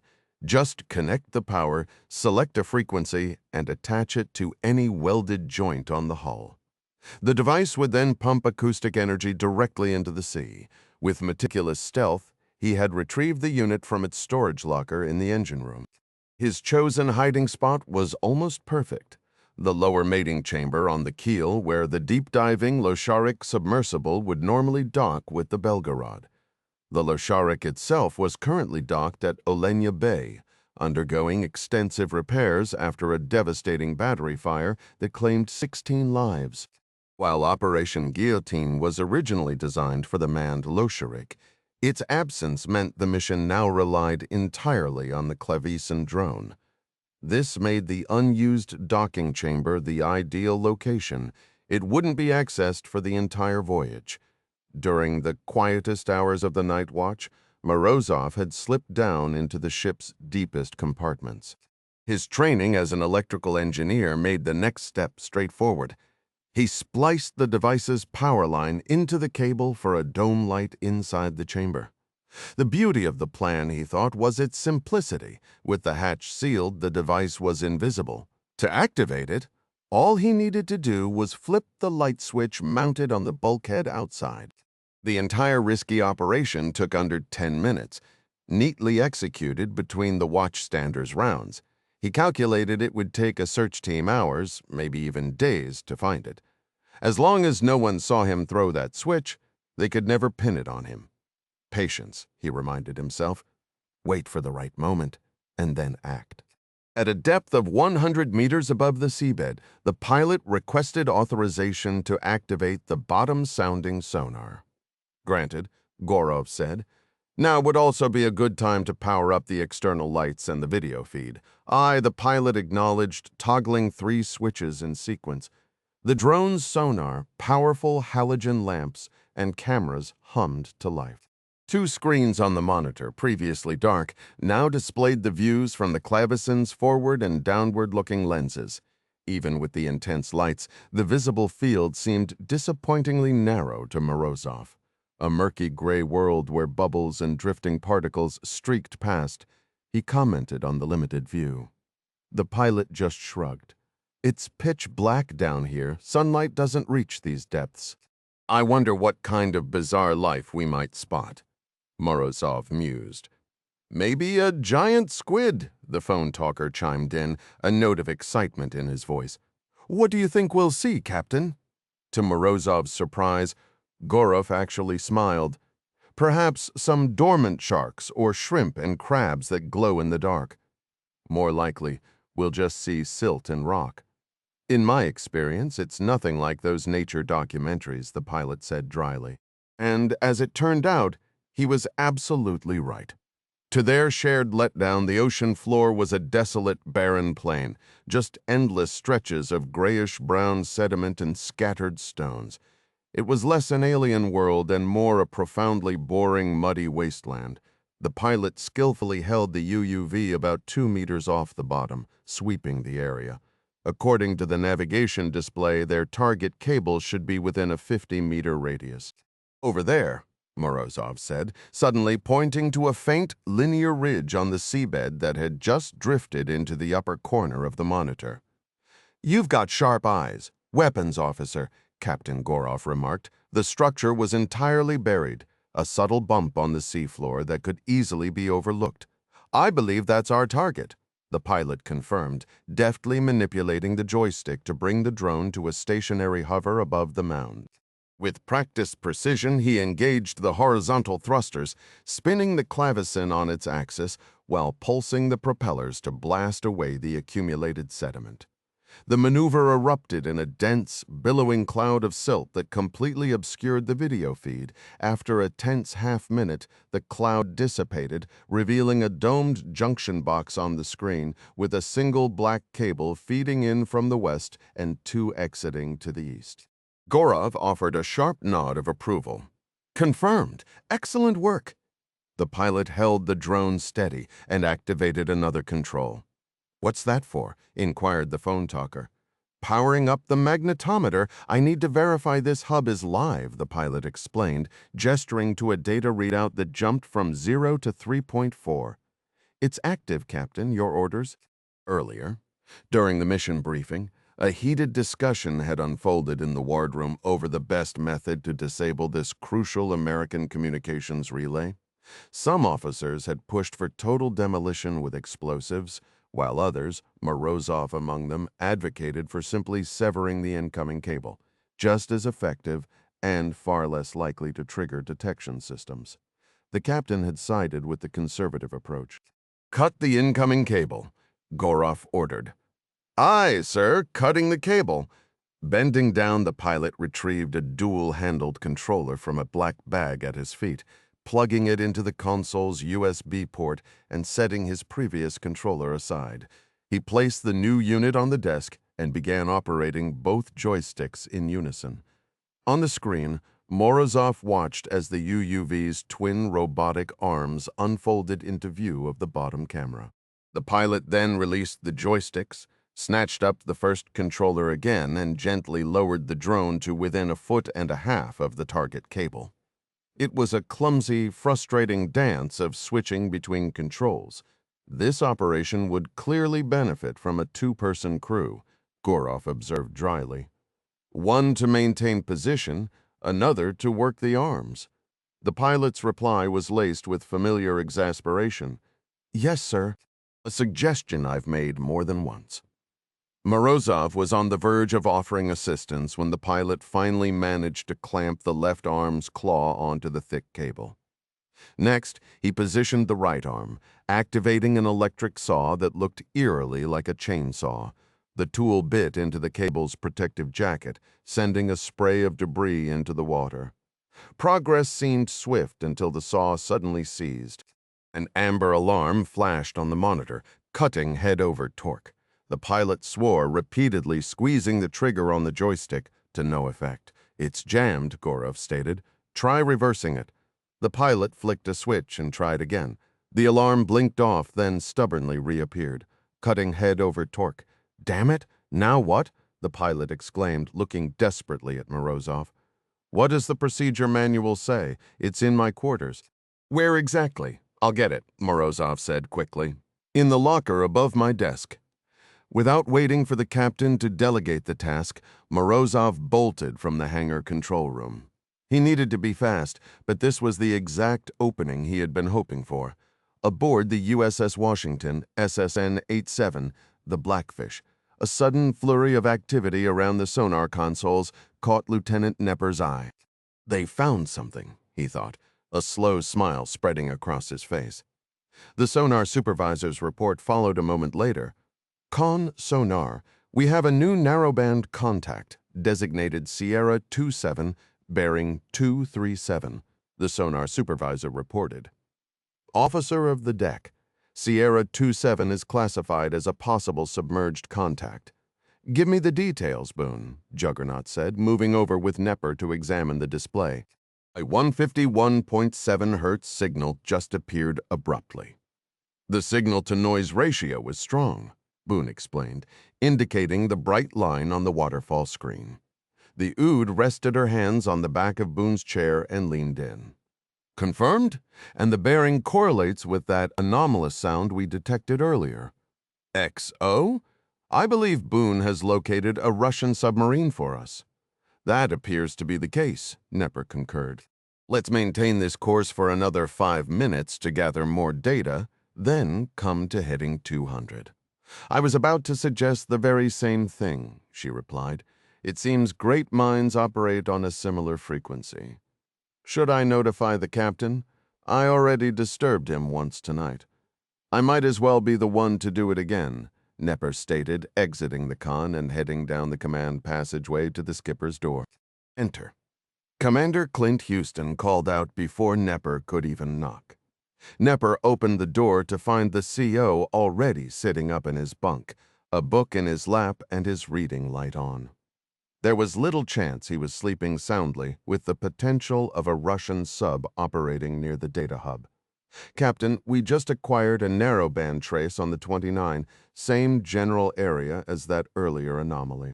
Houston rubbed his face with his hands, set aside the thriller novel he'd been reading, and swung his legs out of bed. He slid his bare feet into a pair of Olokai sandals and emerged from his stateroom still wearing the Blackfish logo t-shirt and gym shorts he'd slept in. "How long since detection?" the skipper asked, closing the door behind him. "Just moments ago," Nepper answered. "Captain in control," the messenger announced as they entered the con together. So, Juggernaut decided to drop a line. "What did you reel in for me, Jackie?" the captain inquired. "I hooked a shark, Captain," Juggernaut said, folding her arms across her chest. "Quite literally?" Nepper raised an eyebrow. "An Akula class?" "Affirmative." "Boone just ran it through ASD, and this is the return," she said, nodding toward the monitor on Terminal 2. "Name, K335 Japard, type Akula 3 class submarine, pennant number 895, status, active, fleet, Northern Arctic, home port, Polyarny, propulsion, single 7-bladed propeller, acoustic signature 151. 7 Hertz, port aft quadrant." "Fascinating," Houston murmured, his gaze turning distant for a moment as his sharp mind processed the possibilities. Nepper had seen him do this before, mentally running through scenarios. The captain finally broke the silence. "It's plausible. It's been here all along. A silent escort for the Finnator. Monitoring the surface activity, the theory earned unanimous, thoughtful nods around control. It fit perfectly." What are your orders, Captain? Juggernaut asked, hands on her hips. Monitor from a safe distance? The CO's lips curved into a determined, almost playful smile. Negative? I want you to move in close. Juggernaut mirrored his expression. Define close, exceptionally close, Jackie. I want to collect every acoustic signature we can from this boat. Furthermore, I want a perfect firing solution maintained continuously. The fort is on the surface right now, completely exposed. Based on the latest traffic we intercepted, tensions with the Russians are escalating. If the commanding officer of the Gepard even contemplates engaging the carrier, we must be prepared. He tapped the blackfish emblem on his shirt and voiced the boat's rallying call. Goosebumps prickled across Nepper's skin as the command echoed through the control room, his voice joining the unified response, prepared for war aboard the Belgarod. Constantin observed the tense scene in the wet hangar. On the video feed, the Clavizin's cutting blade was visibly stuck, buried halfway through the thick communications cable. The pilot, Galkin, wrestled with the controls, his frustration mounting. Constantin wasn't surprised by the jam. Having worked with saws topside, he knew the material often pinched the blade at the midpoint of a cut. This electric cutter, constrained by the submersible's cramped design, simply lacked the brute force of a commercial hydraulic system. Read that section again. Galkin barked at Morozov, who was thumbing through the operations manual. Morozov recited the steps for an over-torque alarm, his voice flat. Release the trigger. Secure from cutting. Inspect for obstructions. Useless, Galkin interrupted, a sharp edge to his tone. That's just common sense. What does it say about a blade stuck in the cut? That's the actual problem. Morozov flipped pages helplessly. This specific condition, it doesn't appear to be listed. Of course it isn't, Galkin snapped, his composure cracking. The engineers probably left it out on purpose. They should be down here with us, instead of sitting in their offices getting comfortable with their coffee. Enough, Constantin said, his voice cutting through the tension. Complaining was a luxury they couldn't afford. We need a systematic approach. Find Tarasov and have him report here. Let's put an engineer's mind on this. Before the order could be carried out, the phone talker interrupted. Captain, the conning officer requests you in control immediately. Constantin dismissed the sailor with a nod. Keep your focus, Galkin, he said, fixing the pilot with a steady look. The man offered a chastened apology as Constantin turned to leave, already bracing for the next crisis. He was halfway down the passageway when a searing, violent pain lanced through his gut. For a terrifying second, he was convinced a blade had pierced him clean through. He glanced down, half expecting to see a wound, but his uniform was undisturbed. The enemy was internal. A young crewman rushing past stopped, his face etched with concern. Captain, are you all right? Fine. Constantin managed through clenched teeth, forcing the word out. Just severe indigestion. It was a pathetic lie, but it served. He waved off the sailor's help, waiting until the man was gone before he allowed himself to bend over, gripping his knees as a cold sweat broke across his forehead. It will pass. It always does, and it did, after an agonizing interval that stretched into what felt like an eternity. He straightened his jacket, wiped his brow with a sleeve, and reassembled his command demeanor. These episodes were becoming more frequent and more intense. At this rate, he'd soon be dependent on painkillers just to stand, or worse, completely immobilized. A grim, almost sarcastic thought crossed his mind. Maybe both. Wouldn't that be a fitting end for a submarine captain? He shook his head, dispelling the dark humor. He just had to endure a little while longer. Soon, none of this would matter at all, draining himself up to his full height. He marched into the control center. Captain on the con, the messenger called out. Report. Conning officer, he demanded, approaching Block, whose face was a mask of nervous guilt. Block took a sharp breath before speaking. Sonar picked up a 151 Hz signal. Sir, Initially, we believed it might be an American vessel. 151 hertz? The captain interrupted sharply. Yes, Captain. That is the precise frequency of our noise augmentation unit. The signal isn't from an American submarine, you incompetent fool. It's emanating from our own boat. Duh! Captain, that is exactly why I called for you. The sonar team is attempting to pinpoint the source, but they are struggling to get a precise location. Useless. We know precisely where that device was mounted. Have the engineer meet me in the engine room immediately. He spun on his heel, heading aft, and shouted over his shoulder, Tarasov is likely in the wet hangar control room. Anger propelling him forward, Constantin charged through the narrow passageways of the nearly 2,000-foot submarine, snarling at anyone in his path to clear the way. How was this possible? He had watched Tarasov remove the device himself. Or had he? A flicker of doubt crossed his mind. Was the memory of that conversation real, or just a desperate hope? I must be going mad. Move, he roared at a cluster of sailors loitering near the mess deck passage. They scattered in a panicked heap, stumbling over one another, reaching the heavy watertight door that sealed the shielded corridor through the reactor compartment. He had to stop, his breath coming in ragged gasps. The physical toll of the last year was painfully obvious. Wheezing, he worked the hand wheel to unseal the hatch and shoved the massive door aside, ducking through the opening. I have the door, Captain, came a familiar voice from behind. He glanced back to see Tarasov stepping through after him. I thought you removed the noise augmentation device. I did, Captain. Then what in hell is happening? I do not know, sir, the engineer replied, securing the watertight door behind them, but I intend to find out. They hurried through the tunnel into the sweltering heat of engine room, level 3, where the air was a stifling 10 degrees hotter than forward.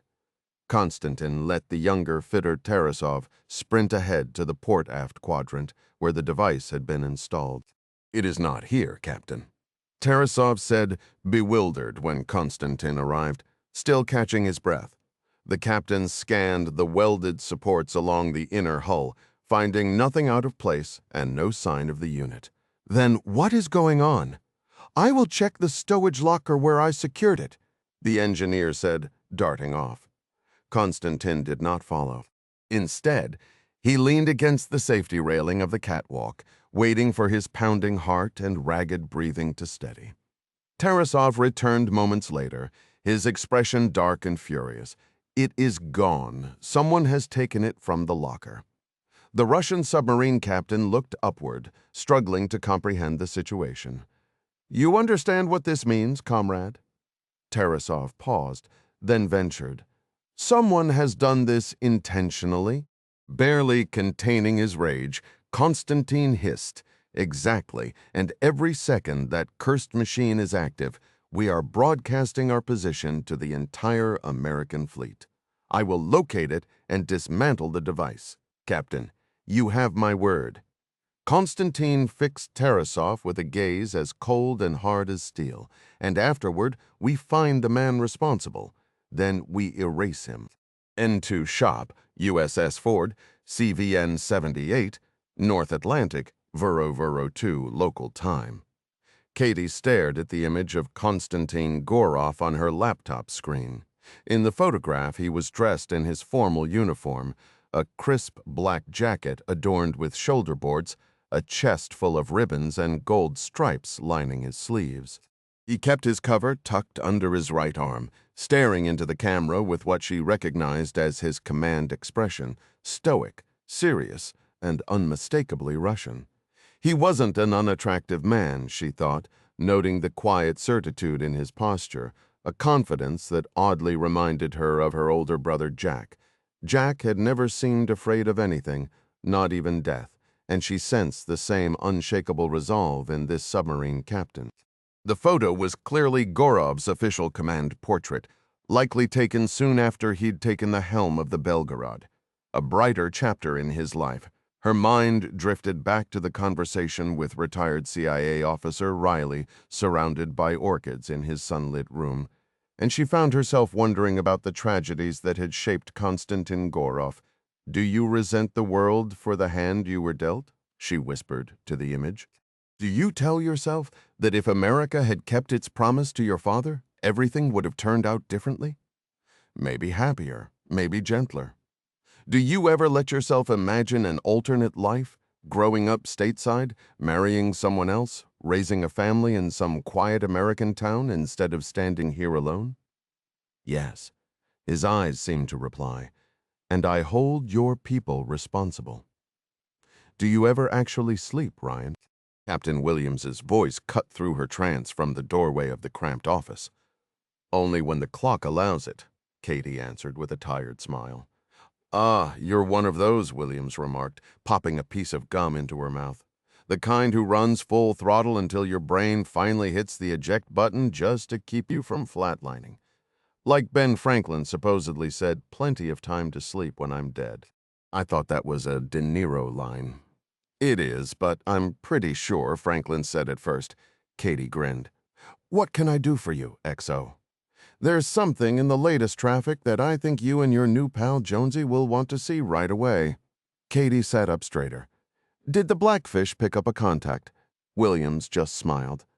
"Take a look and come find me when you're ready to talk. I'll be in the CIC." "Thanks, ma'am," Katie said, her hands already moving to her laptop keyboard on it. The XO slipped away, but Katie hardly noticed. Her focus locked on the latest update from the USS Washington. Submarine messages were famously concise. But every word here carried weight. A 151.7 Hz signal detected preliminary classification as Akula K335, she read under her breath. When she finished, she leaned back in her chair, mind racing. "That's the same Akula the Indiana was tracking up in the Barents. What's it doing all the way down here?" She plotted the coordinates where the Blackfish had picked up the signature. Damn it! In an instant she was out of her chair and heading straight for the stateroom, where Jonesy was bunking. Her pulse quickened as she knocked. Hearing nothing, she knocked again, harder. Just as she was about to pound a third time, she heard shuffling inside.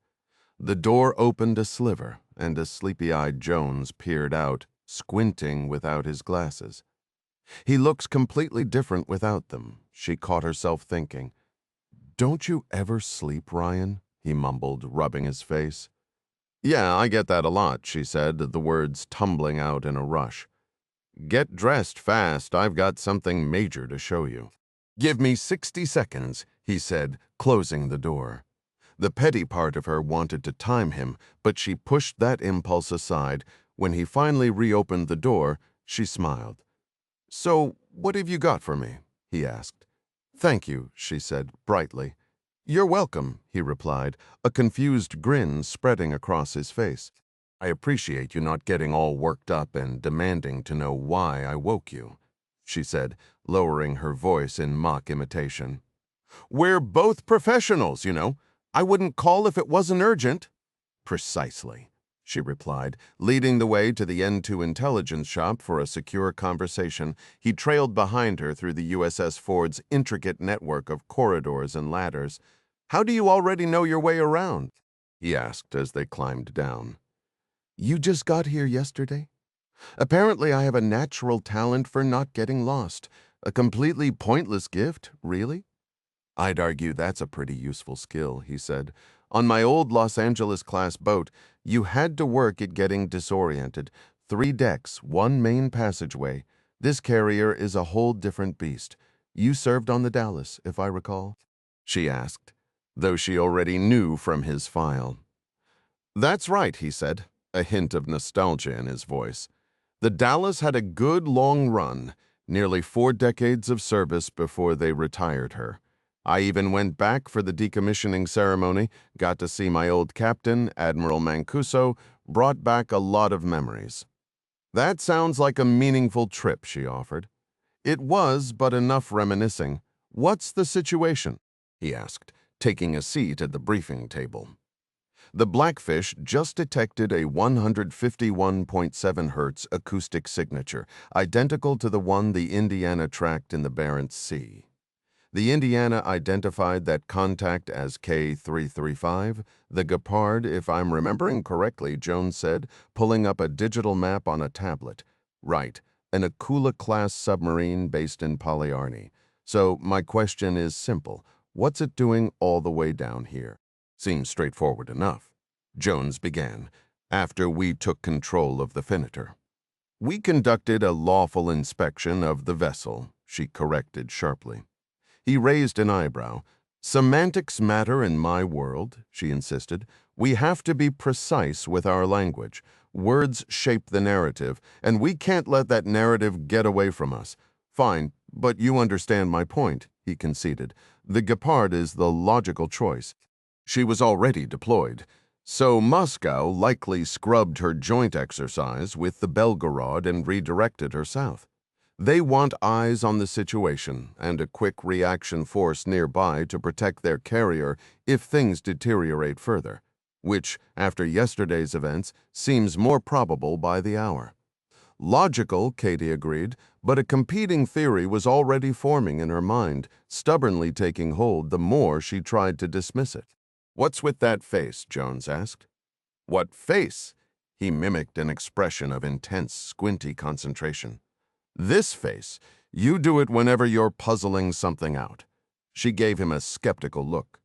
"You've known me for less than a day. How would you know that? Because you've been doing it constantly. That's because I'm constantly thinking, Dr. Jones. It's what I do."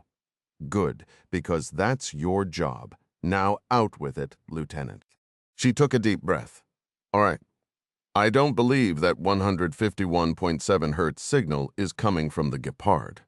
It has to be the Gepard. It's a documented acoustic flaw linked specifically to K335 by multiple sources. I know the intelligence," she said, "but I think the Russians know we know. I think they're using it as a decoy, making us think it's the Gepard when it's actually another boat entirely." Jones gave her his best skeptical chipmunk impression again. "If it's not the Gepard, then what submarine is it?" "The Belgarod," she stated, and the moment she said it, the pieces clicked into place with a satisfying certainty. Jones couldn't help but laugh. "I'm serious." He composed himself. "Okay, walk me through it. Convince me." "Here's the sequence," she began. The Belgarod leaves the Sebmash shipyard in Severodvinsk and departs for sea 2 days later. This movement was unannounced and off schedule according to our latest reports. The city of Severodvinsk sits on the White Sea coast, necessitating a lengthy surface voyage for any vessel to reach the open waters of the Barents Sea before submerging. Despite Russian efforts at secrecy, our satellite coverage clearly tracked the departure of the K329 Belgarod. That extended surface transit gave us the window we needed to position the USS Indiana in the Barents, ready to attempt a tail. "Following me so far?" completely, Jones replied. "Standard operating procedure?" "Exactly, and Moscow knows it as well as we do. They're aware we'd place an asset on station. They also know we're desperate," no joke intended to capture an acoustic signature of the Belgarod. "You have my full focus, Ryan. Continue." "They don't want us building that acoustic profile. My theory is they orchestrated a deception aimed directly at us, don't you see? The Indiana wasn't actually shadowing the Gepard. They were tracking the Belgarod, which was masquerading as the Gepard." "You're suggesting acoustic deception, a simulated signature generator." "Precisely," she said, leaning back. Jones let out a long breath, removed his glasses to massage the bridge of his nose, and replaced them. After a prolonged silence, she pressed on. "I take your silence as skepticism. But consider this. Satellite intel shows the K335 Gepard departed 2 days before the Belgarod. Historical data confirms that sector of the Barents is a dedicated Russian submarine training zone. They've practically paved the seafloor there with hydrophones. To listen for our boats, affirmative, but also to oversee their own war games. They can monitor live sub versus sub exercises. It's entirely plausible the Belgarod would head north for some coordinated red versus blue training with the Gepard. Granted. But according to all reports, the Indiana never reacquired the Gepard after losing that 151.7 hertz signal. There's also zero indication they ever tracked the Belgarod. That's not unusual, Jones countered. Finding a submarine is notoriously difficult. The Indiana could patrol for weeks, and collecting just a few hours of solid data would be a major victory. Most contacts are brief and sporadic, especially when dealing with the latest Russian designs. Listen, the reason the Indiana can't find the Belgarod is because it's no longer in the Barents. Remember, the Belgarod is classified as a special missions submarine. Its purpose is to support deep-sea submersibles and to deploy the Status 6 torpedo system. The Finiter was charting our transatlantic data cables and nodes ahead of the Belgarod's arrival. The signal the Blackfish detected is plotted within a quarter-mile of a major data node. See the pattern? This isn't the Gepard on a routine patrol, it's the Belgarod executing its actual mission, which is what? I can't be certain, but I'd wager it's a physical intrusion into the dash data node that the Finiter pinpointed. Let's entertain your hypothesis for a moment, he said, leaning forward with his elbows on the table. Why on earth would the Belgarod activate a signature generator at the exact location and time its mission requires total invisibility? That's operational self-sabotage, Ryan. It defies logic. I know, she sighed, running a hand through her hair in frustration. The whole idea felt like a desperate reach even to her. Your theory is certainly imaginative, kid. I'll give you that. Pardon the interruption, Lieutenant Commander Kumari said, entering the room briskly. We have a developing situation. The commanding officer has called an immediate briefing for all senior staff. What's happened? Katie asked, hoping for a straight answer. Someone just disabled our mid-Atlantic dash adaptive sonar array, Kumari stated flatly. Jones's eyes widened as he turned to look at Katie. The implication settling in the suddenly quiet room. A grim smile finally broke through her restraint.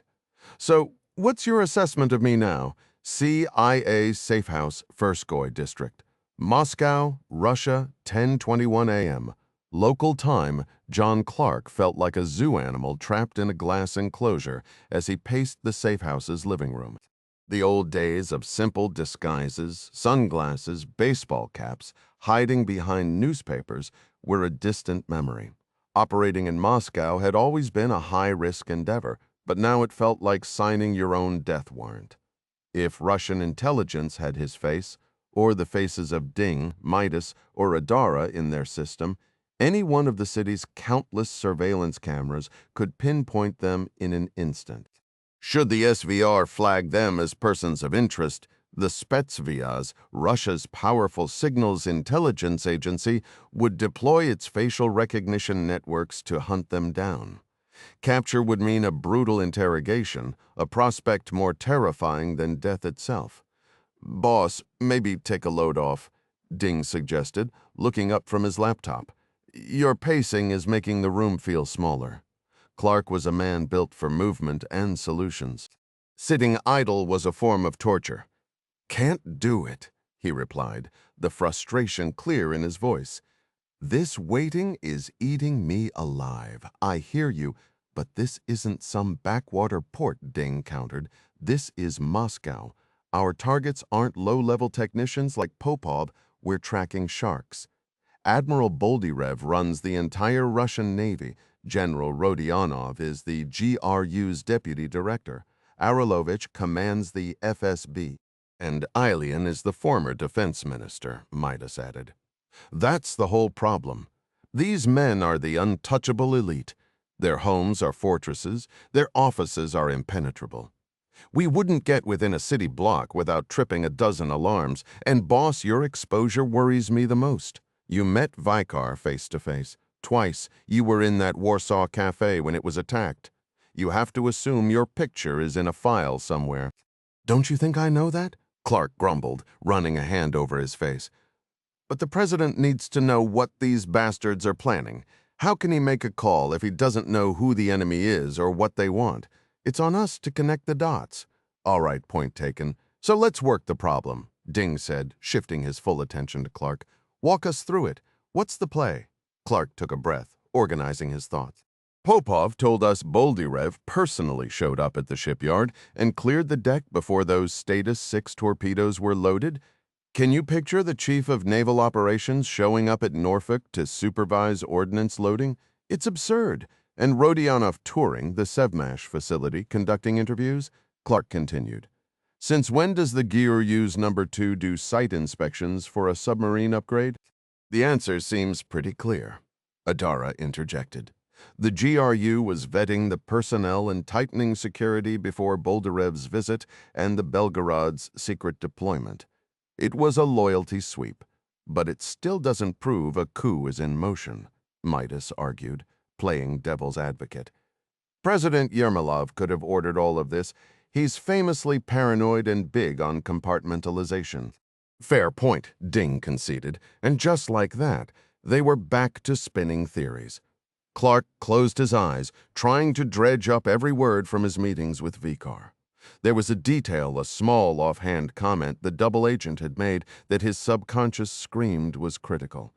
His memory had always been reliable, not photographic, but sharp. Lately, though, retrieving specific details felt like searching for a book in a darkened library. He knew it was there, but he couldn't find the right shelf.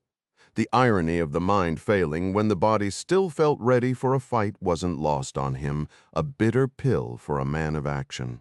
What is it? Ding asked, noticing his expression. Clark squeezed his eyes shut, forcing his memory back to the restaurant table and Vikar's final words. I believe Colonel General Nikolai Ilyin could be running the show. He was spotted with Admiral Rodionov at a place called Glav Pivtorg in Moscow. Does Glav Pivtorg ring any bells? Clark asked, opening his eyes. Some hidden GRU base? Say that again, Ding replied. Glav Pivtorg, I think? Or maybe it was Glava Pitvorg. The exact pronunciation is fuzzy. Got it, Ding said, his fingers already flying across the keyboard. Glav Pivtorg, Moscow. It's a bar and restaurant located, of all places, directly across from the old KGB headquarters. It has a reputation as a watering hole for intelligence officers after their shifts. What's the significance, boss? Adara inquired. It was one of the last details Vikar shared with me, Clark explained. He mentioned almost casually that Ilyin and Rodionov were seen together there. Plotting their little revolution over pints and pickled vegetables, Midas said with a grin. You might joke, but I have a hunch you're not far off, Midas, Clark stated. I'm going to dig into the ownership, Ding announced. If they're holding meetings there, they see it as a secure location. I'll bet anything the owner is ex-KGB and has deep ties to this whole group. I say we put the place under surveillance tonight, Adara suggested. We might get a lucky break. Agreed. Let's move on it, Clark said. Not you, Adara said, a hint of amusement in her voice. Your face is on every watch list in the city. I'll throw on some glasses and a cap, Clark countered. Won't make a difference, Ding said. Then I'll add a fake mustache. Absolutely not, Adara said, clearly enjoying the back and forth. What do I have to do to get back in the field? Clark asked, exasperated. Adara glanced at Midas, who delivered his line with perfect seriousness. If you shave your head, get a face tattoo, lose your 2 front teeth, and then wear glasses, you might pass unnoticed. Maybe Clark let out a long, defeated sigh. Fine, you win. I'll hold down the fort here. USS Washington, SSN 87, the Blackfish. North Atlantic, 0524 local time. Nipper had always dreamed of executing the maneuver the Blackfish was now attempting, but the perfect alignment of circumstances had never occurred during his earlier tours. Successfully slipping in close to an adversary submarine for acoustic intelligence required 3 things. First, the target had to be utterly unaware of their presence. Second, the oceanographic and tactical conditions had to be just right. And third, It demanded a commanding officer with ice in his veins, someone willing to risk a catastrophic undersea collision for the priceless data. Check, check, and check, he thought, stealing a glance at Commander Houston, who stood calmly beside the command workstation. I still can't believe we're actually doing this. The control room was more packed, tense, and silent than he could remember since his first day aboard as executive officer. The captain had ordered battle stations manned for this evolution, not in anticipation of a fight, but to ensure peak readiness and coordination. On a warship, man battle stations was the command that summoned every soul to their most critical post. During routine patrols, the crew was divided into rotating watches, with a third sleeping and another third scattered in maintenance or training. At battle stations, everyone was awake, accounted for, and positioned where their skills were vital. For a delicate operation like this, the standard watch rotation wasn't good enough. If anything went sideways, the captain wanted his absolute best people on duty and every hand ready to react instantly. In this carefully orchestrated ballet, Nepper's role was fire control coordinator. His job was to analyze the data and maintain a perfect firing solution on Master 1, the Russian attack submarine Gepard K-335. The plan, of course, involved no actual torpedoes. But as the silence in the control room underscored, that didn't mean there was no danger at all. The ocean was a dark, unforgiving place, and they were dancing on the edge of a knife. Nepper's eyes locked onto the WEP station. Juggernaut was on her feet at the attack center, hands planted firmly on her hips as she surveyed the fire-controlled technicians. Each operator was locked onto their console, the screens alive with targeting data and weapon status. The XO imprinted the image in his mind. This was Jackie's arena, the culmination of years of relentless training, her mastery of the systems, and her team radiated from her, a tangible force of quiet command. For him to interfere now would only undermine the precision of the moment. This truth applied to every single person stationed throughout the boat. Each crew member was exactly where they needed to be, performing at their absolute peak. His scan swept the control room, the pilot and co-pilot, the navigator serving as UD, the sonar team with their chief supervising, the ascent specialist, the quartermaster, the contact manager. His fate and the fate of everyone aboard rested entirely with them. A shiver traced his spine. Honestly, there is nothing on this planet more intensely formidable than the control room of a Virginia-class submarine when it's fully manned for combat. For close to 40 minutes, the Blackfish had been shadowing the contact-designated Master 1, gleaning two critical facts. It was holding position, and it was definitely submerged. The captain had ordered a periscope depth observation after securing a solid firing solution, confirming no surface vessel was present. Holding a submarine perfectly still in deep water is an incredible feat of engineering and skill, far more complex than a surface ship simply dropping anchor. After that visual check, the Blackfish descended, setting up for the next phase. The captain had selected a depth of 730 feet, shallow enough for the best acoustic conditions according to the sound profile, but deep enough to hopefully create a buffer between them and their target. This is the submariner's world, a three-dimensional chess match where the constant gnawing uncertainty is enough to give anyone an ulcer. Captain Quartermaster, stand by to turn to course 285, the quartermaster called out, signaling their approach to the planned track. Very well, the CO responded then. Raising his voice slightly, he added, All right, everyone, lock in. Let's make this count. Stand by for the turn in 3, 2, 1, execute turn. Pilot, left standard rudder, steer course 285, the captain commanded, his voice clear and steady. The pilot acknowledged, and Nepper felt the subtle lean of the hull as the rudder bit into the water. Out of the corner of his eye, he noticed the quartermaster at the navigation plot make a quick, almost imperceptible sign of the cross over his chest. The plan was straightforward in theory. 2 close passes at 200 yards, first northbound heading west, then southbound heading east. But the sheer tension at that proximity was immeasurable. Any sudden shift by the target in depth or heading could mean a collision, a disaster where both submarines could be lost, their hulls crushed by the immense pressure.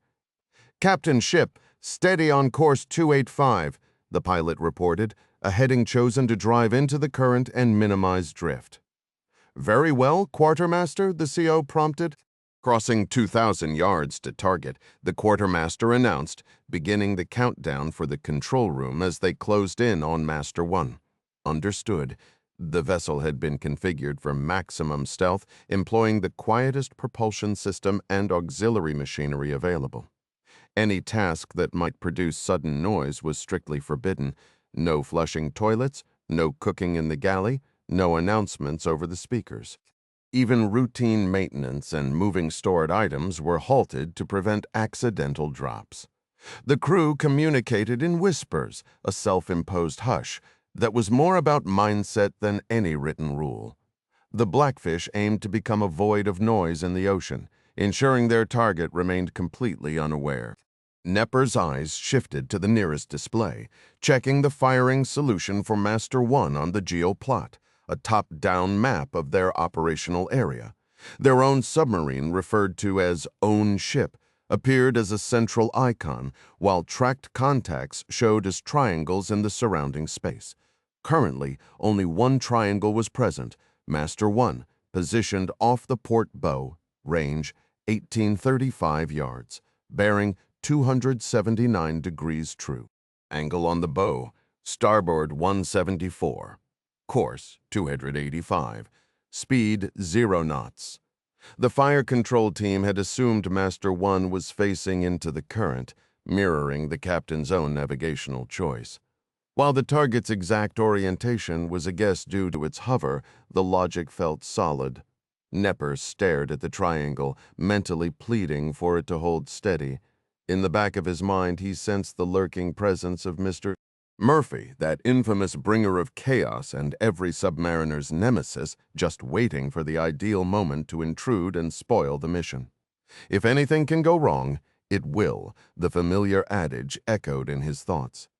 He often wondered why submariners had adopted such a pessimistic motto. A glance at the narrowband display on the upper screen showed a bright, nearly straight line at 151.7 hertz, drifting slowly leftward as predicted. The bearing would shift faster as they drew nearer, peaking as they passed close along the target's port side. Nepper appreciated the integrated setup.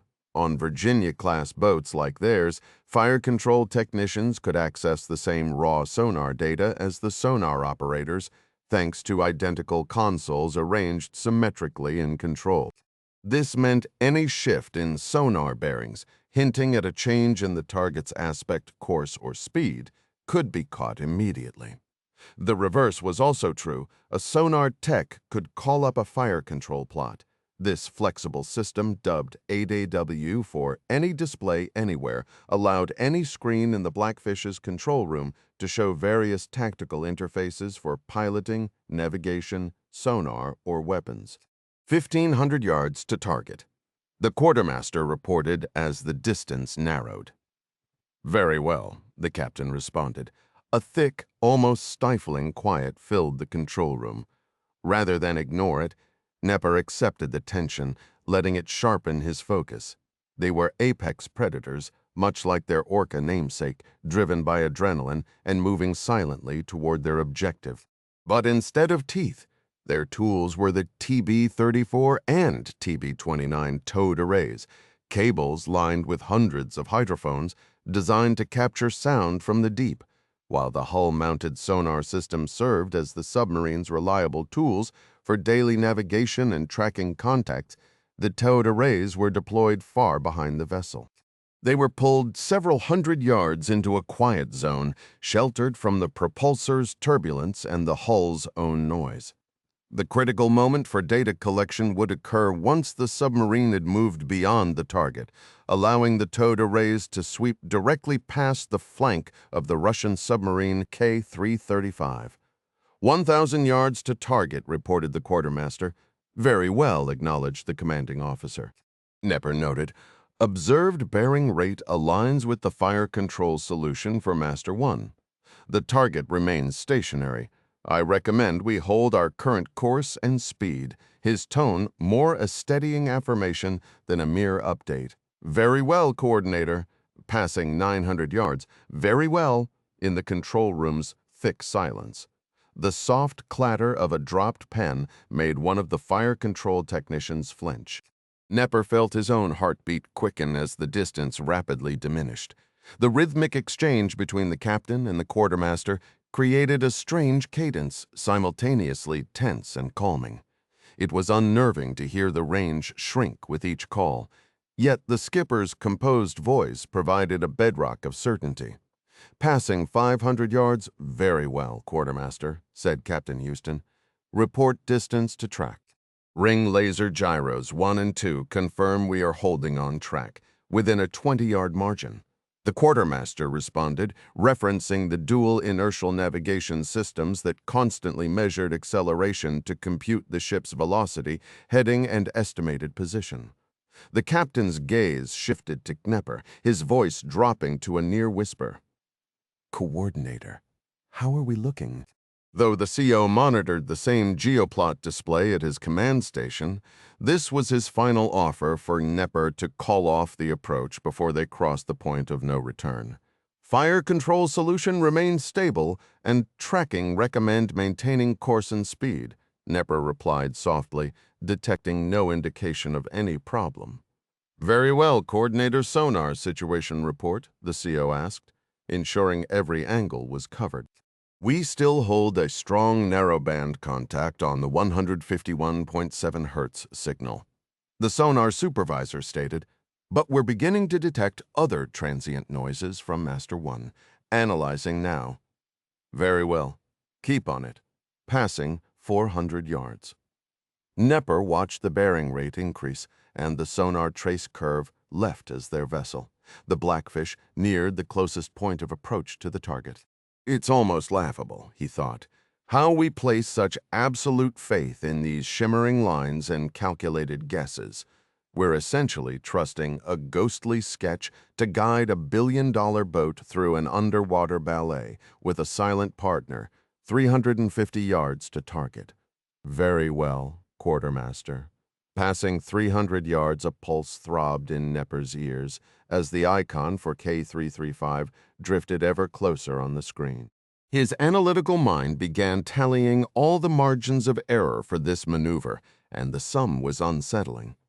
Managing contacts while submerged was a complex geometry puzzle of bearing lines, offset angles, and shifting vectors, all derived from sound waves that warped, bounced, and Doppler shifted through layers of water with varying temperature and salinity. The entire geoplot was merely a best guess approximation, a digital mirage constructed from imperfect acoustic data. Navigating like this was akin to asking a blindfolded man to sprint through a crowded warehouse without bumping into anything, a frankly ridiculous notion. He desperately hoped the glowing symbols on his screen bore some truthful resemblance to the cold, dark reality outside the hull, passing 250 yards. 240, 230, 220, 210 mark closest point of approach. Coordinator concurs. Knepper confirmed, his eyes fixed on the sonar trace streaking across the display as they slipped past the beam of the Russian submarine. A sudden sharp metallic ping from the sonar speakers, unreported in the original data, made everyone freeze for a fraction of a second before it was dismissed as distant debris. Sonar confirms, the sonar supervisor reported. Houston gave a nod of acknowledgement to the team. 220 yards and increasing, the quartermaster announced, a clear note of relief in his voice as the Blackfish glided silently and undetected past the contact, incredibly smooth. A smile touched Knepper's lips as he watched the distance to K335 widen on his fire control display. Beside him, Juggernaut murmured, just loud enough to hear, "That's right, fear the Blackfish, aboard the Belgarod K329. Constantin fought to keep his demeanor steady, moving back and forth in the auxiliary control room as the dual emergencies played out. On a submarine, the crew takes its cue from the captain. If he showed panic, the watch would mirror it. If he radiated calm and control, they would follow suit. He had trained for this exact pressure for years. His choices were bleak. Abort Operation Guillotine, leave the clavecin on the seafloor, and run or hold position and try to salvage the mission. A grim, pragmatic fatalism was his guide. As long as that noise augmenter kept transmitting, the Belgarod was exposed, its stealth utterly compromised. The 151. 7 Hertz signal they were pumping out might as well have been a flashing neon sign for the Americans. But finding the Belgarod was a far cry from attacking it. Even the most reckless American captain knew an attack would be an act of war.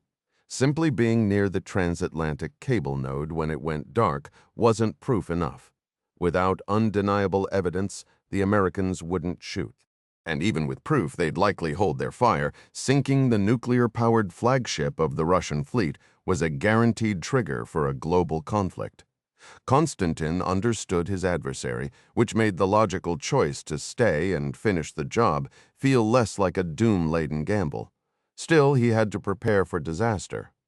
"Phone talker," he said to the sailor with the headset, "get me a status report on locating that noise source." The talker relayed the query to control and soon reported back. "Captain, the conning officer reports sonar has been unable to pinpoint the source with any confidence." "Understood," Constantin replied. "Tell the conning officer to man battle stations silently. No alarm, no intercom. We're making enough racket already." The order was passed. Captain Conning Officer acknowledges silent battle stations. Constantin had no sonar contacts, but he knew they were out there. The Americans, always hunting. Now their own saboteur had made detection a certainty. He didn't know if an American boat was close, but a cautious captain planned for the worst. He needed his crew ready to fight or to handle a crisis. Fire, flood, instantly. But manning battle stations served another purpose. It put the entire crew, the maximum number of eyes, spread throughout the ship. He would use those eyes to hunt for the noise augmenter. If they could find and kill it, maybe he could still slip away. If sonar can't find it, I'll have to do it the hard way. As junior crew members began quietly waking their shipmates, the drone pilot wrestled with the clavecin's stuck cutting head. Constantin was not a man for excuses, but he'd personally reviewed the submersible's manual and found its guidance woefully inadequate. It was maddening, yet it tracked with everything else about this cursed mission.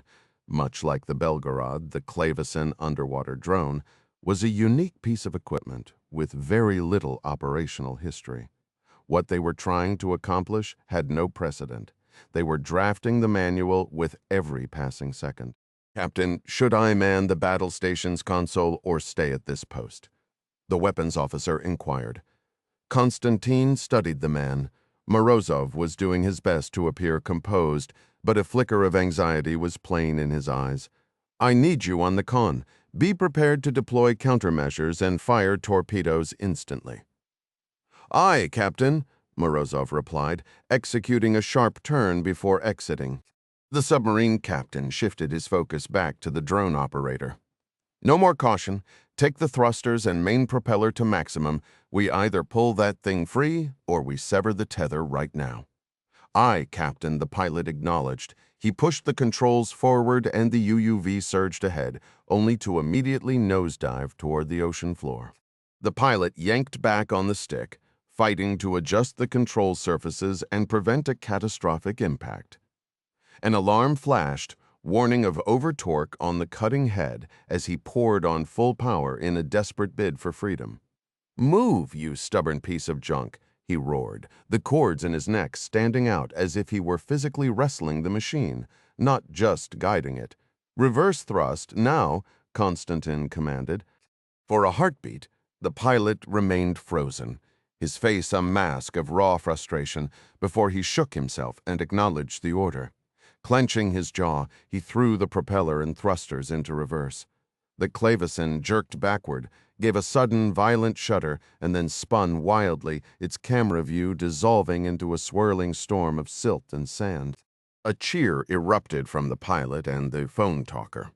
But Constantin's stern expression remained unchanged. The real question lingered. Had the cable damage been enough to disrupt the data node? Perhaps he should go further and attempt to breach the node's protective housing itself. That would generate even more acoustic noise than cutting the cable, but this chance would not come again, and the drone was perfectly positioned. He had already resolved to leave the clavecin behind. Recovery would eat up precious time and extend their vulnerable stationary exposure. In the grand scheme, the drone was expendable. Only the mission's success mattered. Cut into the data node housing, he instructed the pilot, who had just stabilized the tumbling UUV.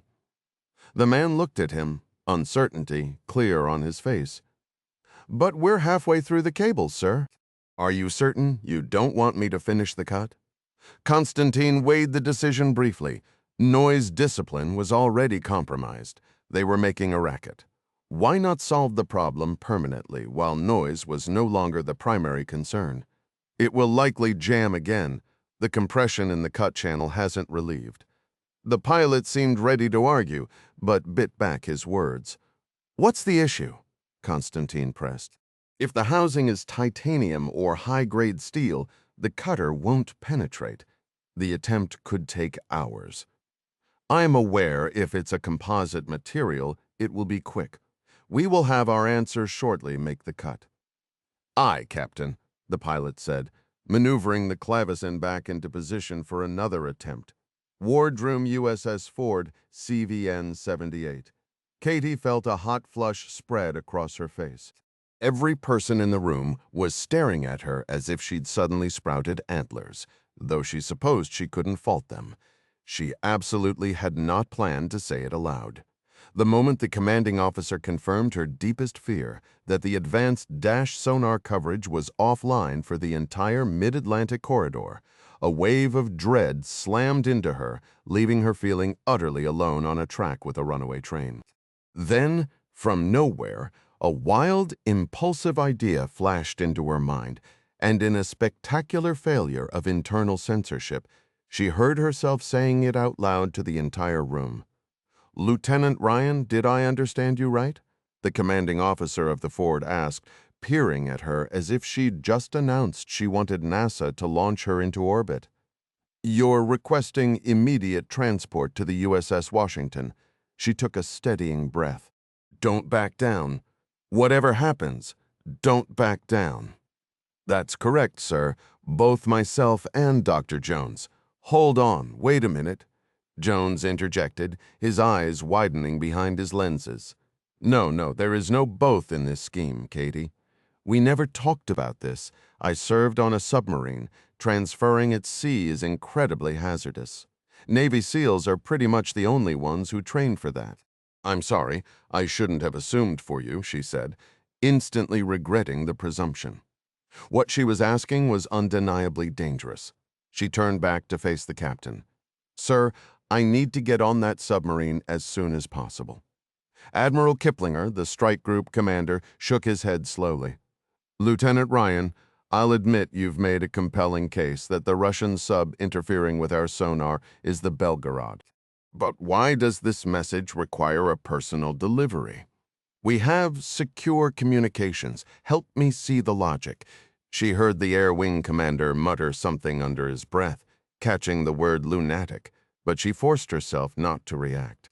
"Because, Admiral, I believe within the next 12 hours, the commanding officer of the Washington will find himself in a position no one wants, facing a decision that could start or stop a global conflict. In that moment, he won't have the luxury of waiting for a message. He'll be alone, relying solely on his instincts and judgment. He'll need someone right there to talk it through," she said, surprised by the steel in her own voice.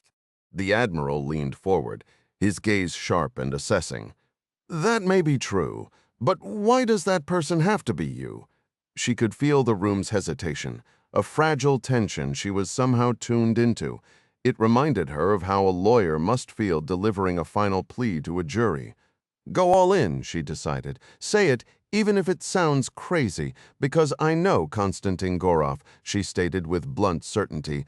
I know his record. I've studied his tactics. I understand how he thinks he's going to deviate from the plan, and when he does, I need to be on that con with Captain Houston. Was she embellishing? Without a doubt, did it matter right now? Not one bit. The Admiral exchanged a long look with the Ford's captain, and a silent agreement passed between them. Captain Mackenzie turned to the Deputy Air Wing Commander. The Washington is beyond Seahawk range. What about using an Osprey? The CAG gave a loud, dismissive snort, but let his deputy answer. We have a VRM-30 Bird on board. I could have it prepped in about an hour, Captain Huddleston said, glancing at the CAG, who merely shrugged. We've never attempted this before, the DCAG continued, now speaking freely but with a note of sympathy for Katie. It's going to be extremely risky, Lieutenant. This isn't some routine drill you improvise, the CAG chimed in. What's the procedure exactly? Surface the sub, hover over the sail, and just lower her through the hatch? Pretty much sums up the operation, the DCAG said, then flashed Katie a mischievous grin. Minus the dropping you part, naturally. I would certainly hope so, she replied, her stomach already churning at the absurd, perilous transfer she had somehow persuaded a flag officer to endorse. The CAG and Space Camp have a point about the danger, the Ford skipper added, and Katie feared he was about to shut the whole idea down. This requires careful planning. I need to gather the Osprey crew and walk them through the operational details and safety protocols for this mission. We also have to send a message to the Blackfish and get a confirmed reply that they're ready to provide support. I'll write up the message and send it on the next scheduled broadcast, Kumari replied, though I can't say for certain when the Washington is next due for a periscope depth communication window. It might be several hours. All right, find that out and we'll plan around it. Any other questions or issues? The commanding officer asked, looking around the room. Katie deliberately avoided glancing toward the CAG during the silence. When no one else spoke up, she lifted her hand. Sorry, Ryan, we're not letting you pilot the Osprey. Captain Huddleston, the easygoing deputy commander of the air group, said with a grin, prompting a wave of relieved laughter from the others. Oh, I have zero interest in that, Katie responded. Actually, I was thinking about the USS Indiana. What about her? Is that your next assignment after the Washington? He continued, still teasing her. I was considering that having an additional submarine in the area might be prudent in case the situation deteriorates. Who does she think she is? The commander of Submarine Forces Atlantic? The CAG muttered, just audibly enough for her to catch. The Admiral evidently heard it as well, because he interjected, She's not jubilant, Marty, but she's certainly thinking like someone with 3 stars on their shoulder. Sir, I'm not sure I follow, the CAG said, his face flushing. As it happens, senior leadership agrees with Ryan's assessment, and that order was issued hours ago. The Indiana is already heading south at maximum speed. Thank goodness, she thought to herself. A bit of positive news at last. All right, people. We have a personnel transfer to coordinate. I want fighter escorts arranged for this, given the heightened tensions, understood, sir, the DCAG said. I'll get a briefing set up in the ready room for the pilots. The CO concluded the meeting and dismissed everyone. Kumari immediately approached Katie and guided her to a quiet corner. What on earth was that back there? How could you drop this on me without any warning? I'm not sure. When I heard the Mid-Atlantic Dash Array was offline, my mind just started running through the possibilities, and I had to speak up. Our older SOSUS network can't track a Status 6 nuclear torpedo. Gorov knows that.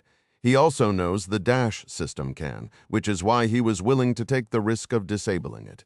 He understands we can't definitively prove the Belgarod is down there. And even if we could, he knows we won't attack him. Sinking a Russian sub over a sabotaged data node is something my father would never authorize. It's not just an asymmetrical escalation, it goes against his entire moral code. He won't throw the first punch, but he will absolutely counterpunch. Then why are you so determined to get on the Blackfish? Because I believe Gorov has gone rogue. I think he plans to launch a first strike against the United States. Ryan, listen to what you're saying. Do you hear how insane that sounds? You understand you've just bet your entire career on this wild theory? I know, she said quietly. What if you're wrong? Then life continues as normal, and I'll be thankful for it. The question you should be asking is, what if I'm right? Kumari let out a long sigh and stared at the ceiling. Then we're in serious trouble. Precisely. We don't truly understand the full capabilities of the Status 6. How stealthy is it? What's its maximum operational range? How fast can it travel?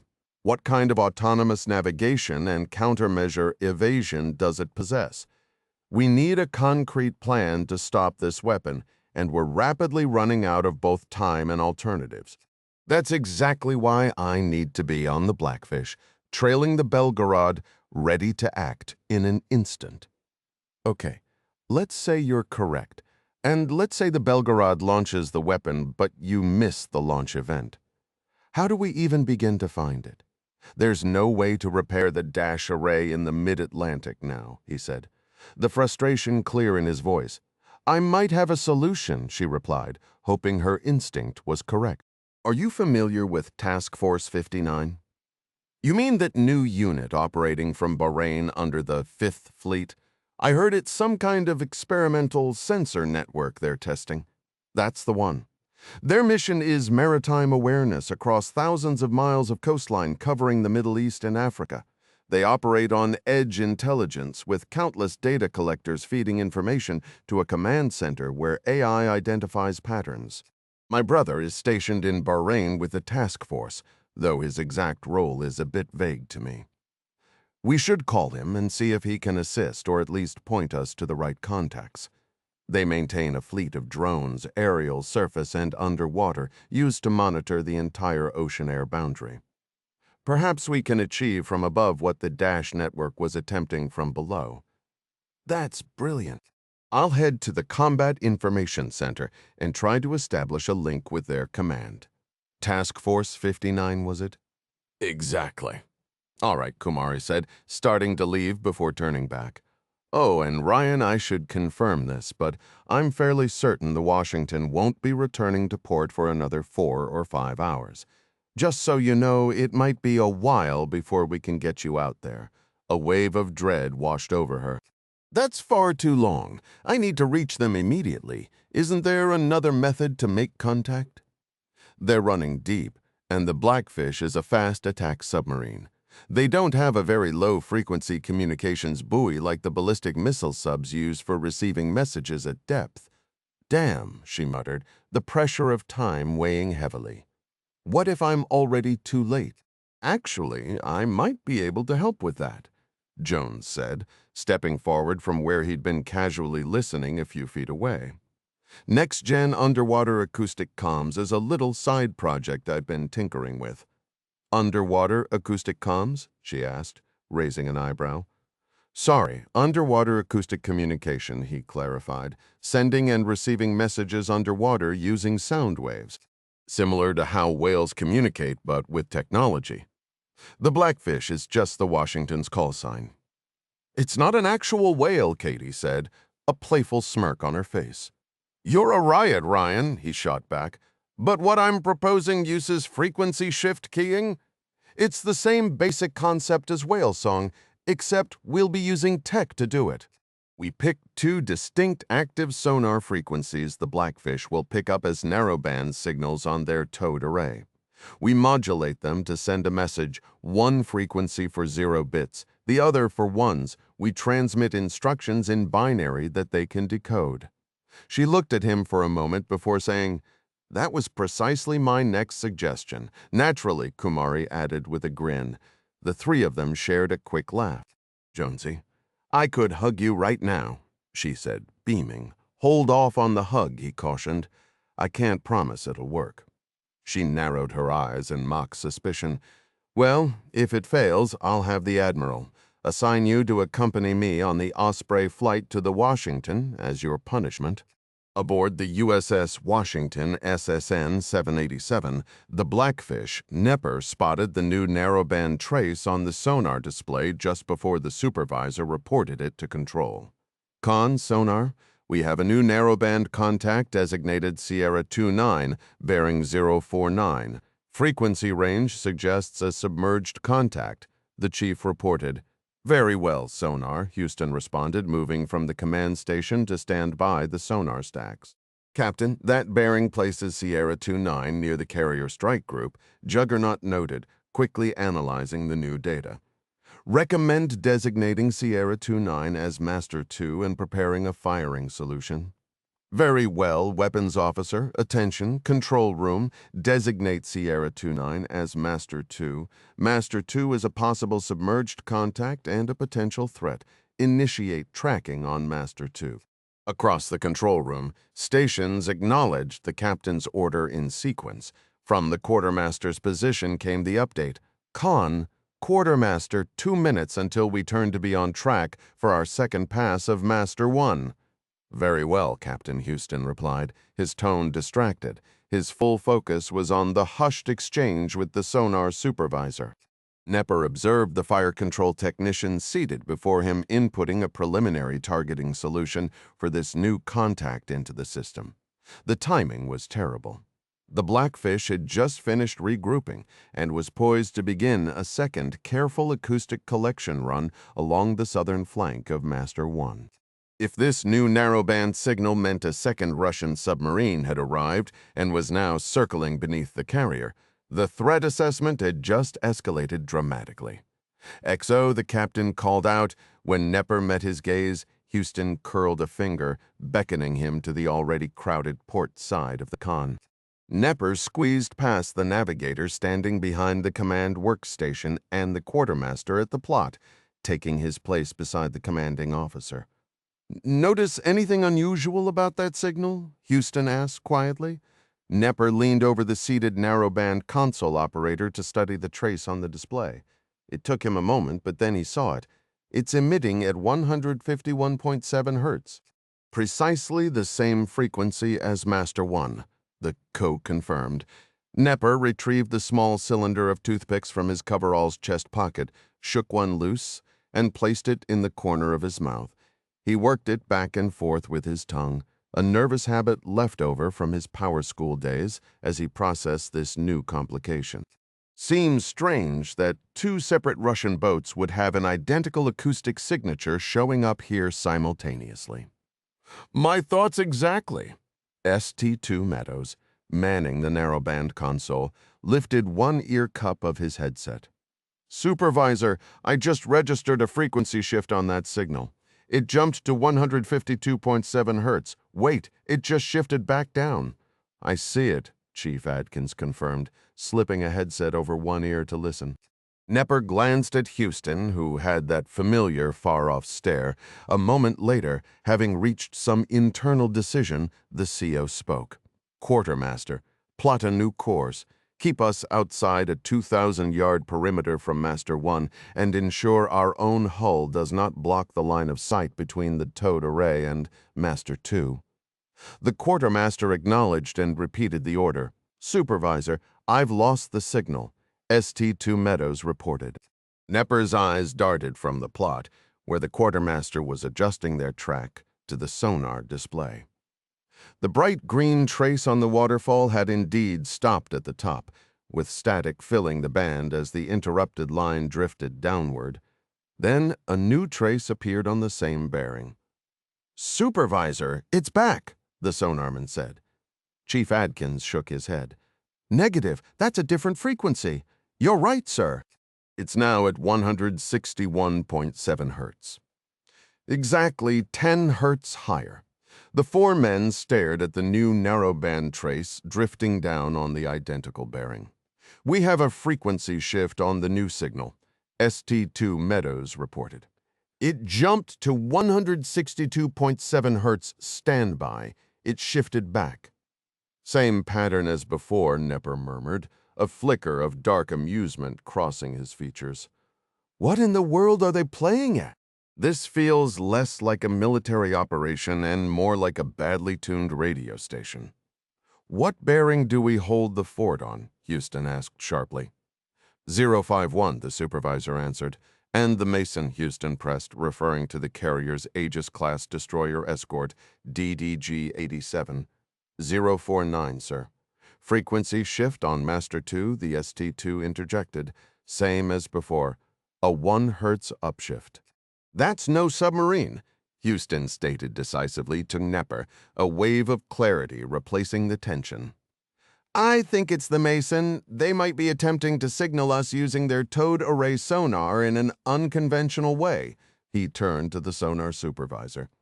Chief, shift the auxiliary console operator to narrowband analysis on that bearing. Let's see if we can decode this. I think we've got a pair of narrowband signals that require our attention. Someone fetch me a pen and notepad, please. The chief acknowledged, but the ST-3 at the stack had already anticipated the need. Ready, Chief, she stated. Meanwhile, the control room messenger, having overheard the captain's request, hurried over with the requested items. Thank you, the captain said, accepting them and preparing to write. Just lost the 161 Hertz signal, reported ST-2 Meadows. Houston directed, ST-2, you monitor and report any frequency shifts on the 151 Hertz signal. ST-3, you do the same for the 161 Hertz signal. Understood. A unified yes, sir, came from the sonar technicians from the quartermaster's station. A new track calculation was announced. Con, quartermaster, new track is set. Recommend coming left to course 081. Pilot, left 5 degrees rudder, steady on course 081. Houston ordered. The pilot confirmed, Captain, my rudder is left 5, to which Houston simply replied, very well. A thick, expectant silence filled the control room as the COXO OOD and sonar supervisor fixed their eyes on the narrowband screens. After a tense pause, a new green trace materialized. Supervisor regained the 151. 7 Hertz signal bearing 049 ST-2 reported. The sonar supervisor opened his mouth to relay this, but Houston interrupted. No need, I heard him. Frequency shift up to 152.7. A few seconds later, ST-2 added, shifted back down. Nepper observed as Houston placed a single dot on his paper. Frequency shift up and back down again came the next report. The captain made another dot. Signal lost. From the auxiliary console, ST-3 chimed in, regained the 161.7 Hertz signal. Frequency shift up, shift down.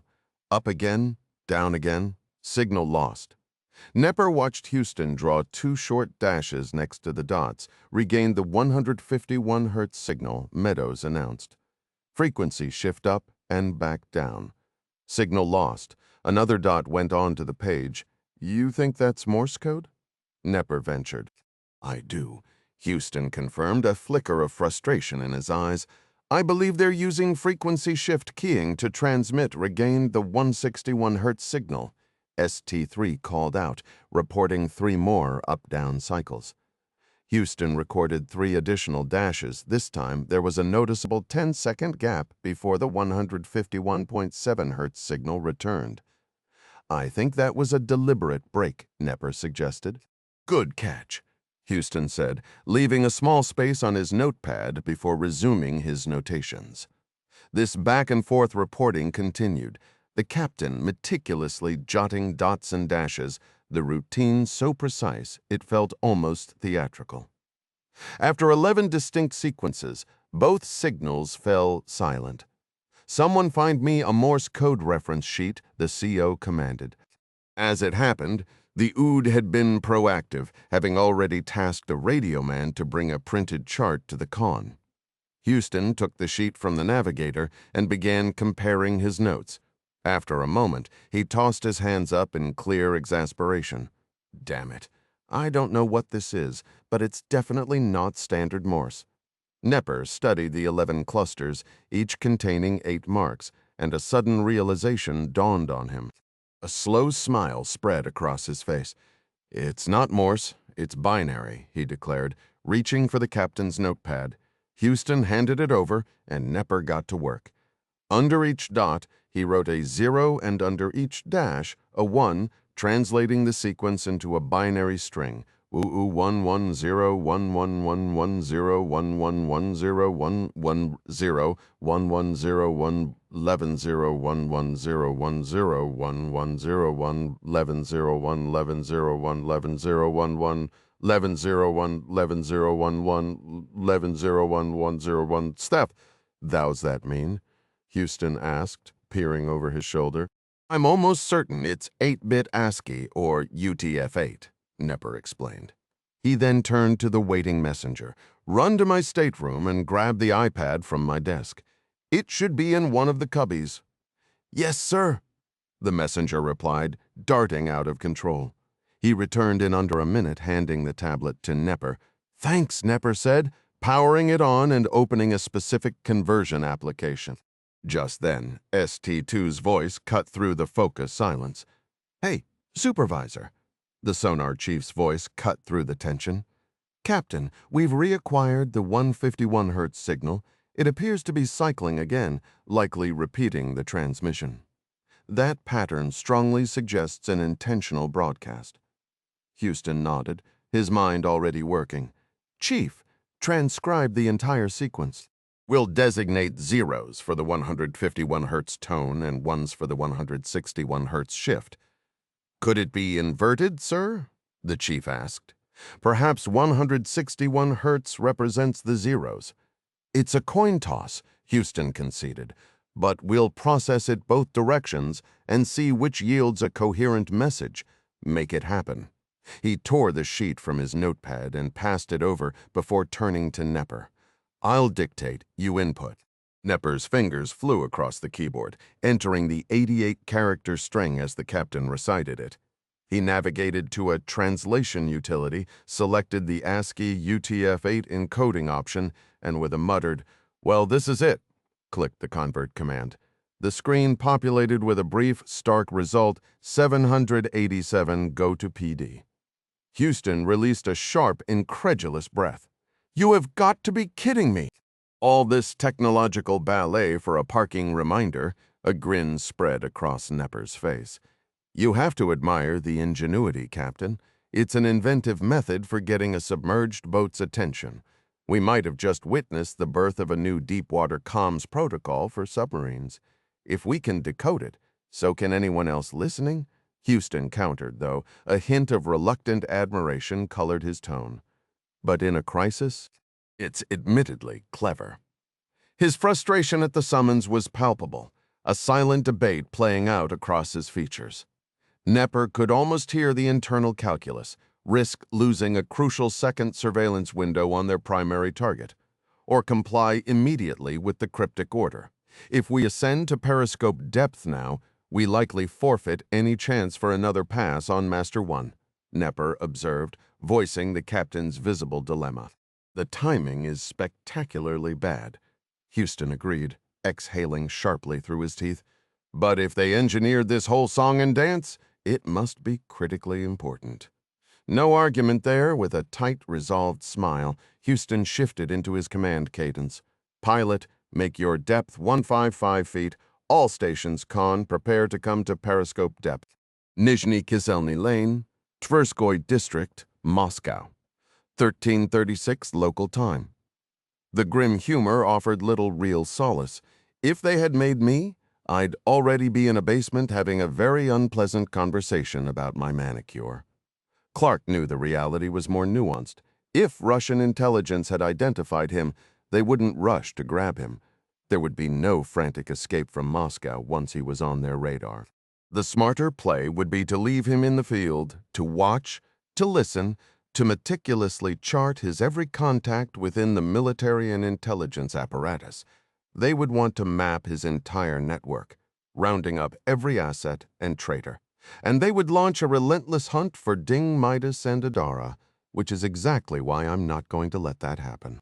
He pushed through the doors of the Boris Godunov hotel lobby, his gaze sweeping the space as he checked his watch. Lingering on the street any longer, waiting for his mark, Nadia Kreva, wife of Anatoly and co-owner of Glavpivtorg, would have drawn unwanted attention. He'd overruled significant opposition from Ding and Adara to take point on this approach, a calculated risk leaving the safety of the safe house. In his gut, the decision felt irrevocably his to make. Using the campus's formidable encryption to tap into CIA archives, Ding had uncovered Anatoly Krev's past, former KGB. Sharing an office with Colonel General Ilyin back in the 1980s, Midas had argued forcefully for the direct approach, detaining and questioning Anatoly, just as they had with Popov. On the surface, it seemed the logical next step. The odds were high that Anatoly was privy to the Cabal's plans and could provide all the answers. The memory of that debate, held in the cramped safe house over lukewarm coffee, flashed in Clark's mind as he positioned himself near a potted fern, adopting the weary posture of a man waiting for a late lunch companion. The plan was simple, elegant even, but it hinged entirely on a wife's predictable routine and a husband's hidden loyalties. Only the next few minutes would tell if his gamble would pay off or bury them all. Once more, the ghost of Vikar's assessment echoed in Clark's mind. These men lost everything with the Cold War's end, their identity, their pride, their very reason for being. Clark had laid out the problem clearly to the team. Anatoly was a hardened cold warrior and Ilyin's ally, making him a hostile, unreliable target. Interrogating him came with a brutal calculus. Letting him go meant he'd alert Ilyin. Eliminating him would send up immediate flares. Either path risked exposing them to the Cabal's scrutiny. Ding, however, had uncovered a potential third way, Nadia Kreva, the wife. Her file revealed a brief, 3-month stint as a CIA asset back in 1988. A connection she'd severed without detection. The handler's notes painted a picture. Proud, idealistic, but above all, possessing a fierce, protective love for her husband. Here was an angle Clark could work. It felt like a stroke of luck, and Clark had come to accept that luck always had a seat at the table in this shadowy business. Preparation, skill, and discipline were paramount, but fortune had a way of tipping the scales. "I have her." Adara's voice came through his earpiece, exiting the Double B coffee bar now. "She's adding vodka to her cup, same routine as yesterday. The public struggle with alcoholism in Russia was no secret, and Nadia appeared to be fighting her own private war." Clark performed a brief pantomime in the hotel lobby, checking his watch, scanning for a missing person, offering a resigned shrug to the receptionist before stepping back into the chill. He spotted Nadia across the street. She was a stout figure, her practical clothing slightly elevated by a stylish, colorful jacket that fought against the dreary April afternoon and her own gray hair swept into a scarf. He followed as she crossed, turned north, and disappeared into the entrance of a cathedral. "She's inside," Adara confirmed. "Copy," Clark whispered. Moving shortly, after a convincing check of his phone, he walked purposefully toward the Cathedral of the Nativity of the Blessed Virgin Mary. He pushed through the heavy door without hesitation, though his forearm brushed reassuringly against the concealed Vector pistol beneath his coat. The vast, quiet space was nearly empty, save for 2 acolytes at the altar and Nadia, kneeling halfway down the left aisle. As he approached silently, he saw her take a furtive sip from her cup before bowing her head. He knelt beside her, startling her, mimicking her devotion. He crossed himself. Without turning, he said in Russian, "Drinking in a sanctuary is forbidden." He heard her breath catch, but she held her ground. "I have an understanding with Sister Ilga," she replied, her eyes locked on his profile. "Die," he acknowledged, simply, lifting his gaze to the crucifix. "What is it you want?" she asked, pointedly avoiding the question of his identity. A faint, almost sarcastic smile touched his lips. "Aren't you curious who I am?" She merely shrugged, her expression guarded and weary. anything you say now will be a lie. Then perhaps you'd like to know who sent me. I already know who you work for. You've come to interrogate me about my husband and his past, but I have nothing to share. Anatoly is a good man, and he is retired. After a lifetime of service to our nation, we now make a humble living running a cafe. That chapter of his life is closed. Nadia remained proud, an idealist, but above all, fiercely devoted to her husband. He felt a wave of relief seeing her unchanged. That was promising. As he turned toward her, she quickly averted her eyes, focusing instead on the ceramic crucifix hanging behind the small altar. I'm not here to ask about your husband. I'm here to help you keep him alive. He noticed her stiffen at his words. After a long silence, she finally spoke. Your accent is atrocious. Yes, it is. You're American. An intelligence officer. You're not the first to seek me out over the years.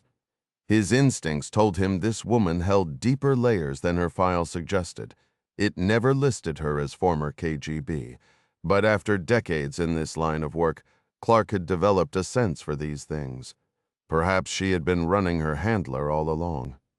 I'm aware, Nadia. I also know that both you and your husband served in the KGB, he ventured, taking a risk. A faint smile touched her lips. After all this time, you've finally pieced it together. I have. Why did you walk away? You had the CIA completely deceived. You could have been the perfect double agent. She took a slow sip of her coffee. I love my country, but I love my husband more. The strain would have destroyed us. I couldn't live that lie anymore. I understand that, he said, his voice softening. Are you married? Yes, he replied. Then, against his better judgment, he laid all his cards on the table. She's the love of my life. My grandchildren, too. They're the reason I'm sitting here with you. She raised an eyebrow skeptically. Explain. Clark paused, his gaze drifting again to the figure on the cross before he turned back with a weary sigh. The men who gather in your cafe. Nadia, they are planning something catastrophic. An event that would trigger a chain reaction with no way back. Those men were once heroes. Sons of the Soviet Union, she retorted sharply. They were, indeed, but they are relics of a past era. I suppose I am one of those relics myself, he added with a quiet, almost ironic smile. Funny how life circles back to drag you into the very conflicts you thought were buried. But we can't rewind history. The Cold War ended. And we were defeated, I'm aware, she said, her tone turning brittle. Now, there's your mistake. Russia didn't lose. Russia chose openness. Russia chose peace, she answered with a dismissive, bitter laugh. And look what that choice earned us. A thieves' paradise ruled by a strongman propped up by his band of corrupt billionaires. That's accurate, Clark conceded. But it's the same battle every nation fights. Democracy is messy. All governments harbor corruption, even mine. This seemed to catch her interest, and the ghost of a smile almost appeared. What is it you want, American? Why seek me out now? I want what every aging idealist wants to postpone doomsday for one more sunrise. I'm here to argue for the less terrible option, Nadia, which is keeping Yermolov in his seat. Because when you reach our age, you learn that settling for the lesser evil is often the only victory left. He saw the glimmer of tears in her eyes. I am so very tired. I know. So am I. Do you truly have grandchildren? I do. She wiped her eyes with the back of her hand and then began to relay everything she knew. When she finished, her voice was steady. I've given you what you wanted. Now I require something in return. Name it, Clark said. Guarantee my husband's safety while you work to secure your lesser evil. He reached across the table and gave her work-worn hand a firm, reassuring squeeze. You have my word. Main conference room, Situation Room, the White House. Washington, D.C., 8:51 a.m., local time. President Ryan listened in silence as Mary Pat Foley detailed the intelligence confirmed and gathered by the team operating in Moscow. Boldyrev, Rodionov, and Aralovich were confirmed as part of a conspiracy to remove Yermolov, with Nikolai Ilyin orchestrating the entire scheme. The Belgarod submarine was a key component, though its exact role remained unclear. It was equally uncertain how much authority Yermolov still commanded over the military and intelligence services. Mary Pat assured him that signals and human intelligence gathering on the four main players would be intensified, but she offered no promises that this would yield new usable information. After her briefing, Ryan fell quiet, allowing the pieces to settle in his mind like elements in a chemical reaction, forming new connections. The sensation was strangely nostalgic, reminiscent of earlier times in his career, as a fresh theory about the plotting coup attempt started to take solid shape. What if our entire framework for this is wrong? He mused aloud, thinking through the implications. In what sense, she inquired, we're operating on the assumption this group is waiting for a chance to strike at Yermolov directly. But suppose their real strategy is to engineer a situation where Yermolov destroys himself. All right, Mary Pat replied. Now you have my full attention. A long, dormant rush of adrenaline and intellectual excitement coursed through Ryan as his analytical instincts ignited, tackling the puzzle. Our perspective has been flawed from the start. We presumed Ilyin used Boldyrev, Rodionov, and Aralovich as pawns to maneuver assets secretly against Yermolov. But that's a massive risk, Mary Pat. Ilyin is far too clever for such a blunt approach. He knows the moment Yermolov discovers the plot, the game is over. So what if he's executed every step with Yermolov's explicit approval? She frowned, her expression one of confusion. I'm not seeing it. Consider this. Ilyin has convinced Yermolov to authorize a major strategic play to alter the power balance, but he's kept the true final objective hidden from the president. And what is this major play? It's a coordinated operation designed to make us hesitate in deploying our carrier group and challenging Russian activities. It's standard military posturing, similar to when we have one of our guided missile submarines surface for an unexpected port visit near a rival's coast. The message is, look what we can do, anywhere, anytime, and you can't prevent it.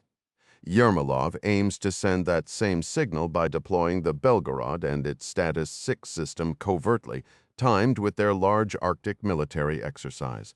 They anticipate we'll spot it via satellite and attempt to track it.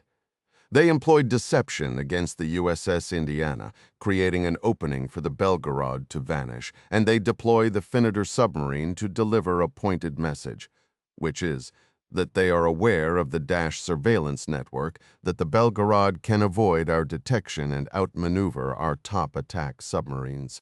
That Yermolov holds the power to launch an apocalyptic nuclear torpedo whenever he chooses, capable of sinking our carrier or striking any city on the East Coast, and we would be utterly powerless to stop it. Understood, but why would he load actual nuclear warheads onto the Status 6 torpedoes if he doesn't plan to use them? Mary Pat countered, adopting a devil's advocate role. That's an enormous, unnecessary risk if the goal is merely a demonstration, because the genuine threat of a nuclear-armed Status 6 is what generates the profound fear and urgency. Just look at the effect it's had on our decision-making these last several days. It's thrown our entire apparatus into a frantic state. Point taken. So what is Ilyin's real endgame, and how does he maneuver Yermolov into self-destruction? Her focus was now absolute, fixed on his every word. This is where Boldyrev, Rodionov, and Gorov become essential. As president and commander-in-chief, Yermolov holds the sole authority to order a launch and controls the nuclear codes. The cabal has been meticulously preparing a way to bypass that authority. From Yermolov's perspective, the Belgarod's mission is to demonstrate to us that Russian forces can penetrate our defenses and launch a Status 6 on command. Jack, that plan doesn't add up, Mary Pat countered. launching a status 6 would trigger a global war. Unless, Ryan interjected, the last piece clicking into place, they execute their takeover first. They publicly brand Yermolov as unstable, pin the attack on him, and seize power. Using their authority, they assume control of the government, de-escalate military forces, and might even extend aid to the U.S. after the strike. With Yermolov as the perfect patsy, they shield themselves from reprisal, prevent a nuclear counterstrike, yet demonstrate American vulnerability to the world. In the fallout, they command Russia and ignite a renewed Cold War against a crippled United States. Mary Pat was silent for a long moment, processing. Finally, she shook her head. You're connecting dots we can't fully see, Jack. The evidence we have doesn't fully support that leap, but it's plausible, Ryan insisted. Yes, she conceded. It's absolutely plausible. A sharp knock echoed at the conference room door. Mary Pat answered it, opening the door just enough. Yes, the president's visitor has arrived and is cleared, a Marine stated. She turned back to Ryan with a slight smile. It seems he's here. I'll let you two talk. All right, Ryan said. But we're not finished with this discussion. Without a doubt, she replied, exiting the room. Moments later, Marco Ramius, now living as Mark Ramsey, entered. His posture was rigid, his head held high, hands locked behind his back. Despite his years, he needed no cane and showed no frailty in his step. If anything, Ramius carried an air of dignified strength. He wore khaki pants, a plain blue chambray shirt, and a light gray jacket, yet with his bearing and that weathered, determined face, he might as well have still been in his famed Soviet Navy captain's uniform. A flood of memories washed over Ryan, some warm and nostalgic, others deeply unsettling. Thank you for coming, Ryan said warmly, rising and extending his hand. Ramius didn't exactly frown, but his expression was far from cheerful. He stepped forward and gripped Ryan's hand firmly. Choice did not seem to be an option, Ramius stated flatly, then took a seat at the table. A military helicopter landed at my ranch. The men inside directed me to Washington. I apologize for the abruptness, Ryan said, and he genuinely meant it. The circumstances are critically urgent. Ramius murmured. His gaze drifted around the room where world-altering decisions were routinely made. It was a space humming with influence and tension, yet Ramius appeared wholly unmoved. Then again, this was a man who had once commanded a vessel capable of obliterating the United States multiple times over. An impressive room, Ryan, he remarked. Then, with a faint, almost mischievous glint in his eyes, he added, My apologies, I should be calling you Mr. President now. There it was. The familiar Ramius smile finally surfaced. After everything we've endured together, Captain, I think you can call me Jack, Ryan said, feeling a wave of old respect for the man. Ryan it is, then, Ramius replied, his smile becoming genuine. So what urgent matter has brought me to your situation room? Ryan provided the former captain of the Red October a thorough briefing, withholding no detail. When he finished, Ramius gave a single, slow nod. A dire situation indeed, Ryan. But what can this old man possibly do to assist you? Yet his eyes held a sharp, youthful intensity they both recognized. Perspective? Mostly, Ryan answered. He then relayed everything known about Constantin Gorov and his father. At this, Ramius raised an eyebrow. Well, life is full of surprises. I'm astonished to hear the elder Gorov intended to defect. But then, who am I to question such things? Do you believe the son, Captain Gorov, would turn rogue and follow orders from Ilian and Boldarev to attack the United States? Ryan asked. I never knew the man personally. I'm afraid my knowledge of the father is just as limited. I only met him once. But from my own experience, I can tell you that commandeering a Russian submarine is a monumental task, one that would demand accomplices right there on the Belgarod. His eyes gleamed once more with the weight of their shared history.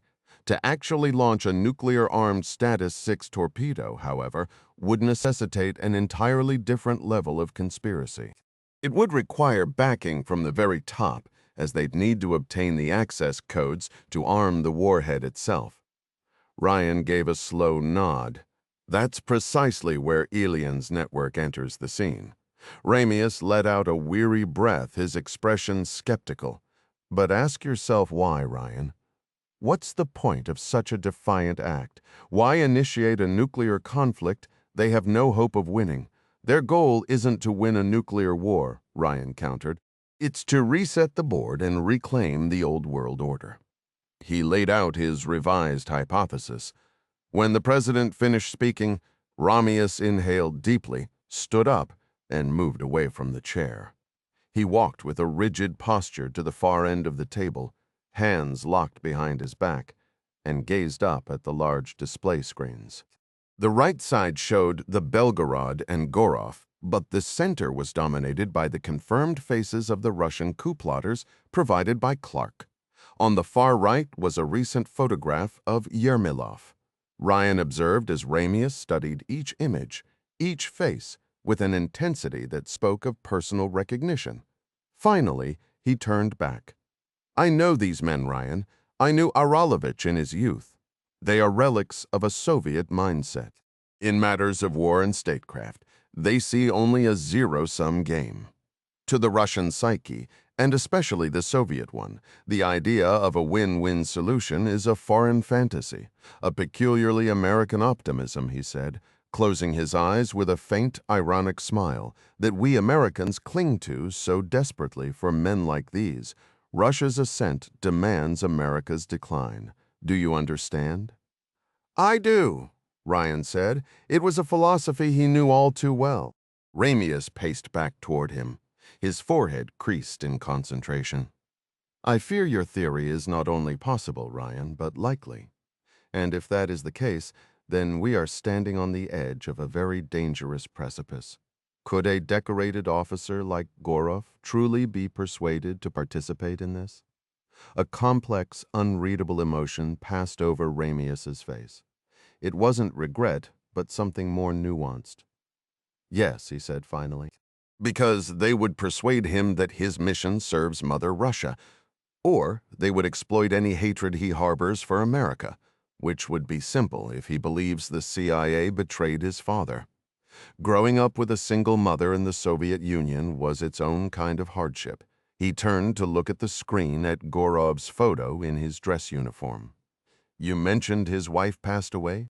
Yes, Ryan said, sensing the personal chord the question struck in Ramius, a grief that never fully departs. Regret is a powerful engine, Ramius said quietly. Given everything you've described, I believe Captain Gorov and his submarine represent a clear and present danger to the United States. Ryan felt a wave of disappointment. What is that expression, Ryan? Ramius asked. Ryan sighed. I suppose I was hoping you'd tell me Gorov was made from the same steel as you. That if the chain of command was broken and the firing order came from this cabal, he'd have the conscience and the courage to do what's right. Ramius pressed his lips into a stern line. Unfortunately, the world isn't governed by the honor code of Boy Scouts. A lesson I've had reinforced more times than I can count, Ryan replied, his gaze drifting as he weighed his dwindling options. Ramius, who was now methodically patrolling the space between the conference table and the north wall, changed the subject abruptly. I want you to know I've reassessed my opinion on Halsey. The bizarre shift pulled Ryan from his strategic calculations. What? Don't you recall? Your book on Halsey? We debated it on the con of the Red October. I remember, Ryan said, you claimed my conclusions were completely wrong. That Halsey acted like a fool. That's correct, Ramius said, but I've reconsidered. Halsey had no way of understanding the actual state of Ozawa's carrier force, its pilot corps and aircraft numbers having been gutted by that point. Seeing a chance to deliver a crippling blow, Halsey took it. He believed that danger when met head-on holds no power over a man. My earlier critique was born of hindsight. Had Halsey possessed the knowledge we do today, he would never have taken the bait and left the strait undefended. Ryan was just gearing up to deliver a well-deserved jab when a sudden realization hit him. He sprang to his feet. If Halsey had known Marco, "You're brilliant." "I wouldn't go that far." "Admitting I was wrong doesn't make me a genius." "Ryan, you seem unusually stirred." "Not stirred. Inspired. I know exactly what comes next." "You do?" Ramius replied, a single bushy eyebrow arched in question. "We're going to give Yermolov a present," Ryan said, the plan snapping into sharp focus, the gift of hindsight. "President's reception office, Grand Kremlin Palace, Moscow, Russia, 1641 local time." The phone on Yermolov's desk emitted a soft buzz. He thumbed the intercom. "Yes, Mr. President, a Brown Fox transmission has arrived," his assistant reported. A cold band seemed to constrict Yermolov's chest, trapping his breath. His eyes flicked toward Boris, who stood motionless by the heavy drapes. Hands folded, his expression unreadable. The man either didn't grasp the significance of the message, or more probably, was too disciplined to show it. "Thank you," Yermolov managed, his finger trembling as he severed the intercom link. "Leave me, Boris," he said, not turning. "Yes, sir." Yermolov sensed the man's movement as he withdrew to the concealed door beside the bookcase.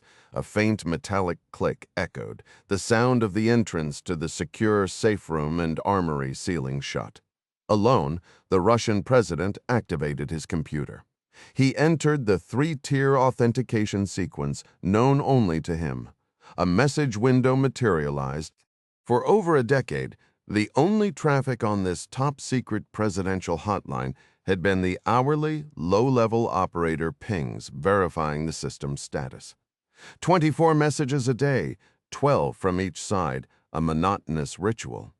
This was the first time a personal message had ever come through, despite his daily login to confirm the Kremlin's link was active. The box filled first with a stream of symbols and digits, which the software instantly decrypted into Russian text. "We must talk." Yermolov sank back into his chair, fighting for air. This went beyond the fleet standoff in the Atlantic. Ryan had already staked out his position clearly in his national address, a speech Yermolov suspected was aimed more at him than the American public. It had contained the expected posturing and accusations. An American plane was lost, true, but they had downed a Russian jet in return. Wars had started over less, yet this felt different. He knows. Somehow he knows about the Belgarod and the plan to position a weapon in Norfolk Harbor, a dormant threat for future escalation. No, it was impossible. That operation was sealed in a vault of secrecy. This had to be about the fighter. Nothing else fit. I must show strength. He typed his reply. "Release the Finiter. Return our sailors, withdraw your carrier group. Then we can talk." He watched the characters populate the screen in real time, picturing the American president at his desk in the Oval Office composing a response. "We know about the Belgarod and its mission." Yermolov's heart stuttered, but the critical question remained. How much did Ryan truly know? The constant presence of American intelligence assets within Russia was a well-known and costly thorn in his side. A significant portion of the FSB's operational budget was now dedicated to flushing out spies and plugging leaks. In this age of satellite surveillance, no military movement, not even the Belgarod's departure from port, could truly be hidden. He had, in fact, seeded exaggerated claims about the Status 6 torpedo's capabilities long before Ilian ever presented his scheme, precisely to create a strategic smokescreen. The situation now called for a bold display of strength. The K-329 Belgarod serves as a vital deterrent against American aggression. Before he could even finish the thought, a new message flashed on his screen. "Our intelligence confirms the Belgarod has orders to execute a Status 6 nuclear first strike against the United States." A wave of dizziness washed over President Yermolov, his face paling as the blood seemed to retreat. His dealings with President Ryan had taught him one unshakable truth. The American leader was painfully, almost naively, honest. Ryan did not lie. Ryan did not bluff. He had somehow navigated the highest office by adhering to a policy of blunt truth-telling, even when it weakened his hand. For a long moment, Yermolov simply stared at the terminal, paralyzed by a deep, chilling fear. There was no conceivable way for American defenses to differentiate between a covert mission to infiltrate a drone into Norfolk and the opening salvo of an actual nuclear war. And if Ryan was already aware of the operation, their monitoring would be exponentially more intense, making detection a near certainty. "I must abort. The risk is catastrophic," as he sat frozen. More text scrolled across the display. "Ilyin, Rodionov, Aralovich, and Boldarev are conspiring against you. We believe Captain Gorov is aligned with them. The Belgarod's attack is designed to ignite a war, trigger a coup within Russia, and place the blame entirely on you. The cost will be millions of innocent lives. This communication is your final opportunity to retain power and save your nation.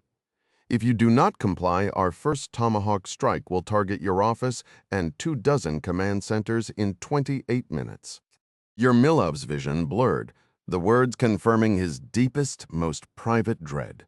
The future unfolded in his mind with terrifying clarity. Ilyin's masterful manipulation, the detonation, the crippled American fleet, the ensuing chaos used as a pretext for his overthrow, and the dawn of a new, even more dangerous Cold War. "Let me help you remain in power, Mr. President." His eyes flicked involuntarily to his watch. 27 minutes. With trembling hands, he typed his response. "What do you require? Recall the Northern Fleet from the Atlantic and stand down all flight operations. It will be done. Terminate the Belgarod's mission, order it to surface immediately, and return to port." Yermolov released a tense, hissing breath through gritted teeth. "That may no longer be possible if Captain Gorov has indeed turned, as your intelligence indicates." The reply from Ryan took nearly a full, agonizing minute. "Then our only recourse is to hunt the K-329 together. First, cancel your missile launch. The salvo is suspended, but we are monitoring." Yermolov's fingers lingered above the keys. Any further communication felt like a surrender of his last shred of authority. He chose silence. Pressing the intercom, he heard the strained voice of his aide, who surely understood a direct message from the American president could only mean disaster. "Get Colonel General Andreev on a secure line now." "Yes, Mr. President." Alone again, Yermolov dropped his head into his hands, feeling the world spin wildly out of his grasp. A part of him wanted to act with brutal, immediate force against Ilyin and the other traitors. Yet another, more calculating voice argued for a methodical dismantling of their entire network. The Federal Protective Service remains loyal, as do the Army and Wagner. The GRU is likely still mine to command. The path forward, however, was shrouded in a fog of betrayal. Rodionov did not command universal respect, a sentiment that extended to the entire coup faction. While they possessed a network of allies, Yermolov remained the president and the commander-in-chief. The overwhelming majority of officers and enlisted personnel would obey his orders, their compliance rooted in the chain of command rather than personal devotion. Institutions operated on authority, not affection. He steadied his breathing, forcing down the surge of panic. Decisions made in fear and haste were seldom wise. His ascent had been built on calculation, methodical planning, and instilling fear. He still held the advantage. Successful coups required a catalyst and the leverage of surprise. Ryan's Brown Fox broadcast had stripped Ilyin of both. One step at a time, he counseled himself. De-escalate, stop the submarine, then deal with the traitors. The intercom light on his phone blinked, and he pressed the button. His secretary informed him, "General Andreev is on the secure line, Mr. President." "Put him through," Yermolov said, lifting the receiver. "Colonel General Andreev, we face a crisis. You are the only man I trust at this moment, and I require your absolute loyalty. You have it, Mr. President, Andreev replied, his voice carrying a note of pride and perhaps relief. You must speak of this to no one, Oleg, Yermolov said, adopting a tone of intimate confidence. I have uncovered a conspiracy at the highest levels aimed at overthrowing my authority and initiating a nuclear exchange with the United States. Nuclear war? Andreev exclaimed. The genuine shock and horror in his voice confirmed for Yermolov that the general was both ignorant of the plot and appropriately terrified by its implications. Yes, comrade, the situation is perilous and complex. It will demand your leadership, your discretion, and your full cooperation to identify the conspirators and prevent this war. You will act as my right hand in crushing this dangerous cabal. Is that clear? Absolutely, Mr. President. You have my unwavering allegiance. Your first task is to order the Northern Fleet to disengage from the American strike group. Cease all flight operations immediately and steer the fleet north back into the Arctic exercise zone. It will be done at once. There is more, Oleg? Yermolov continued, his voice dropping. I have received disturbing intelligence. Captain First Rank Gorov has turned traitor. He is collaborating with the conspirators. I fear we have lost command of the K-329. A lengthy silence followed, during which Yermolov could almost hear Andreev's mind racing, connecting the dots. This does not entirely surprise me, Andreev finally said. Admiral Boldirov has been operating at cross purposes with the NDMC and my own staff. May I speak freely, Mr. President? Please do. Boldirov's loyalty is not to us, sir. I'm aware. What of Defense Minister Volkarov? Can he be trusted? Or do you believe his allegiance lies with Ilian? Yermolov asked, offering another token of trust. Andreev considered this. I believe Volkarov is weary of existing in Ilian's shadow. Since Ilian's retirement and his own appointment, he has struggled to earn your confidence. Ilian has been systematically undermining him at every turn. Yermolov gave a grim nod, though Andreev could not see it. This is valuable, Oleg.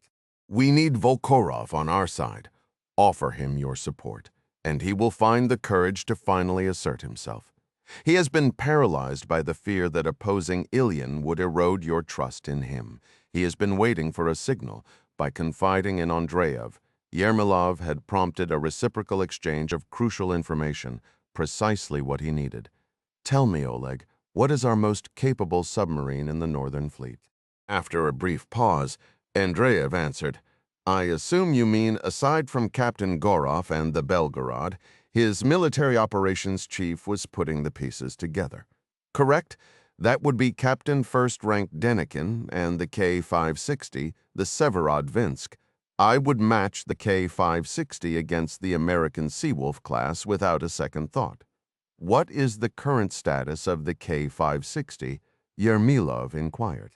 He believed he knew the position and readiness of his premier attack submarine, but that intelligence was from before Ryan's transmission had turned everything upside down.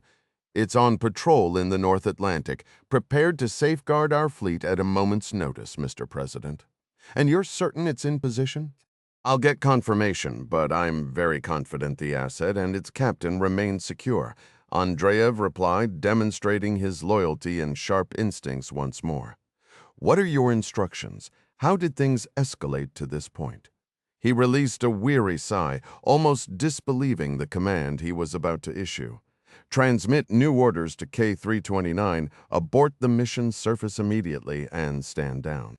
I want all communications routed through and monitored by your office at the NDMC. Simultaneously send an encrypted flash message for his eyes only to Captain Denikin aboard the Severodvinsk. Presidential Order 10522, K-560, is to locate and eliminate the Special Missions Submarine Belgarod, K-329. Sir, this is a risky move, having both sets of orders active concurrently. If K-329 complies and stands down, do you still want me to proceed with the strike? If Captain Gorov follows the order, then we rescind Denikin's attack directive. But I fear that's just wishful thinking. I suspect we won't hear from Captain Gorov until it's far too late, until he's already ignited a conflict that could destroy us all. The Belgarod, K-329, hovering near the dash mid-Atlantic data node 10-1053 local time. Just as Constantin began to think his fortune might be shifting, the conning officer called for him. Moving forward from the drone hangar control room toward the con, he couldn't ignore the anxious glances and tense stares from the crew he'd placed on battle stations. A flicker of resentment rose within him at their apparent timidity and hesitation. Do they not have faith in my command? Do they not understand that my authority is absolute? Yet another part of him pushed back against that harsh judgment. His usual procedure was to brief the crew on the tactical situation whenever readiness levels shifted or before a new operation began. This time, he had skipped that step. They're young, so very young, and they're operating in a complete information void. What you see on their faces isn't defiance, it's the unease of not knowing. He began to nod at his men, meeting their eyes to project an air of certainty. Only then did he notice his right hand was pressed firmly against his stomach. Instead of the sharp, intermittent pains of the last 2 days, this was a persistent, burning ache, something new. And new was alarming. New was downright frightening. It's the illness, a grim inner voice whispered, eating away at you from the inside. As he reached the control room entrance, he forced both hands to his sides. Captain on the con, Block announced. As you were, Constantin said, striding directly to Block. What's the issue? Sonar detected a series of powerful transmissions. Block reported. High-frequency active pinging. No, sir. An American sub. We don't believe so, sir. Enough with the riddles, conning officer, Constantin said, his annoyance growing. Just tell me. I think it's better, Captain, if you see it for yourself. Fine, Constantin muttered, pushing past Block and marching toward sonar. He opened the door and stepped into the dimly lit sonar suite without knocking. Captain, the sonar supervisor said, startled, would you like to review the recording? Of course I want to see it, he snapped. Get a grip. Ignore the pain. The sonar lead swallowed nervously and pointed to the nearest terminal. This is the signal. I'll play it back for you. The captain leaned forward, gripping the back of the chair in front of him. His heart stuttered when he saw the frequency display. This signal is at 151.7 hertz. Yes, Captain. You're absolutely sure this isn't our own emission? I'm certain. The sonar supervisor affirmed the noise generator's signal peaked on relative bearings 140 and 240, logically placing its source aft of our bow-mounted sonar array. However, the initial detection came from bearing 049 true. Constantin's thoughts raced, processing variables and probabilities. Current position of the carrier group? Sir, with our towed array secured, we lost the American fleet's signature, the lead sonarman reported. But projecting from our last fix, this transmission aligns with the carrier's probable location. So it is the Americans, and this is deliberate. They've identified this specific frequency. They know we are here. The critical questions remained. Had they solved the puzzle? Did they realize this vessel was not the Jeopard? Was this transmission a taunt, a boast that they saw through the ruse, or was it an attempt to establish contact? Captain, there is an additional detail, Block interjected, nodding to the sonarman. Report the frequency modulation you noted.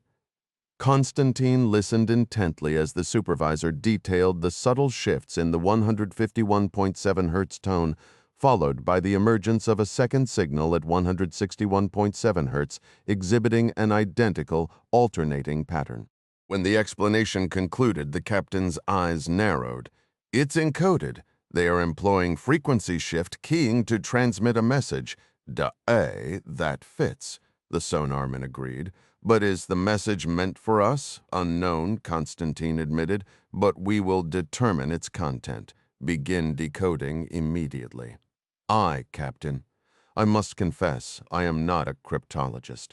I will apply myself, but I am aware, comrade, Constantin said, placing a reassuring hand on the man's shoulder. "We have personnel for this task. I will dispatch Gustanov to assist you. His expertise is in signals and cryptography. Notify me the moment you have a translation." "Aye, Captain." Constantin faced Bloke. "Is there anything further, conning officer?" "The ship is at battle stations, Captain." "All section leaders have orders to conduct a thorough sweep of every compartment and void space for the device." Block confirmed. "Very well. I am returning to the drone control room. We will maintain position here until that device is located and neutralized." "But, Captain?" "Niet." Constantin cut him off, his tone firm. "We run only when we can run silently. They will not attack without provocation. I have studied the American president for years. He is a man of logic and caution. That is our advantage, comrade." "Yes, sir."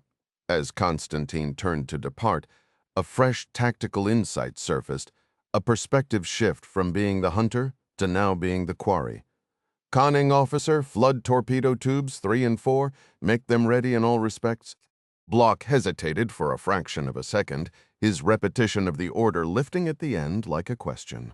"Da, you heard correctly. Tubes 3 and 4. Make them ready." Flight deck, USS Ford, CVN 78. Katie pressed herself against the island's superstructure, seeking shelter from the biting wind scouring the flight deck as she waited for the Osprey's pre-flight checks. She watched, mesmerized, as the aircraft's enormous rotors began to turn. A hand on her shoulder made her jump. "Good grief, you nearly gave me a heart attack," she said, spinning to find Jones crouched beside her, slightly winded. "I'm glad I tracked you down in time," he puffed, clearly having hurried to find her. A grin spread across her face. "I knew you'd come around. I'm glad you changed your mind." "Whoa, hold up. I didn't change my mind," Jones stated, shaking his head vigorously. "Now give me your hand, okay," she replied, extending her right palm. He slapped a double-bagged Ziploc containing a USB drive into it. "Credit where it's due. You were right, Ryan." "Right about what?" "About the Jeopard and the Belgarod," he said, his smile widening. "I couldn't resist. So I had Kumari send your acoustic camouflage theory to Sublant. It seems the crew of the Indiana had already been working on the same hypothesis. Is that right?" "Absolutely," he confirmed, launching into a detailed explanation that lasted a full minute. He spoke of acoustic signatures, a sonar technician named Harris, and a specialized analysis program that had definitively identified the Gepard as the Belgarod. "Okay, that's a significant amount of information. I'm not sure I can retain all of that." "Were you able to review the data yourself to verify the findings?" "Not yet." "I downloaded the file immediately, saved it to a portable drive, and came straight to find you." "What am I supposed to do with this?" she asked, tucking the bagged memory stick into the left pocket of her camouflage blouse. "Get it to the lead ascent specialist on the Blackfish or the senior sonar chief. They'll handle it from there." "Thank you, Dr. Jones," she said, a sudden, unexpected wave of understanding washing over her. This must have been what her father felt like all those times. "Outstanding work, Ryan," he replied, giving her shoulder a firm, encouraging pat. "Good luck out there. Are you positive you won't join us? Your expertise would be invaluable." He offered a faint, tired smile. "No, I'm a relic. It's time to hand things off to the new generation, to the ST-2 Harrises out there. The young sailors in the fleet today are capable of everything I ever was.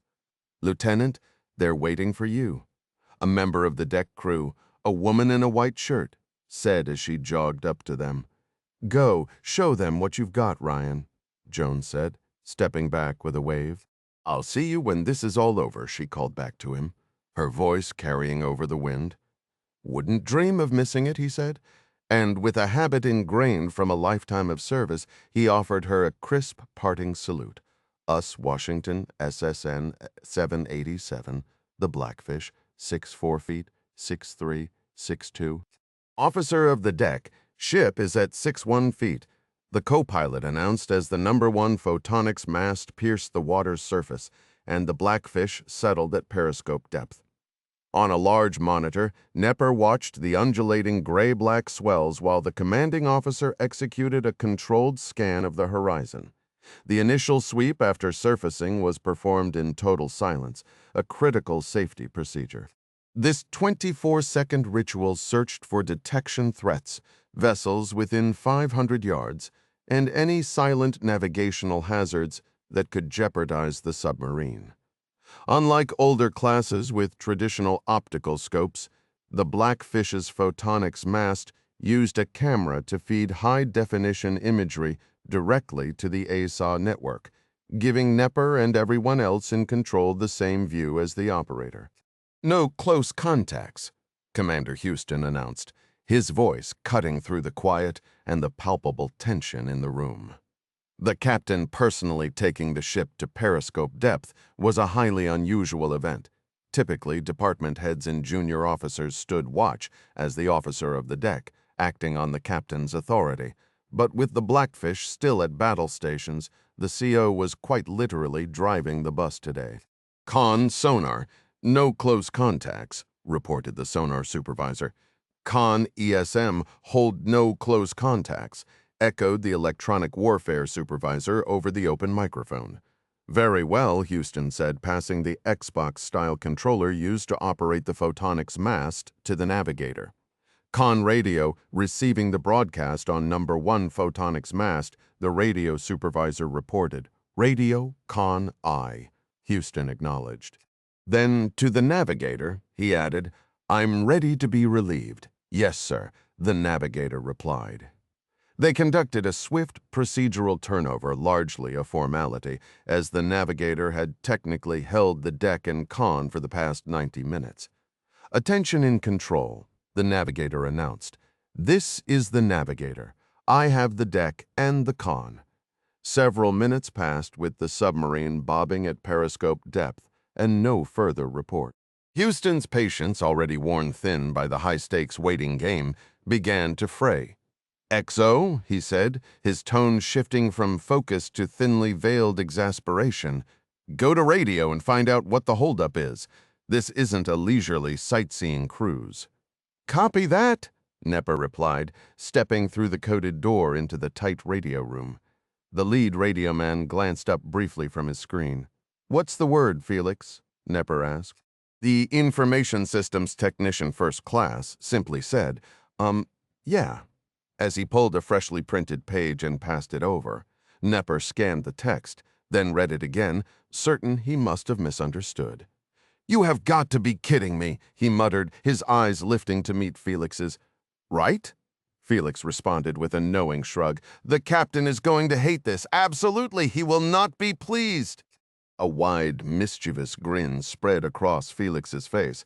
"Thanks for swinging by, XO, and for volunteering to deliver that to the skipper." "You sly devil. You held off until I walked in here to collect it, didn't you?" Nepper accused. "Who me stall, sir? I would never," Felix said, playfully offering a fist bump. "This crew is something else," Nepper thought, with a mix of exasperation and affection, leaving Felix's fist hanging as he turned to deliver the unwelcome update to the commanding officer. "CMV 22B, Osprey, tail number 9441, North Atlantic." The Osprey was, in some ways, an upgrade from the carrier onboard delivery flight she'd taken to the Ford. Unlike the jarring catapult launch of the C-2 Greyhound, the Osprey's vertical liftoff was eerily smooth, and its cargo bay was noticeably cleaner and quieter. Yet something about the hybrid tilt-rotor design unsettled Katie. It existed in an awkward space between airplane and helicopter, the kind of machine that likely left the factory with a "Just Trust Me" sticker, the Navy promptly painted over. Her stomach lurched, first feeling weightless, then heavy, as turbulence jostled the fuselage. "You seem a little tense," observed Aircrewman Castro, seated on the fold-down jump seat beside her. "I am," Katie admitted, her heart hammering. "Hey, you'll be okay," he said, with a weathered, reassuring smile. "We've handled transfers to submarines before."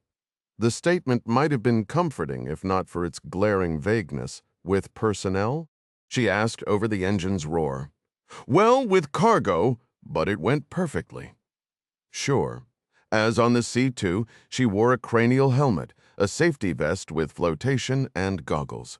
This time, however, she had noise-canceling headphones with a comms link instead of simple earmuffs, the radio secured to her harness. During the transfer, she'd be on a shared channel with both the Osprey and the submarine. Great. Now everyone gets a front row seat to my panic all the way down. The seating here was different. Instead of rear-facing rows, fold-down seats lined the port and starboard walls facing inward. They could accommodate 16, but today she was the only passenger. There were no laid-back fighter pilots this time to distract her with casual banter. Her gaze drifted aft to the winch mounted overhead near the rear ramp. A relentless stream of unhelpful scenarios flooded her mind. What if they can't hold me steady and I swing right into the sub's sail? What if the winch fails and I just drop into the ocean? Or worse, what if the cable snaps and I plummet onto the deck? What was I thinking, insisting on this? Katie attempted the slow four-count breathing exercise her brother Jack had taught her, but the rising fear proved stubborn. 5 minutes out, a voice crackled in her headset. Castro held up 5 fingers and she nodded. Ma'am, if you could stand up for me, he said, rising himself. I need to do a final check on your harness. She complied, unbuckling and standing. The aircraft swayed immediately, forcing her to brace a hand against the bulkhead as another bout of turbulence shook the frame. It's starting to feel a lot rougher out here, she remarked, while he methodically checked each buckle on her thigh and shoulder straps, along with the keeper and safety lanyard. This is a walk in the park, he replied, adjusting the front D-ring until it sat squarely in the middle of her chest. I've seen way worse days than this. You probably use that line on everyone. She shot back. He gave her a lopsided smile, but stayed quiet. Guilty as charged. The other crew member, a tall, quiet man who'd barely spoken since she came aboard, moved toward the rear winch station. His name patch said Roberts, so she'd mentally nicknamed him Quiet Rob. Quiet Rob secured his own harness to the portside wall and began lowering the winch cable, which ended in a hefty metal clip that looked a lot like an oversized climbing carabiner. Your gear looks solid. Let's get you hooked up, Castro told her. She nodded, and he guided her aft, keeping a steadying hand on her arm as the aircraft shuddered through another patch of turbulence. At the still-closed ramp, he clipped his own line to the starboard bulkhead, while Quiet Rob attached a dual-hooked safety line, one end to the winch, the other to the D-ring on her harness. Then he connected her safety lanyard to that same arched metal piece on the cable's end. You're looking a bit pale, ma'am, Castro observed. You're not about to pass out on me, are you? No, I'm fine, she insisted, plastering a determined look on her face. 1 minute out, the pilot's voice crackled in her headset. Stand by. All right, Lieutenant. Listen close. The pilots are going to hold a steady hover right above the Washington sail. The captain decided to broach the sub instead of bringing it all the way up. Not entirely sure what that entails, but I'm supposed to pass it along. Give me a nod if you're following. She nodded, feeling her knees begin to tremble. Once we're set, we'll lower the cargo ramp. You'll sit down right at the edge, underneath the winch. When the sub signals they're ready below, you'll ease yourself over the side like you're slipping into a pool. Got it? Matt here will work the winch and lower you gently, and the pilot will keep us as stable as possible. Use your arms to keep your chest and head clear of the ramp's edge. Once your head drops below the ramp, all you have to do is hang on. We'll handle everything else. She glanced down at her gloved hands, then met his gaze. Sounds like a plan, was all she could muster. Hovering over the asset, the pilot announced on the shared channel, We have comms with the bridge. Lower the ramp and begin the transfer. Copy that, AW1 Castro said into his microphone, then turned to Katie. You ready, ma'am? She nodded again. He pressed a button on the bulkhead-mounted control panel. Servos whined, and the hydraulically powered cargo ramp began to lower, unveiling a foreboding, steel-gray pre-dawn sky and a churning ocean below. "It's rougher than I expected," she said, eyeing the whitecaps and then the swaying sail of the Virginia-class submarine beneath them. "You've got this, Lieutenant," he assured her.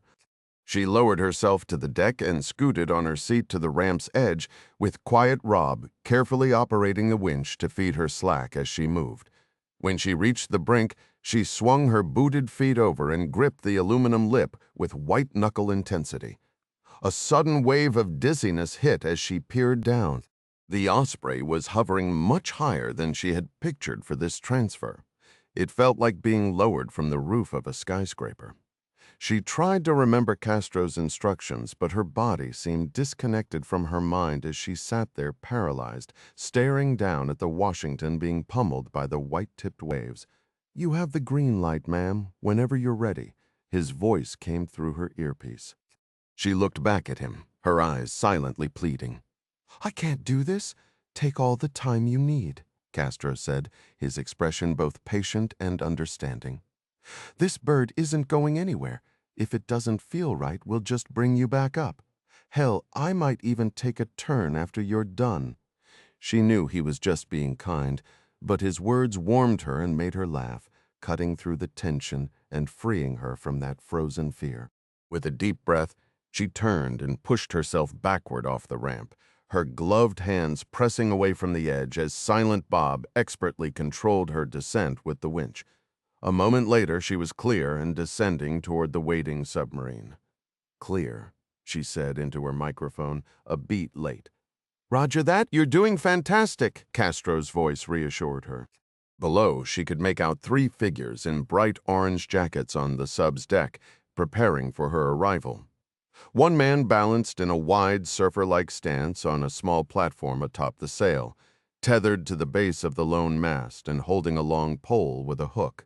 The other 2 were partially visible, standing in what she recalled was called the bridge cockpit.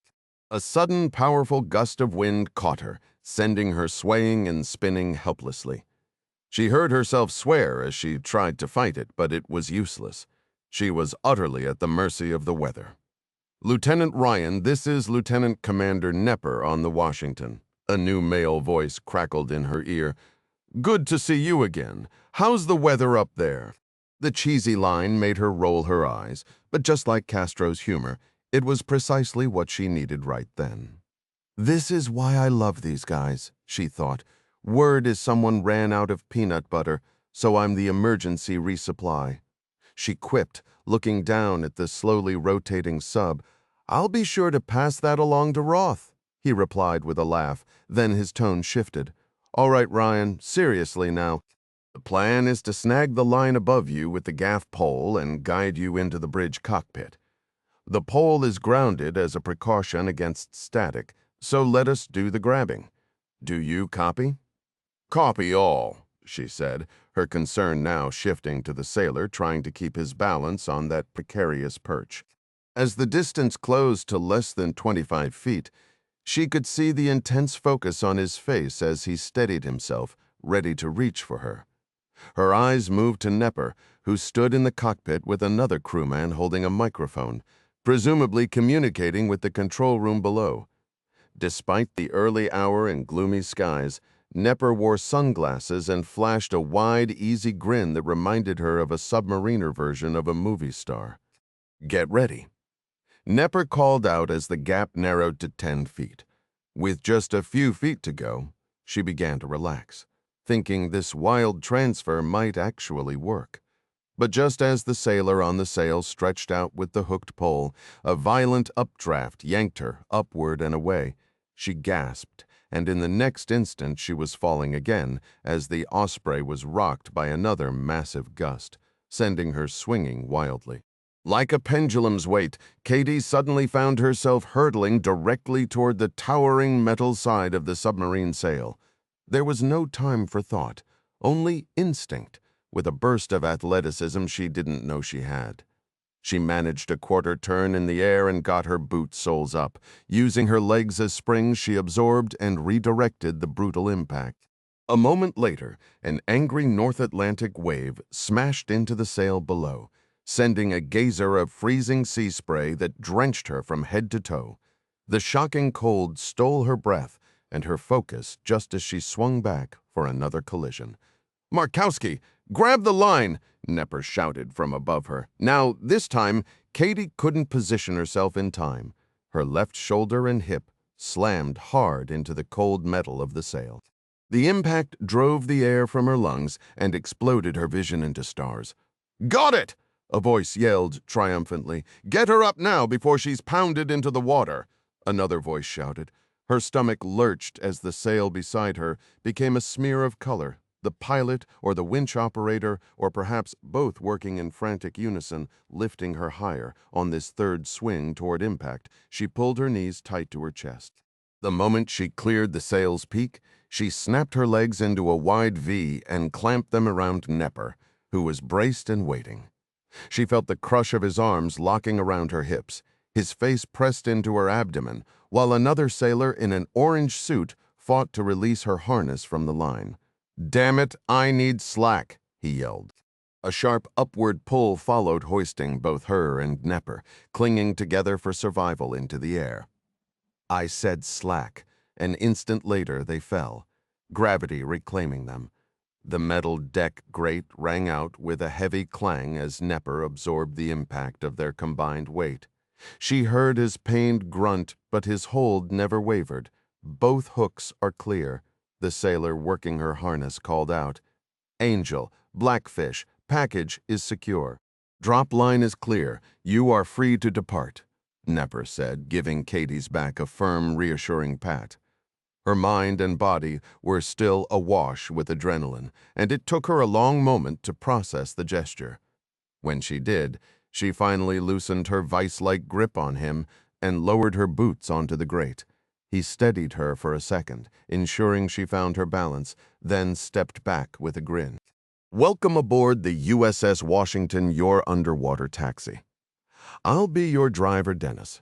Despite the aching throb in her left shoulder and ribs, she managed a weary smile. "I walked right into that one," she said, releasing a heavy breath. "But thank you. For the assist was putting it mildly. A pair of boots and legs clad in orange foul-weather pants now swung into the bridge cockpit beside her.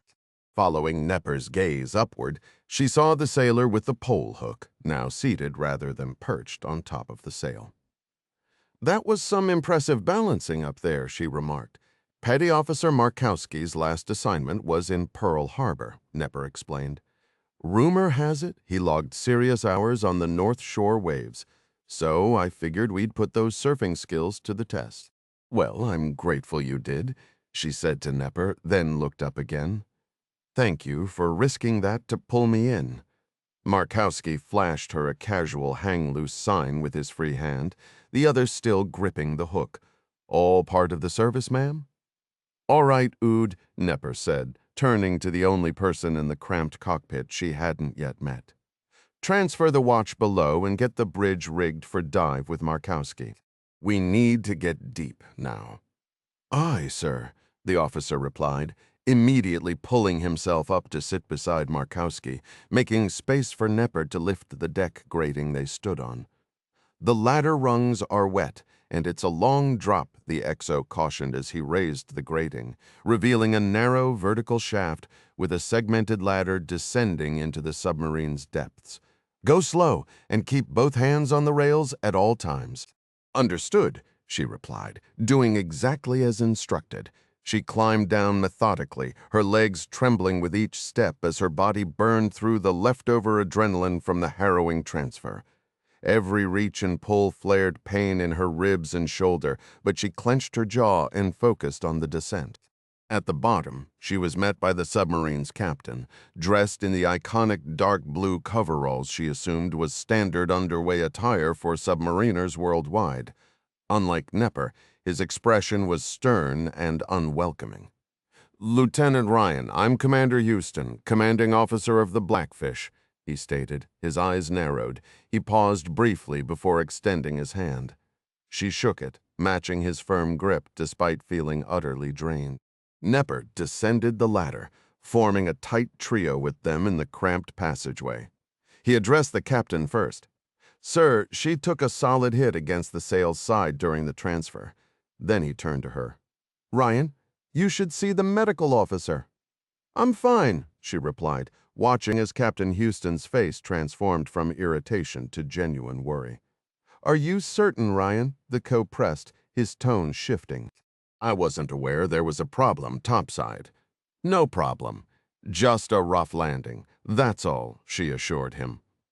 "All right then," Houston said, his voice dropping to a serious, no-nonsense register. "Let's get to the heart of it. Why are you on my boat, Ryan? What was so critical that you forced us to break off tracking an enemy sub to surface in heavy seas and to risk every life aboard, yours included?" "Perhaps we should move to a secure compartment," she suggested. "No," he stated flatly, gesturing to the confined space around them. "You'll tell me here. This is my secure space." For a long moment, she was silent. Then the words spilled out in a weary, emotional flood. He listened intently, not uttering a word until she finished. "I had to see you face to face and tell you that within the next day, the Blackfish will be the only barrier between Konstantin Gorov and a global war. I am convinced the Belgarod has gone rogue and plans a nuclear strike on the U.S. using a salted warhead on a Status 6 torpedo, which we have verified is aboard. Captain, what you do with this information will decide the fate of the world." He said nothing, his expression utterly blank, and she briefly wondered if she had imagined the entire exchange. Then he glanced at his watch and fixed his eyes on Nepper. "XO, rig the bridge for dive in 3 minutes. Take us deep and redeploy the towed array. We have no time to waste." "Aye, Captain," Nepper responded. "Shall I secure from battle stations?" "Negative," Houston said, then looked at Katie. "Ryan, with me." The captain pivoted and moved aft, or what she assumed was aft. Her previous visit hadn't been long enough to properly orient herself inside the submarine. She followed him around a sharp corner, down a ladder, and forward into the command passageway. He opened a door marked Commanding Officer and motioned for her to enter his stateroom, which was less than half the size of the quarters she'd had on the 4th. After closing the door, he pointed to the single chair. She sat, and he edged past her to settle onto a small bench fitted into a recess on the aft bulkhead. She waited for him to speak first. He let out a heavy sigh, bowed his head, and began massaging his temples. "Does the president know you're here?" he asked, cutting straight to the most dangerous question. "Truthfully, sir, I don't know," she admitted. "I haven't had direct contact with him or his staff for a while now." That's what I was afraid of," he murmured, still looking at the deck. "What's that supposed to mean?" she asked, a defensive sharpness entering her voice. "It means, Lieutenant, that you haven't just placed the weight of humanity on my shoulders. You've also made me responsible for protecting the person the President of the United States values above almost anyone else." He lifted his gaze to meet hers. "I assume you're familiar with the burden of command, Lieutenant Ryan." A faint smile touched her lips. "Yes, sir. It's practically a staple of Ryan family dinner conversations." The corners of his mouth lifted slightly, his eyes softening a fraction. "Yeah, I can imagine." She considered her next words carefully before speaking. "I know I just handed you an impossible burden, but I won't apologize for it. The reality is, there's nowhere else I'd rather be less than right here, right now. Nothing would have suited me more than to be back home, lost in the pages of a Jessica Strasser book, completely removed from the reality of a Russian submarine aiming a nuclear torpedo at our coastline. Yet, a quiet, secure existence was never the path I selected. That choice is precisely what places me here alongside you in this crew, on the front line of our nation's defense." He studied her for a moment before his gaze drifted, deep in thought. "I listened to your briefing about the Belgarod, its nuclear payload, its acoustic masking, and the sabotage of the Dash network. I even accept your assessment of Captain Gorov's personal tragedy and his motivations. However, a sharp rap at his stateroom door cut him off. Rising, he called out, "Enter." The door swung open to reveal a sailor in coveralls and a worn ball cap. "Captain, we've received a P4 message aboard," he reported, holding a printed sheet. Houston extended his hand, but the radioman paused. "Actually, sir, it's addressed for Lieutenant Ryan." Houston's expression flickered with surprise for an instant before he nodded. "Very well. Deliver it to her." Katie accepted the page. The communique routed through the office of the Director of National Intelligence and bearing the implied approval of Director Mary Pat Foley was from former CIA officer Matthew Riley. It broke from standard sterile intelligence format. Instead, it read as a direct personal note from Riley to her. The text was stark. "Katie, following our talk, I acted on a persistent instinct. A trusted source in Moscow confirms that Gorov is battling pancreatic cancer. He has concealed it using private clinics outside the official military medical system. His condition is terminal. M.R." The final declaration struck her with the force of a physical blow. He is terminal, silently. She passed the paper to Captain Houston. He read it quickly, then looked up at the waiting sailor. "Dismissed, Castaneda." "Thank you." With a curt "sir," the radio man departed, sealing the door behind him. The atmosphere in the room tightened. "Now will you believe the threat is real?" Katie asked, holding his hazel-green stare. "It was never about belief, Ryan. This," he said, gesturing with the paper, "is intelligence, not an order. It's critical, even alarming context, but it does not change my tasking, but the implications." He stopped her with a firm, almost weary shake of his head. "You may be the president's daughter, Lieutenant, but you are not the president's voice. Your analysis, your data, your instincts could be flawless, and it would still mean nothing in this context.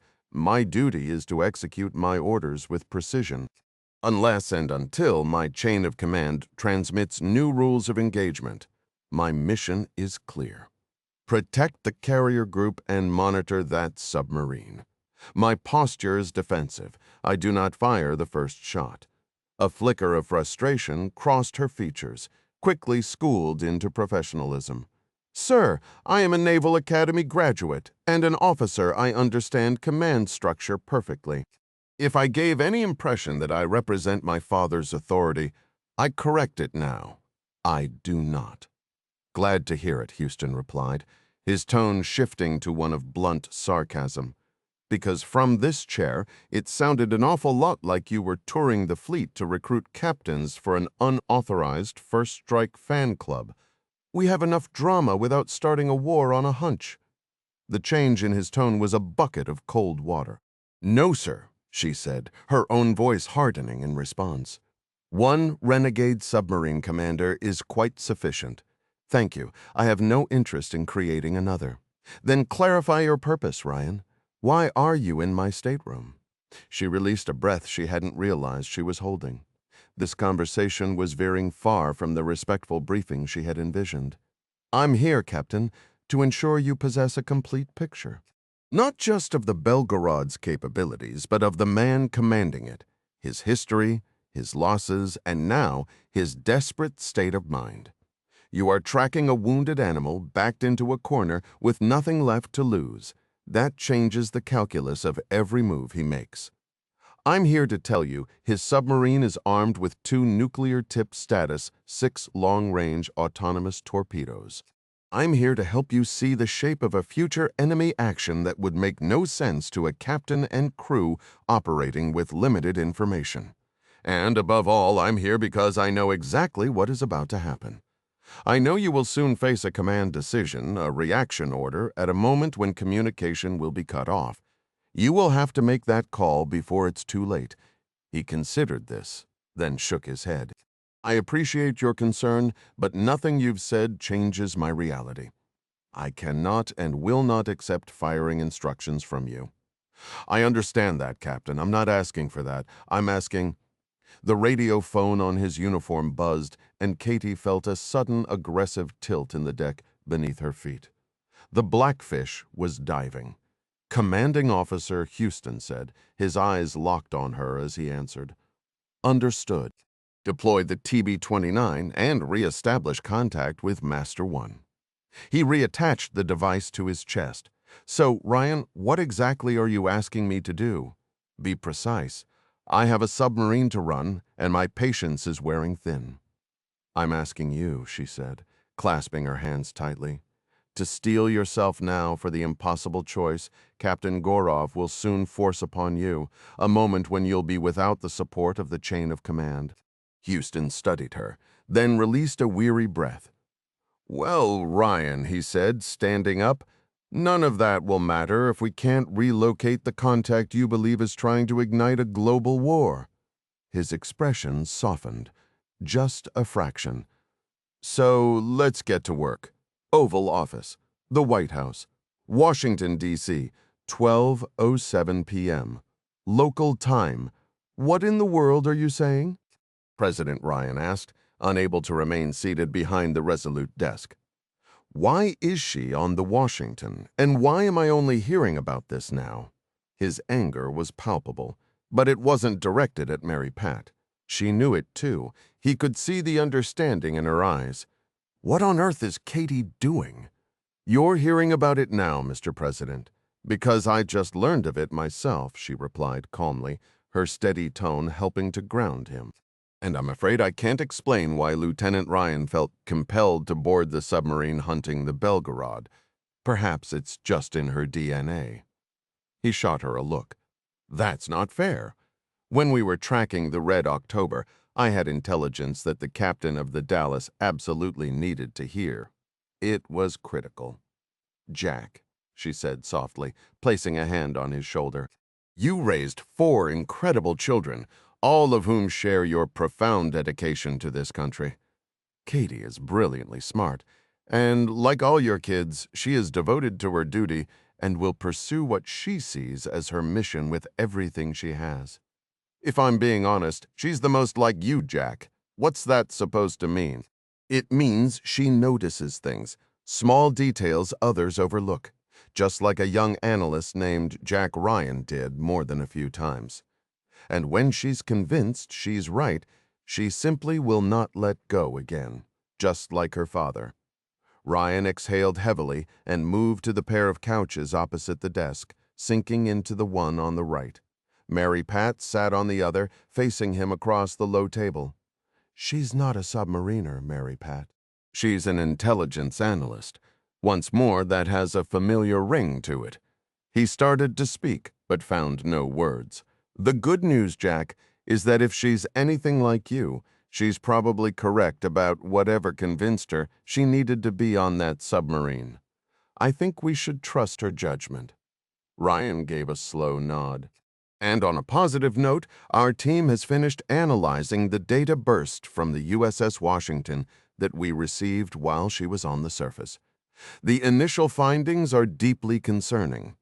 Dr. Jones, still working tirelessly aboard the Ford, is among the many sharp minds convinced Commander Houston's team has achieved the impossible.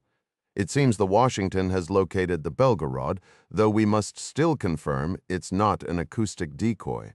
Well, let's hope that's true, Ryan replied, and also that Houston makes the correct call when the moment arrives. We have no line to him unless they abandon the pursuit. Agreed, said Mary Pat. I suspect that's precisely why Katie believed she had to be on that ship. Ryan met the gaze of his most trusted advisor. She was correct. Katie was no longer his little girl. She was a Naval Academy graduate, a brilliant intelligence officer, and among the most capable individuals he knew. Her early promotion and leadership role were earned on merit, with no favoritism involved. And Mary Pat was right about another thing. His daughter was following the very path he would have taken, the path he had walked himself. The unsettling part was he couldn't decide if that filled him with pride or sheer dread. We have to stop them, Mary Pat. This reckless madman is going to trigger a global war, with or without Yermolov's approval. Our window is closing fast.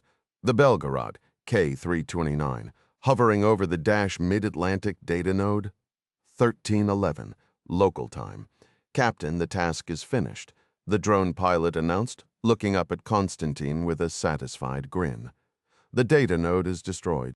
Our electromagnetic sensors detect zero signal transmission.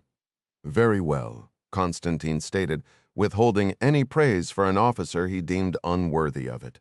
Shall I retrieve the clavecin, sir? No. Program the drone to circle this location until its battery is depleted. Ensure the cutting tool remains active, generating noise for the entire duration. But, Captain, the drone is extremely costly and our only operational unit. The Admiral will be furious if we...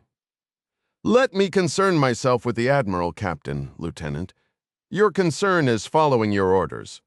Aye, Captain, the pilot muttered, his face flushing as he turned back to his console. Captain, the phone talker interjected, gaining the captain's attention. Control reports torpedo tubes 3 and 4 are flooded and ready in all respects. Very well! Instruct the conning officer to open the outer shutter doors for torpedo tubes 1 through 4. The phone talker repeated the order verbatim, his voice tightening slightly. After a pause, he turned back. Captain, the weapons officer is on the line and requests to speak with you. Anger surged in Constantin's chest as he snatched a handset. Captain speaking. Captain, this is the weapons officer. May I inquire as to the reason for opening the shutter doors, sir? Because I gave the order, Captain Lieutenant. This is not a discussion, it is a command. Captain, standard protocol dictates we only open the shutter doors when conditions are met and satisfied to warrant weapon release. That is correct, and such conditions are presently met and satisfied. But Captain Lieutenant Morozov, either open the shutter doors for tubes 1 through 4, or you are immediately relieved of duty, Constantin commanded, his voice ice. A prolonged silence followed, so complete Constantin thought the line had gone dead. Then, in a hushed tone laced with thinly masked contempt, Morozov responded, Aye, Captain! Constantin slammed the handset back into its cradle. Is the programming complete? He demanded, shifting his glare to the pilot. Almost, sir. Just another moment. The pilot stammered. Constantin bit back a scathing remark, channeling his irritation into pacing the cramped control room. A sudden vivid memory flashed of his own father, a stern Soviet-era captain, pacing in a similar confined space, a pointless legacy of tension he now found himself repeating. Captain, the phone talker reported, control room confirms the shutter doors for torpedo tubes 1 through 4 are now open. Understood. Captain, the clavecin is holding a steady 30 meters off the seabed, circling counterclockwise with the cutting head engaged. Battery level is at 27%, the pilot reported. Very well. Disconnect the data link cable from the hangar bay port, Constantin ordered. The pilot hesitated, a silent plea for reconsideration hanging in the air, before he finally pressed the release. A soft click echoed. Data cable ejected. We have lost all telemetry with the drone. Good. Now seal the hangar bay doors, Captain. A warning closing those doors will likely produce a significant acoustic transient. It could reveal our position. Constantin let out a short, sharp laugh. Have you been asleep this whole time? We're already broadcasting our location to half the ocean with that damned cutting head. This is the perfect moment to get all our noisy chores done at once. Seal the doors. The pilot's face flushed with humiliation, but Constantin was past caring about bruised egos. His tolerance for hesitation had evaporated. With a stiff jaw, the pilot threw the switch. Just as Constantin predicted, the mechanism emitted a loud, jarring clank as it passed the troublesome track section, then settled into a smooth, final closure. Wet hangar bay doors indicate secure, Captain. Very well, Captain. Sonar reports an acoustic transient from our hull, the young phone talker announced. Noted, Constantin said, giving the sailor's shoulder a firm, approving squeeze. Well done. Secure your station and report to your assigned battle watch. The drone operation is concluded. Aye, Captain, the phone talker replied, removing his headset. Without another glance at the chastened pilot, Constantin left the cramped control center.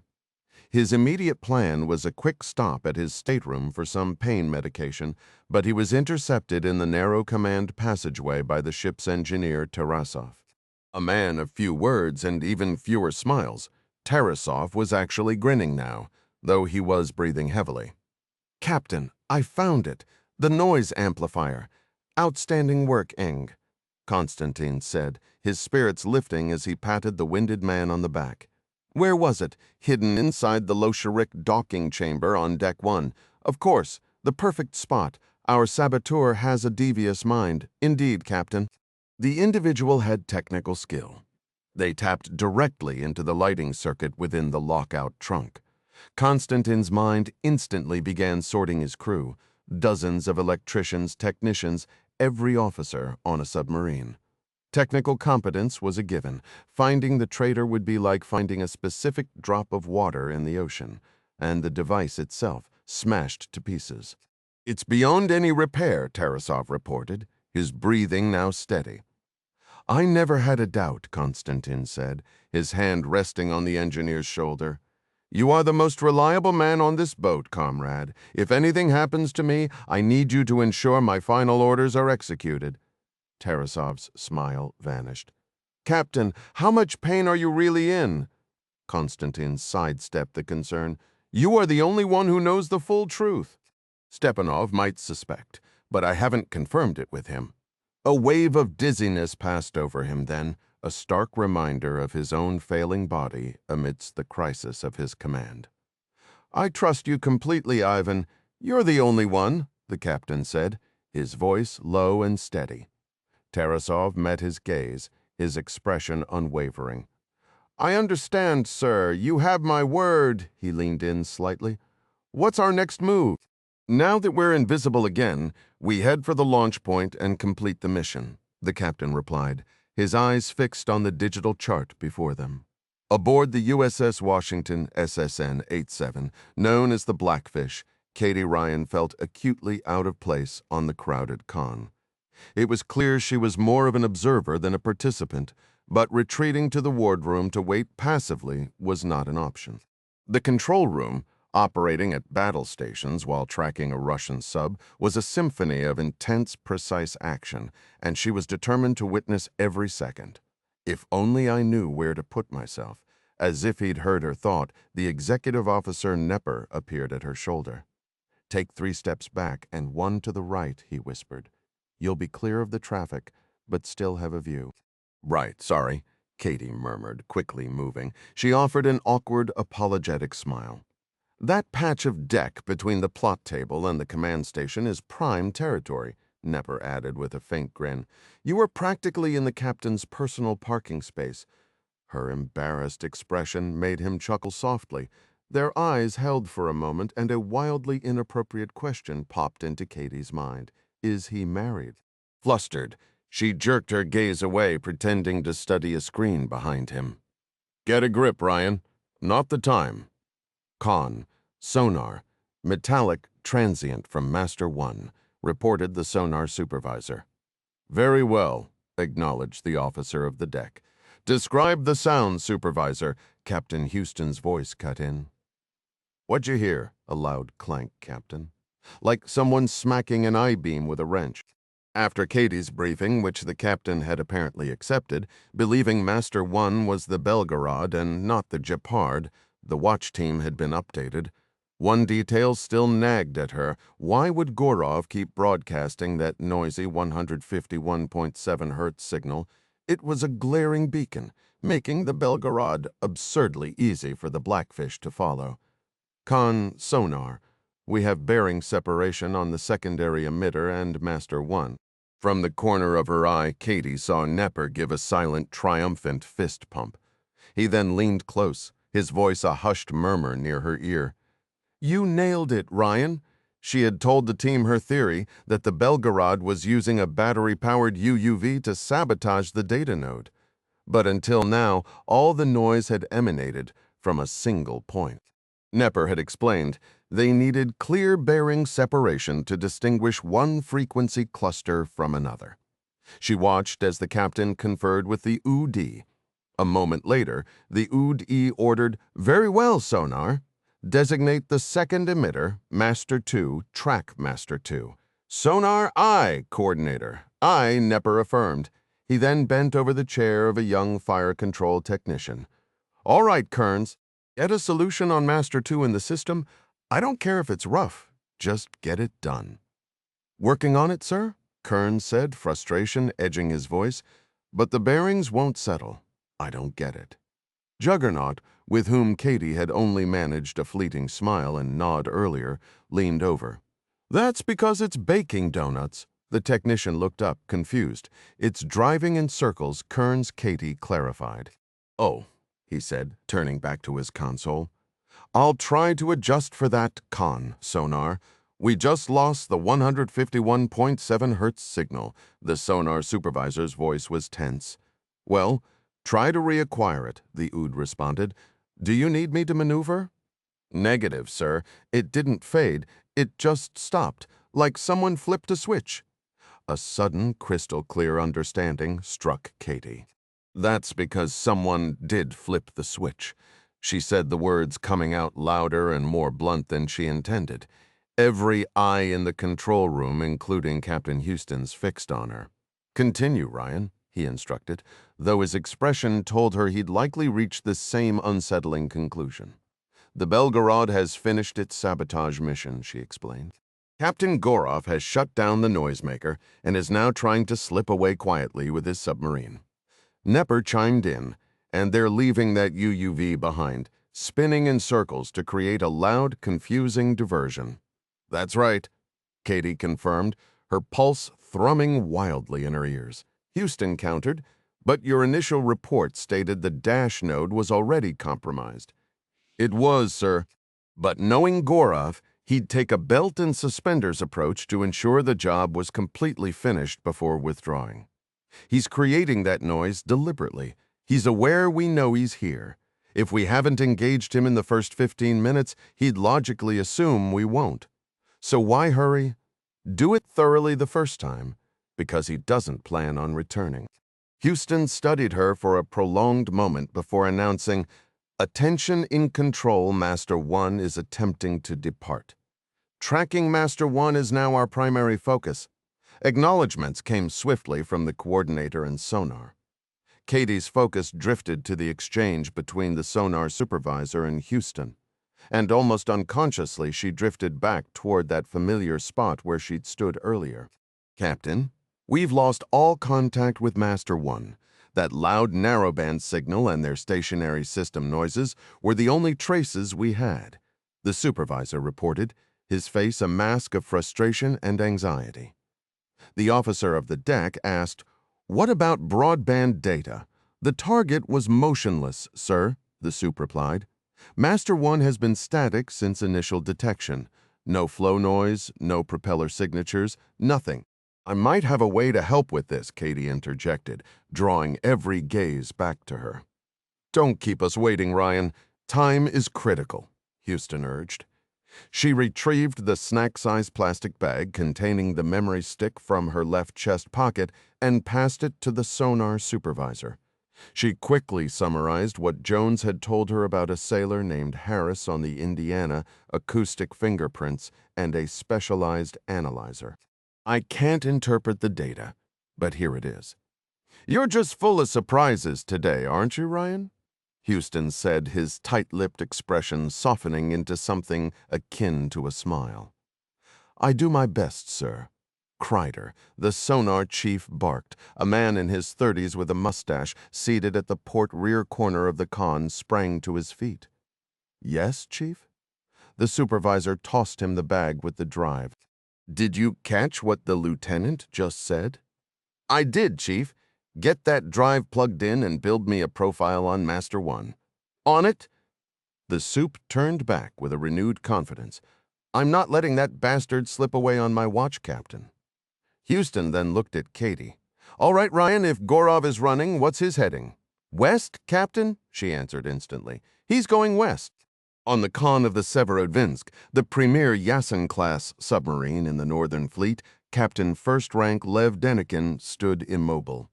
When the encrypted operational order came directly from Colonel General Andreev, commanding him to proceed at maximum speed toward coordinates off the American coast and sink the Belgarod, Denikin had nearly choked on his coffee. A wave of disbelief washed over him, and he immediately had his radioman request verification. The confirmation arrived, bearing the authority of President Yermolov himself. In the ensuing hours, Denikin had been forced to completely reframe the mission in his mind. This was not a battle against fellow Russians. He was now hunting a rogue captain. To accept this harsh reality, he nurtured a simmering bitterness toward the submarine and its commander.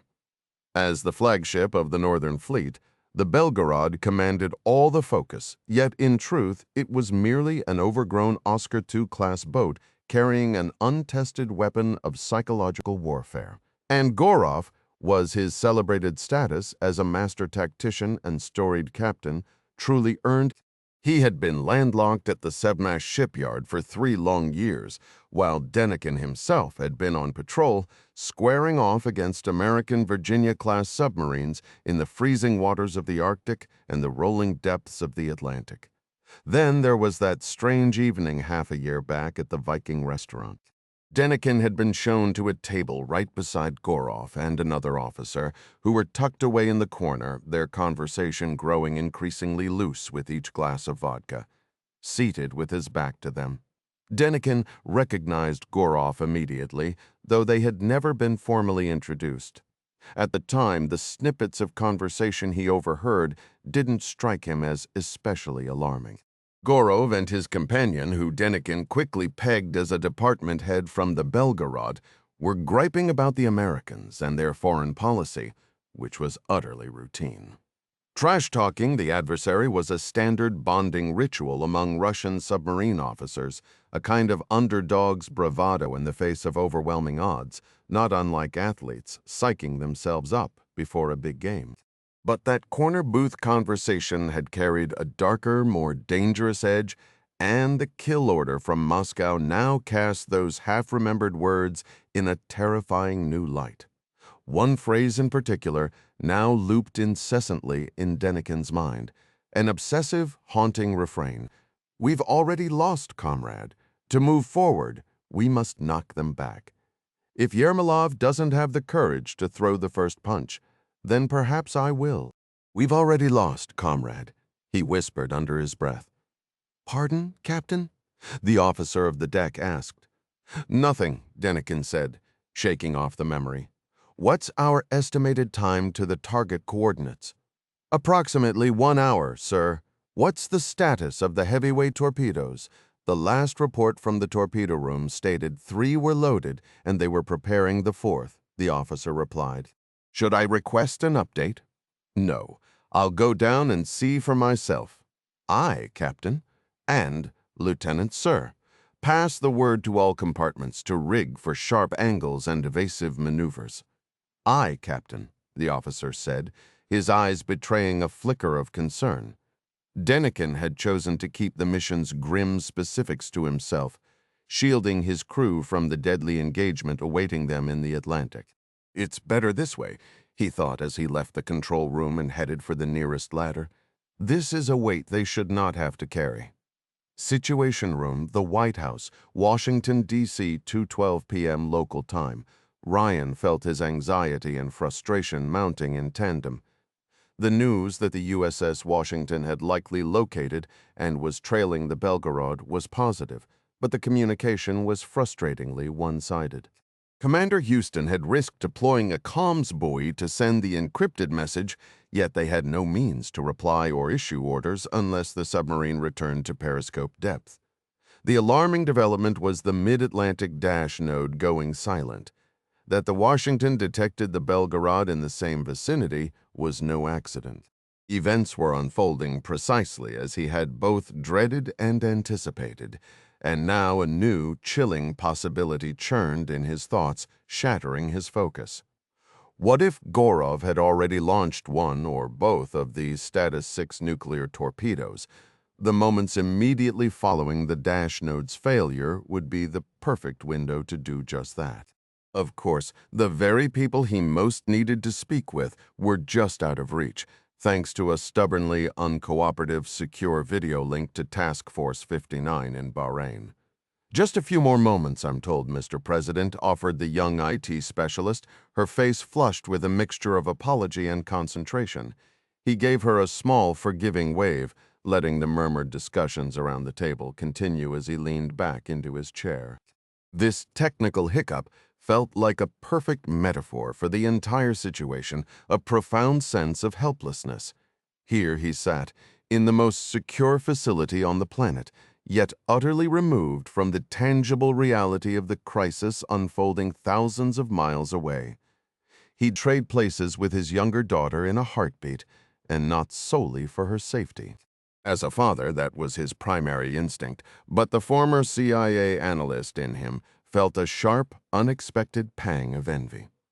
He remembered the raw immediacy of stopping a conflict from the sharp end of the spear, a sensation worlds apart from the sterile, high-level decisions he made now. Being president was like watching a roaring fire on a television screen. You saw the flames, but you missed the heat, the scent of burning wood, the visceral crackle of the logs. What Katie was living through aboard the Blackfish was authentic. That was real life. He glanced up, but the screen remained a featureless, frustrating blue. For a brief moment, he allowed his mind to wander back to a different time, to the claustrophobic confines of the mystic DSRV, docking with the submerged red October. Ryan was no thrill-seeker. He often mused about where his son Jack got his own daring streak, yet despite the fear and palpable danger of that mission, it had been defining. His life was on the line, but he was in a position to act a genuine player on the board. Now, the only real skin in the game belonged to others, to Lieutenant Ashley Cannon, to Commander Clint Houston and his crew, to every sailor in the Ford Strike Group, and to Mary Pat's team operating deep inside hostile territory, and to Katie, his little girl suddenly a naval officer in the middle of a storm. "Here we are, sir," the IT specialist announced, her voice thick with relief as if she'd been holding her breath the entire time. "Thank you," Ryan said, his own voice tight. The central screen flickered to life, revealing a young naval officer in a green flight suit. "You are connected to the Situation Room, Lieutenant," General Kudrick stated from Ryan's left. "Present are the assembled defense team, the President, and the Director of National Intelligence." "Thank you, sir," the officer replied, the strain clear on his face as he peered into his camera. Ryan felt a flicker of disappointment that his youngest son, Kyle, wasn't present for this briefing. "I'm Lieutenant Tucker, project lead for the data collection team with Task Force 59. "Before your update, Lieutenant, let me provide ours," Kudrick interjected. "We have confirmed the Dash network is offline, severely degrading our detection capabilities. We are attempting to reroute through the legacy SOSIS system, but that process will not be instantaneous. Meanwhile, patrol aircraft and ships are deploying sonobuoys along the entire East Coast, using traditional methods, while the USNS Able, accompanied by an escort, operates off the coasts of Virginia and Maryland. The Able is utilizing both its CERTAS towed array and low-frequency active sonar, yet this remains a classic needle-in-a-haystack scenario. From his secure facility in Bahrain, Lieutenant Tucker's image on the screen responded, "My understanding was that the USS Washington is currently tracking the Belgarod. Is that no longer accurate?" General Kudrick exchanged a glance with Admiral Kent before Kent replied, "The Blackfish is monitoring a submerged contact, Lieutenant. However, Russian acoustic deception measures have made it impossible to confirm with absolute certainty that the contact is the Belgarod." Tucker's expression tightened, but he knew this was the reality. The analysis from Jonesy, backed by the crew of the Indiana, had been persuasive, yet, as Kent noted, far from definitive. Using the word certainty in this context felt almost exaggerated. President Ryan interjected, "There's another pressing concern, Lieutenant." What if the Belgarod has already launched a Status 6 weapon? The Russians created a gap in our acoustic network for a reason. If the Washington missed the launch or failed to detect it, a nuclear torpedo could be heading toward the East Coast right now. Understood, Mr. President. We share that concern, Tucker said. Following your recommendation, we've mobilized the entire available inventory of USV and UUV ocean drones from Norfolk. All 100 are deployed, Tucker asked, visibly surprised by the scale. Nearly all, Kent confirmed. We've launched 43 of the 50 surface drones and 42 of the underwater units. They're currently under Norfolk's control, but I believe you intend to transfer operational command to your team in Bahrain. Yes, Admiral, the lieutenant said, his growing confidence making him appear more seasoned. We have the technical capability here to employ these assets to their fullest potential. Kudryk took over again, his tone edged with skepticism. Explain something to me, Lieutenant. How exactly is a fleet of 100 surface and underwater drones supposed to locate a single torpedo across thousands of square miles of ocean? He barely held back a dismissive scoff. These drones' capabilities are minimal compared to towed array sonar systems. They hardly seem like a replacement for the dash system we lost. Individually, that's true, Tucker replied, undeterred by the general's doubt. But the real strength of Task Force 59 lies in the collective power of the system. In fact, I'd request that you also stream real-time data from all patrol ships, aircraft, and the USNS Able directly to us. Every additional data point enhances our analysis. Our system's advantage is taking an overwhelming flood of data from multiple sources and distilling it down to only the relevant pieces. We use advanced AI, a self-learning and, crucially, self-correcting program to connect seemingly unrelated data fragments and construct a remarkably precise picture of Atlantic activity. This approach has exceeded our expectations in the Fifth Fleet. We're already integrating satellite imagery and other fixed Atlantic assets into the system. We may not be replicating Dash, General, but we can come incredibly close. A brief silence followed as the senior officials exchanged looks. Tucker added, tempering his earlier confidence. If the Belgarod has already launched a Poseidon, I can't guarantee we'll find it, but we will dramatically improve the odds. Very well, Lieutenant. President Ryan said, the fascination with the technology tempered by the grave urgency of their predicament. Any request for real-time data streaming will be approved immediately. Spare no expense. The situation is critical. Yes, Mr. President, we understand and will not fail, Tucker responded before the screen faded to blue.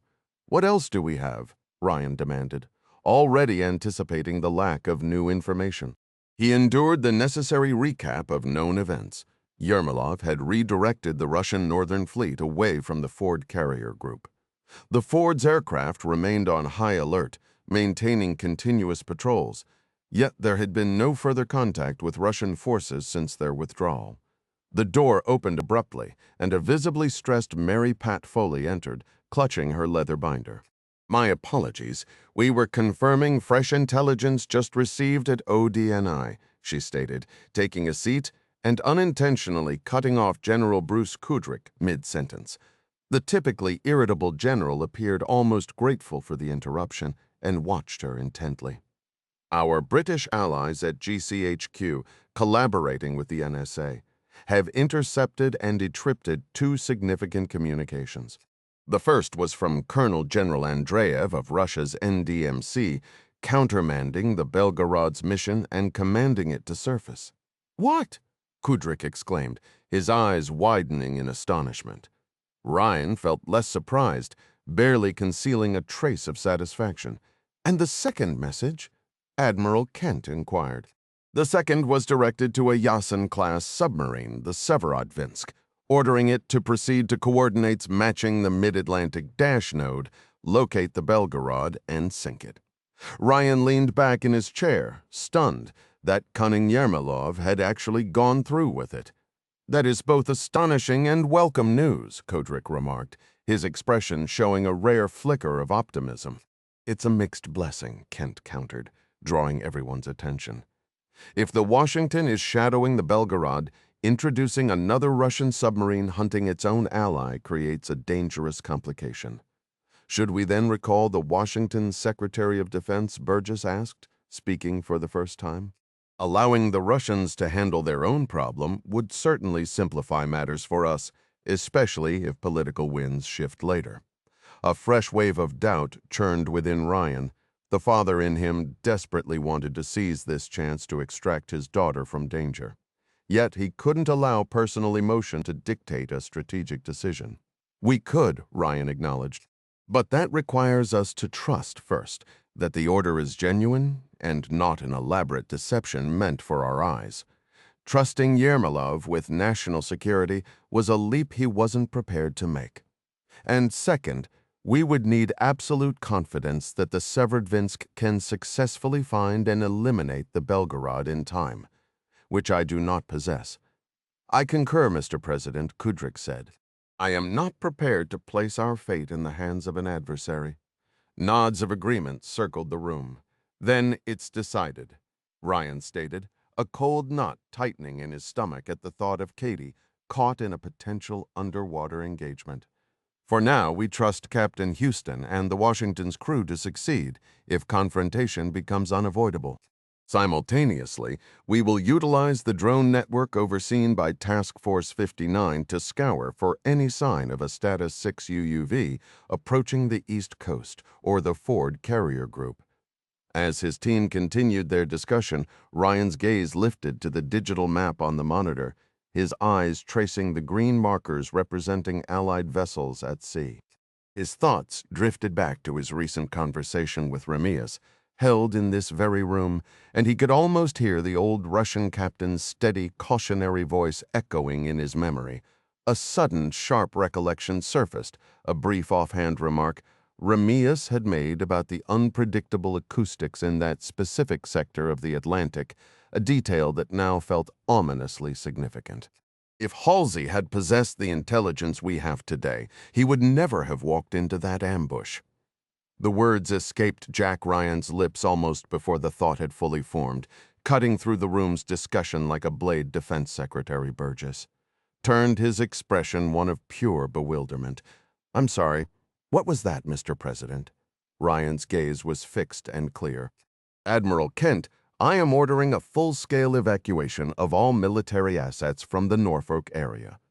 Treat it like a Category 5 hurricane protocol. Use that designation if it helps. I want every aircraft out of Langley, Oceana, and Norfolk Naval Station. Every ship is to put to sea immediately. Furthermore, I want all East Coast-based SEAL teams repositioned to Naval Air Station Jacksonville in Florida. A flicker of chagrin crossed Admiral Kent's features, as if he were mentally kicking himself for not seeing it first. Understood, Mr. President. I'll set the wheels in motion right now. One more thing, Admiral, Ryan added, a new layer of strategy crystallizing in his mind. He reached for the laser pointer, its red dot appearing on the digital map over a stretch of open Atlantic between the Virginia coastline and the reported position of the USS Washington. I want the USS Indiana moved to this exact coordinate. Kent leaned in. As a contingency in case the Belgarod slips past the Blackfish, Ryan's voice turned gravelly. No. So we have a weapon already on station in case the Belgarod manages to get a shot off, or worse, in case it already has. The Belgarod, K-329, North Atlantic, 472 miles east of Norfolk, 3:31 p.m. local time. Constantin was violently sick, retching until his entire body trembled and his vision swam. The wave of nausea had been so sudden and severe, he'd barely reached the small head in his quarters. Had he been on the Con, he would have disgraced himself in front of his crew. He spat, wiped his mouth with a trembling hand, and looked down. The water in the bowl was tinged with ominous red streaks, and the tissue in his hand was spotted with fresh blood. He flushed it away, feeling a cold sweat beading on his forehead. Standing up was a monumental effort, and a wave of dizziness threatened to send him back to the deck. He stumbled to his bunk and collapsed onto his side, curling tightly. The brief respite gained from emptying his stomach vanished as a new, searing agony erupted in his gut, a pain so profound it forced a guttural moan from his throat and brought involuntary tears to his eyes. "Russian officers do not weep," a stern internal voice scolded him. But these were not tears of emotion. They were a purely physical rebellion, a biological response beyond his command. Russian officers do not weep. Get up. "I cannot," he groaned into the thin mattress, his body locked in a fetal curl. "Get up and fulfill your duty, Captain." Clenching his jaw until it ached, he dragged his legs over the side of the bunk. The metallic taste of blood lingered in his mouth, and his undershirt was plastered to his skin with sweat. He forced himself to take 3 long, shuddering breaths before pushing himself upright. The pain receded slightly, a temporary ebb he knew would be followed by another crushing tide. Shuffling to the small mirror bolted to the bulkhead, he confronted his reflection with grim acceptance. The man staring back resembled a specter, hollow-cheeked, ashen, with eyes that held the weariness of the damned. "Don't go through with this, my heart," a soft, familiar voice whispered from behind him. He spun around, but the compartment was empty. Turning back to the mirror, he saw her. Kalina stood reflected behind him, her pale, slender hands resting on his shoulders, her beautiful face etched with sorrow. He knew it was a hallucination, a phantom conjured by exhaustion and pain. He knew if he turned around again, she would be gone, so he remained still, unwilling to surrender this ghostly comfort. "Kalina? Yes, my love. It is me. I have been so lost without you," he said, the words thick in his throat. "I know the man I married, the man with honor, would never contemplate what you are planning. He must be held accountable." "Who must?" "Jack Ryan." Constantin hissed, a smear of blood on his lip twisting his expression. "This is all his doing. He stole the life I was supposed to live. I don't follow. I never shared it with you, did I? Shared what? The real story of the Red October. I sensed there was more. I knew they were concealing the truth. So I searched, and I bargained, and I spent until I uncovered it." Marco Ramius defected and delivered the Red October directly to the Americans, and the CIA analyst who orchestrated it all was Jack Ryan. "So you hold this man responsible for your father's death, for my mother's and yours and our boys." She rested her head against his shoulder, her eyes filled with sorrow. "And so you will make this man pay by costing tens of thousands, maybe millions. You will steal innocent people from their families, trading one tragedy for another. Yes, because their blood will stain Ryan's hands. His punishment is to feel this same emptiness." A tear traced a path down her cheek, and he moved to hold her, "Kalina." He called out, his eyes darting anxiously around the stateroom. He looked back to the mirror but found only his own reflection. "Kalina, stay, please don't leave." A sharp knock at the door shattered the moment. "Who's there?" he demanded. "Tarasov." Constantin smoothed his hair, straightened his posture, and answered, "Enter." The engineer opened the door, took one glance at his captain, and swiftly closed it again. He hurried to Constantin's side, pressing a hand to the captain's forehead. "You're running a high fever, Captain." The thought hadn't crossed his mind, but now it seemed obvious. Tarasov stepped back, studying Constantin with the detached focus of a technician evaluating a malfunctioning machine. After a pause, he stated, "The quartermaster will report any moment that we have arrived at your chosen launch coordinates. Is your decision still the same?" "Yes," Constantin affirmed, though his voice emerged weaker than he wished. "Understood," Tarasov replied, honoring his pledge to assume command if his captain wavered. Like an attendant preparing a warrior, Constantin allowed his most loyal officer to help him change from his work clothes into his formal black uniform. He let Tarasov wipe the perspiration from his face and comb his hair. He let Tarasov adjust his medals and fasten his shoes. When the dressing was complete, Tarasov placed a hand on Constantin's shoulder and held his gaze. "I have always seen you as both brother and father. In my bleakest moments, you never left my side, Captain. I have served beside you for over a decade." Constantin drew Tarasov into an embrace, the first time he had ever held the man as family. "You honor me," he whispered. The stateroom phone buzzed. "It is time," Tarasov said, turning to exit. Constantin nodded and lifted the receiver. "Yes, Captain. We are at the launch coordinates," reported the quartermaster. "Acknowledged. I am on my way." Constantin hesitated before the mirror, longing for one final glimpse of Kalina. But he stood alone in his full regalia, with his jaw clenched. He walked to his safe, dialed the combination, and retrieved his captain's key on its steel chain. He placed the loop over his head, letting the launch key rest against his chest. Then, with his chin raised and shoulders squared, Captain Constantin Gorov left his stateroom for the final time and entered the control room. Every eye fixed on him, and he saw a mix of awe and uncertainty in their stares. This was good. Tarasov's judgment had been correct. He moved to the navigation plot, verified the submarine's position, and then checked the sonar display. Shortly after stabilizing the vessel and leaving the data node coordinates, Constantin had ordered the deployment of the Belgarod's towed array. The extended array of sensitive hydrophones had successfully re-established contact with the USS Ford carrier group at a considerable distance. While also scanning for the American hunter-killer submarines Constantin was certain were shadowing them. Despite a decade of Russian advancements in sonar systems, the latest American Virginia-class boats retained their edge, their stealth rendering them nearly invisible to passive detection alone. Constantin had ordered multiple course alterations to probe the blind spots behind them, but the searches came up empty.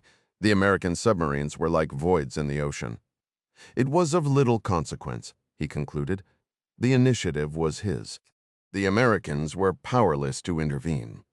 His focus shifted to the weapons station, which was conspicuously unmanned. "Where is the weapons officer?" Constantin demanded, his voice cutting through the control room's hum. "He's in the torpedo room, Captain," replied the conning officer. "Captain Lieutenant Bloke. Initiate firing point procedures." Conning officer. "Prepare salvo 1, tubes 1 and 2, Constantin ordered. Block paused for a fraction of a second before repeating the command. "All stations, Con. Firing point procedures. Ready salvo 1, tubes 1 and 2. Acknowledgements echoed back from across the submarine, except from the torpedo room.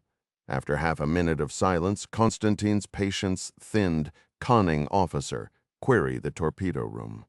"Aye, Captain," Block responded, signaling the fire control technician at the launch console.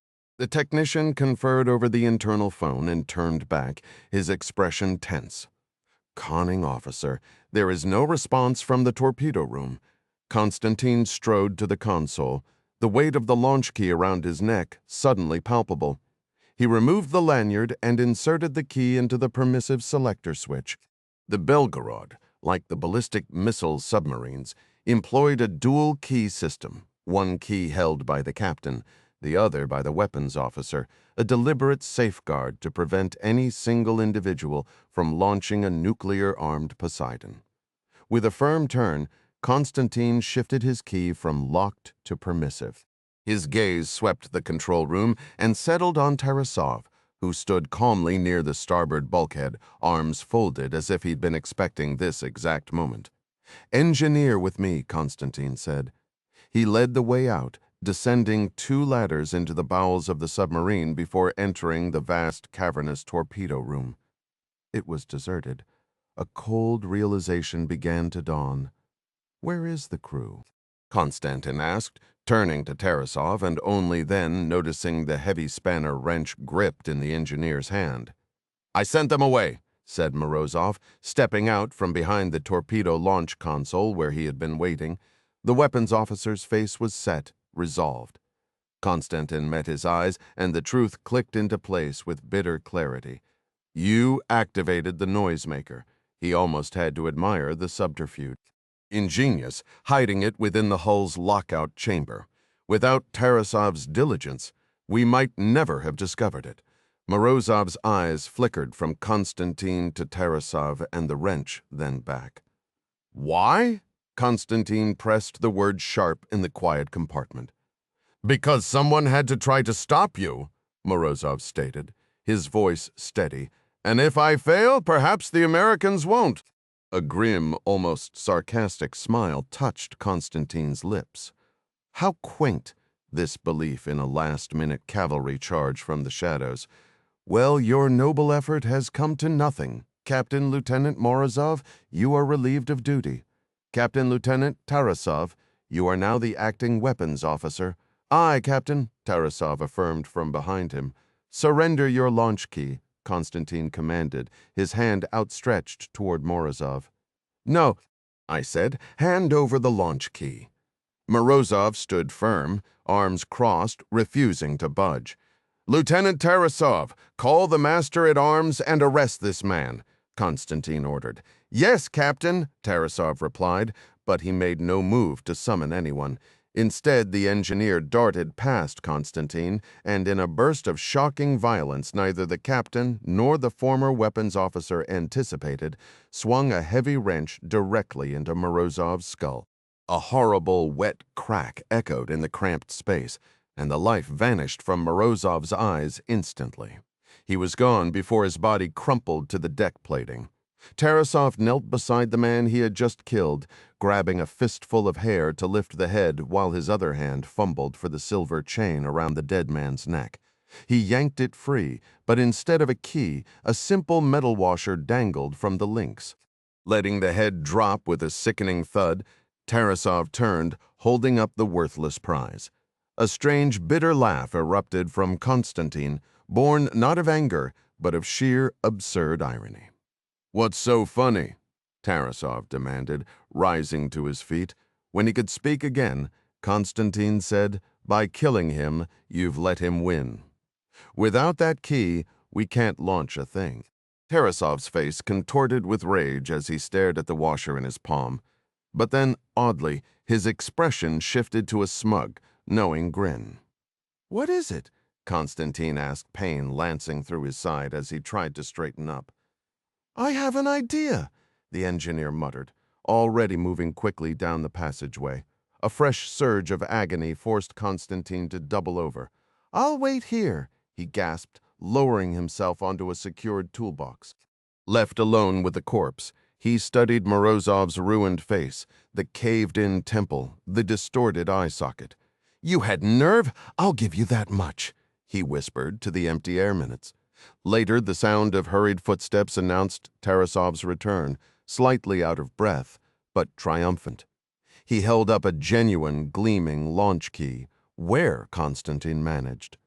The forward auxiliary mechanical workshop, Tarasov said with pride. That's where I'd go to find an M20 washer. I know every inch of this boat. You certainly do, Constantin conceded, pushing himself upright with a grimace. Acting Weapons Officer Tarasov, insert the key into the torpedo control panel and set the launch selector to permissive. Aye, Captain. Tarasov moved to the panel, turned the key, and flipped the switch. Launch selector is in permissive. Constantin let out a long breath. Everything was ready. The target data and detonation coordinates were loaded into the onboard computers of Poseidon 1 and 2. The tubes were flooded. The outer doors open. There was no one left to stop them. The system allowed the launch to be triggered right from this local panel. A sudden wave of dizziness hit Constantin, and he threw out a hand to brace himself against a pipe. Sweat streamed down his temples. His vision swam and blurred. He blinked hard, where Tarasov had been standing a moment before. He now saw his wife, Kalina. She was pregnant, cradling her swollen belly, her eyes pleading. Don't do this, my love. Think of us, please. He reached for her. Kalina, Captain, are you all right? The voice was wrong, harsh and male. Constantin blinked again, squinting through the haze. Tarasov, is that you? Yes, Captain. It's me. I've changed my mind, Tarasov. Stand down. Secure the weapons. I'm sorry, Captain. I made you a promise, and I keep my word, the engineer said, his gaze turning to ice. Without hesitation, he turned back to the panel and pressed the twin launch buttons for Poseidon torpedoes 1 and 2. Aboard the USS Washington SSN-87, the Blackfish, Katie watched a wave of pure dread wash over Commander Nepper's face and knew with a sinking certainty that something catastrophic had just happened. The warning arrived an instant later. Torpedo in the water, the sonar supervisor yelled. Bearing 242, designated Sierra 101. Captain has the con, Houston stated.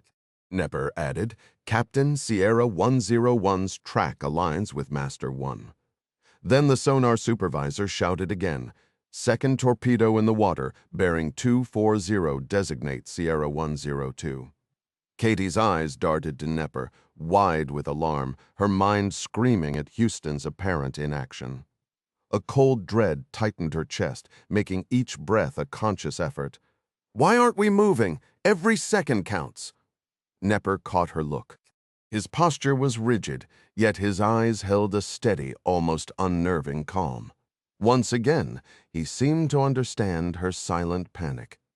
Ryan, we drill for this. We evaluate the situation. Then we act. She gave a tight nod, forcing herself to trust the process. Just as she had trusted the pilots during the carrier landing, the crew of the Ford and the Osprey team, she now had to place her faith in these submariners. Sonar, classify Sierra 101 and 102, Houston said, his tone disturbingly level. Does the acoustic signature match known Russian heavyweight torpedoes, or is it something unfamiliar? Out of the corner of her eye, Katie saw Nepper pivot, planting himself like a coach between two fire control stations. Kearns, take Torpedo 1. Smallbrook, you've got Torpedo 2, he directed, then turned to the weapons officer. Weps, prepare to. Already on it, Juggernaut interrupted, her hands flying across a console with a distinctly different layout alongside a third technician. Captain, Sierra 101, bearing 246, range 5,300 yards, and increasing speed 70 knots, course west, Nepper reported. Very well, Coordinator, Houston acknowledged. Con, sonar, the supervisor called out. Sierra 101 and 102 do not repeat, do not, match the acoustic profiles of Russian Type 53 or 65 heavy torpedoes. Understood, Houston said. Captain Sierra 102, bearing 228, range 4,800 yards and closing, speed 72 knots, course 050. A muttered curse cut through the tension. My God, it's heading right for us, a voice said. The navigator, who also had the deck, spoke up.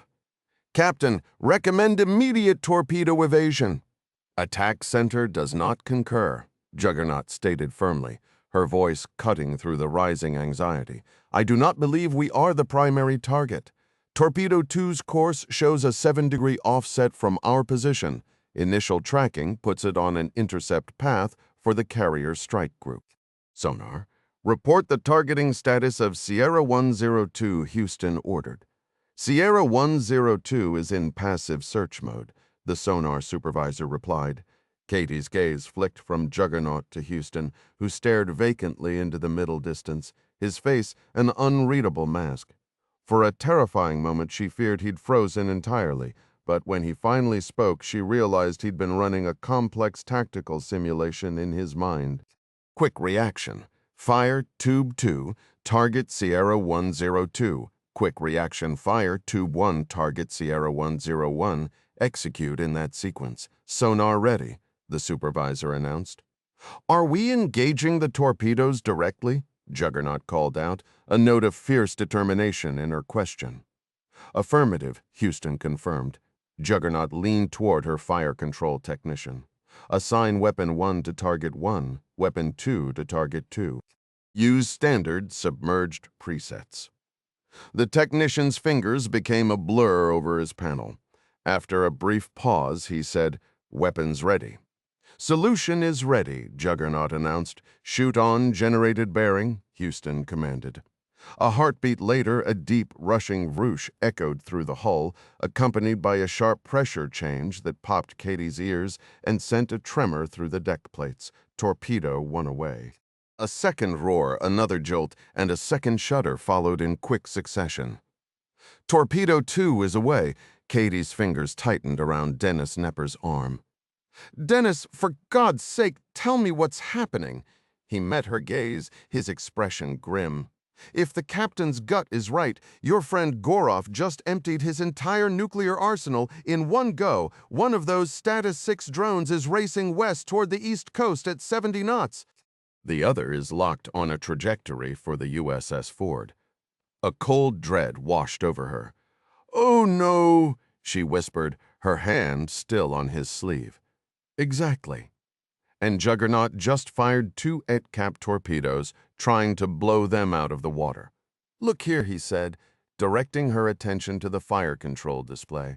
"That's the Belgarod, about 5,000 yards off our port quarter, heading west. We're shadowing him just outside his sonar blind spot. See that marker with the torpedo symbol moving away? That's Sierra 101, the first Poseidon." "I see it," Katie replied, her voice thin. "The blip trailing it is our first ATCAP in pursuit." He then pointed to a sweeping green line on Smallbroke's sonar screen. "Now, see that trace with the rapid bearing shift? Yes, that's the second drone. The Belgarod launched it on an over-the-shoulder shot. We initially thought it was meant for us, but Jackie's quick calculations suggest its target is the Ford. You're sure? We have closing range and a high bearing rate, but no active homing pings from it," Nepper explained. 2 out of 3 signs point to us not being the intended victim. "Is it even possible for one torpedo to destroy another?" she asked. "In theory," Juggernaut's voice came over the comm. "But we're dealing with a closing speed of over 100 knots. The ADCAP is built to hunt slower, larger targets, not outraced by another weapon. That said, the Status 6's massive size should give our torpedo a solid sonar return.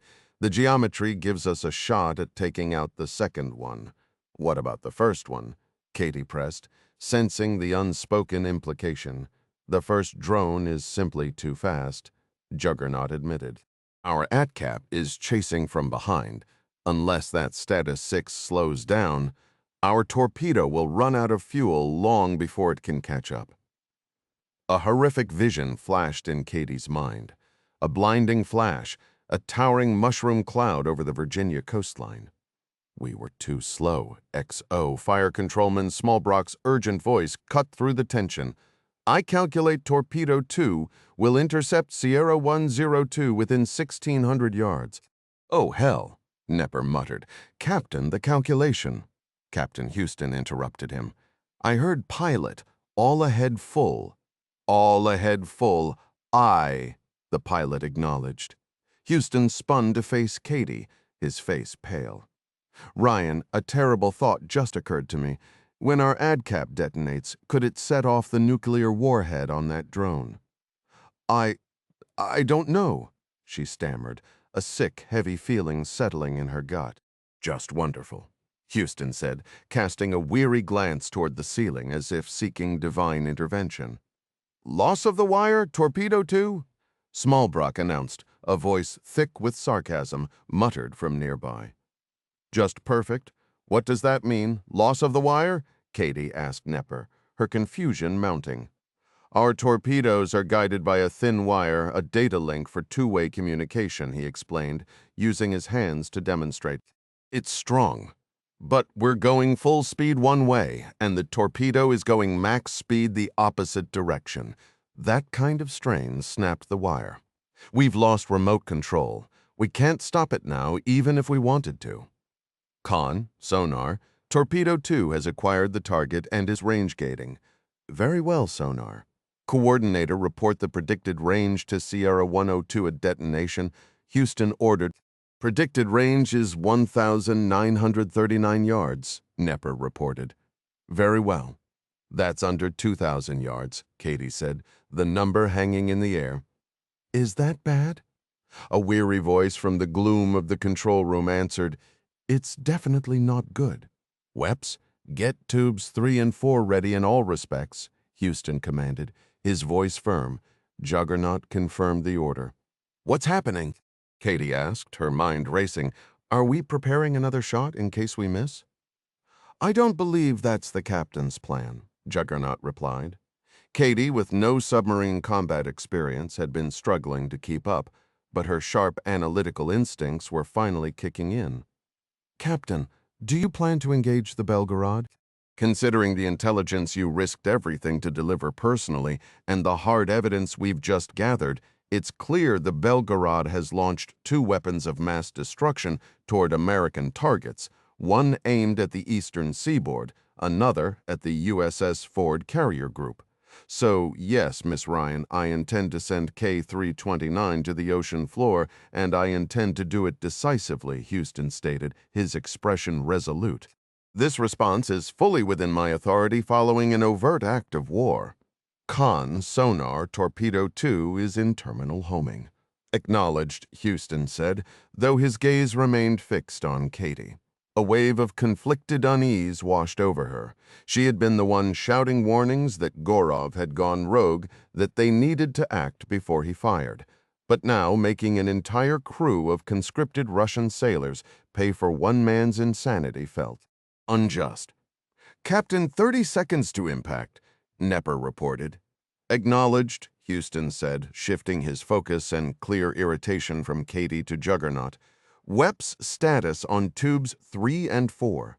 She realized he wanted to launch before their own torpedo detonated in case the shockwave damaged their ship. 20 seconds to impact," Nepper called out. Captain Tubes 3 and Juggernaut began, but her words were drowned out by a deafening roar that violently shook the Blackfish. For one heart-stopping moment, Katie felt like she was riding a wild horse as everyone standing in control was thrown forward. Something heavy crashed into her back, sending her sprawling to her hands and knees. The lights in control flickered erratically. A voice crackled over the loudspeaker. "Con, maneuvering reactor scram, we've lost propulsion." An alarm blared. A booted foot stepped on her left hand, and she cried out in pain. The alarm cut off abruptly, replaced by another urgent announcement.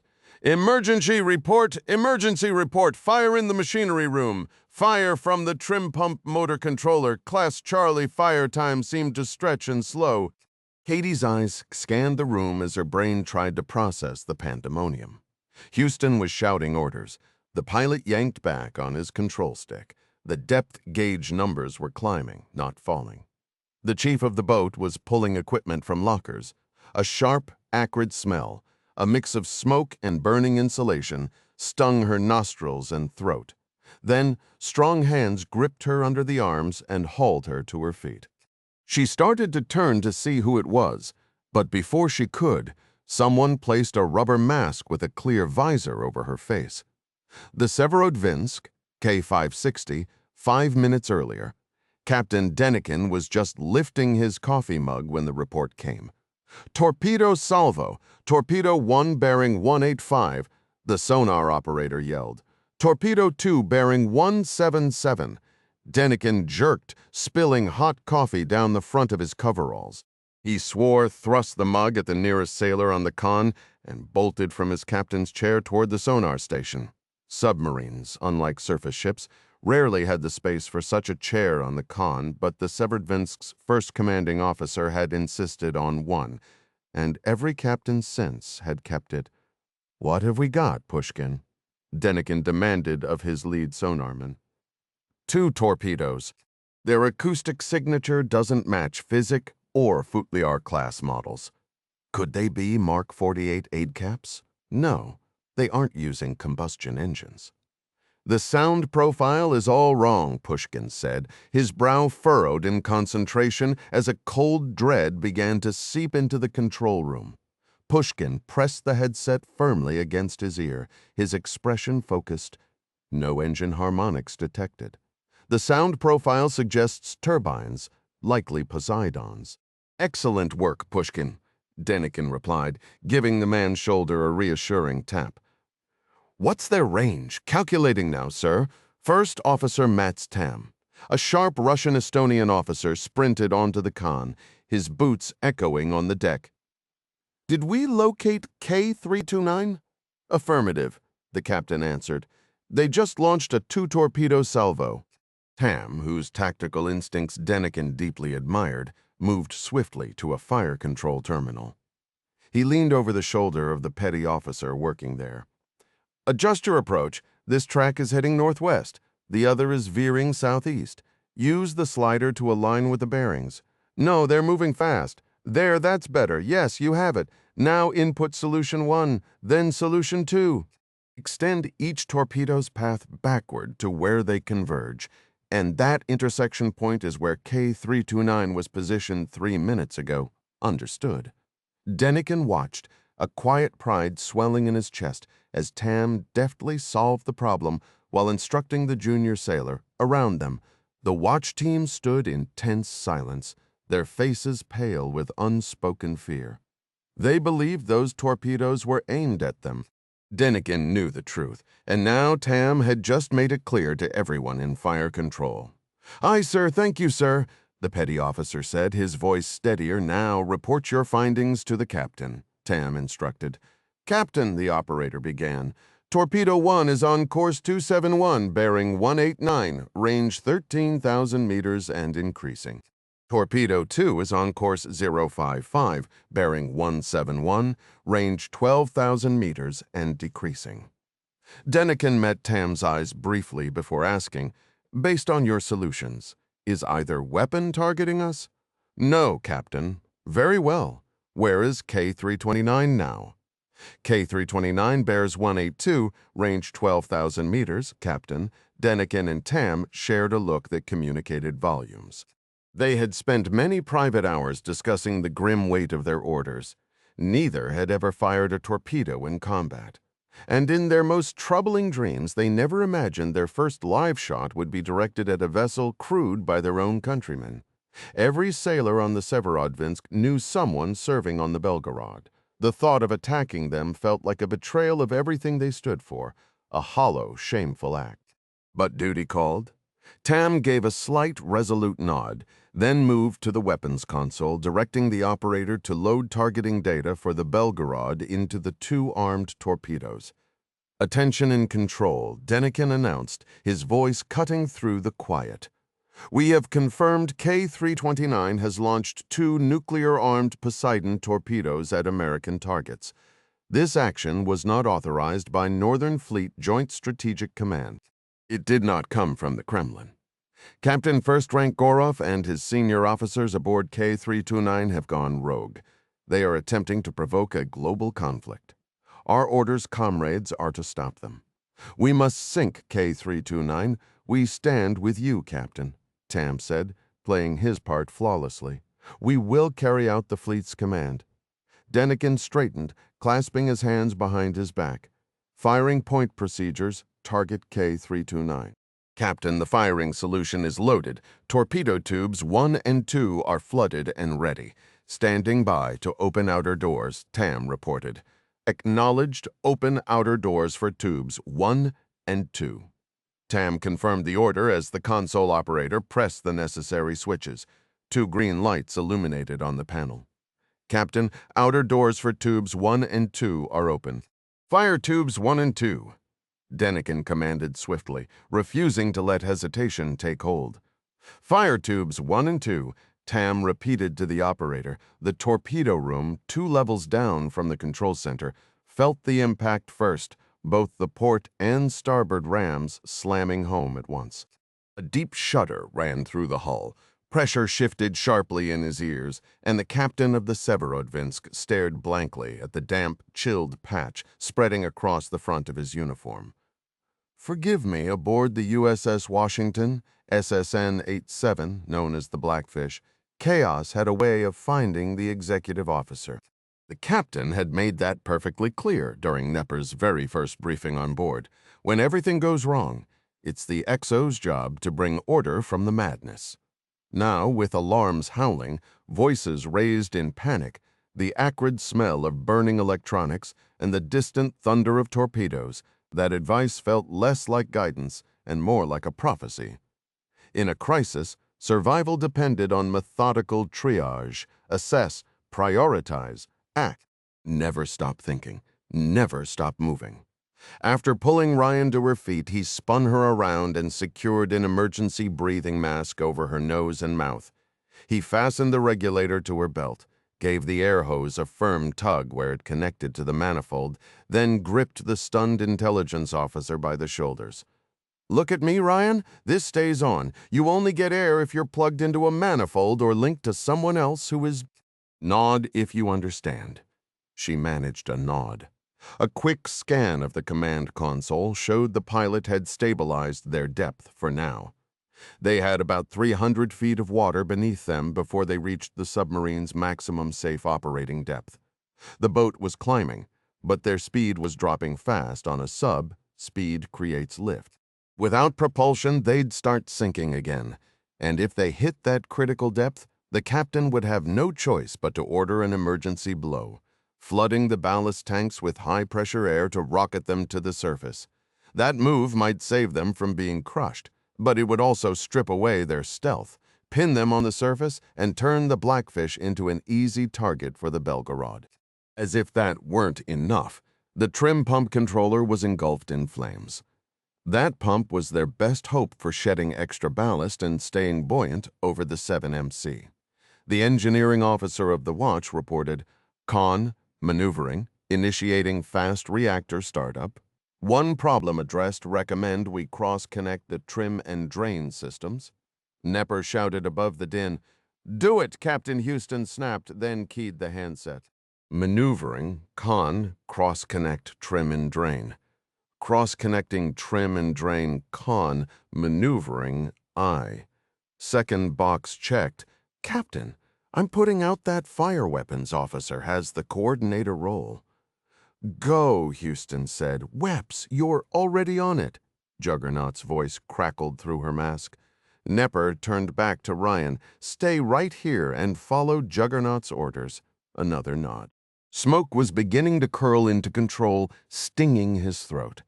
He dropped low and sprinted out the aft door into the passageway, bursting into his stateroom to grab his SCBA, a self-contained breathing unit with its own air tank, similar to what civilian firefighters carry. As the designated incident commander, he needed mobility, which made the portable SCBA his first choice.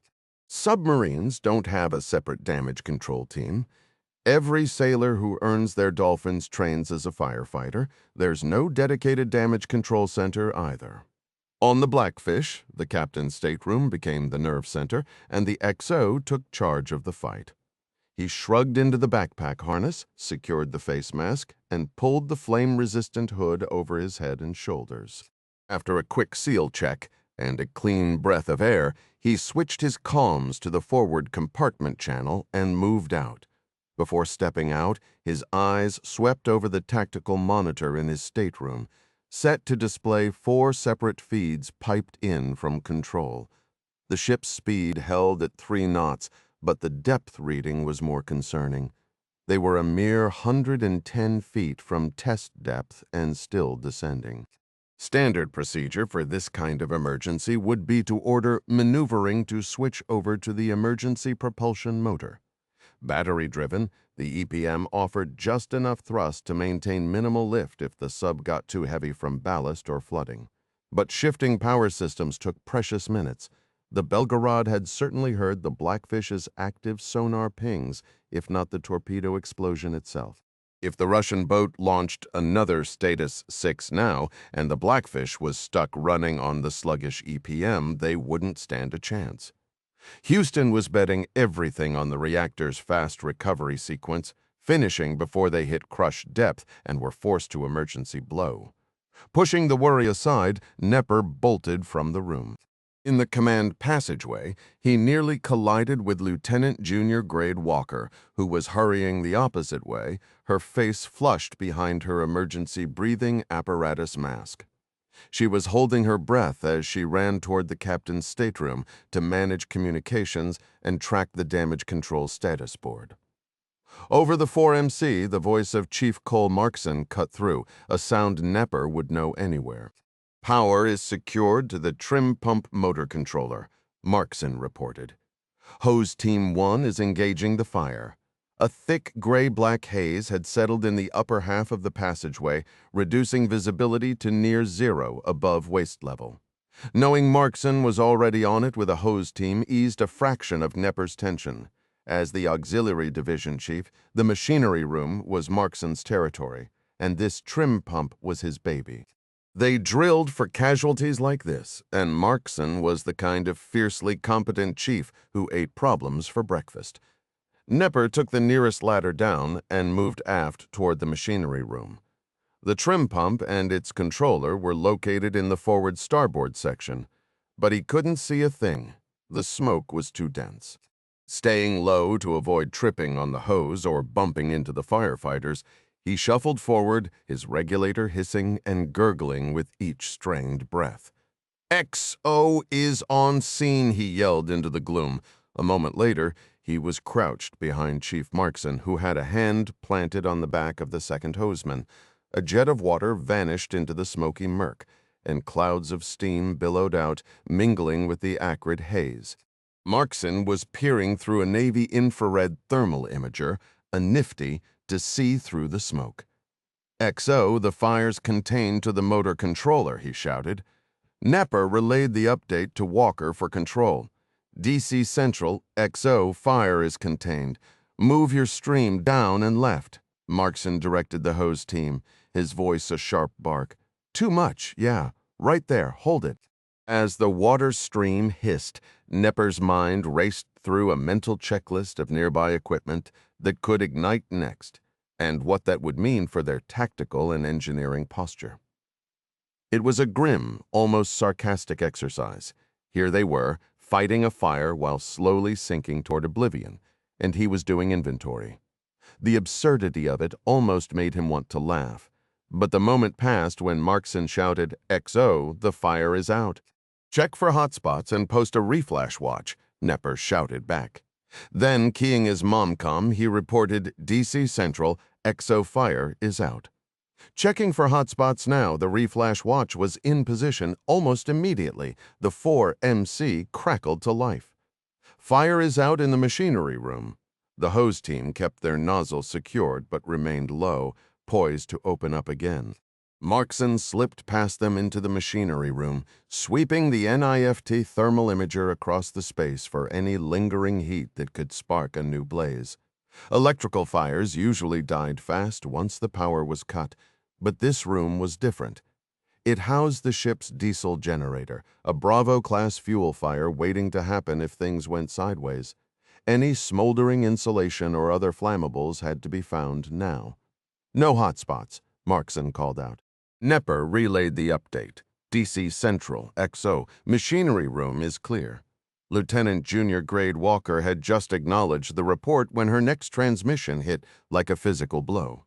"XO, captain's orders, get to maneuvering and restore propulsion, whatever it takes. We have torpedoes in the water." Aboard the USS Washington, SSN fell 87, known as the Blackfish. Katie gripped an overhead pipe, her knuckles white. She was just a spectator as the crew fought a cascading crisis. The air inside her emergency breathing apparatus tasted chemical and wrong, the rubber mask chafing against her skin. Her mind absurdly fixated on whether it had been cleaned with some harsh solvent that was now leaching into her pores. A ridiculous thought, given the submarine was on fire and sinking, but there it was. The announcement of the fire being extinguished brought a wave of relief. "Thank God," she whispered, hearing a few muffled cheers echo in control through the masks. Then, as if the universe demanded payment for that brief hope, the sonar supervisor's voice cut through. "Torpedoes in the water, bearing 358, designated Sierra 103 and 104. Katie's heart hammered a frantic, irregular rhythm. Not again. She looked toward Captain Houston. His expression was hidden behind his EBA faceplate, but his stance was rigid, unyielding. "Sonar, any contacts on that bearing?" Houston demanded. Sonar, negative." Houston turned toward the weapons officer, Juggernaut. For a terrifying second, Cady was certain he would order a launch. He remained silent. Standing by for a snapshot, Juggernaut prompted. Houston didn't give the order. Instead, his gaze shifted and locked onto Cady. "Ryan," he said, his voice tight, "do we have another friendly boat in this area? Could the president have sent a backup without telling us?" Her mind flashed to the video conference on the Ford. Admiral Kiplinger's words echoed. "The Indiana is en route south at flank speed." "It's possible, sir," she managed. Sublent pulled the Indiana off station. She was ordered south, best speed. Houston wheeled back to face the sonar shack. "Supervisor, you have 20 seconds. Classify those torpedoes." "Aye, Captain," a young sailor with a headset spoke up. "Captain, DC Central reports all hotspots are clear. Reflash watch is set." "Very well, Captain. We've lost steerage," the pilot called out.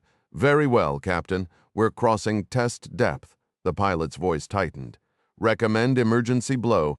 "Are we pumping the auxiliary tanks down with the drain pump?" Houston snapped, the strain raw in his voice. "Yes, sir, as fast as I can." Petty Officer Campright, the co-pilot, responded. Houston turned to the phone talker. "Tell the XO we have torpedoes in the water. Tell him to get his ass to maneuvering and restore propulsion by any means necessary." "Aye, sir," the talker said, relaying the message into her headset. Juggernaut interjected, his voice clinical. "Captain, torpedoes Sierra 103 and 104 are on parallel tracks. They are traveling south on a course toward the last plotted position of Master 1 when it launched its weapons." The unspoken question hung in the contaminated air. Were they aimed at the enemy or at them? "I believe those torpedoes were meant for Master 1. The issue is, we shifted position and crossed the track when I ordered full bell to clear the blast area." Houston cut in. "Yes, sir," she replied. "Once they activate, they might lock onto us instead of the Belgarod, and we're sitting ducks out here." "Literally," Smallbrock muttered under his breath at his station beside Cady. "Weps, prepare countermeasures," Houston ordered. Juggernaut acknowledged and relayed the command. Passing 100 feet below test depth, 400 feet to crush depth. The pilot reported, his voice tight. "Captain, I recommend an emergency blow. If we blow to the surface with 2 torpedoes heading our way, we're finished." Houston stated clearly for the entire control room. "Aye, sir," the pilot responded. No one had given Cady a formal briefing on the exact meanings of test depth and crush depth, but the implications were chillingly obvious. Test depth was the deepest the submarine had been proven to go. Crush depth was the point of no return, where the ocean's pressure would overwhelm the hull. As if to underscore her thoughts, the Blackfish's frame shuddered with a deep, unsettling metallic groan. Sonar, Sierra 103 and 104 are identified as Russian Type 65 heavyweight torpedoes, the sonar supervisor reported. "Russian torpedoes?" Houston asked, a note of disbelief in his voice. "Are you certain?" "Yes, sir. Chief, is there any possible way Master 1 could have repositioned north of us?" "Negative, sir. We still hold Master 1 at bearing 188. "Damn. 2 Russian subs." "Maybe they are firing at us," Houston said, his brow furrowed. "Sir, I don't think so," Cady interjected, trusting her instinct. Knowing the president, he would have given the Russian president a chance to handle their own problem before ordering the Belgarod sunk. "I believe that's what's happening now." Juggernaut said it herself. Those torpedoes were aimed at the spot where the Belgarod was when it launched. That other Russian captain probably shadowed it, just like we did, waiting for Gorov to make his move. Passing 200 feet below test depth, 300 feet to crush depth, the pilot announced, this time without suggesting an emergency blow. "Understood," Houston said. His gaze, still fixed on Katie in an inscrutable stare, lifted as he reached for a handset. But before he could speak, Nepper's voice echoed through the control room speakers. "Captain, XO, propulsion is back online. Pilot, all ahead full," Houston commanded. "All ahead full. Pilot, aye, Captain, maneuvering answers all ahead full. Swistack," Houston said, moving to stand behind the pilot's chair. "Sir, listen closely. We're heading the wrong way. We need to go east to evade those incoming torpedoes, but we also need speed and lift to get our heavy hull back above test depth. We can't afford a slow turn to lose depth control or to cavitate during the maneuver I'm about to order. Do you understand what I'm telling you, son?" "Yes, Captain," Swistack said, his eyes locked on his display. "You want me to do the impossible?" "Exactly. You're the finest pilot I've ever served with, but there's no dishonor in letting the computer handle the heading. No, sir, I've got this," Swistack said firmly, then glanced at his co-pilot Campright. "I mean, we've got this." Houston gave the young man's shoulder a firm squeeze. "Pilot, make your depth 500 feet. Come left to course 130. The pilot acknowledged, and Katie watched as the submarine's depth began to climb and the heading slowly shifted. She wasn't a submariner, but the last hour had been a brutal crash course, and the pieces were finally falling into place. The captain's strategy was a delicate, high-stakes ballet, slip out of the path of the Russian torpedoes intended for the Belgarod without accidentally painting a target on their own backs. Every decision was a calculated risk, a tense negotiation with the deep. Any sound they made would be picked up by the torpedo's passive sonar, potentially prompting them to switch to an active search. Against active sonar, silence was useless. The issue was size and proximity. The Belgarod was larger, but the Blackfish was nearer. For Katie, it started to seem as if their destiny hinged on a random chance, a flip of some unseen coin. Yet, with 2 torpedoes in the water, that meant 2 flips, and those odds filled her with a cold dread. Aboard the USS Washington SSN Hedred 87, the Blackfish Nepper raced through the reactor compartment passageway heading forward. The EOOW had executed the fast recovery startup, and with Nepper pushing the pace of orders, propulsion was back online. Reaching the bulkhead, he undogged the heavy watertight door, hauled it open, and slipped through the oval hatch. "I've got the door, sir," said the watchstander on the other side. "Appreciate it," Nepper replied, already moving.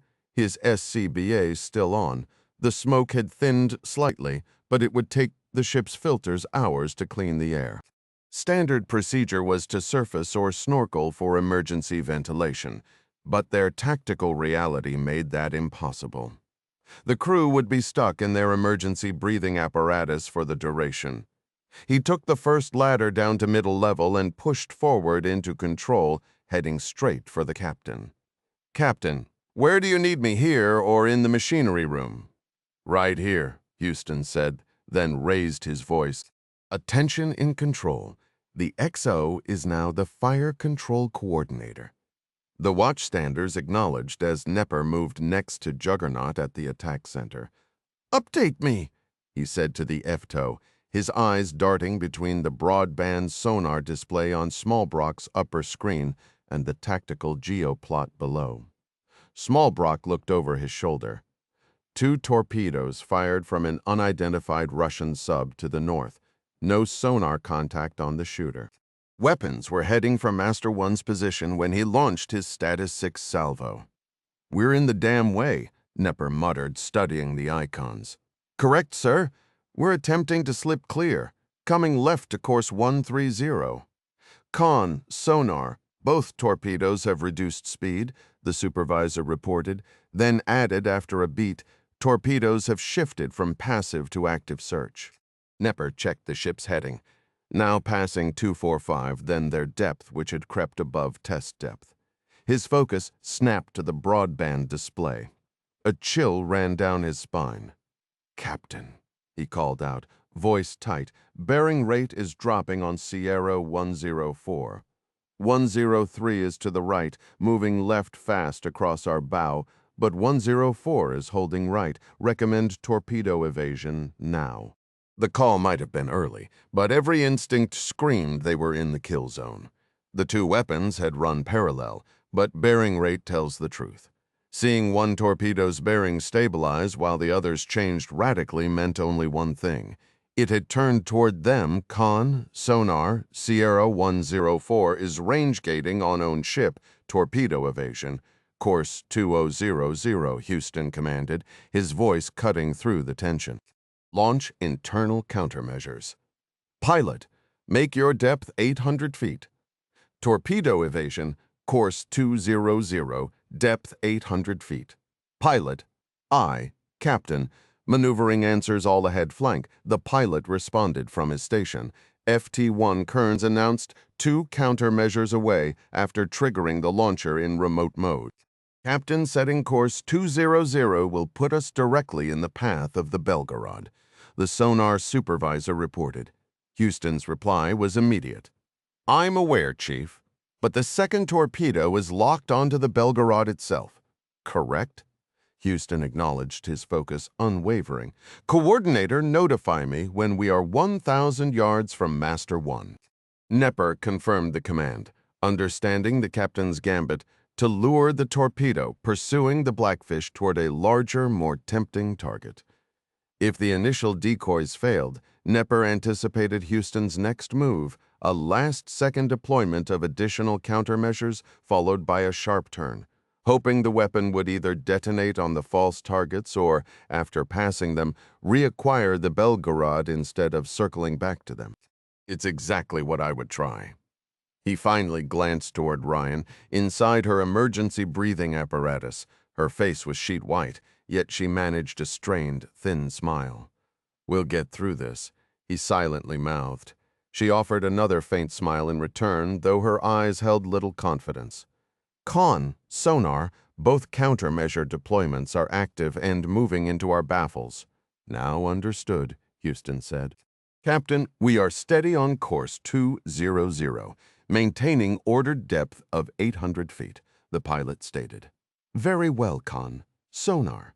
The supervisor's voice was tense. Blade rate and bearing shift indicate Master 1 has initiated torpedo evasion procedures. Houston spun toward Nepper. Coordinator, plot their evasion course. Our survival hinges on it. Aye, Captain. Nepper responded, leaning over Smallbrook's station as the fire control technician worked to update the Russian sub's changing trajectory. Sonar torpedo Sierra 104 has penetrated the countermeasure field. XO. Now I have it, Smallbrook said firmly. Nepper watched as the technician input a solution that mirrored the evasion course Nepper had predicted the Russian commander would select. Master 1 has turned south, course 180. Sonar torpedo Sierra 104 is in terminal homing phase. Captain, we are past the closest point of approach with Master 1, Nepper called out, checking the updated data. 1,200 yards separation and increasing. It's now or never, Captain, Nepper thought, his grip on Smallbrook's chair so tight his knuckles ached. Right. Full rudder. Houston commanded, his voice steady and authoritative. Launch external countermeasures? Right full rudder? Aye, the pilot echoed. External countermeasures away? Kearns reported. Maneuvering increased to 110% reactor power? Houston ordered over the intercom. Propulsion plant operator, give me everything you've got.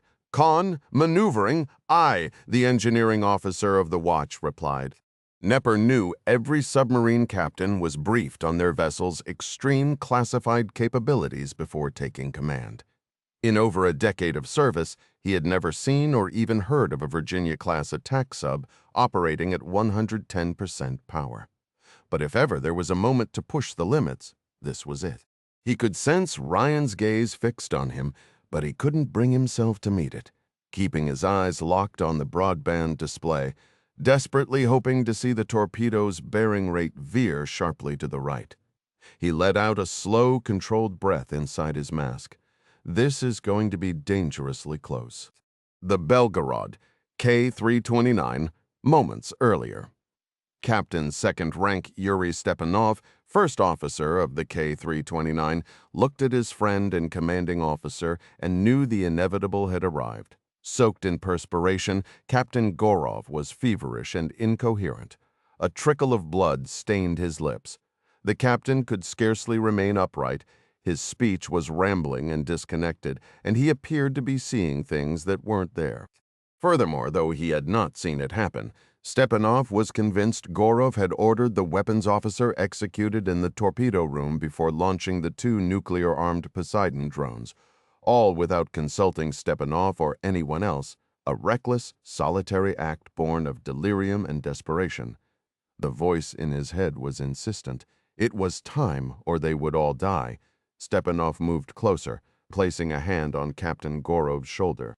"Captain, you should retire to your quarters. I will take the con while you rest." Gorov shook him off. His voice rose, theatrical and strained, as if delivering lines from a forgotten play. "Life is suffering, life is dread, and man is wretched, yet he clings to it because he clings to the pain and the fear. The whole deception is that life is given in trade for these very things, but whoever conquers that pain and fear, he would become a god. And that God will never be." Stepanov turned to Tarasov, his tone leaving no room for debate. "Take him to his stateroom, lock the door, and stay with him until the doctor arrives." Tarasov wavered, his loyalty to the captain clear. "That is an order, Captain Lieutenant," Stepanov barked. With a grim nod, the engineer hooked an arm under Gorov's stumbling form and guided him away from the command consoles. Stepanov addressed the control room, the weight of command settling on him. "Attention, the captain is unwell. I am assuming temporary command. Lieutenant Block, I relieve you of the con. You are now my junior officer of the watch." "I stand relieved, sir," Block responded crisply. "Messenger," Stepanov continued, "find the ship's doctor and send him to the captain's stateroom immediately." "Aye, sir," the messenger replied, darting from the room. Stepanov allowed himself a single breath, a moment of relief that the unsettling scene was over. It was shattered instantly. The loudspeaker crackled to life. "Torpedo salvo in the water bearing 005. Stepanov's mind raced. They knew the American hunter-killer SSN-787 was out there. Their cryptologic specialist had decoded its sonar traffic. The Virginia-class submarine was a ghost, commanded by a tactician so skilled they had never gained a solid track. It had already made 2 attempts to destroy the Belgarod's Poseidon drones.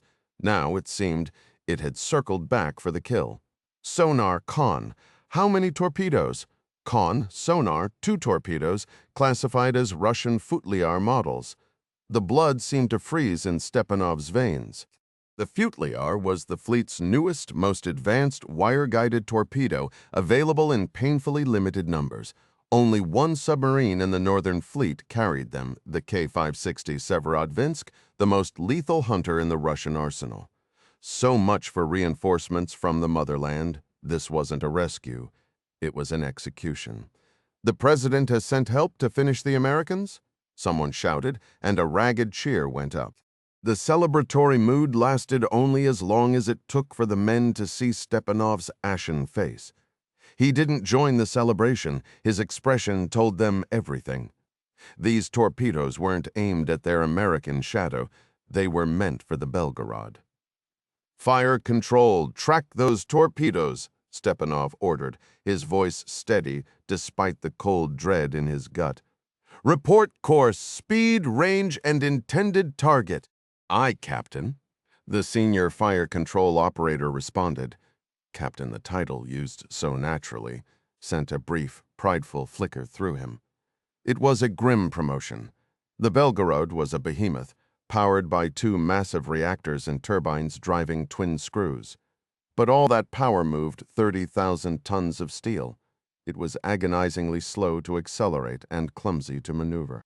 Outrunning or outmaneuvering 1 Futliar was impossible. Evading 2 was a fantasy. Their only hope was silence and stealth, to become a hole in the water. If the Severodvinsk's captain had fired at their last known position, where Gorov had launched the Poseidons, the torpedoes might search behind them and miss, and with a little luck, maybe the Futliars would find the American SSN instead, but luck had abandoned the Belgarod. The tactical display told a swift and brutal story. His submarine and the American were both weaving, launching decoys, a desperate and uncoordinated dance of evasion. Fate, it seemed, had decided to let the torpedoes choose their own targets. From the chaos, the ocean churned into a maelstrom of noise and confusion. Decoy devices and bubble screens erupted around the massive submarine, a desperate attempt to mislead the incoming hunters.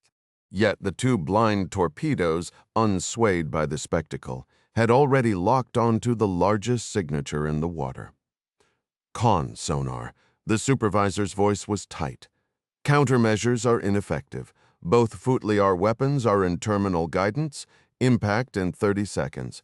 For Captain Stepanov, death felt like an accepted invoice, but he refused to sign it. His vessel, the Belgarod, was no ordinary boat. Built on the robust Oscar II frame, it featured a double-hull design, a tough inner pressure hull cocooned within a sleek outer shell. The wide gap between them provided immense reserve buoyancy and acted as a natural shock absorber. While American submarines typically had only two main watertight sections, the Belgarod boasted 10, a design meant to isolate flooding and keep the ship fighting. Furthermore, crafted as a special missions platform for deep-sea operations, its hull was forged from a higher-grade, more expensive steel with extra bracing around its unique midsection hangar. If any submarine in the fleet could cheat death today, it was K-329. Diving Officer Stepanov commanded, his voice cutting through the tension. "Put a 20-degree up angle on the boat and stand by for an emergency blow on my mark." 20-degree up angle, aye, sir, the officer responded, directing the plainsman to angle the stern and bow planes for a rapid ascent. As the deck tilted steeply, the diving officer rose, his hands finding the red-painted emergency blow levers overhead. Standing by for emergency blow, 15 seconds to impact. Their sole chance was to get shallow. At crushing depths, a breached compartment would flood in an instant, a tomb of freezing water. On the surface, at least, his crew would have a fighting chance. If my timing is perfect, Stepanov thought, I can create just enough vertical separation. He recalled the principle from his engineering days. Explosive force dissipates rapidly with distance. The shock wave might even give them an extra shove toward the air. The submarine's nose was now angled sharply upward, the maximum safe incline, and Stepanov's leg muscles burned as he leaned into the railing around the periscope stand for support. 10 seconds. 9, 8. Emergency blow now, he roared. His calculation a prayer factoring in human reaction time and the lag of a massive air system forcing seawater from the ballast tanks. The diving officer slammed the levers forward. Emergency blow. Aye. A deafening roar of compressed air shook the hull, and Stepanov felt the immense weight of the submarine suddenly become buoyant, lunging toward the surface. From what seemed like a great distance, the sonar supervisor's final countdown echoed over the speaker. Detonation in 3, 2, 1. Aboard the USS Washington SSN 787, Commander Katie found herself in a familiar yet alien state. It had only happened once before, in a childhood brush with terror. Now, amidst the swirling chaos and the scent of impending doom, she took a step back, not physically, but mentally. A strange, serene detachment settled over her. It was as if she had stepped through a cosmic fourth wall, becoming a calm observer of the frantic drama that was her life. Her character was undoubtedly in mortal peril, but the visceral fear that had clenched her stomach moments before now felt like a faint, distant echo. In this space, time itself warped, the steady, predictable march of seconds. That universal drumbeat pushing the present into the future changed its rhythm. It became fluid, like a piece of music wildly alternating between a frantic presto and a dragging, surreal lento. Her mind raced fast, then slow, her focus darting across the control room like a director calling for different camera angles. Nepper's voice cut through. Captain Sierra 104 is moving to starboard. High bearing rate. A grim satisfaction followed from the captain. It took the bait. The sonar supervisor's update was tense. Con, sonar, both torpedoes are in terminal homing on Master 1. Master 1 just deployed countermeasures. The pilot's report added to the strain. Captain, maneuvering reports were making maximum turns at 110% reactor power. Houston's question was sharp. Coordinator, report distance to Master 1. Nepper's reply was quick. Passing 2,000 yards and opening, then everything seemed to freeze. A slow, suspended moment, and then the storm hit. The submarine shuddered violently, rocked by a deep undersea shockwave. A second jolt followed, nearly as severe as the first. In a blink, she was thrust into the heart of the chaos. Alarms screamed and commands flew, but the crew's response was swift, more controlled than before. No fires erupted. The reactor held reports of damage and injuries flooded in, yet the captain and his team managed the crisis. Someone called out a modified electric plant and propulsion lineup, technical jargon that still sounded like gibberish to her. But the meaning was clear. They were holding together. The submarine wasn't going down, not tonight. The lights remained on and the immense pressure of the ocean stayed firmly outside the hull where it belonged. Through it all, the steady hiss of her emergency breathing mask regulator sounded unnervingly like Darth Vader. Ryan? Ryan! The shout snapped her back. Time's rhythm slammed back to normal. What? She said, finding Nepper standing directly before her in his firefighting gear. I asked if you're okay, he repeated. I'm fine. Is the ship okay? It's a boat, he corrected, a tired grin breaking through. Ships are the things on the surface. You know, the targets, submarines are boats. Seriously? You're making jokes now? Just tell me if we're safe. Sorry, it was touch and go for a minute. But we've got it under control. We're safe. Good, she said, closing her eyes briefly before meeting his gaze. Man, you really zoned out there for a second, he observed. I figured the best move was to stay quiet and not get in the way. Yeah, that was actually smart, she admitted. Her thoughts, however, were already racing ahead. What happened to the Belgarod? She turned toward the fire control terminal, her movements now feeling more instinctive, like someone who belonged there. The screens that had been incomprehensible before were starting to tell a story. We believe she's on the surface, Nepper said. Sonar indicates she's badly damaged, but thinks she somehow survived.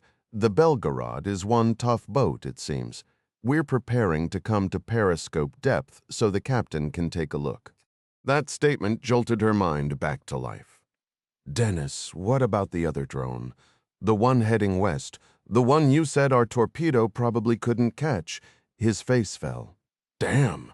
In all the chaos and damage control, I don't think we confirmed. We have to warn the White House, she interrupted, the words tumbling out. We have to tell them it got through and is heading for the East Coast. Nepper turned immediately to Captain Houston. Captain, we need to inform Schublant that the westbound Status 6 is likely still intact and en route to its target. Houston's voice boomed for the open microphone. Radio Con, did you copy that? The response came instantly over the loudspeaker. Con, radio, I, drafting a message now. Houston then turned and gave Ryan a solemn, acknowledging nod. Thanks for the backup, Katie, Nepper said, his tone shifting to one of genuine respect. If there's one thing I've learned in the last 6 hours on this boat, it's that what makes a submarine crew so strong is that everyone watches out for each other. No ego. Everyone is always thinking, working, and contributing. He paused, then added with a firm pat on her shoulder, I think you're one of us now. Thanks, she said, But a new, chilling realization dawned. "Wait," she said, her voice dropping. "What about the other Russian submarine? What happened to it? The one that launched the torpedoes at the Belgarod, the one that nearly ended us." "It's still out there," Nepper confirmed, "but the captain and I believe we're not its target. The Belgarod was. We'll maintain a very cautious distance from K329 while we're at periscope depth, just in case that other submarine decides to try its luck again." "Just wonderful," she muttered under her breath. "Look, I need to get to radio to finalize this message and authorize it. Will you be all right here by yourself?" She offered him a lopsided grin and gave the black rubber air hose, her literal lifeline, a gentle tap. "It's not like I have anywhere else to be, right?" Once he was gone, she shifted her attention to Captain Houston as he and the control team readied the boat to ascend to periscope depth. She observed him with profound respect, watching him prepare his weary yet resilient crew for yet another perilous maneuver. But this was the duty they had all volunteered for, wasn't it? The Blackfish was the ultimate predator, the very tip of the spear. They had protected the carrier group, and now the responsibility to safeguard the nation would pass to her father.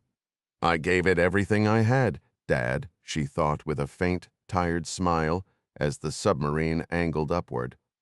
"I just hope it was sufficient." Situation Room, the White House. Ryan allowed the collective turbulent energy in the room to swirl for a moment. He had learned long ago that chaos, when properly directed and contained, was not something to dread. He glanced at the analog clock on the wall, letting another 15 seconds pass. The initial stir had been sparked by the cautiously positive update from the USS Washington. The Belgarod was surfaced and damaged. The Washington remained fully operational, and it appeared the Russians had, as Yermilov pledged, fired upon their own submarine. The Ford strike group was secure, with one Poseidon destroyed by Captain Houston's boat. That was the welcome news.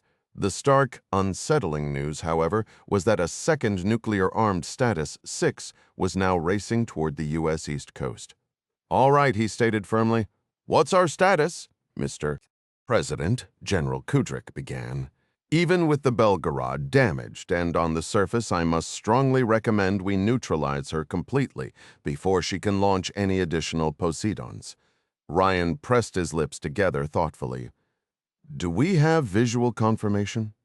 "Feed is coming in now, Mr. President," Mary Pat announced, typing swiftly at her workstation. "This is a live stream from NSA, sir." The video that filled the large wall monitor was remarkably clear, as if filmed from an aircraft circling just above the wounded Russian submarine. The massive vessel was on the surface, but leaning heavily, nearly 20 degrees to port. The deck was crowded with sailors in bright orange life vests, hurriedly preparing inflatable rafts. Their abandoning ship, Admiral Kent noted, stating what was plainly visible. Ryan knew it could be a deception.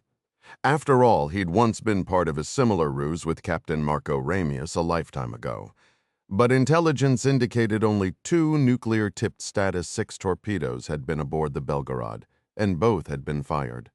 In his judgment, the primary threat had been eliminated.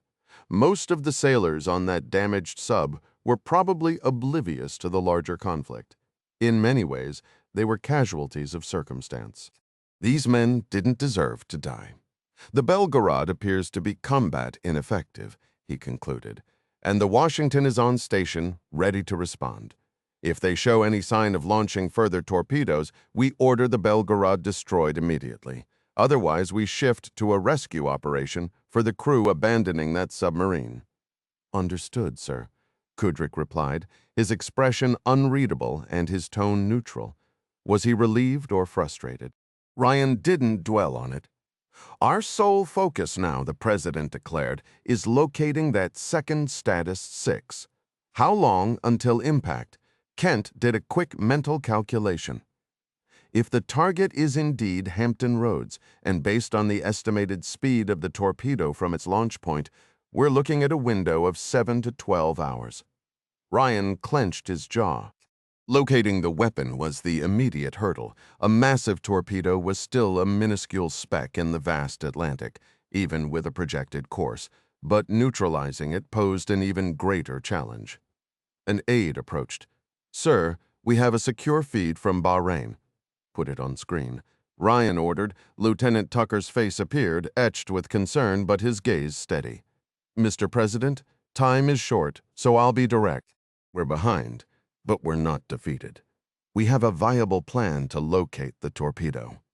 A wave of cautious optimism passed through the room, quickly tempered by the sobering reality that detection did not equal destruction. "We have the launch time and coordinates," Tucker continued. "If we receive a prioritized list of potential targets, our system can compute a projected track for each. We can then assign detection windows to every drone and search asset in the region. When and if we get a hit, the AI will correlate the data with the predicted windows, run a best fit analysis to confirm the target, and then we can concentrate all resources on tracking it.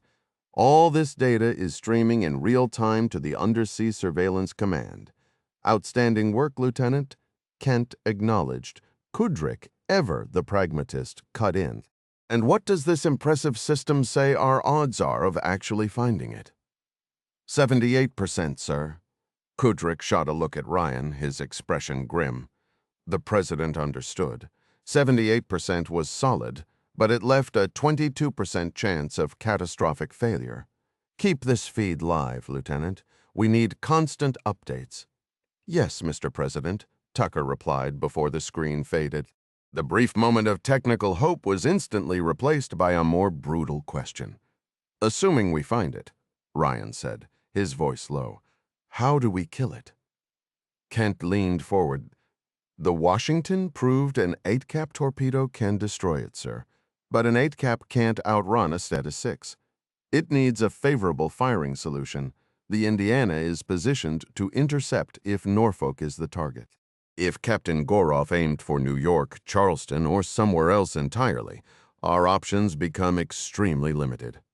Ryan's mind raced through scenarios, a chess player trying to stay 3 moves ahead of a relentless opponent. Norfolk is the logical target, but we cannot operate on logic alone. We need a contingency. "Then I propose we act the moment we have a location," Kent said, his own thoughts visibly churning. "We don't wait for the Indiana. We saturate the area with every air and surface platform in range, deploying Mark 46 and Mark 54 torpedoes. 75 knots is incredibly fast, but it's not so fast we can't get assets overhead." "Make it happen," Ryan ordered. Kudryk voiced the next obvious doubt. "Those are lightweight torpedoes. Do they carry enough explosive to take out a warhead that size?" Kent's jaw tightened again. "We'll confirm with our subject matter experts immediately. But my assessment is they have sufficient punch to, at a minimum, mission kill the weapon." The unspoken truth hung in the air. Mission kill was a polite term for hoping a crippled doomsday device would sink harmlessly to the bottom, a gamble of unimaginable stake. My worry, to be honest, isn't so much about explosive power. It's about constraints like how far our weapons can travel, how deep they can go, and what our sonar and computers can actually handle. Ryan didn't like where this was heading. "Explain," he said. "The benefit of our lightweight torpedoes is their flexibility. We can launch them from ships or helicopters, but in every other way they fall short next to an ATCAP. The depth issue really bothers me. We can get the Mark 46 and Mark 54 models down to about 1,500 feet, but there's a real chance this Status 6 device is operating at twice that depth.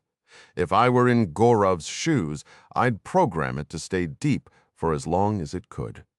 The hard truth is, aside from the usual propaganda from Moscow, we don't know nearly enough about this thing." Ryan's voice grew tense. "We fight with the Navy we've got, not the one we might want. If we could fire ATCAPs from helicopters, we would. We can't. We have to hope the Indiana is positioned perfectly, but we can't count on that. Admiral, I want the fleet prepared to lay down a wall of Mark 46s and 54s ahead of the Status 6 the moment we have a location." Understood, Mr. President, Admiral Kent replied. But we should also plan for a second volley closer to the coastline, where the water depth won't limit us. That's awfully close to shore, Ryan noted. What if the warhead detonates? He let out a weary sigh. If it's running that deep, we may not have another option, he said, and the Admiral nodded. Our final defensive line should be as far from the coast as we can manage, but it must follow a contour where the seabed is no deeper than 1,500 feet. Yes, sir. The stark reality was that the crew of the USS Indiana, equipped with their heavyweight ADCAP torpedoes, likely represented America's last, best chance to halt the incoming nuclear strike. At the speed the Russian weapon was moving, they would only get one opportunity. That is, if they could locate it in time, if Ryan could get the order to them in time, and if they could maneuver into firing position aboard the Belgarod, K-329. North Atlantic, Konstantin Gorov could hear them discussing him, Stepanov and the ship's doctor. He had refused the morphine, but the doctor administered it anyway. His agonized thrashing and cries had likely forced their hand. Now, with the drug dulling the fire in his veins, he was quietly thankful for the respite. "Thank you, Doctor. You've done all you can," Stepanov was saying. "Now get to the deck. We have only minutes before she goes down." "And the captain?" the doctor asked. "I will stay with him." Gorov watched the doctor leave his quarters as Stepanov, his steadfast first officer and friend, pulled a chair to the bedside. "Are we on the surface?" Gorov asked, feeling the subtle roll of the hull. "Yes, Captain." "How bad is it?" "Beyond saving. Multiple compartments are flooding. The reactors are shut down. We can't pump the water out fast enough to keep her afloat." Gorov gave a slow nod. The news was no surprise. And the crew abandoning to the life rafts now. How many made it? 88 accounted for, out of 115. Gorov coughed, swallowing a coppery taste. "The Americans did this, yes? They fired on us. No, it was the K-560. What?" Gorov tried to rise, the morphine haze burning away instantly. "Denikin sank us? How do you know? The torpedoes were Futliar class." "Ah," Gorov said, sinking back into the pillow. A bitter, ironic laugh escaped him. "Only the K-560 carries those, I suppose. There's a dark humor in that. Betrayed by our own." Stepanov said nothing to that. "What of the mission? Did we succeed?" Stepanov paused, then answered. "The Americans destroyed the Poseidon targeting the carrier group. We believe the other one outran their Mark 48 and is still proceeding toward its destination." "Good. That is good news. Is it, Captain?" Stepanov's voice was hollow, stripped of its usual certainty. "I find myself doubting everything now. If it detonates, I doubt it will shift the balance of power as we intended. Morozov was correct. This entire operation was an error from the start." "Kalina believed that as well," Gorov murmured, shutting his eyes. A familiar ache tightened his chest. "She attempted to hold me back, but by then the course was set." "Kalina?" Stepanov's voice softened with a note of compassion. "My friend, your wife has been gone for years." "I am aware," Gorov replied, the fracture in his heart widening. He opened his eyes and reached out, his hand finding the firm grip of his first officer. "The Belgarod is yours now, Yuri. You are her captain. I accept the responsibility. I will honor her," Stepanov said. He turned Gorov's hand over, pressed a small, cool object into his palm, and rose at the doorway. He hesitated and glanced back. "Until we meet again, Captain." Constantin watched the stateroom door seal shut. Alone, he lifted his hand and slowly uncurled his fingers. Resting in his palm was a Soviet-era submarine captain's badge, a brass U-boat stamped with a red star at its center.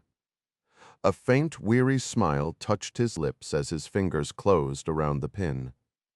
He let his eyes fall shut, allowing his consciousness to slip away into a deep, silent, and dreamless void. Cabin of the P-8A Poseidon VP-5 Mad Foxes, 27,000 feet above the Atlantic Ocean. 387 miles east-northeast of the Virginia coast, AW-1 Levi Prescott stretched his back and rolled his shoulders, stifling a yawn. These long patrols in the P-8 were routine for him. He'd flown them since his training days and had been with VP-5 through all the recent upgrades, yet today carried a different weight. For years, friends had ribbed him about his assignment, calling submarine hunting a relic of a past era. His own grandfather had served on submarines, which only added to the jokes. Prescott wasn't briefed on every detail, but he knew this mission was unlike any other. A palpable tension filled the cabin of the Navy's premier surveillance jet. Even Lieutenant Commander Brenner, usually the source of pranks and loose banter, was uncharacteristically focused and quiet, working intently at his own station. "What kind of sub moves at 75 knots, man?" whispered the aviation warfare specialist to his right. Tony Gallo, a kid from Hoboken, New Jersey. Prescott liked Tony. They were the crew's Jersey boys, a bond that went beyond shared state lines. "Beats me," Prescott replied, keeping his voice low. "But at that speed, it's gotta be churning up the ocean like a blender. We should hear it if we get in range." "Guess so," Gallo said, then glanced enviously at Prescott's screen. Gallo was managing the active sonar buoys, which meant mostly interpreting ocean floor contours and the occasional school of fish this far out. Prescott, on the other hand, was on passive sonar. His job was simply to listen, and the ocean was never quiet. Normally, he'd keep his filters tight to screen out biological noise and wave action. Today, however, he'd been ordered to open them up wide, flooding his station with data. It made the hours pass, at least with aerial refueling. Their modified Boeing 737-800 ERX could remain on station for a full day or more. Having a constant stream of noise to sift through was a blessing. Prescott LCDR Brenner's voice cut through his thoughts. "Yeah, boss. You still pulling the data from past 7? Prescott checked his display, clicked open a dialog box, and queued up the older data set. "Streaming it now, sir. They want us monitoring that sector." "Who exactly is this mysterious they we keep mentioning?" Gallo muttered, frustration evident in his voice. Brenner shrugged, adjusting his headset. "Your guess is as good as mine. The orders are coming through UNC," he said, using the crew's shorthand for the Undersea Surveillance Command. "But it feels different this time, like the chain of command has a new link. Whatever it is, gentlemen, this is the real deal." Prescott raised a hand, instantly silencing the cabin. He pressed his headset tighter against his ear, blocking out the constant hum of the aircraft, and tweaked the gain on his console. His cursor hovered over the icon for Sonobui 47, a silent sentinel beneath the waves with its antenna barely breaking the surface, streaming a river of data back to him. "What on earth?" he whispered under his breath. "You picking up something, Jersey?" Brenner leaned forward. Prescott didn't look up. "Flight turn left to heading 135 and converge on SB-47. "Flight copies," responded Lieutenant Derek Hines, the co-pilot from Pensacola, his voice calm over the intercom, as the plane banked and narrowed the distance to the east. The flickering signal on Prescott's screen solidified into a steady, pulsing line. He fine-tuned the filters, and his eyes went wide. "Holy smokes," he breathed, then turned to meet Brenner's questioning gaze. "What is it?" Prescott listened for another few seconds, his eyes shut in concentration. When he opened them, a triumphant grin spread across his face. "We've got them, boss! A high-speed contact, cavitating heavily. Bearing indicates a westbound course." His fingers flew over the controls, plotting the contact on his screen, which instantly updated on every other station in the cabin. "Get me an active ping and triangulate its position." Brenner ordered, his voice sharp. "Well, I'll be damned," Gallo chimed in, staring at his own display. "It's lighting up my active sonar line now, and, boss, that's no marine life. This thing is hauling at 78 knots. "Tracking confirmed," added Lieutenant Sarah Beach from the terminal next to Brenner, her voice steady. "This matches the profile. It has to be our target." Brenner allowed himself a thin, humorless smile. I'm making the call now. Do not lose that signal. Prescott exchanged a look with Gallo, who gave a confident nod. Losing it isn't our problem, Prescott said. That thing is making more noise than a rock concert. Now that the computer has its acoustic signature, we can follow it to the moon. Gallo's expression turned thoughtful. What do you suppose it is? Some experimental drone from our side? A secret test. Prescott studied the map, extending the contact's projected track westward. As he zoomed out, the magenta line he drew terminated squarely at the naval facilities in Norfolk. A cold knot formed in his stomach. I don't think so, man, he said quietly, his earlier confidence fading into grim focus. Stay sharp on this. Don't blink. U.S. Indiana, SSN 789, the battle base, 22 nautical miles off the Virginia coast. Sonar technician second class Harris listened to the ocean's depths as if the fate of the world was whispering through his headphones, because, in a very real sense, it was, the battle base had raced across the Atlantic under direct presidential orders to this specific grid of water. A complex web of data from countless drones, sonobuoys, and other classified assets, processed by an AI hub halfway across the globe, had predicted the path of a massive nuclear-armed torpedo. Then, at periscope depth, the flash message arrived, the target was acquired, and the kill order was theirs. The captain had briefed the entire watch section, noting the bitter irony of their mission. The weapon now hurtling toward Norfolk had been launched by the K-329 Belgarod, the very same Russian submarine that had deceived them in the frigid waters of the Barents Sea. In a move that surprised Harris, the captain had then singled him out before the crew, crediting him for uncovering the Russian deception. If not for that, the captain stated, a carrier group would have been destroyed, and they wouldn't have this final chance to intercept the doomsday weapon. Harris shook his head slightly at the memory. It wasn't all me, he thought. The acoustic intelligence specialist, Jason Torvik, deserved just as much credit. Solving that puzzle together had forged a quick and solid friendship between them, a small comfort in the immense pressure of their current task.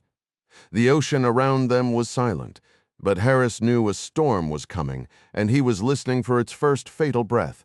Torvik had even suggested Harris consider the ASINT program, insisting his natural talent for sonar was exactly what they needed. Harris wasn't so sure about being gifted, but he valued the encouragement from his shipmate. A faint, emerging tone, barely there at the edge of perception, pulled him sharply from his reflections. Closing his eyes, Harris focused entirely on the sound. Satisfied it was real and not another phantom signal, a trick of the mind in the silent deep, he opened his eyes to scour the broadband display, searching for a pattern within the visual static. He often caught frequencies by ear long before the computer's algorithms could separate a true tonal from the ocean's background murmur. Within moments, a distinct line began to form at the top of the screen. "Chief, over here," Harris called, gesturing to Schonauer. "Contact on bearing 112. It's a high-pitched whine like nothing usual." Schonauer moved to his side, and Torvik, who had been fidgeting near the bulkhead, joined them. The chief took one glance. "Con, sonar, new contact designate Sierra 7, bearing 112, possible inbound status 6 drone." "Sonar, con copy," responded Lieutenant Yu, the officer of the deck. He turned to Commander Bresnahan, the captain who was monitoring the command workstation. "Sir, this aligns, bearing is easterly, matching the intelligence track from Com Underseer V, and we're in the predicted window."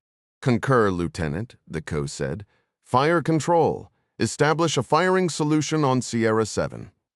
"Aye, Captain," replied the executive officer, LCDR Pfeiffer, who was serving as fire control coordinator. "ASINT, feed that signal into the narrowband analyzer," Schonauer ordered, on it. "Chief," Torvik said, sliding into the console next to Harris. His fingers flew across the controls. "Sounds like it's tearing through the water," Harris remarked, handing his headphones to Schonauer. The chief listened briefly, eyes shut tight. I can hear the propeller. The blade rate is insane. He handed the headset back. Harris put them on again, concentrating. But there's no combustion engine noise, not like a standard torpedo. Exactly, Torvik interjected, not looking up from his screen.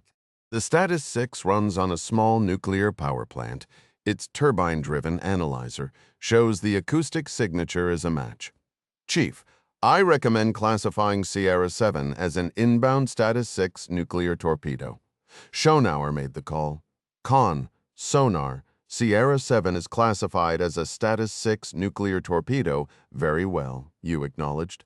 Attention and control, Captain Bresnahan announced, his voice cutting through the tension. It appears sonar technician Harris, with his sharp ears and quick mind, has found our target once again. Sierra 7 is now designated Master 1. Acknowledgements echoed from various stations. Officer of the deck, Pfeiffer reported, Master 1, bearing 115, range 26,000 yards on course 271, speed 76 knots. Firing solution is set. Recommend firing point procedures. Very well, Coordinator, Lieutenant Yu said. Then, turning to the captain, he asked, Sir, do you wish to take the con? I could, Bresnahan replied, a hint of a smile playing on his lips. Or you could take the shot. How would you like to be the officer who saved 1 million lives and possibly averted a global conflict? That's the kind of performance that gets noticed, might even fast-track you for an executive officer slot. Yeah, unless he misses, joked Lieutenant Junior Grade Rucker. The junior officer of the watch, Harris, was initially taken aback. Letting the Ood retain the con for a shot of this magnitude broke from standard protocol. The captain was the most seasoned tactician aboard, but then it clicked. Bresnahan's command tour was ending in a matter of weeks. This wasn't negligence. It was a profound act of mentorship, a deliberate passing of the torch to the next wave of submarine commanders. The skipper would be right there, a silent guardian ready to step in if anything went sideways. Now that's what real leadership looks like, Harris thought. After a brief weighty pause, Yu nodded, his voice firm. I'll take the shot, sir. All right, Lieutenant, Bresnahan said, clapping him on the shoulder. Let's send this thing to the bottom. All stations, con, firing point procedures on Master 1, Yu announced, his voice cutting through the tension. Prepare 2 torpedo salvos, designate tubes 1 and 2 as salvo 1, tubes 3 and 4 as salvo 2. Intelligence suggests these targets are fast and operate at extreme depth. Bresnahan interjected, set submerged presets and programmed salvo 1 for a deep search pattern. The XO acknowledged the order with a sharp coordinator, I. Harris, whose every instinct screamed to turn and watch, kept his eyes locked on his console. His duty was here, a silent sentinel forced to listen as the fire control team and torpedo room prepared their weapons. In under a minute, the XO reported readiness. Captain? Lieutenant Yu prompted. The commanding officer's reply was a single solid word, execute. The officer of the deck's voice filled the space. Coordinator, fire salvo 1. The submarine shuddered as Tube 1 launched its weapon. A second jolt followed 3 seconds later from Tube 2. Harris forced a yawn, working his jaw to clear the pressure change in his ears, all while 2 new traces bloomed on his broadband display. 2 Mark 48 ATCAP torpedoes were now racing through the abyss at over 60 knots. Con-coordinator telemetry is nominal. Both units are in passive search mode, the XO reported. Torpedo 1 has reduced speed and switched to active search, Harris called out. A few heartbeats later, he added, Torpedo 2 has slowed and is in active search. Con sonar, both torpedoes have acquired the target and are actively homing. Harris shut his eyes, picturing the deadly chase unfolding in the crushing darkness 1,000 feet down. He heard the distinct shift in the torpedo's active sonar signature, the sound of a hunter locking onto its prey. Supervisor, Torpedo 1 is range gating, he stated. Schonauer relayed the report to the con, acknowledged. Supervisor, Torpedo 2 is now range gating and Torpedo 1 has entered terminal homing, Harris reported. The information quickly passed up the chain. 30 seconds to impact for Torpedo 1, the XO announced. Very well, Coordinator. Torpedo 2 is in terminal homing, Harris said, and Schonauer echoed him. The countdown began, a tense drumbeat in the confined space. 20 seconds. 15. 10. 5. 4. 3. 2. 1. Silence. No detonation. A cold knot formed in Harris's stomach. Supervisor, Torpedo 1 missed. Torpedo 1 missed the target. The XO confirmed, his voice flat. Sonar concurs. Torpedo 1 missed. Come on, number 2, do your job, Harris whispered, a private plea into his headset. 10 seconds to impact on Torpedo 2. He crossed his fingers, squeezing his eyes shut. 5, 4, 3, 2, 1. The explosion was a physical force, a deep, concussive roar that vibrated through the hull. Harris didn't flinch.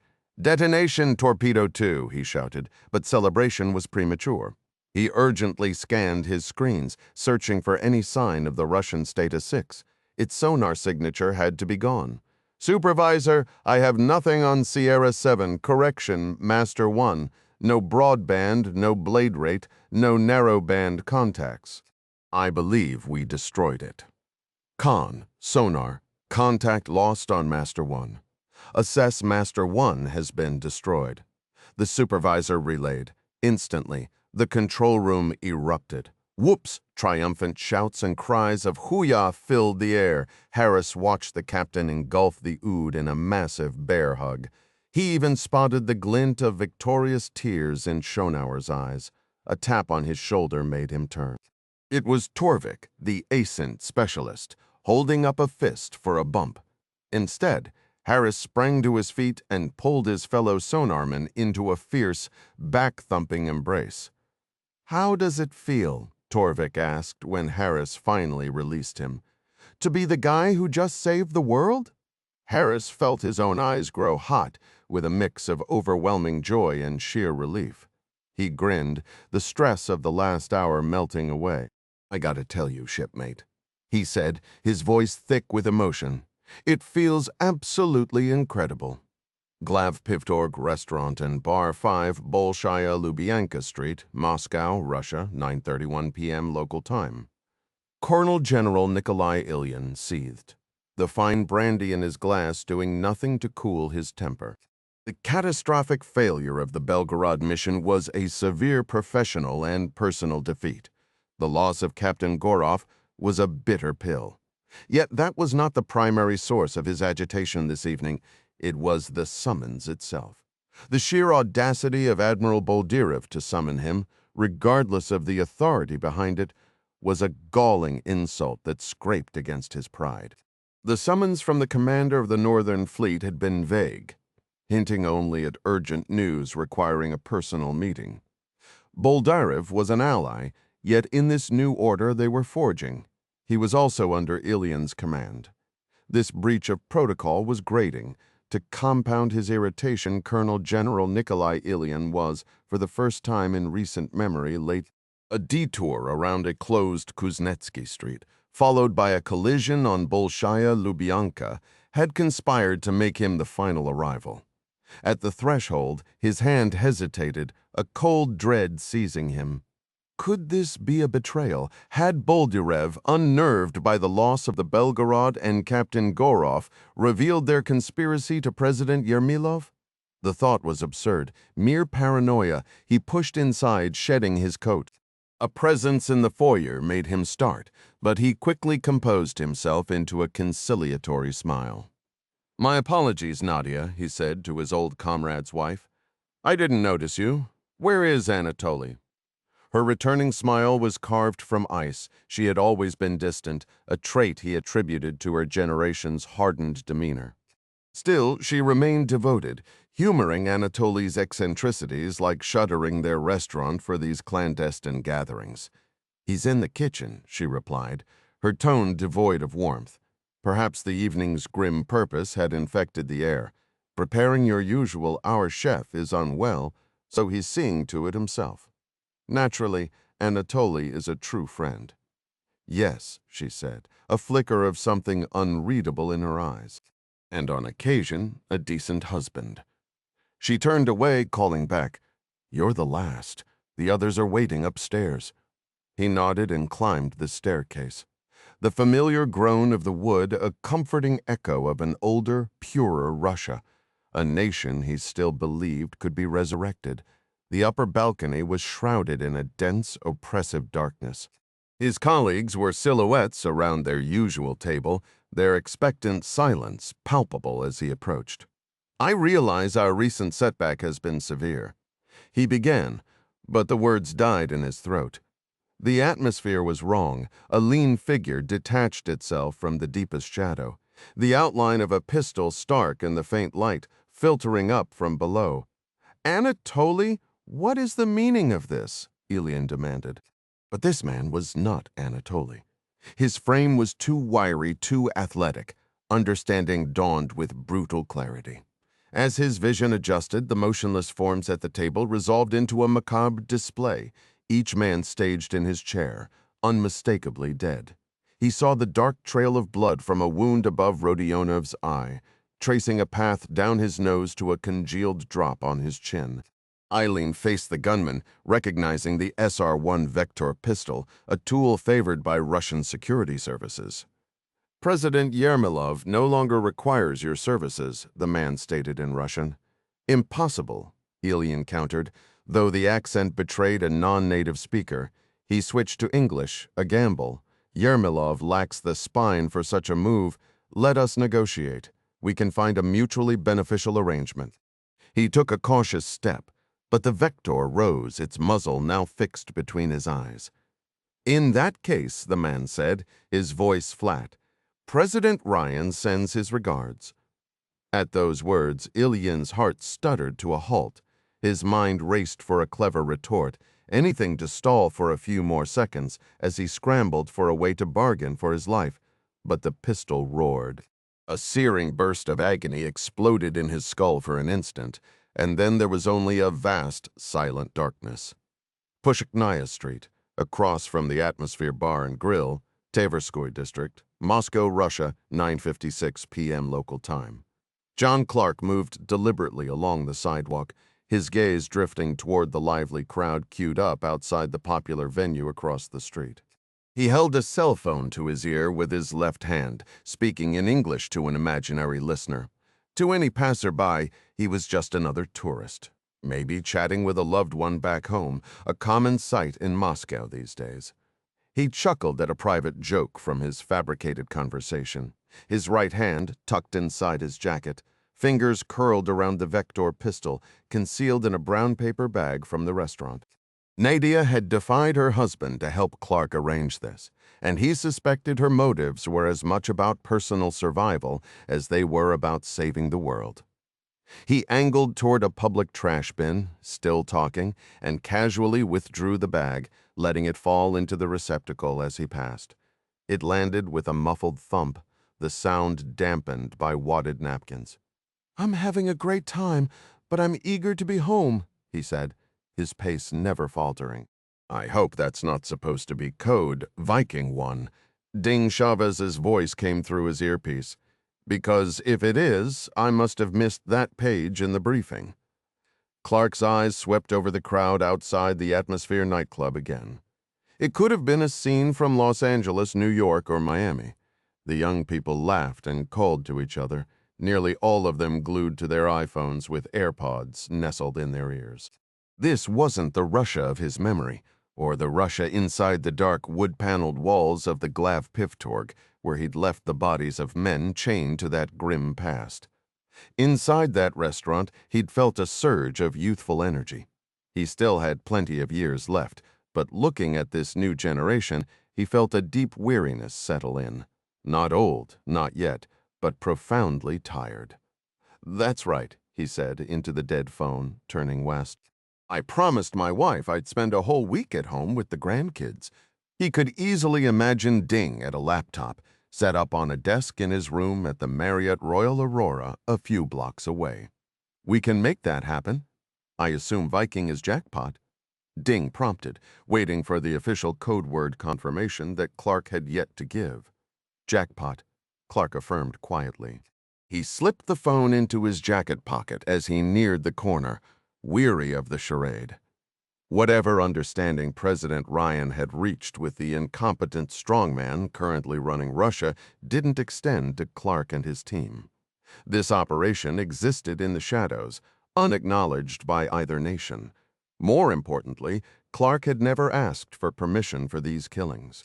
He liked and respected Jack Ryan, considering him one of his few genuine friends, but it wasn't in Ryan's character, nor was it his duty, Clark supposed, to navigate the murky, amoral grays of this world. Ryan saw things in stark contrast, right and wrong, with no middle ground. Clark didn't know what intelligence the American president had secretly passed to Yermolov regarding the Cabal members, but he was certain the world couldn't afford to give Colonel General Ilian and his cohorts another opportunity. In his gut, he knew they would try again, and he refused to risk Ilian activating whatever catastrophic contingency plans he had prepared. His own job was to clean up the secret, messy ends. His job was to provide the White House with plausible deniability. His job, in a strange way, was to protect the president's conscience, so Jack could save the world by daylight and still find peaceful sleep at night. Unless informed differently, Ryan would assume the Cabal had been eliminated on Yermolov's orders. Betrayal was the one act Yermolov would never pardon, and Russian justice was his specialty. Clark doubted the dictator would appreciate someone else handling his dirty work. In fact, Yermolov would likely be furious at being denied the personal satisfaction of delivering punishment. There was a particular, grim logic to how Russians viewed these things. Clark knew he and his team wouldn't truly be safe until their plane was wheels up and beyond Russia's borders. "Viking 1 is set for extraction," he whispered into his comms. "Understood, Viking." "Returning to the nest," came Ding's reply. Clark paused, considering. "Negative," he said finally. "No point in leading any potential shadows back to the team. Give me a few minutes to sweep for trackers, then I'll rendezvous with you near the Bolshoi Theater." "Copy that. We're wrapping up here," Ding confirmed. "We'll position the vehicle at the valet of the Ararat Park Hotel directly east of the theater. The jet is prepped, flight plan logged, and we have all clearances." "Copy." 15 minutes, Clark acknowledged. He didn't actually need the full quarter hour. He was barely a block from the pickup point and had already verified he was clean. What he needed was a pause. A single, quiet moment for himself. He moved from the sheltered gloom of the buildings lining Pusheknaya Street and into the brilliant illumination of the main avenue leading south toward the famed theater. He wanted to sit, just for a minute, and absorb the pulse of Moscow, its sounds, its energy. He was fairly certain he wouldn't get another chance. Offering a thin, resigned smile to no one, he located an empty bench and sat down. The pace of global change was dizzying. But as long as he was still in the game, he'd continue making the brutal calls and doing the necessary ugly work to try and steer that change in the right direction. USS Washington, SSN 787, the Blackfish, Amalfi-Napoli shipping channel, Gulf of Naples, 9 nautical miles south of Naval Support Activity Naples, 0610 local time. Katie was more than ready to go home. The longing struck her with surprising force over breakfast, probably triggered by the knowledge that the Blackfish was docking in Naples this morning. By afternoon, she'd be on a flight back to Washington, D.C. It was a hard sensation to describe, but it echoed that end of a long day urge to shed her uniform and pull on something soft and familiar.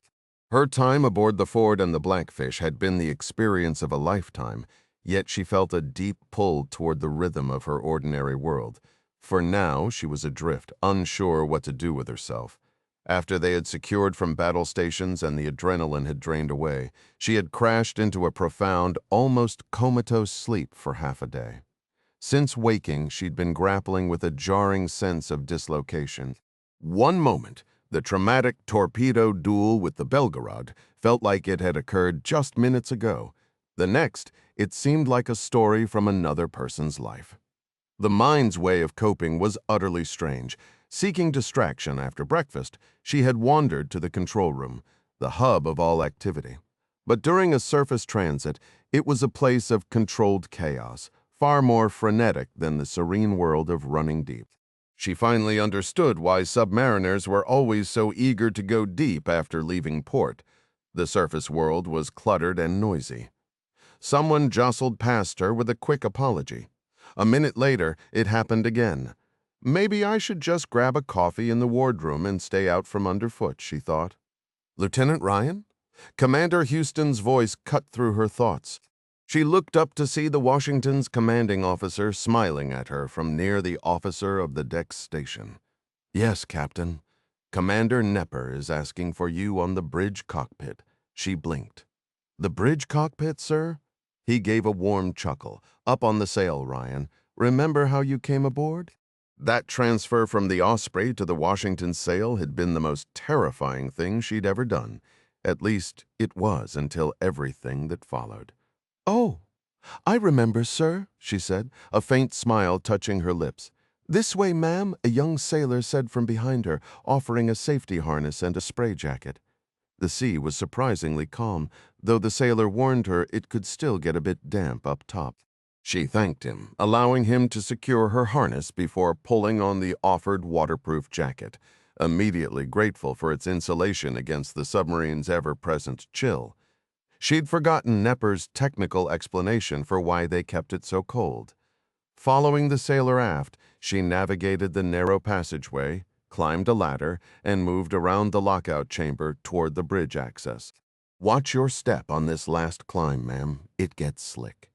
He advised, gesturing upward through the open hatch. Nodding her thanks, she began a careful two-story ascent, gripping the rails tightly as the vessel swayed with the ocean's rhythm. Near the top, the grate was lifted, and she found herself eye-level with a pair of boots. Looking up, she saw Nepper offering a hand to steady her final steps. With a soft sigh, she emerged into the astonishingly sparse bridge cockpit. Another set of boots swung into view behind her. Glancing back, she saw Juggernaut perched on the sail, his legs dangling into the space. A third crew member, the lookout, stood braced against the flying bridge railing, binoculars steadily sweeping the horizon. I did mention space is a premium down here, Ryan. Nepper said, seemingly reading her mind as he lowered the grate to give her a stable platform. I remember, she replied.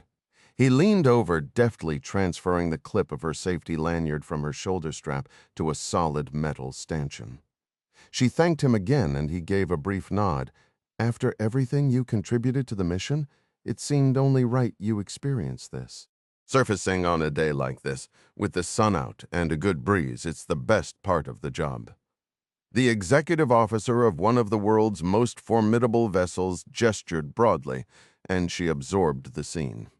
Ahead, the ocean parted before the sub's immense sonar dome, the water frothing white into a dramatic bow wave that fanned out into a churning wake along the hull. To the east, the horizon blazed with ribbons of crimson and gold as the sun climbed, painting the vast sky. The crisp, salty air carried a fleeting, comforting memory of home, of the Chesapeake Bay, before an entirely less pleasant aroma, a pungent cocktail of amine machinery and close quarters, drifted up from below. Lovely, she thought, casting a wry glance skyward and suddenly self-conscious about whether she now carried that distinctive submariner scent. Rising onto her toes, she watched the bow cut through the swells with a powerful, silent grace. An albatross glided effortlessly over the wave crests nearby, executing turns so precise it seemed to be showing off. She caught Nepper's profile. He was squinting into the wind, a faint, utterly content smile on his face. Sensing her look, he turned. God, I love my job, he stated, his voice full of genuine warmth. I can see why, she answered, and she truly meant it. Yeah, but I just really love blowing stuff up, Jackie chimed in from behind, prompting a round of shared laughter. Nepper then reached into his pocket and extended his hand. As she shook it, she felt the cool press of a metal coin transferred to her palm. Thank you for everything, Katie, he said. She ended the handshake, pocketing the coin without examining it, not wanting to seem like a sightseer. Thank you for saving the world, she replied. Hey, Ryan, got something for you too, Juggernaut called. She turned as the brilliant, spirited weapons officer tossed her a neatly folded ball cap. Inside, her eyes landed on a Velcro patch identical to those worn by the ship's crew. A multicam green field with a cartoon orca grinning from the middle. Stitched in the upper left corner was SSN 787, and along the bottom in flowing script were the words, Fear the Blackfish. Katie tucked the patch into her pocket and settled the cap on her head. Almost forgot, Nepper said, dropping one final item into her palm. Katie gazed at it, breath catching. It was the submariner warfare pin, what the community called earning your dolphins, showing a surfaced O-class submarine framed by two dolphins facing inward. But this one wasn't the standard silver for enlisted or gold for officers. It had been painted a deep, matte black fish. She understood in a flash. Hold on to those, Katie, Nepper told her, his voice low. Your crew now always will be. I will, Katie managed, horrified to feel the hot sting of tears threatening to spill. She blinked hard, hoping nobody saw. From her spot nearby, Juggernaut leaned in and gave Katie's shoulder a solid thump. Who knows, Ryan, she said with a grin. Maybe one day you'll find the guts to switch your designator and ship out with us for good. Maybe, Katie replied, throwing a look back toward the Weps. She turned her gaze out over the water, where the lights of Naples were swelling on the horizon. There were words she could say, but the quiet felt more fitting. So she stood there in the sail of the mighty USS Washington, flanked by her shipmates, and simply watched as the sun broke over the edge of a brand new day. Epilogue, the Ryan home. Overlooking the Chesapeake Bay, Maryland, Sunday, April 21, 7:15 p.m., local time. Jack Ryan, husband, father, President of the United States, sat quietly at the head of the table, watching his children laugh, smile, trade playful jabs, and share a meal as if the clock had stopped, as if their lives hadn't been upended, and as if the family still lived here in tranquil harmony on this land overlooking the Chesapeake. Peace. Even with all the cheerful bickering that once might have grated but now wrapped around him like a familiar quilt, was precisely the right word. Here, there was the deep, comfortable peace of a family that knew each other bone deep. But beyond these walls, each of them waged a fight that was anything but peaceful. Out there, they carried the weight of keeping 340 million Americans safe, every Ryan in their own chosen way. He felt pride and a thread of sadness. But the pride won out warm and solid. I can't believe you actually made it all the way home for dinner, Katie teased her twin brother, nudging him in the ribs with her elbow. Ow, Kyle said, grinning as he rubbed his side. I didn't come home for dinner. I came home on leave. And you're welcome, by the way, for connecting you with Lieutenant Tucker and Task Force 59. They made you look pretty good out there. Made us all look good, Ryan said, smiling at his youngest son. Kyle, ever the one to take things a touch too seriously, flushed slightly. I was just kidding, Dad, he said. I know, Ryan replied. I wasn't. Thanks for the hookup, Katie said. Then Ryan watched her study her twin with a curious tilt of her head. Seriously, though, I still have no idea what you actually do for the Navy over in Bahrain.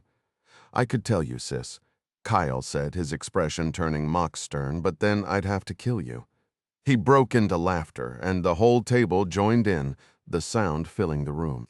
Well, Jack Jr. said, folding his napkin and setting it beside his plate, Since I'm in the rare position of being the one not briefed on whatever happened, I'll clear the table.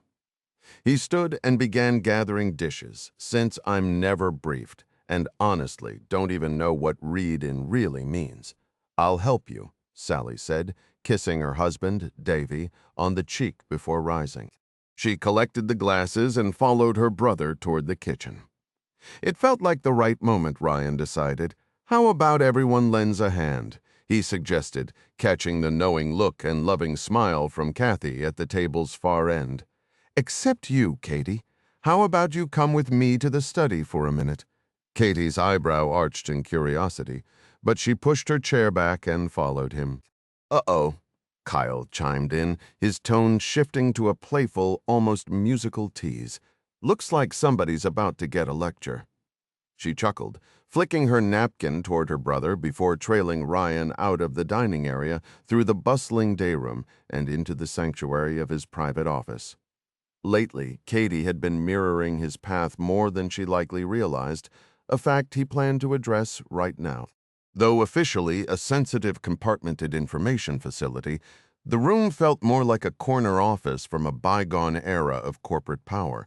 Deep leather armchairs, a matching sofa, a broad walnut desk with a stately chair behind it, and even a discreet wet bar tucked in the corner. No windows broke the walls, which were lined with hidden sound-dampening material and layers of technology that acted as an electronic shield, sealing the space off from any outside listening devices. Katie settled onto the sofa, angled beside the desk rather than taking the formal seat directly opposite. "Is this spot all right?" she asked. Her expression held a hopeful warmth. She wanted this to be a daughter and father talk, but she was braced for it to become something more official if it had to. "It's perfect," Ryan assured her, and he meant it. This was, above all, a moment for a dad and his girl, even if the commander-in-chief and a top ONI analyst were unavoidably present too. He reached for an intricately carved wooden box on his desk, lifting the lid to reveal a gleaming brass depth gauge nestled in velvet. He tapped the glass face with a finger, watching as Katie's attention sharpened. Intrigued, she leaned forward, her brow furrowing in that familiar, intense focus. Her brilliant mind was already turning, analyzing, dissecting, never still. "That's been on your desk forever," she mused. "When I was little, I just thought it was a strange, broken clock. But now," her voice faded as she studied it, and he could almost see the gears spinning behind her eyes. That incredible brain of hers never took a break, did it? Always questioning, always solving. "It's definitely not a clock," Ryan said with a slight, knowing smile. "There's Cyrillic lettering right here. How did I never see that before?" "We'll come back to that," he replied, his own memory flashing to the tense hours he'd spent watching an identical gauge from the helm of the Red October, his stomach tied in knots. "Why I have this, and how it came to be mine, is what I want to share with you, kid." "Kid?" Katie laughed, the sound warm and affectionate. "I suppose I'll let that slide, given you're both my dad and my president." "I want to tell you a story, Katie," he said, his voice growing more deliberate. "Okahai." She drew the word out, her face alight with anticipation. "It's an old story," he continued, gesturing vaguely around the room, "from my life before all this, and I want to share it with you not just because you're my daughter, but because you're ready. You're the only one in the family with the right mix of personal insight and the necessary security clearance to truly understand it." "Okay," she said, her posture straightening. "You have my full attention." "Katie, this story, my story, might feel like a relic from another time," Ryan began. "But it's crucial that the next wave of leaders hears it, and others like it. Those who cannot remember the past are condemned to repeat it," she quoted softly, almost reverently. "George Santayana." "Exactly," Ryan said, a surge of pride and love tightening his chest. She shifted, planting her elbows on her knees, fully engaged. "What you're about to hear," he started, the weight of history settling into his words, "is the true account of the hunt for the Red October.